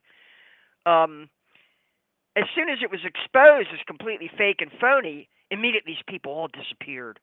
You didn't hear anything about it. But Jussie Smollett committed a federal offense. He mailed to himself fake threatening letters. This reminds me a little bit of the anthrax letters of Wow, he wrote letters himself too. And have you heard recently? And that's a federal crime. That's a federal crime. When you use the U.S. mails to fabricate a phony, and he said these were threatening letters. My life is in danger. I've been threatening these letters. Filed a false report using that as evidence. Fascinating. This is oh my God, that's a federal offense to use the U.S. mails to do that, to cause riots. To create a state of insurrection, I guess, against Donald Trump. That was the idea. They were going to create a state of insurrection. They were going to brand the MAGA hat as the new Klan hood right after that thing. And they wouldn't have needed George Floyd. They wouldn't have needed George Floyd. They had George Floyd and Jussie Smollett, but it didn't work. It failed. Have you heard of, lately I've been referring to Gavin McInnes as Gavin McSmollett. Yeah, McSwat. McSmollett, yeah. Gavin McSwat. To me, I'm like, that's low.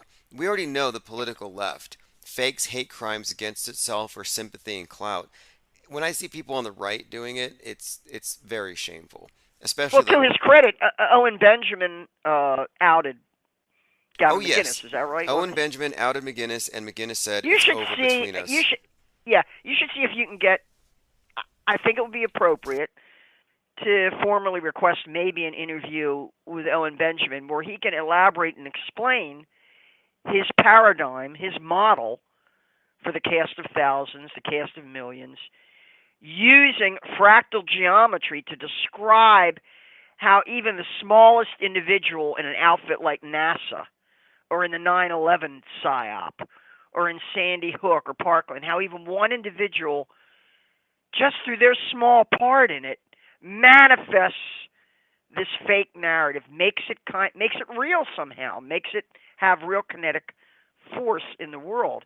It's a very interesting explanation of this, and since he's arrived at this now, he's now, as I say, putting out his own paradigm or his own model for how this works.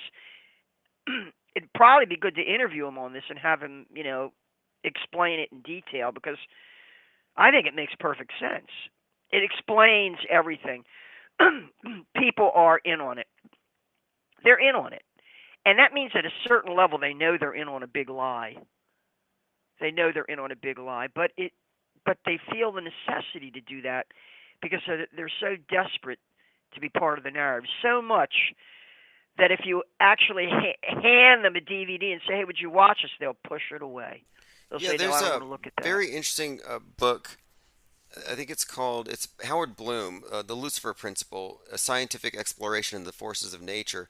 And it gets into the idea of groupthink and how when you have a group of people, it essentially becomes what he calls a superorganism, where the individual will now defend the interests of the group because the group is the unit of value, not the individual. And that this type of groupthink is very defensive, and no individual wants to be the one that destroys the integrity of the group. So they're all like T cells. They are the immune system of the cult. It's organic. Mm-hmm. Yeah, it's organic. And one of the best explanations of this, or maybe it's limited, maybe it's not good enough, is Matthias Desmet, Desmet, called mass formation. I'm sure you've seen videos, and he's got a book out about it. And this is his explanation for why everybody went along with the COVID psyop, even though it was completely fake.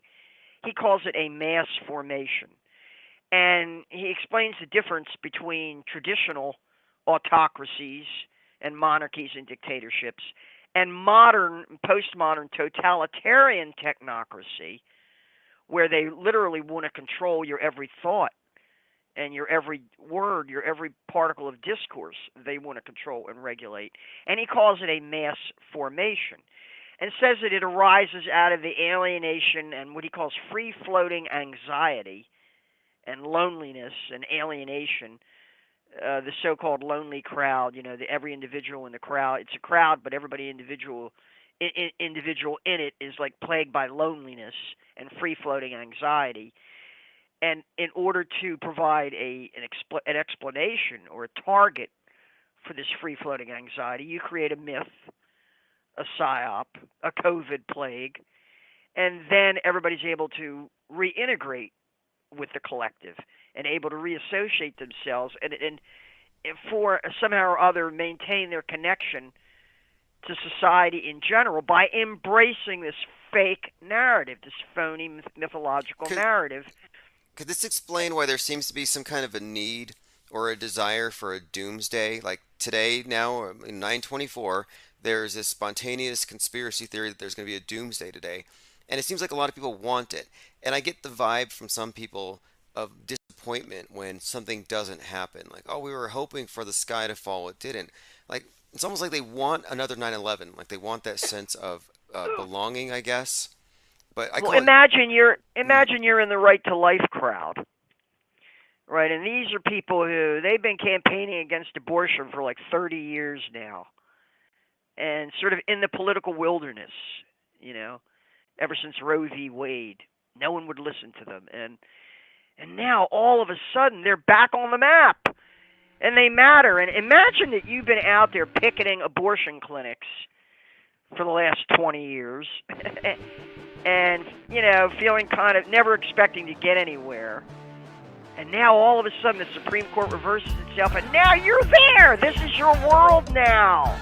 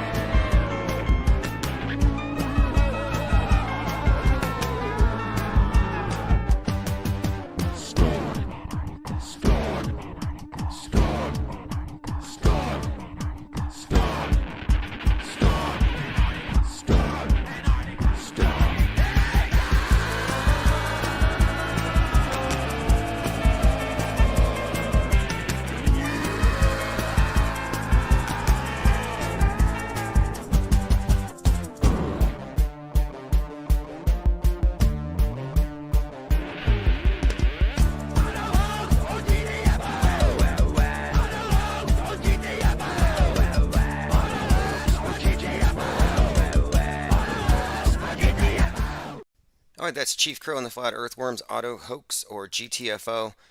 The chorus, Storm Antarctica. Now imagine if, instead of following the frog, people had followed the penguin. I'm talking about... Chris, welcome to you. What did you make of that stunning graphic? Had the far right not been swayed by Trump, had they realized the whole thing was staged, maybe instead of storming the Capitol, they would have stormed Antarctica. Phones are going to be open here shortly. It is September the 26th, 2022. The topic tonight, or today rather, is flat earth and fake nukes. Because right now, people are afraid of nukes. And I've been covering the nuke story. And, I don't even believe they're real. And if you do, that's fine. Some people believe in unicorns. Some people believe in Bigfoot. My question would be, what makes you believe? I want to play a clip here. This is a excerpt from GB News where, as you'll hear, it's a short discussion about the Russian nuclear tsunami threat, and it raises the question, has anybody actually seen this? Have you verified anything like this to actually exist? Because now we're being told that there are nuclear tsunamis that could destroy the West Coast. Chris, welcome to you. What did you make of that stunning graphic, terrifying graphic? Where's it coming from? Well, it doesn't terrify me because I haven't seen the weapon working yet, and nobody else has. It's, I'm afraid, something that is a fantasy weapon, very much like the ones that Hitler was threatening us with at the end of the Second World War. A fantasy weapon. And the nuclear submarine thing, or the nuclear tsunami, is something that's being tested. I don't even think they've made the claim that it's actually real yet, but he's talking about fantasy weapons. And are you afraid of fantasy weapons? That is a fantasy weapon, very much like the ones that Hitler was threatening us with at the end of the Second World War. I'm afraid this is the rage of an impotent bully that isn't getting its way. Russia desperately wants to be liked by civilized nations like the United Kingdom. It's not getting the... But it doesn't terrify me because I haven't seen it working yet. Anybody here terrified? Got a commenter says, are you going to gloss over the fact that nothing happened on Friday the 24th? Oh, you're talking about the 924 thing. Yeah, that was based on a German politician who said, you will remember where you were on 924. And I'm sure you remember. You were sitting in front of your TV screen, your phone screen, doom scrolling, doom hoping, waiting for the world to end, and you're mad that it didn't. Well, look, I'm not the one who said it was, and nor did that German politician. That was something taken out of context. He was referring to February 24th, and this was earlier this year. Someone took that clip where he had a gaffe and he said September by accident, and they correlated that with a Simpsons episode in a really poor and sloppy attempt at predictive programming analysis and prediction, and then nothing happened. Meanwhile, QAnon saw this as an opportunity to say, oh yeah, JFK is coming back and Abraham Lincoln's coming back. You know, it's the usual suspects who glom on to any possibility of there being hype around something bad. So they can sell you ivermectin, or I guess it would be iodine for the nuke stuff. My point is, if you're hoping for the world to end, I'm sorry, it doesn't end. There's no global warming either. I mean, are you mad? Let me ask you, the commenter who's a little triggered in here. Are you mad about 34 years of failed climate change predictions? I don't think so. You're probably not even worried about that because you probably believe in it. And if you believe in these things, you make excuses for your leaders, for your prophets. And Al Gore is a failed prophet, but you're madder at me for referring to something that the mainstream media was pointing out than you are at Al Gore, someone you actually trust. And meanwhile, I said from day one that this thing was a gaffe. I didn't really say this was anything other than very interesting and notable in the sense that it would be an easy opportunity for the mass media like Vice and Daily Beast to say, hey, look, these internet people think the world's going to end. They're crazy. Meanwhile, their true believers are setting themselves on fire on tennis courts, in front of courthouses, literal self-immolations, and you don't consider that to be crazy. And they say, see something, say something. If you see something, say something, right? Be paranoid, according to the DHS. The 25th was See-Say Day, right? And how many years have they been predicting some kind of nuclear attack, dirty bomb from Islam, from domestic violent extremists? Look, the world's not going to end. I'm very sorry to disappoint you, but you're going to have to live out the rest of your miserable days. Don't blame me. Japan soars to its highest temperature ever recorded, 106 degrees. Doubt it. Again, most people just assume that, yeah, they got nuked 75 years ago, 76 years ago. I saw it on TV. And I'm going to go through a number of bits of, I would say, skeptical memes, like this one. Melted atomic bottles from Nagasaki. I'm pretty sure I've done that in a campfire. Hiroshima Revisited. The evidence that napalm and mustard gas helped to fake the atomic bombings, by Michael Palmer. I actually have that book at archive.org linked in my Minds account. Fused coins from the atomic bomb in Hiroshima. Fused metal washers from the Chicago fire. Interesting. There's plenty to go through.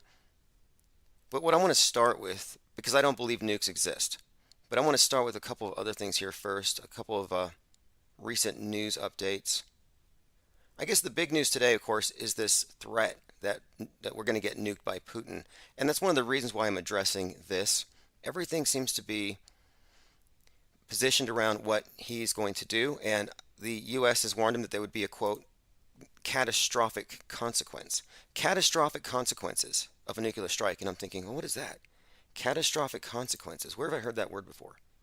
Last year, when William Shatner went to space, he said that a catastrophic event would be destroying the world. And there's speculation that he wasn't talking about global warming. The catastrophic event would be something having to do with a nuke. There's some speculation there, which we may get into.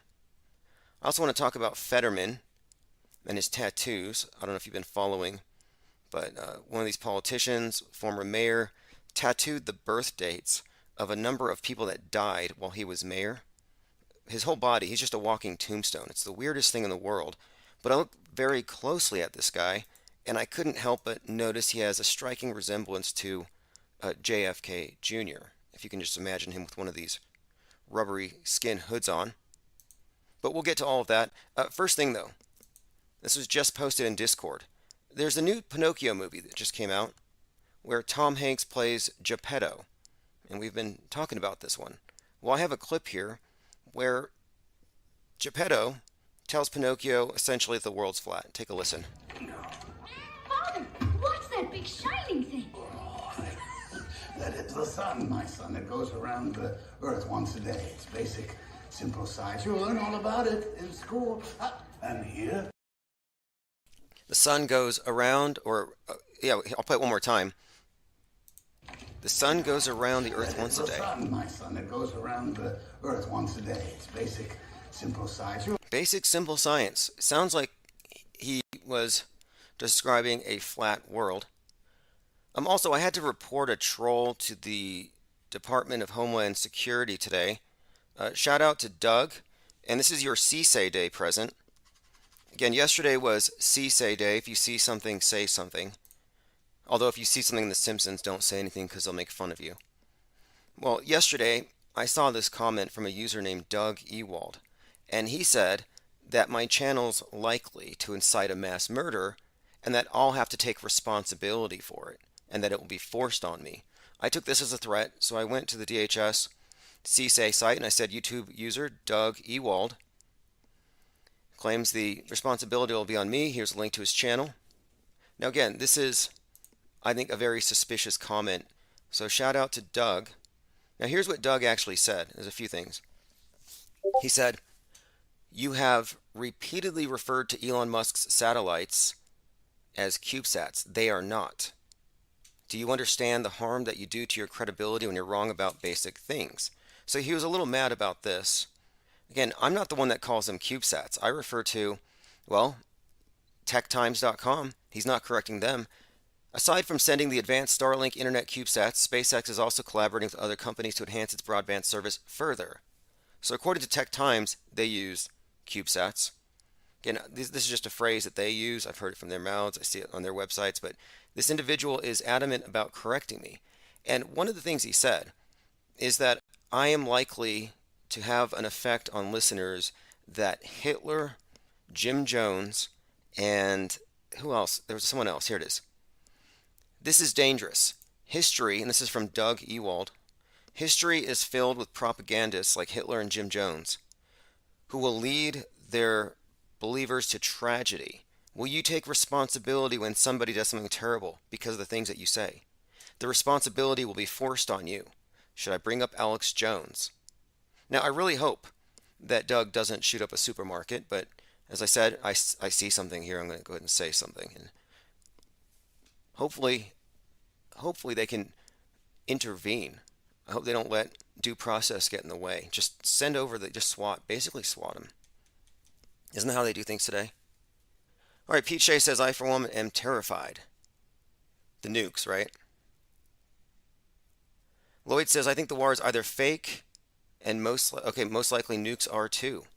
Well, the fakeability question, are they fakeable? Well, considering that it's all basically second-hand, nobody has any first-hand, except the guy that was holding the camera. I was looking at some of the footage and I'm like, is the same guy that is holding the camera near these little exploding villages, is he alive or do they have disposable cameramen?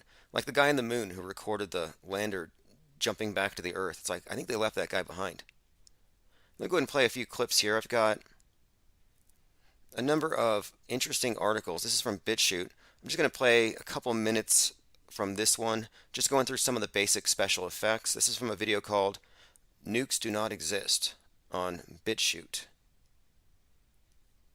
Another thing that people have taken as a given that seems to be, that could possibly be a complete fabrication. It might be another offshoot of this Mason's plan to just siphon off a bunch of money from the space program, but also siphon a bunch of money from the nuclear weapons program, because it seems like, and this was only brought to my attention through you and your post about it and the footage that you've shown, it seems like at least the test footage that we've seen of a lot of nuclear weapons from back in the day when they're telling our parents to duck and cover under their school desk to protect them from a nuclear blast, and you got the air raid sirens going off. Obviously, our entire culture was completely paralyzed by the idea of nuclear weapons.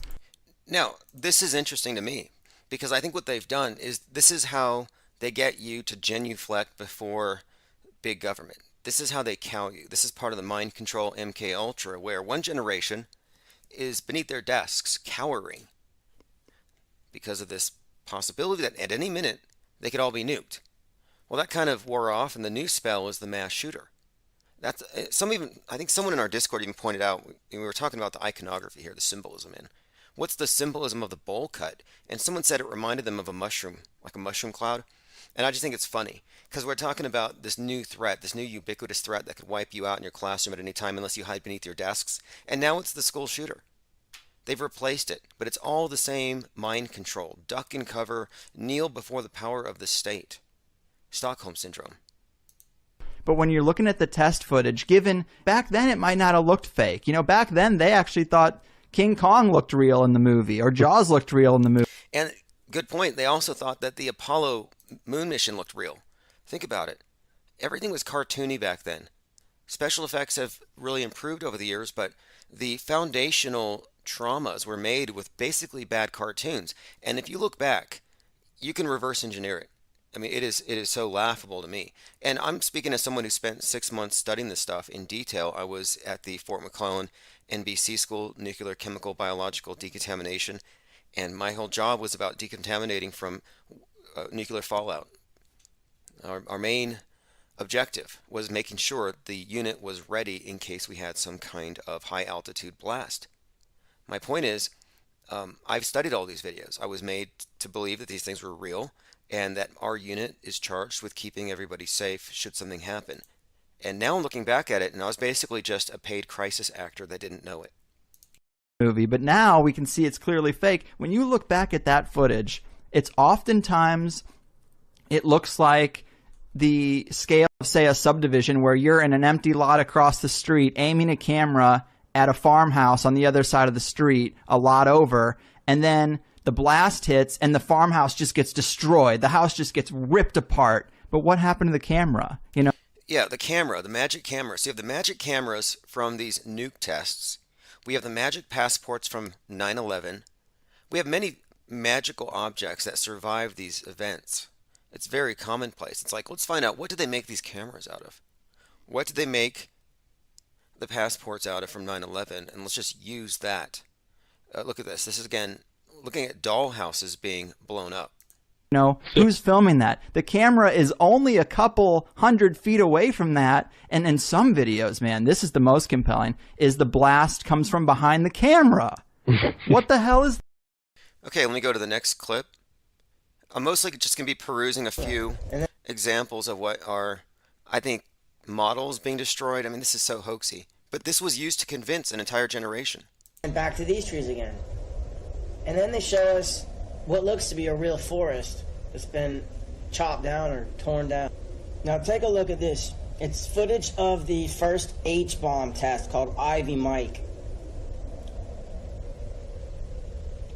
Watch how it changes. It looks like a cardboard cutout. There's also another example. There was another test where it looks like they were just time-lapsing the sunrise and using that as a layer. I mean, this is just art. That's all it is. This is just art. That's a composite. We're looking at Bennett composites, Morrison like layers of film spliced together with different special effects. this. It looks like a completely separate explosion.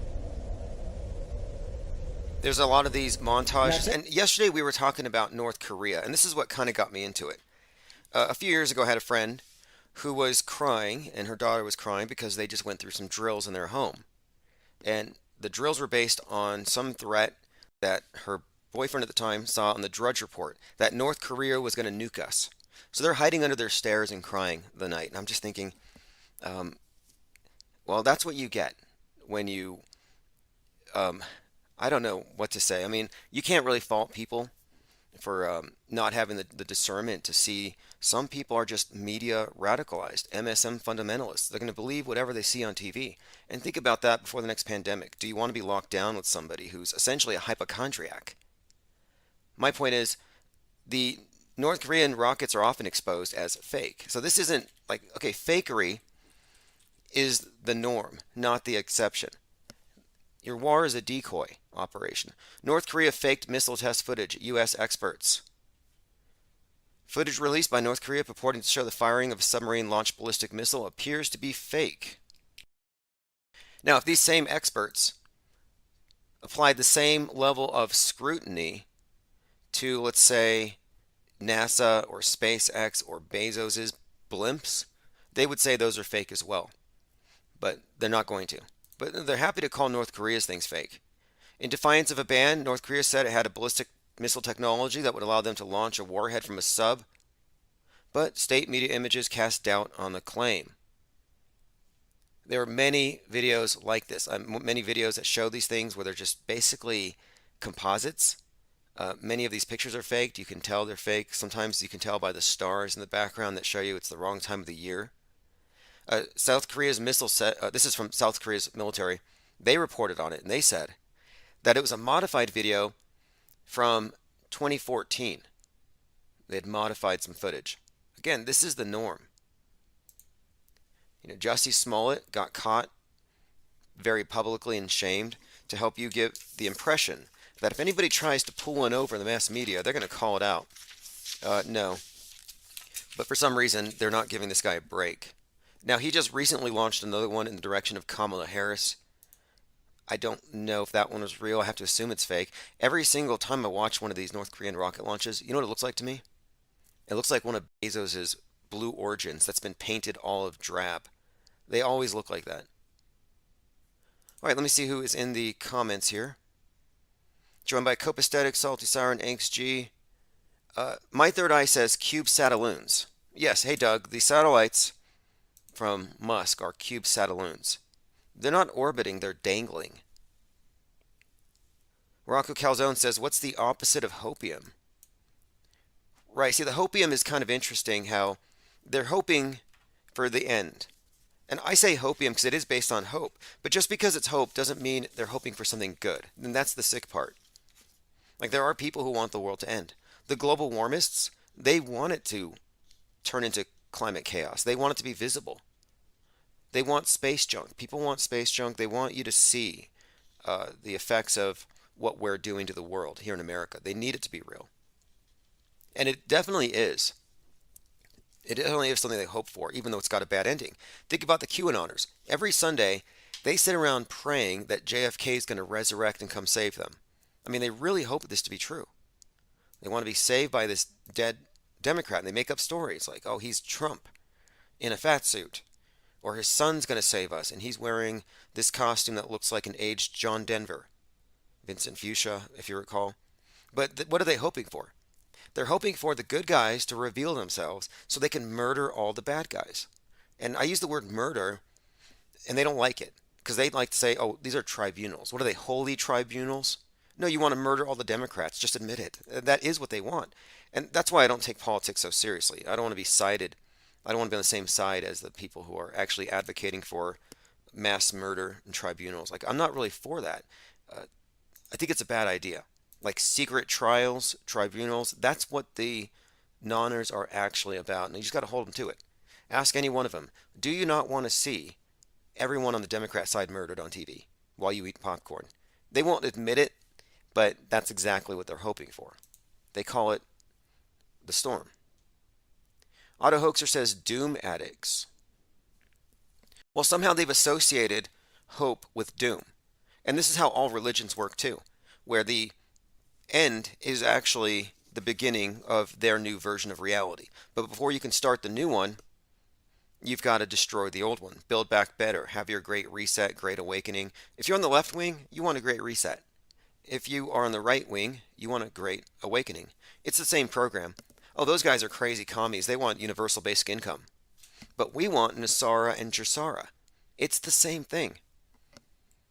Cubstar says tribunals and tribulations. Yep. They have basically adapted, as a template, Revelation and applied it onto politics today. It's an obvious program. General Flynn's a huge part of it. Some of it's New Age. In fact, they've made it very appealing. This is what's fascinating about Q. Because the run-of-the-mill white nationalism is off-putting to people who aren't white nationalists, like what Nick Fuentes and MTG are before.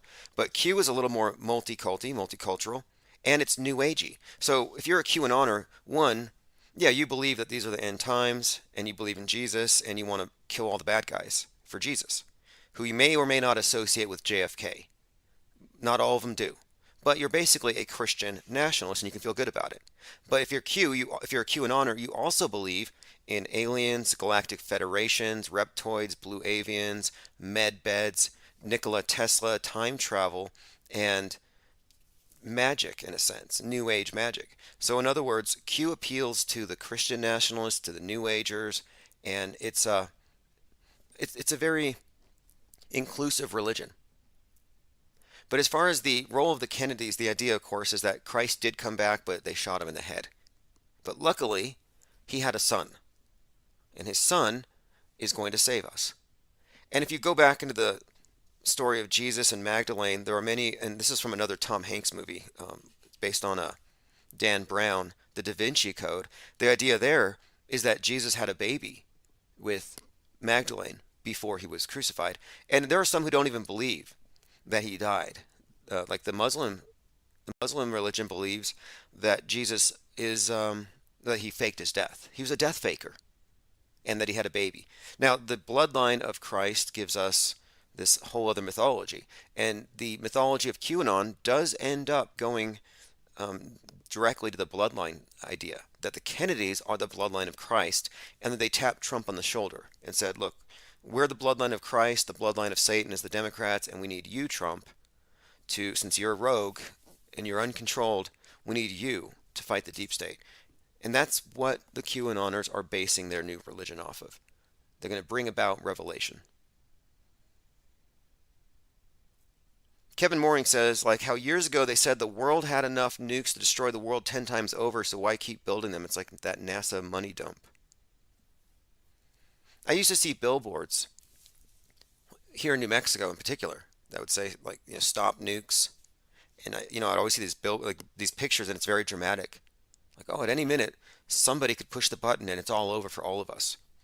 And that idea that there's a reset button or there's an end of the world button is a program. They put it into you so you believe it, that there's this, at any moment it can end. And look, there isn't one. Sorry to disappoint, but nobody has that much power.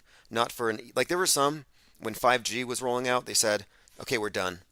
Got to get off the grid. Because once 5G's on, they're going to hit the button.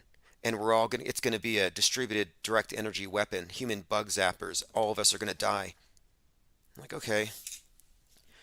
Got rid of nukes. You cured yourself of the fear of nukes, and now you're afraid of 5Gs.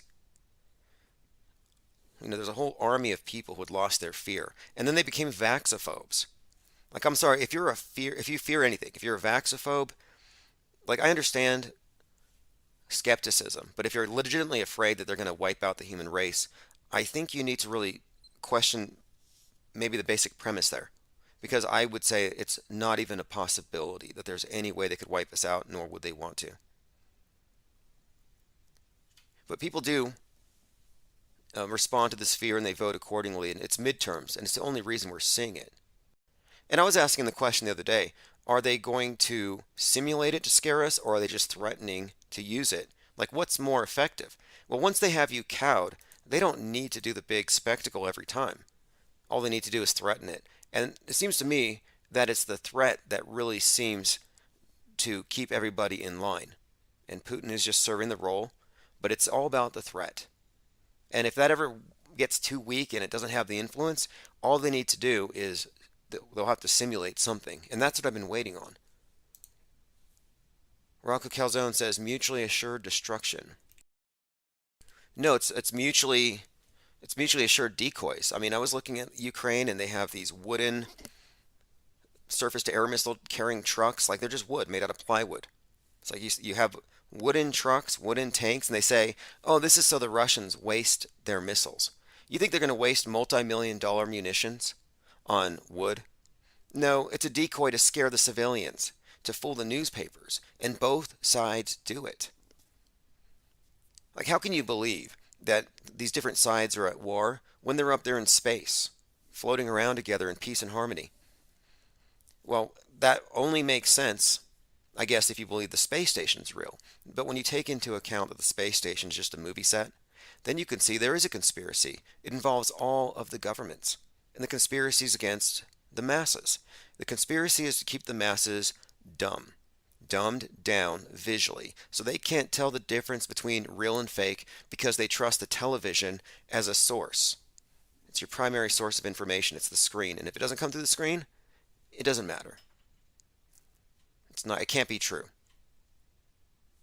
Mutually assured deception. Angst G. Yeah, there we go.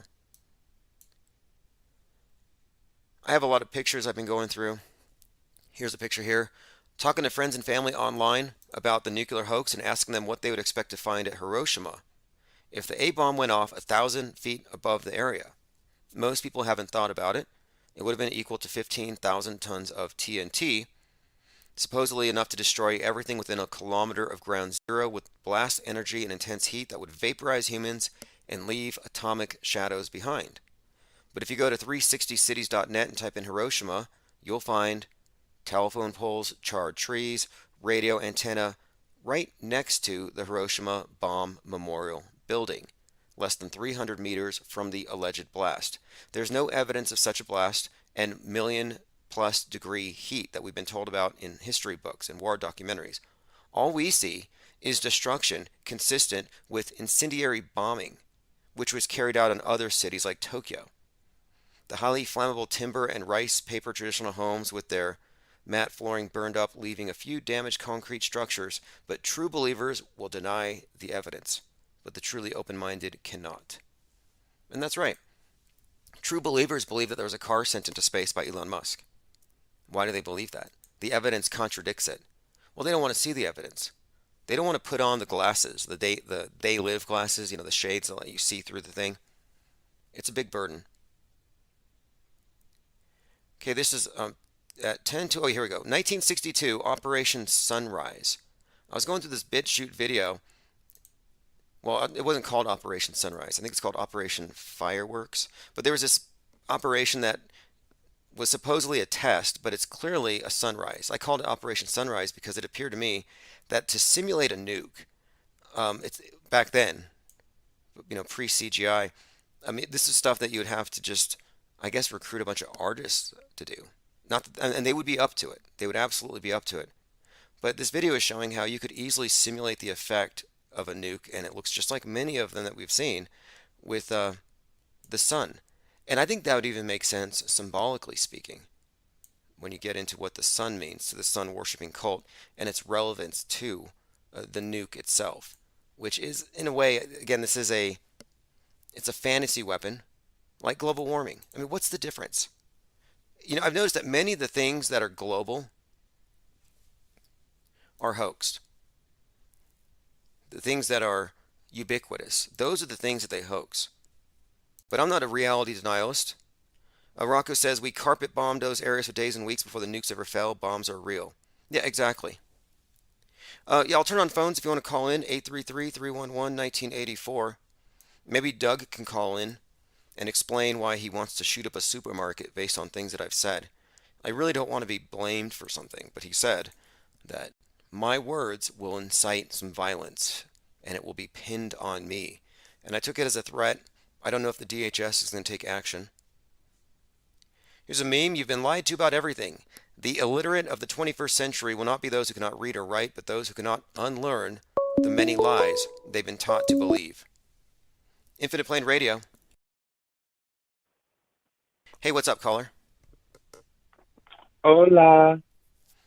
Good afternoon. Do you believe in nukes, and are you scared that the end is near? Okay, so I'm Rojo. I'm in your chat. Awesome. Thanks for calling. My first sentence was like nothing happened. You're glossing over the fact that was just a joke. But I've been trying to research you all weekend, and I found very limited information about you, Tim. Very, very limited. I mean, I've seen all your books on Amazon, blah, blah, blah. I've seen a little bit of video of you.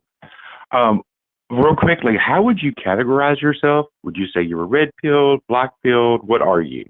Well, red pill, the term was very much appropriated from its original usage outside of the movie. Because the movie The Matrix, it made the red pill, blue pill verse. It was, are you in the Matrix or out? And the Matrix was meant to be the simulation. But later it got picked up by the alt-right, and red pill meant, are you up to speed with what they believe? And so are you anti-liberal? They took it out of the realm of philosophy and into the political realm. So red pill kind of lost all its meaning. Black pill is, for the most part, an extension of red pill. And it's also presuming that everything you see on TV is more or less real. Like the world is doomed, climate change is real. Like they believe all the bad stuff. So they're true believers. So both the black pill and the red pill are world stagers. And I consider what we do to be off-world stage. We don't really delve into the politics. And what we're doing doesn't really have a pill because we're very apolitical. When you say we, is there a group or is there multiple personalities? Which one? Well, there's a large group of people who have seen through the mechanism of mass deception, referring to mass media, using perception management and psyops. And if you don't take into account the fact that your news uses psyops, you don't have the same worldview as those of us who do. And there are many of us who actually account for this type of thing. And what is the name of that group that you're a part of? Is there a name? Is there a name? Yeah, well, Infinite Plane Society. And the whole idea was, again, let's form not an anti or an alternative media, because those are all controlled. Those are the pill poppers, red pill, black pill, blue pill. I was like, let's create something parallel that isn't part of it. It's more philosophical, it's more media criticism, media deconstruction and analysis, rather than taking sides. And that's where we're at. And the number of us there are many people who aren't fooled, but there's no platform where they can actually network. And what I've done here is I've created a way that we can actually network on this. That way we can eventually maintain, and we have maintained, a big pool of people who are in the know. And that's the ISP.org or whatever it is, or .com? Yeah, IPS.monster. Very easy to remember. Monster. IPS.monster. I'll get the .com eventually. Someone snagged it from me a couple years ago. I just find you the most interesting person in a long time that I've come across. Well, I appreciate you calling in. And yeah, about the end of the day, end of the world, we're always looking at these things because it is a fact. And and I say fact, I don't mean, this isn't cherry picking. The mass media isn't just the news. It includes everything that's in the entertainment. And we've been finding stuff within entertainment that corresponds to what's happening in the news, like real time, the same day. Like it's not a coincidence that you watch the new season of Game of Thrones, and it's basically a way to draw your attention to Roe v. Wade. Like they coordinate our entertainment so much that it's all propaganda. And when you look at it from that perspective, it kind of shows you that most people are in a bubble, and we've stepped outside of that. No. Now, what year did you establish this philosophy and start getting other people to believe, like 2018, 2016? 2017 was when our channel was really established. For me, it was 2016 for the most part, when I really started to realize it was the shooting in, I guess for me, it was the Charleston shooting.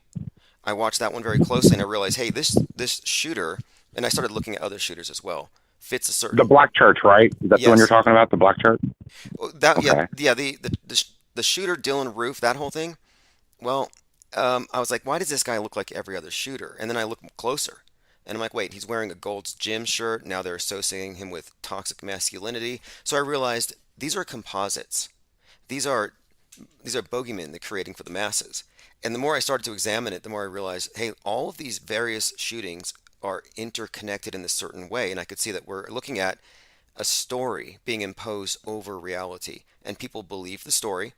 And it matters because if the school shootings are fake, if the shooters are fake, why are we traumatizing children? And the school shooting drills are, in fact, demonstrably traumatizing for students. Now, I've been watching, like I said, all weekend, looking you up. Are you around 35-ish? Would I be right about that? Maybe. Look, okay, right now I'm being countersued. I've sued people. I've had stalkers. And one of my stalkers actually committed felony identity theft against me. And I've had more. Yeah, I read that. Yeah. That to me was what caught my. Whenever I first started listening on Friday night. Oh yes, I've been targeted for a long time, and so I'm very sparse. The George News guy, is that right? Alex, what's his name again? I'm sorry. Oh yeah, George.news. He's the guy. He's a major QAnon influencer, like the top one. Yeah, he was the stunt double for the Red Power Ranger and all. Well, wait a minute. He's got a last name, Goldberg or something. It's Goldfinch, and he's a real person. I've been through his family tree. His brother works for Pat Robertson. I know everything about him because eventually we're going to be in court. It's really hard to get some people, and he's someone who's very well practiced in remaining anonymous, and he never got over the fact that I doxed him, and I doxed him through a very. And now he's closer to my age. I'm almost 50, so he would be like 47, 48 years old. He's 46 right now. He'll be 47 on November the 24th. Okay.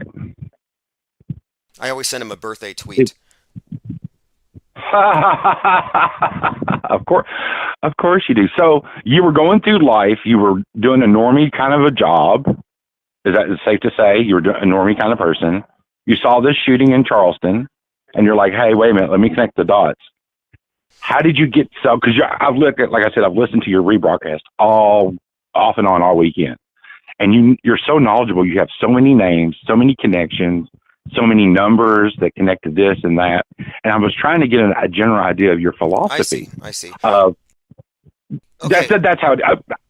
Go ahead. I'm sorry. I know what you're saying. Okay, but before I even look closely at the news, I was studying what the esoteric aspects of the major religions are, the symbolism. And I was noticing there is a lot of symbolism in plain sight. That's all it is. Yeah. And that kind of, and I didn't pay attention to the news because I figured this is just brainwashing for the normies, hardly worth paying attention to. But as soon as I looked closer at it, I realized, okay, I'm missing something here. And then I realized that the television has quite literally supplanted religion as the main worldview shaper. And the more I looked at television as the new Bible, universally for the entire world, because this is what struck me. The entire world is being synchronized in a singular worldview, and the controllers of media are instrumental in this.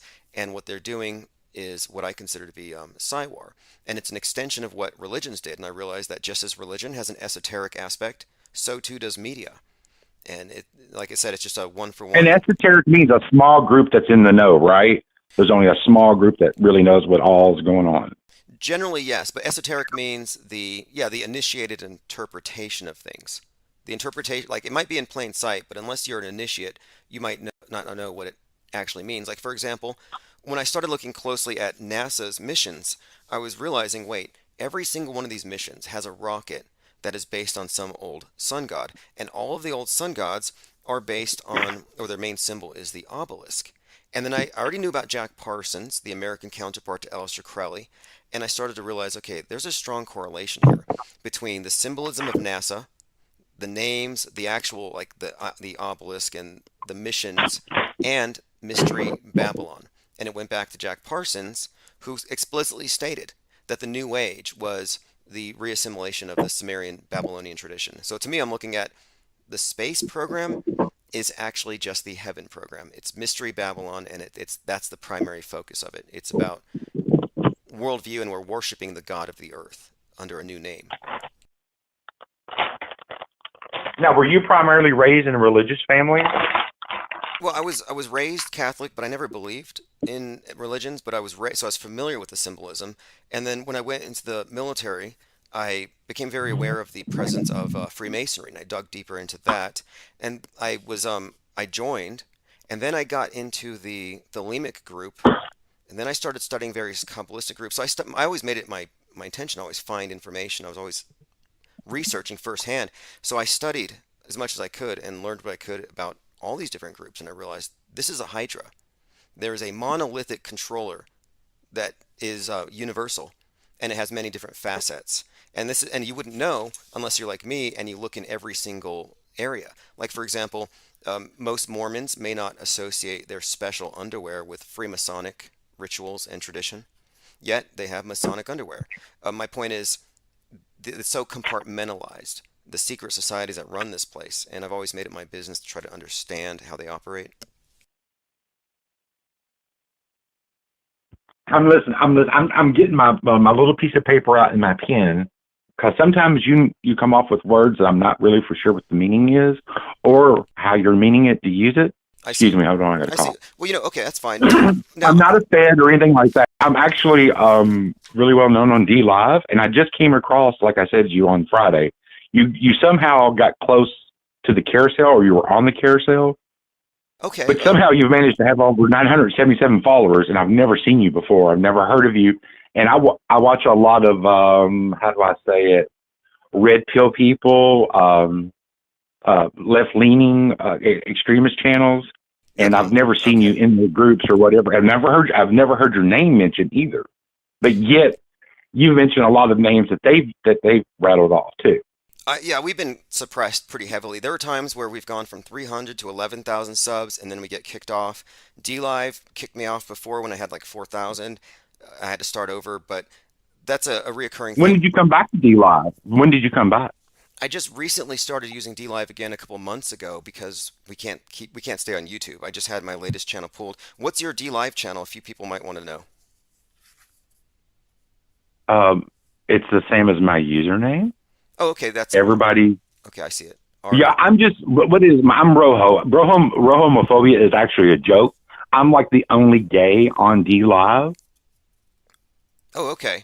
Okay, I didn't know. See, so DLive is a great platform in terms of its the chat room. I like the notification features, but yeah, it has. I don't know much about its culture. I know it's mostly gamers, and they tend to defund or demonetize political channels. And I was covering 1/6, and like I said, I consider us to be apolitical, but my commentary on 1/6 got us kicked off. So I'm not too familiar with DLive overall, but yeah. And you said extremist. My view with Red Pill and woke is another thing. Woke is left, Red Pill is right, and they're the extremes on the world stage. And my point is, we are too extreme for even them. And by extreme, I mean we're not even in their arena. But I don't advocate any form of activism. I consider what we do to be inactivism. That it doesn't make sense to line up behind one of these Pied Pipers, one of these provocateurs. But instead, we are objectively analyzing things from a safe distance, journalistic distance. Like we have some measure of objectivity that media doesn't have. And that's what distinguishes what Infinite Plane Society does from what every other alternative media platform does. And why did you choose Infinite Plane Society? Do you believe in infinity? Do you believe that's a real thing? Well, the Infinite Plane Society was chosen for a very specific reason, because when the channel started, I was really questioning or explaining the basis for NASA and their various rituals, how it's not about taking you to some distant place. It's about building a utopian vision that you accept, that you'll institute here on Earth, and moreover, it's a cover for an older religious system. But at that time, the flat Earth topic was really blowing up, and unfortunately, it was co-opted by Bible thumpers who were insisting that we were under a dome because of the Bible. And the Flat Earth Society believes in that as well, that the Earth is finite. The firmament and all that, right? Yes. Is that right? Firmament? Is that the correct word? Okay. That's what they use. And I'm like, well, how do you know?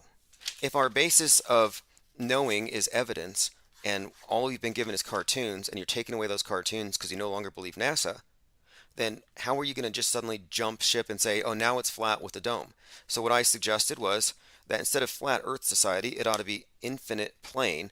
infinite till proven otherwise. And the reason why we start with infinite till proven otherwise is there's no evidence for a curve if you rule out what NASA has presented. So if you don't have a curve, it's objectively flat until you can prove otherwise, but we don't have enough information to assume there to be a dome or a cover or a boundary.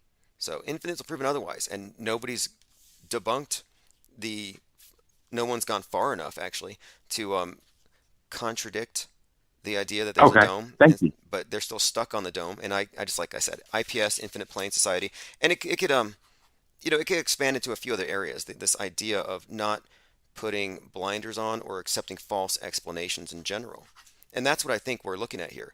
When it comes to our worldview, is we're given models. And if you accept the model, you don't have to test it.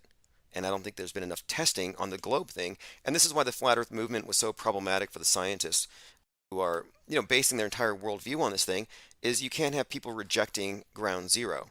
You can't have them reject the basic premise. And when they do, they question everything else. And of course, question marks are forbidden today. Real quickly, somebody just posted a sticker, auto hoax. What is the definition of auto hoax? Because I heard when that lady called on the replay, I enjoyed her. I don't know if you know her or not, but I really did enjoy her information that she gave. What does auto hoax mean? That would be Lynn.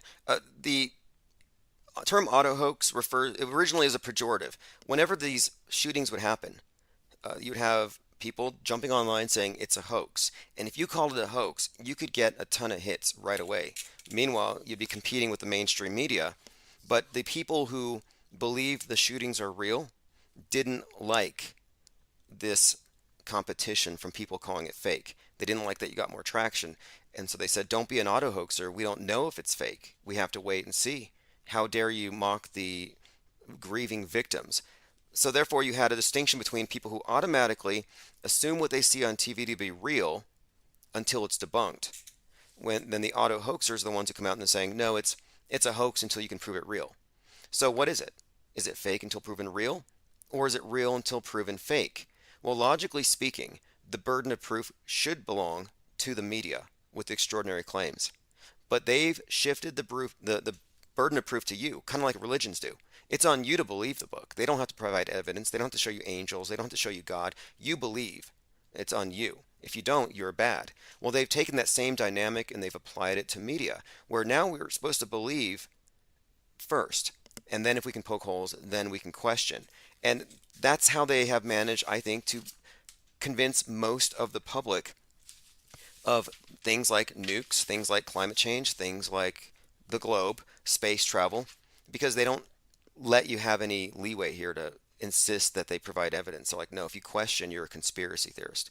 In fact, some say the term conspiracy theorist was originated for the sole purpose of attacking anybody who questioned the news. Gotcha. I'm just going through your chat.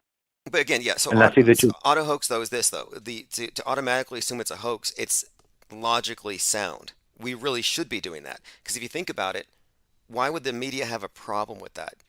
They shouldn't have a problem with that. If it's true, it would be self-evidently true. So why is it problematic if you have people questioning them? And what we do here was picked up on by Mick Media. Mick Media is kind of a Huffington Post offshoot. They interviewed me briefly, and they realized that we're categorizing people into auto hoaxers and auto believers. Which one are you? And most people don't know, because by default, the cultural default is believe the news.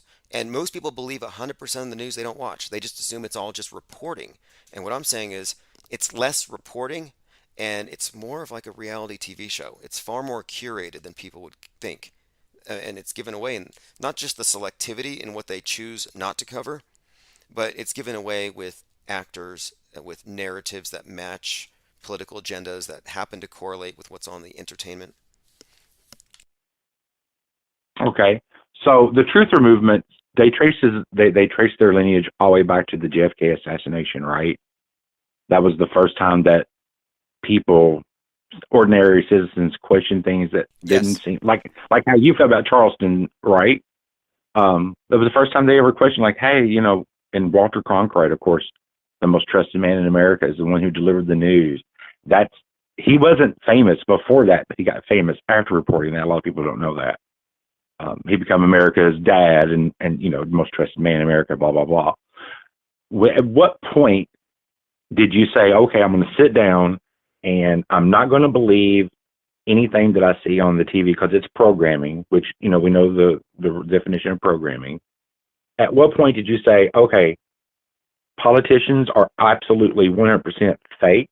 And at what point in our society, American society, did we turn from being has America ever been truthful? Has the world ever been truthful? Great questions. Okay, so after we started the channel, we were always there, the first ones to watch a shooting. And we were always there like, okay, let's look at the evidence.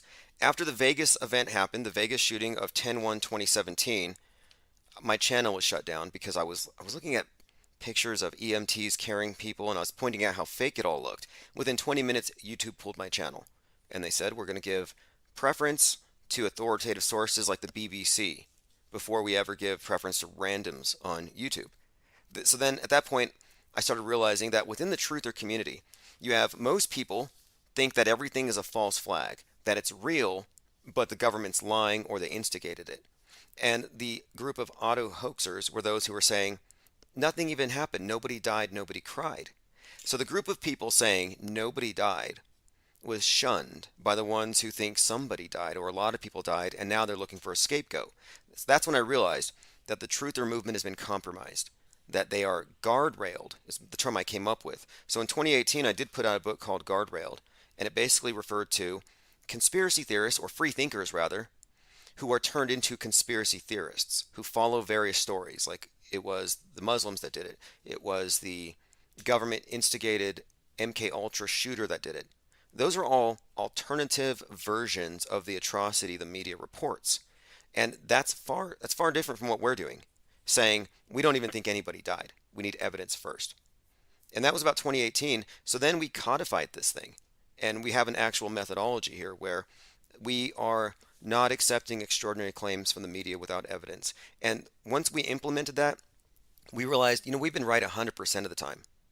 Everything we've looked at, we've been accurate. We've been preemptively calling things out as faked, and nothing's contradicted us. So we realized, okay, fakery is the rule, not the exception.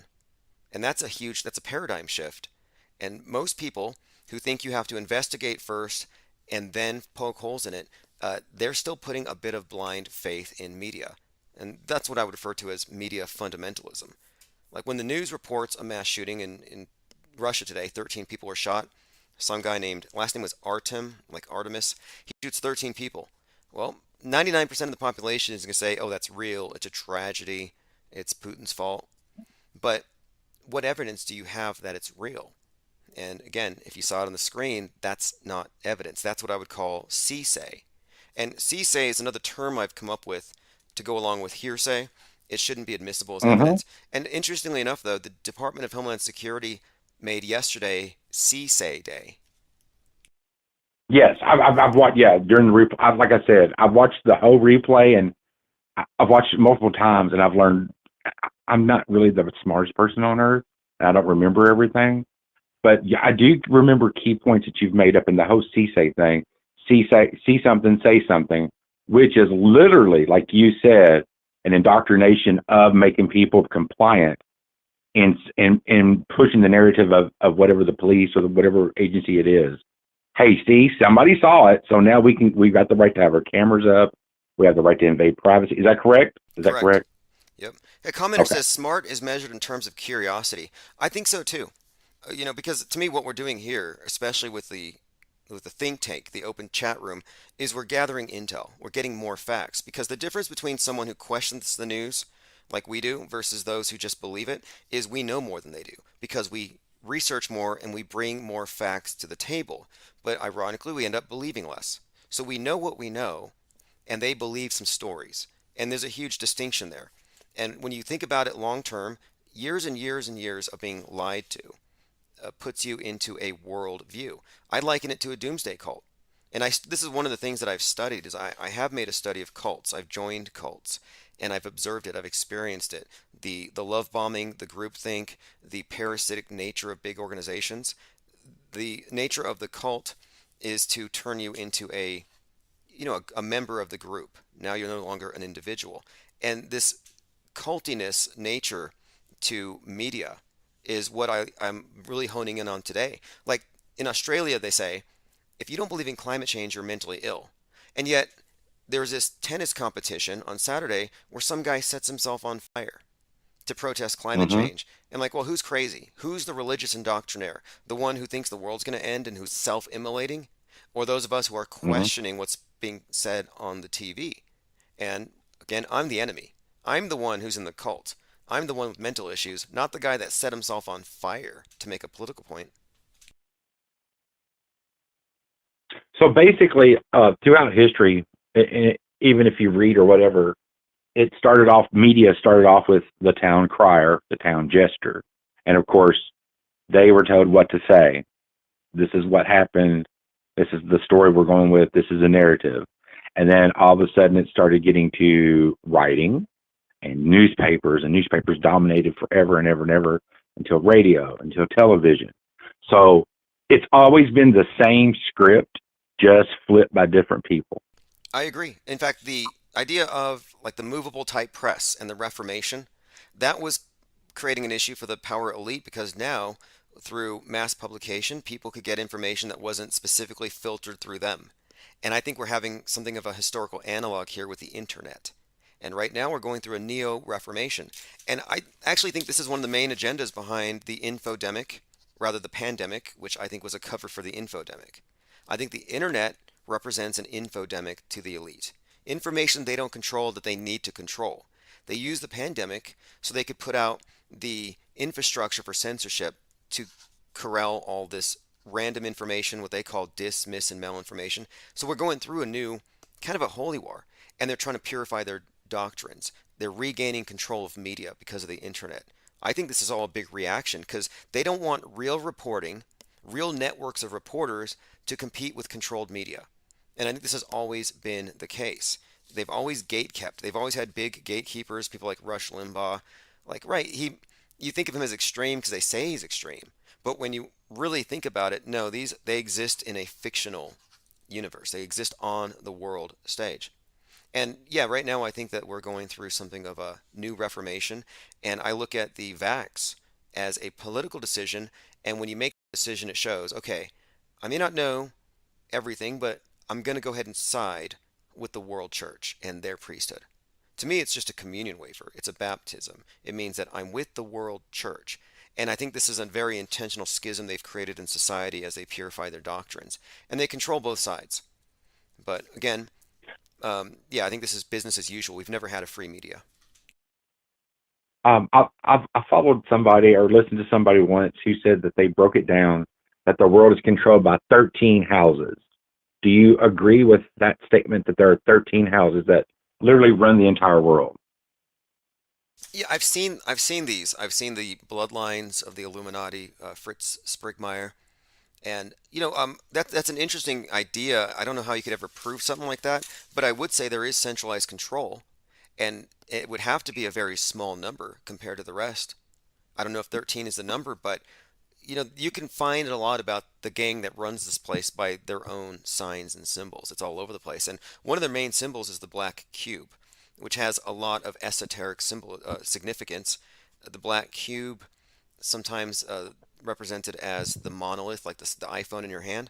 Like, I will say this, there is a cult that runs the world, and it is ancient, but it's been dressed up like something modern. Science fiction is a cover for an esoteric religion, and every aspect of the old religion's been replaced. I think we are in a cult. Is it 13 families? I don't know. What are they? I don't know.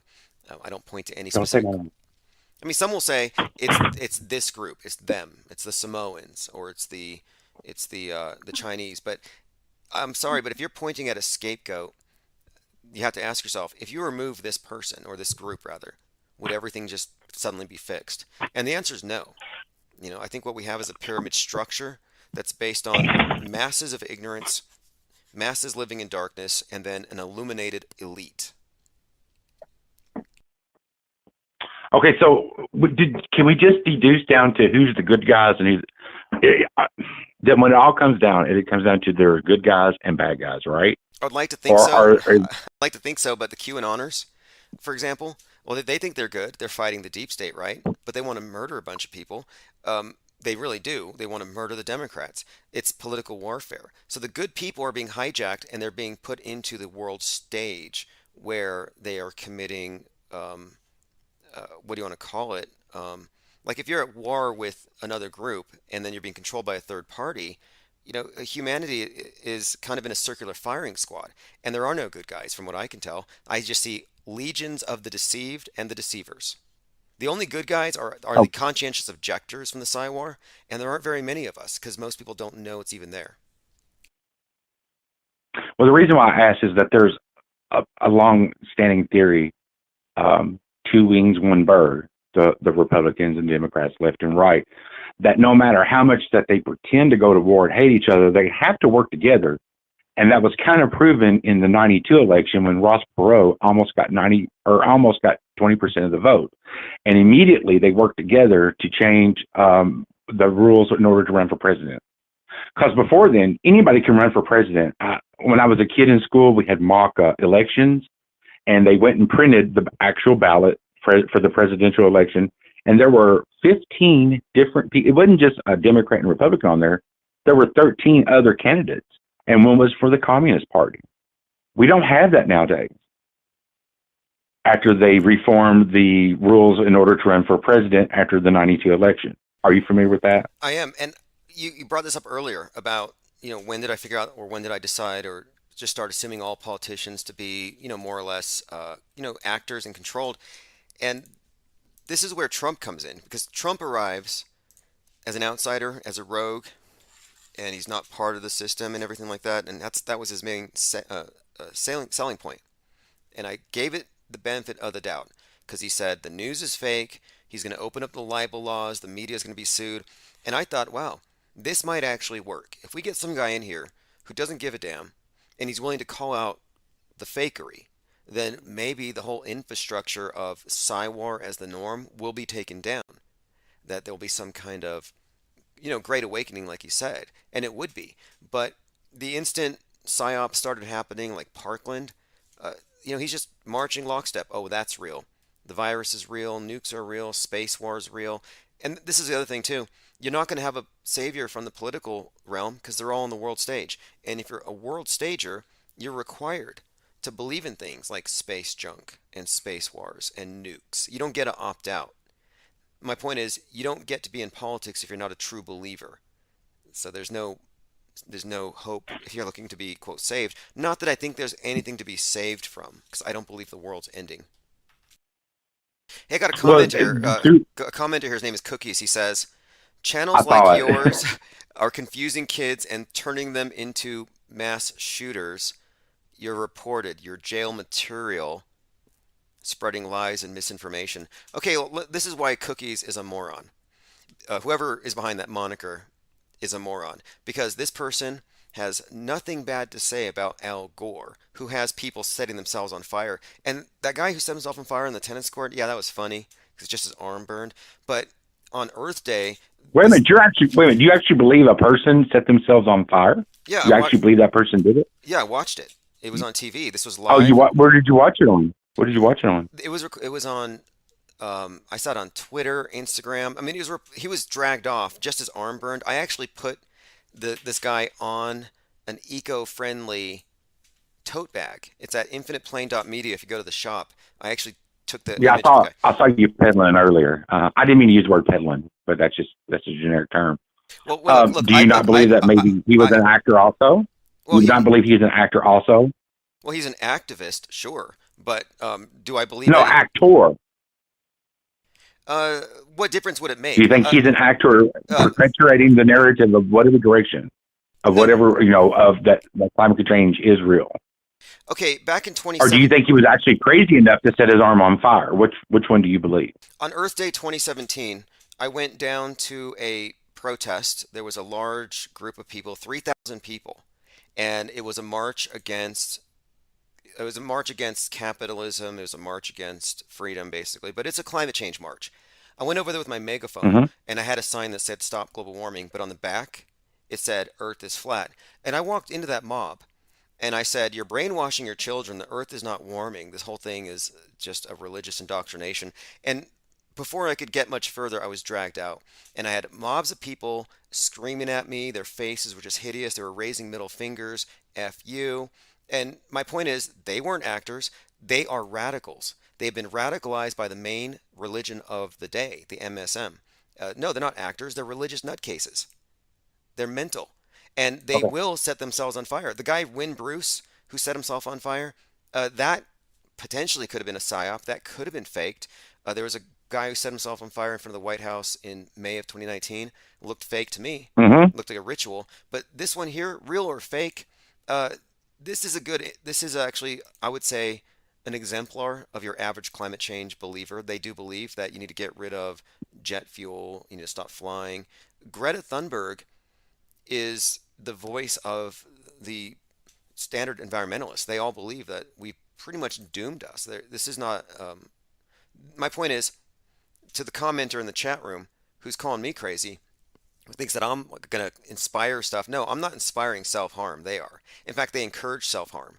They encourage you to disassociate from society, lock yourself in your basement, and just stare at the TV all day, stay 6 feet away. If you think about it, all of the anti-social influences are coming from your priesthood. And they're basically telling you to hate yourself, hate your carbon footprint. There's too many of us, don't have kids. I mean, look, all the hate and radicalism is coming from the mainstream. Okay, so you don't, how do I say this? You never know what to believe. How do I say this without it sounding condescending? As far as the guy burning his arm on the tennis court, you don't know if that was a psyop or if it was a real believer.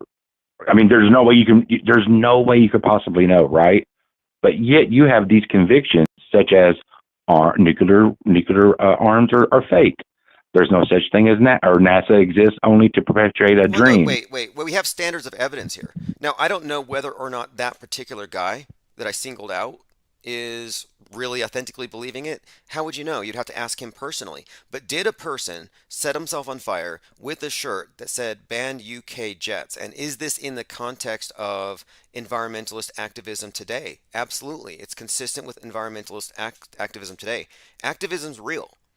Like I said, I'm not a reality denialist. I'm not denying anything. No, the next thing I was going to ask you is, do you remember Greenpeace? Yes. Look, eco-fascism goes back. And my point on this whole thing is that environmentalism is a cover for Marxism, for communism. They've replaced the poor as the ubiquitous victim with the environment. But it's still the same villain, the rich. It's still rich versus the poor. But since the poor have it... It's always been that way, right? The top 1% is trying to control the 99% below it. Well, that's their communist narrative. I don't necessarily believe that to be the case. I think that's very pessimistic, but they want you to believe it. But since the 1% are exploiting the poor and the poor have increasingly better standards of living, I mean, I see homeless people with better smartphones than I have. I'm saying that it's no longer an easy sell. We must save the poor. They've changed it to let's save the environment. But it's a cover story.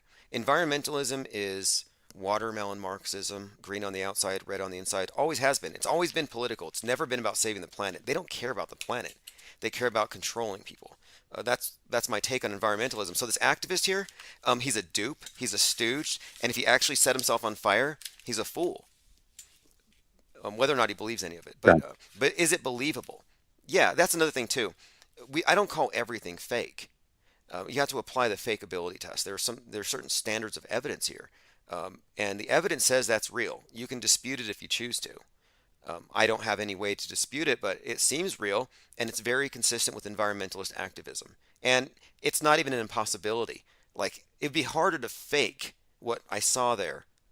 It'd be harder to fake it in front of so many witnesses than to find some moron to do it. And look, we've had people gluing themselves to streets, gluing themselves to signs. Have you been paying attention to the environmentalist wackos? Oh, my whole life. I'm 50 years old. I was around for the first Earth Day. Okay. So you have seen them. And the first Earth Day, Ira Einhorn, the unicorn killer, composted his girlfriend after he killed her. How green is that? That's what you were told. He did. And moreover, in California right now, they're making it legal as of 2027 to compost your dead loved ones. Yes, yes, yes, yes. Well, this girl on, and I hate to bring this up, on TikTok said, "Have you ever seen the opening of a new cemetery?" And you know what? It made me think, I've never seen a new cemetery go up. They've always existed. So why don't new cemeteries get open and built is my question. Not my question, but what I question about to myself. So it made me think, have cemeteries always just been around and we just extend the length? Because I've never seen a new cemetery open. I'd have to look into So that that one. goes to your thing about composting your loved ones is, hey, eventually you're going to run out of, there's only so much room. It's finite, right? And you have to remember, things leach into the ground, they get into the water system, they fuck with this and the environment, blah, blah, blah. So composting people, are you for that or against it? I'm not necessarily against it. In fact, I've given some thought to this. I worked in the funeral industry. I was a embalmer at a central care facility here for a few years before I got into just transport. And one of the things about embalming and the whole process is that, in my view, it's a little invasive. When I'm dead, I don't want to be messed with at all. I'm just like, fine, clean off the body, but I'm for whatever. But long term, I'm not against composting necessarily. I think there's got to be rules that govern this and maintain reverence and respect for the dead. But why can't you, on your own property, go and bury your dead like you used to before 1937 during the Great Depression? Why can't you bury your own on your own property? Why were there laws passed that said you must have a funeral? There must be a paper trail. There must be money exchanged to pay to bury your dead. There's reasons for so the funeral. There's health code reasons. That's one thing. Like, you can't display a body and have people come over unless it's been. But up until 1937, it was fine. After the Great Depression, whenever so many people's bodies were buried into their yards, and they found out it ruined water systems for a while, not forever, they said, "Hey, you can no longer do that." And then the funeral parlor industry got born. I don't know. I would have to look into it, but the funeral industry does a great service. It really does, if you ask me, because it is a big problem. Not everyone's equipped for it, and one of the purposes, though, of course, it's sanitation, and then of course, I'm sure there's plenty more reasons than that. But a commenter in here, Lloyd Miller, is 75. He's seen cemeteries open. I think they opened one here, and over here they actually have, because this is where Breaking Bad, the Netflix show, was filmed. And they actually had a cemetery. You're in New Mexico? Yeah, and Walter White had a tombstone at the same cemetery where grandmother's buried. And I think there's a public outcry against it because they didn't want a fictional body buried there. Yeah, because then you'd have a bunch of fans showing up. I didn't have an issue with it, but yeah, anyway, my point is I don't know if there's anything necessarily conspiratorial or bad about the death care profession. People need a way to handle my mother taught me, anytime that you get a new bill, so like we're born, we don't need electricity, we don't need medicine. We survived for hundreds of thousands of years without that, and these are just modern luxuries, right? Like your cell phone, your cable bill, blah blah blah. All these. My mother always said, anytime somebody tries to sell you something that's got an attach that you never pay for, you can never pay for it right out or outright. You have to pay for it over time, and you never can pay it off. That's a scam. Such as cell phones with data plans and blah blah blah. Cable, before it's TV, TV's free. It's in the air. All you need is antenna. It's a trade-off, though. What are you getting for it? Are you getting more value? It's about trade-offs and value. But you lived just fine before without it, though. It wasn't always around, is my point. I live better now than I did 10 years ago, just because of faster access to information, among other things. But there are things that I think are. But that's for your lifestyle. That's for your lifestyle. Standards of living have gone up for a lot of people, especially homeless people, disadvantaged people. I think that technology has been really a boon to mankind, and we need to, really be appreciative of how much better things are and how much happier people can be than if we were all just living, quote, off the land or something. But there are plenty of scams, like carbon taxes. Like right now, I have to get my truck's emissions tested because of some California Clean Air Act based on an ozone hole that doesn't exist. and I got to pay $20. And where's that going? It's tithing, because the world church does have a God, and the God is the God of the earth, the God of recycling, the God of life and death, the cycles of nature. But yeah, they basically rebranded it. So every time you recycle, every time you pay your carbon taxes, you're tithing to the world church based on what? The notion that you have a carbon footprint. And my view is that the carbon footprint is how they reintroduce original sin. And that what happened in the Bible when too many people were being wicked, they flooded the world. In this modern age, we have NOAA, which is the National Oceanic and Atmospheric Administration, and they say if we don't cut our carbon footprints, globe's going to flood us. My point is, globe has replaced, the angry globe has replaced the angry God as a construct, and everybody's accepted it. They've introduced a flood myth that the most scientifically minded people in the world today not only swear by and believe in, but they will set themselves on fire. That's how much they believe in it. So at the end of the day, I'm not going to take up much more of your time. I really do appreciate you taking the time to talk to me. I think you're a very interesting person. I really, really do. With an interesting take on the world. At the end of the day, and you sit back and you sit down and you think, hey, this is the state of the world. Our politicians, governments, are they for us, against us, good, evil? Can you trust a politician at all? Any politician? Great question. Sadly, my answer is going to be no. You can't, because their worldview has a framework. It has certain parameters. It has has a model attached to it that isn't real. Can you trust a pathological liar? No. Can you trust the spouse? You can always trust them to lie to you. You can trust that they're going to lie to you, though. You can always count on that.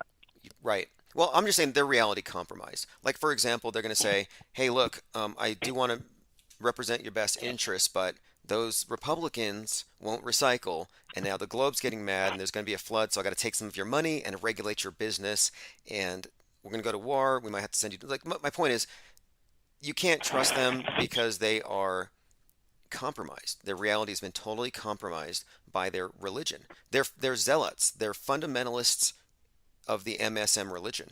And essentially, at the end of the day, are you also a believer in God? At the end of the day, are you a believer in God? Not the God that wants to murder the other half. Not the God that votes. So you do believe in a higher power then? You do believe in a higher power, something that made the earth, made the universe, blah, blah, blah. Sure. I don't know how much I can personalize it, though. And there's something else to consider as well. I think that the spiritual side of reality is deliberately obfuscated. And this is why I don't necessarily trust politicians either. I think we're all just part of this big deception, and we don't have enough information to be arriving at a lot of the conclusions that people have just accepted to be real. But I do believe there's a higher power, but I don't think any religions represent it. I really okay, don't. So the higher power. When you say higher power, I'm trying to get a finger on what you believe in. There is a God that made the heaven, the earth. He made man. Blah blah blah. Agree or disagree? Yeah, I guess I would agree. But when we say Okay. God, I don't. Okay. I don't So that say, higher power, is he ultimately good, evil, neutral? What is he? It seems to me that the world Or is underneath two, the whatever. control. Yeah, I think that the control of this place has been outsourced or hijacked, because whatever runs this place is not benevolent from my perspective, because the power elite that serve it are just that, the power elite that serve it, and those of us who aren't part of it, I think we're more or less second class. We're chattel, we are sheeple, but I don't think there's anything necessarily benevolent about that. And my own experience with various occult or esoteric societies is that the idea of the Illuminati is real. That there is an elite that do have a light that we don't have, and they describe the rest of us as living in a wilderness of darkness. They bring you into their chambers with a bag over your head, symbolizing the darkness that you brought with you. And until they pull the bag off and they show you the light, you don't know anything. And if that's the type of people who control the world, the people that have everyone else with their heads in the dark, I have to say that's not benevolent. It's the opposite. It's forces of endarkenment. And I think that the sentient beings out there who are observers of this and call it out are often pointed out as pariahs, exiled, I mean, if you could see it, what happens to you? You get branded a conspiracy theorist for not believing them. So yeah, the world's controlled. Whatever the god of the world is, it's a big liar. You know, the father. And this is not to say it's Satan necessarily, but I mean, what do you make of it? What's your take on it? Oh, I'm a non-theist, first of all, 100% non-theist. I don't believe in imaginary sky daddies, or I would believe in an alien race that had something to do with us before I would ever believe in an entity, an all-knowing, all-powerful, all-being, created everything entity. I would never believe in that, ever. Now, what do you think about the idea of co-creation? Like, do you think that the universe is and it's static and you're just on it for a time, or do you think that you are somehow involved in the creation of it itself just by being a perceiver? Do you find any sort of sense in that? There's some kind of a higher purpose to every person in this place? I think humans take themselves way too seriously, to be honest. I think humankind takes itself way too serious and thinks that it's so special and so destined to have this and that to happen to it. And we are the most insignificant things in the universe at the end of the day. But we like to think of ourselves as being our own little gods because we can make skyscrapers, we can lay highways, we can go to the moon, air quote, all that kind of stuff. Yeah, you know, I grew up with a lot of people who had that view that we're insignificantly small and that it's just ego that lets us feel important just so we can face up to the fact that nothing means anything. But my take on it has kind of changed a bit. Like, I do get the sense that man is here to be the manifester, that we're here to build and experience on behalf of whatever. But yeah, I think that the purpose to existence might just be building a world, building a better world and fending off evil and stuff. But maybe there's no purpose. But my own experience with synchronicity tells me that there's got to be something a little bit more beneath the surface. But there's no way I can attach to any of the religions or any of these sky daddies. In fact, you brought up sky daddy, like the judging god that can drop lightning bolts on you. Yeah, that's superstition. Mm-hmm. Superstition, and the elite like you to be superstitious. And I think that's why they invented climate change. So the same elite can scare you, tax you, tithe you, and turn you into a fundamentalist. So we know who the bad guys are. Who are the good guys in the world, in your opinion? Reasonable minds, reasonable people who don't prey on others, non-intraspecies predators, good people. I do believe there are good people and bad people. I've met evil people, and when I say evil, I mean it's not like, you know, a wolf or a coyote. I had a coyote eat one of my cats once. It wasn't evil, it was hungry, and my roommate was dumb for letting her cat go in and out. But when a human being decides to prey on another human, that's a whole other category that's unique to man, I think. And I think evil is a thing. And I don't know about this good versus evil stuff, and if there are heaven and a hell. I don't believe that. I mean, even hell's not a biblical concept. It's another story to scare people. I don't know how this thing ends, but if I had to guess based on the symbolism, I would almost get the idea that we consistently and constantly reincarnate whether we want to or not. But I don't have any way of really knowing that. You would like to believe it, though, right? That we're on life is levels, like a video game, and you level up each time, right? Each life.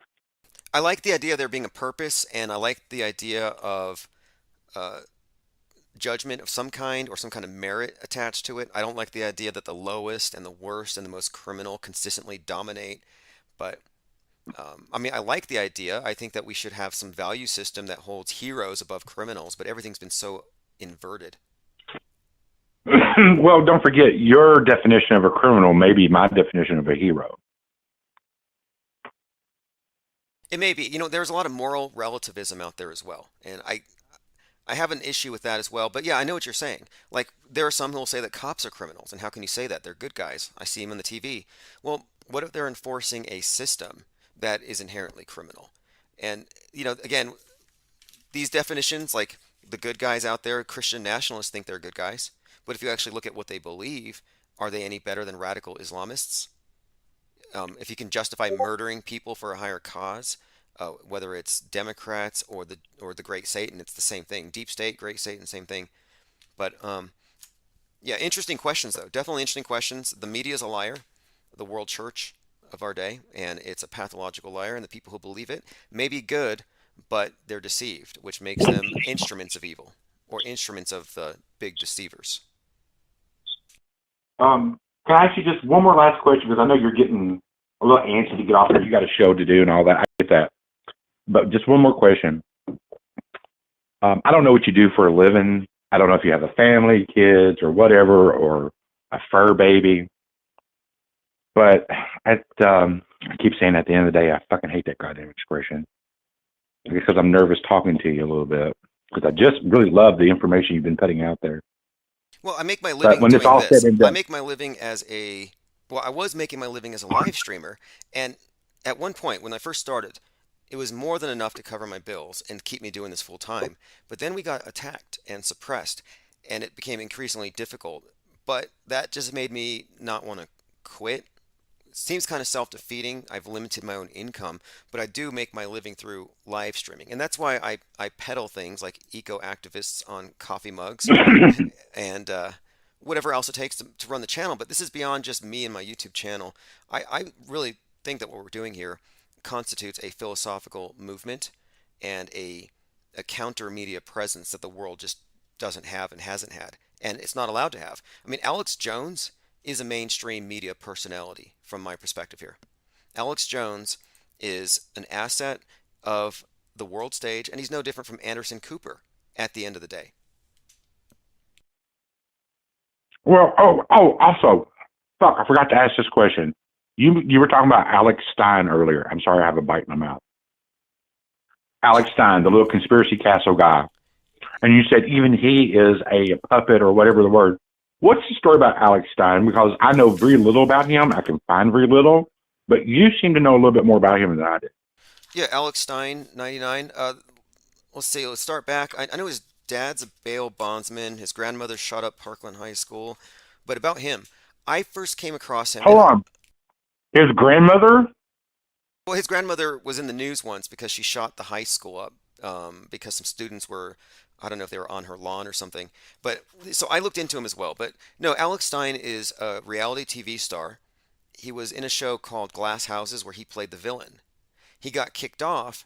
It looked like because he was dry humping one of the actresses in front of her boyfriend as a skit that he did, and that was too far. But he's a reality TV star. Mm-hmm. And he worked with Clark Gable's grandson on who owned it. And that guy owned the show called Cheaters. So they're doing the show called Cheaters, and he was one of the main hosts. He signed an NDA, so he can't tell us that it's all fake and that everything was staged. Although he manages to tell everybody that it's all fake and staged because he had to sign an NDA. And I learned about him through a mutual friend, a producer that was working for Art Bell. This producer reached out to me when my channel first took off, and when Art Bell died, his network nothing happened with it. It was just they didn't have a replacement for him, and I knew the person who bought it after the fact, and we hired Art Bell's producer, and he said, hey, we got a great guy who can host. His name's Alex Stein. So I actually learned of Alex Stein in 2020, right when he started his Conspiracy Castle, and what struck me was how little he knew about conspiracies. It was almost like it was just sort of a new reality television character he was going to play. Now I'm a conspiracy theorist. And he got on the big Flat Earth channel. So everyone thinks he's a flat earther. Well, he's not. He used that to gain credibility, I think, but then he dropped it right away. But my point is, he's a reality TV show guy. And he took off through, of course, who crashes city councils and records it and then puts it on his channel for views. And then he got hired by the Blaze. The Blaze hired him, and now he's a permanent fixture. But I guess back in 2020, I actually have this in my Discord server. I was guessing, he's probably going to be the next Alex Jones. Because Alex Jones is sort of a histrionic comedian and conspiracy peddler who may or may not believe any of what he's actually saying, but he's selling stuff. And I thought, well, this is probably going to be his replacement. And now Alex Stein is actually standing in for Alex Jones. But you can't say that he's a random person who just went viral and made it. He's been in reality TV for years and years. Well, that goes back to my next thing is that I was told, like Jim Morrison, for instance, of the lead singer of the Doors. Did you know what his father did for a living? Admiral Morris, yeah, of course. Why don't you fill us in? You're talking about Okay. Jim Morrison's dad and his role in Vietnam. It's really weird how if you look at all these, hey, I'm a poor kid, like Brad Pitt. I was a poor kid that got picked out of a crowd, and I hit the lottery. That's not true, Brad and Jen Aniston. You all have got family connections to higher ups in different, not so much in the movie industry, but in higher ups in the military, higher ups in pharmaceutical companies. It's almost as if they breed their children. Children are bred by the elite people in order to become actors, musicians, blah, blah, blah. These people aren't picked out of a crowd. Like Billie Eilish is, I mean, I've never seen a more transparent, hey, this is a company plant.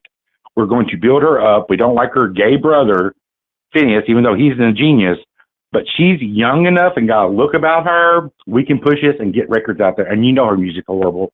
You know goddamn well as I do, her music's horrible. Well, there's this pretty good body of research on how much of the so-called counterculture and the hippie movement were created by the CIA. And, you know, you talk about Laurel Canyon. But, yeah, I would say that most of the mainstream entertainers are plants. Most of the mainstream. Well, that's what that woman that you talked to earlier, Lynn, she was talking about the cast of Millions. And that resonated with me. I was like, that's kind of how I feel, too. I don't believe any of these people. Hey, I was a poor kid, and I just so happened was in Schwab's fucking pharmacy getting an ice or a drink or whatever, and got discovered. I don't believe any of that. I don't believe any of it. Now, here's things interesting, and this is from just my interaction with Stein through this third party, is that this third party was an AM radio producer who then got very involved with every YouTube Flat Earth channel in a very gatekeepery kind of way. And his friends, who he put me in touch with, were the ones who organized the first conference. And the Flat Earth conferences were all organized by people connected to Jimmy Kimmel. They were, like I'm saying, like, for example, it gets even crazier when you dig into it. But, for example, Robbie Davidson was the guy who organized the last major Flat Earth conference that was ripped on by Jimmy Kimmel. Well, he actually let Jimmy Kimmel's people come in undercover. And the other organizer, his name was Rick Hummer, dated Jimmy Kimmel's sister. So you have this mainstream media connection, and then it gets twisted because Robbie Davidson produced a 6-part documentary with a guy who's now serving 56 years or more for child video production, like child porn. So there's this connection between child trafficking. Society was started by, the Flat Earth Society supposedly was started by some British kid who came to America. He said that he kind of saw the intelligence level of the people that he was hanging out with. It was very low. And as a joke, he's like, y'all know the earth is flat, right? And they're like, what? Because he sounded British to them at the time. But whenever he gained popularity, he changed over to an American accent. And I forget his name. Oh, no. But it was started literally as a joke. There were some misconceptions. Like Christopher Columbus wasn't scaring people that he was going to go off the edge. Nobody would believe that. That was made up more recently. But the idea of the Flat Earth Society is kind of separate from what we're talking about. Like when I'm talking about the world, I'm talking about cosmography and where we get our worldview from. The so-called Flat Earth Society is a group that may not even believe it. And you have other characters throughout history who wrote books that disputed the globe. But as far as the Flat Earth Society or there being a movement, there really isn't one. There's just a point where people question reality. They question, are we in a simulation? What is this exactly? And when you begin to ask these questions, are there aliens? Is there a secret government? There's a point where if you can't trust the sources for the worldview that you have, why do you even believe it to be that way? Like, do you believe in the blue marble that they showed us? Do you believe in the moon landings? If you do, that's fine. But I would ask you, explain to me why the moon rocks are all petrified wood.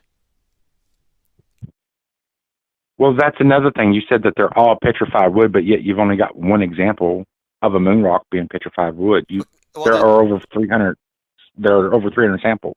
Well, let's answer those ones first, though. Like, how would you explain petrified wood given to the government of Holland by astronauts? How would you explain that? Because somebody was being a motherfucking... Either somebody was doing some trickery, Or just said, hey, we've lost the moon rocks, because there's that guy that just came out an article a couple of weeks ago that he was giving moon rocks to some chicks he was fucking on the side. And they were real moon. I mean, they were legit moon rocks that he supposedly had given to other, institutions, but he'd given them fake rocks. They were just rocks from out in the yard. Well, that just came out like 2 weeks ago. I would need to see it. But again, the official explanation that they're petrified wood hasn't been disputed. And that means one of two things. They didn't go, or the moon's made of wood. Unless you want to introduce something else, which you just did, trickery. Well, that's which a meteorite could have landed that did have wood on it from another planet. And because don't forget, all those craters on the moon are from asteroids, right? We don't dispute that, do we?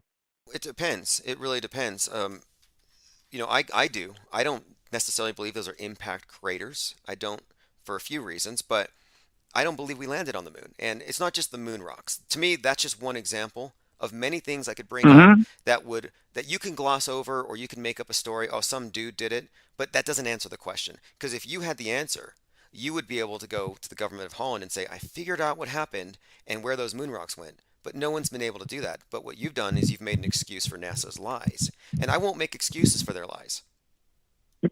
But why didn't all the other countries come and say, hey, test our shit? We've tested it. It's wood. Why haven't the other countries done that? Well, I would presume that they're all faking it. Are you a believer? But you're presuming you don't know. See, that's what I'm trying to say is, whenever the Holland came out and said, hey, we got some petrified wood, you may want to check your shit. And they're like, okay, we're going to check our shit. How come nobody said, hey, we got petrified wood too? We got instead of a rock, we got a petrified wood. How come none of the other countries? I'll have to check. I haven't checked. In fact, there was a story recently, a couple of years ago, where a woman was trying to sell a piece of moon rock that Neil Armstrong gave to her husband who died. And she was trying to sell it back to NASA because she needed money to pay for her grandchild's medical bills. And NASA swatted her, and they took it. NASA has a SWAT team. They control access to moon rocks. So it may be that nobody's been able to check, and they don't want you to check because you might find out it's made out of wood. Now, I got a couple questions for you in chat. Rocco Calzone I'm sorry, go ahead. In the chat, some guy asks, how do you explain impact craters being perpendicular to the surface? Yeah, there is sort of a lack of... that's beyond my realm of understanding. I don't even know how the moon doesn't turn. I don't get that. Every other moon in the fucking system turns, but this one doesn't. The moon does turn.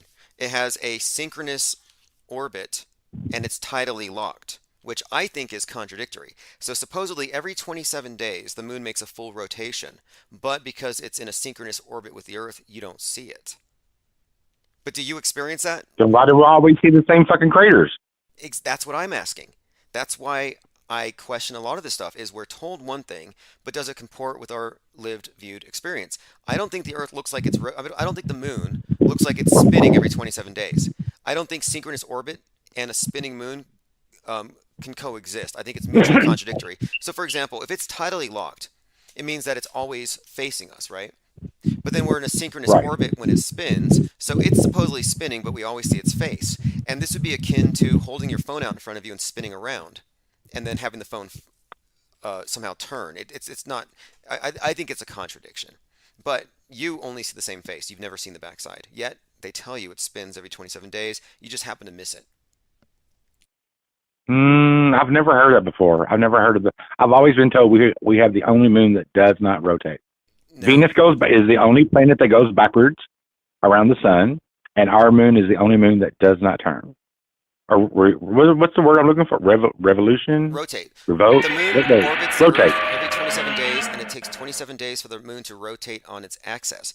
As a result, the moon does not seem to spin, but scientists call it synchronous rotation. So because of the moon's synchronous rotation, you don't see it spinning, but it's spinning.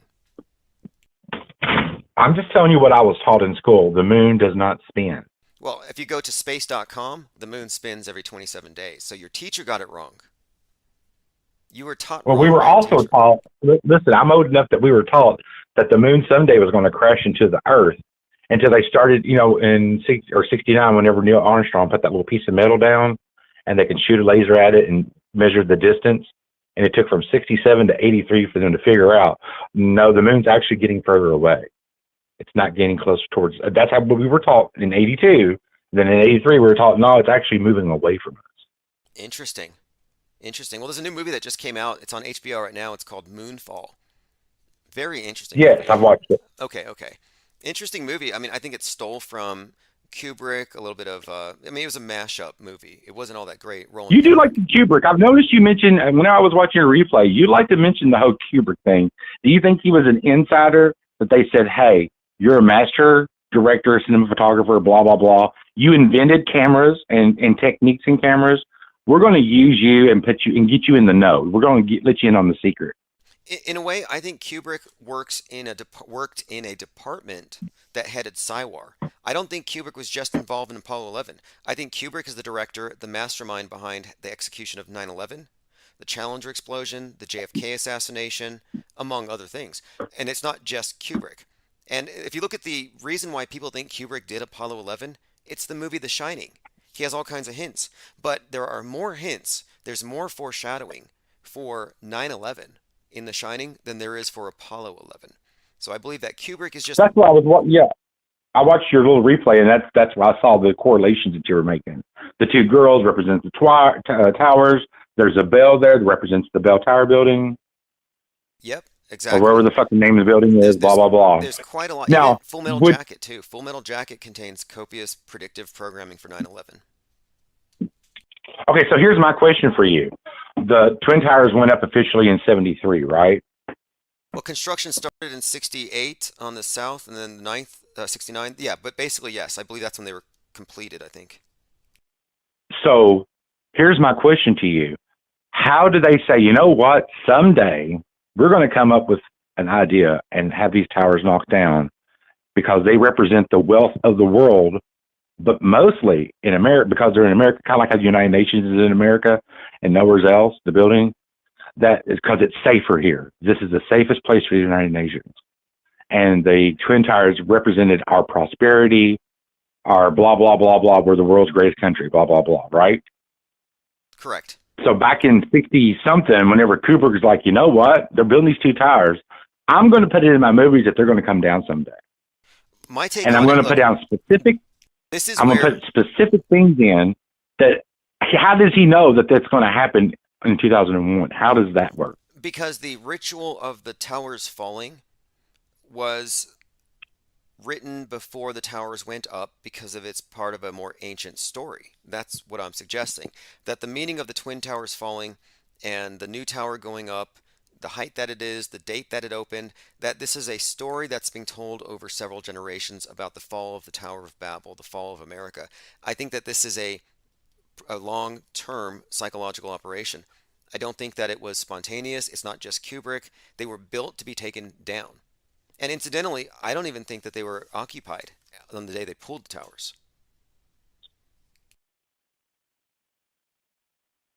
You don't think they were occupied the day that they pulled the towers? Is that what you said? Oh, yes. In fact, the existence of planes is very much disputed on 9/11. You saw planes on TV, but footage on the ground, no planes. The planes were clearly a CGI insert layer. And this is the big paradigm shock. And most people won't take this leap to recognize that the mainstream media is controlled monolithically. And not only that, but they can use real-time augmentation. They can put pre-recorded segments and superimpose it. And I'm saying that 9/11, that the planes hitting the towers, that was superimposed over footage, that this was not actually real. There were no jumpers. There was nothing at the Pentagon. 0 deaths. And the smoke that you saw, that looked like stuff that we used at Fort McClellan, the smoke generators they used for concealment. Like I'm saying that the whole thing was a movie production from top to bottom, decades in the making. A major league. So was Pearl Harbor also a psyop? I would say so. And you know what? I'd recommend JohnLeBon.com, but he closed it to new members. John LeBon did a pretty good series of videos on this topic where most of the imagery that you have, that you were shown in school of Pearl Harbor, was from dramatic reenactments, and they didn't tell you this. Your very concept, and originally it was Operation AI. We're talking about Pearl Harbor. Yeah, I would say that Pearl Harbor was a psyop just as much because it's meant to give us the illusion the world view that they've given us. They have to reinforce the idea of these nations competing when we all agree on certain things. We have the southern border we agree on, Antarctic Treaty, ISS. I mean, what does it say to you that all of the various countries that are supposedly against each other are all part of the space program, which is the deception against so all wars are fake? So World War I and World War II were fake? Well, they're controlled from above. They never happened? I'm not, when you say fake, what I'm saying is the experience we have as observers on the ground is one thing, but how it's actually constructed and instigated from above is completely different. We have controllers, in my view, that are geared towards controlling the masses. For example, just the fact that nobody calls America's moon landing fake. You think Russia would lose the space race if they knew that was fake? How come they don't call it out? It's because they all share the same special effects. The Chinese space station, have you seen that? You can find, there's a video on the Chinese space station where they have a mason jar full of water. Full of water, yeah. Okay, that right there is just one of many things I could point out. The fact is, if the Chinese space station is fake, and we're not calling it out, and we're worried about China and space wars, and China and Russia taking over the moon, it's like, okay, at some point we have to ask ourselves, is any of that real? Like, do you believe that China and Russia are going to take over the moon before we are? When, from my point of view, all I see is bad special effects. It's all simulation. Well, and if we use your ideology, then that means that there's absolutely no animosity between our countries. There was no war because they would have to, I mean, what are they fighting for? What are they fighting for, right? So that means also that nobody died, no soldiers, all the cemeteries are just empty plots. Is that right? Do you agree or disagree with that? When you say everything, you generalize. We have to go on a case-to-case basis. But generally speaking, I will say that the idea of war and the way that we see it through the movies, the way we imagine it, is very different from the way that it really is. And that well, like the Cold War, that was all fake, right? That was completely fake. The Cold War never did happen, in your opinion. For instance, you said be specific. I'm being specific. The Cold War, was it real or was it fake?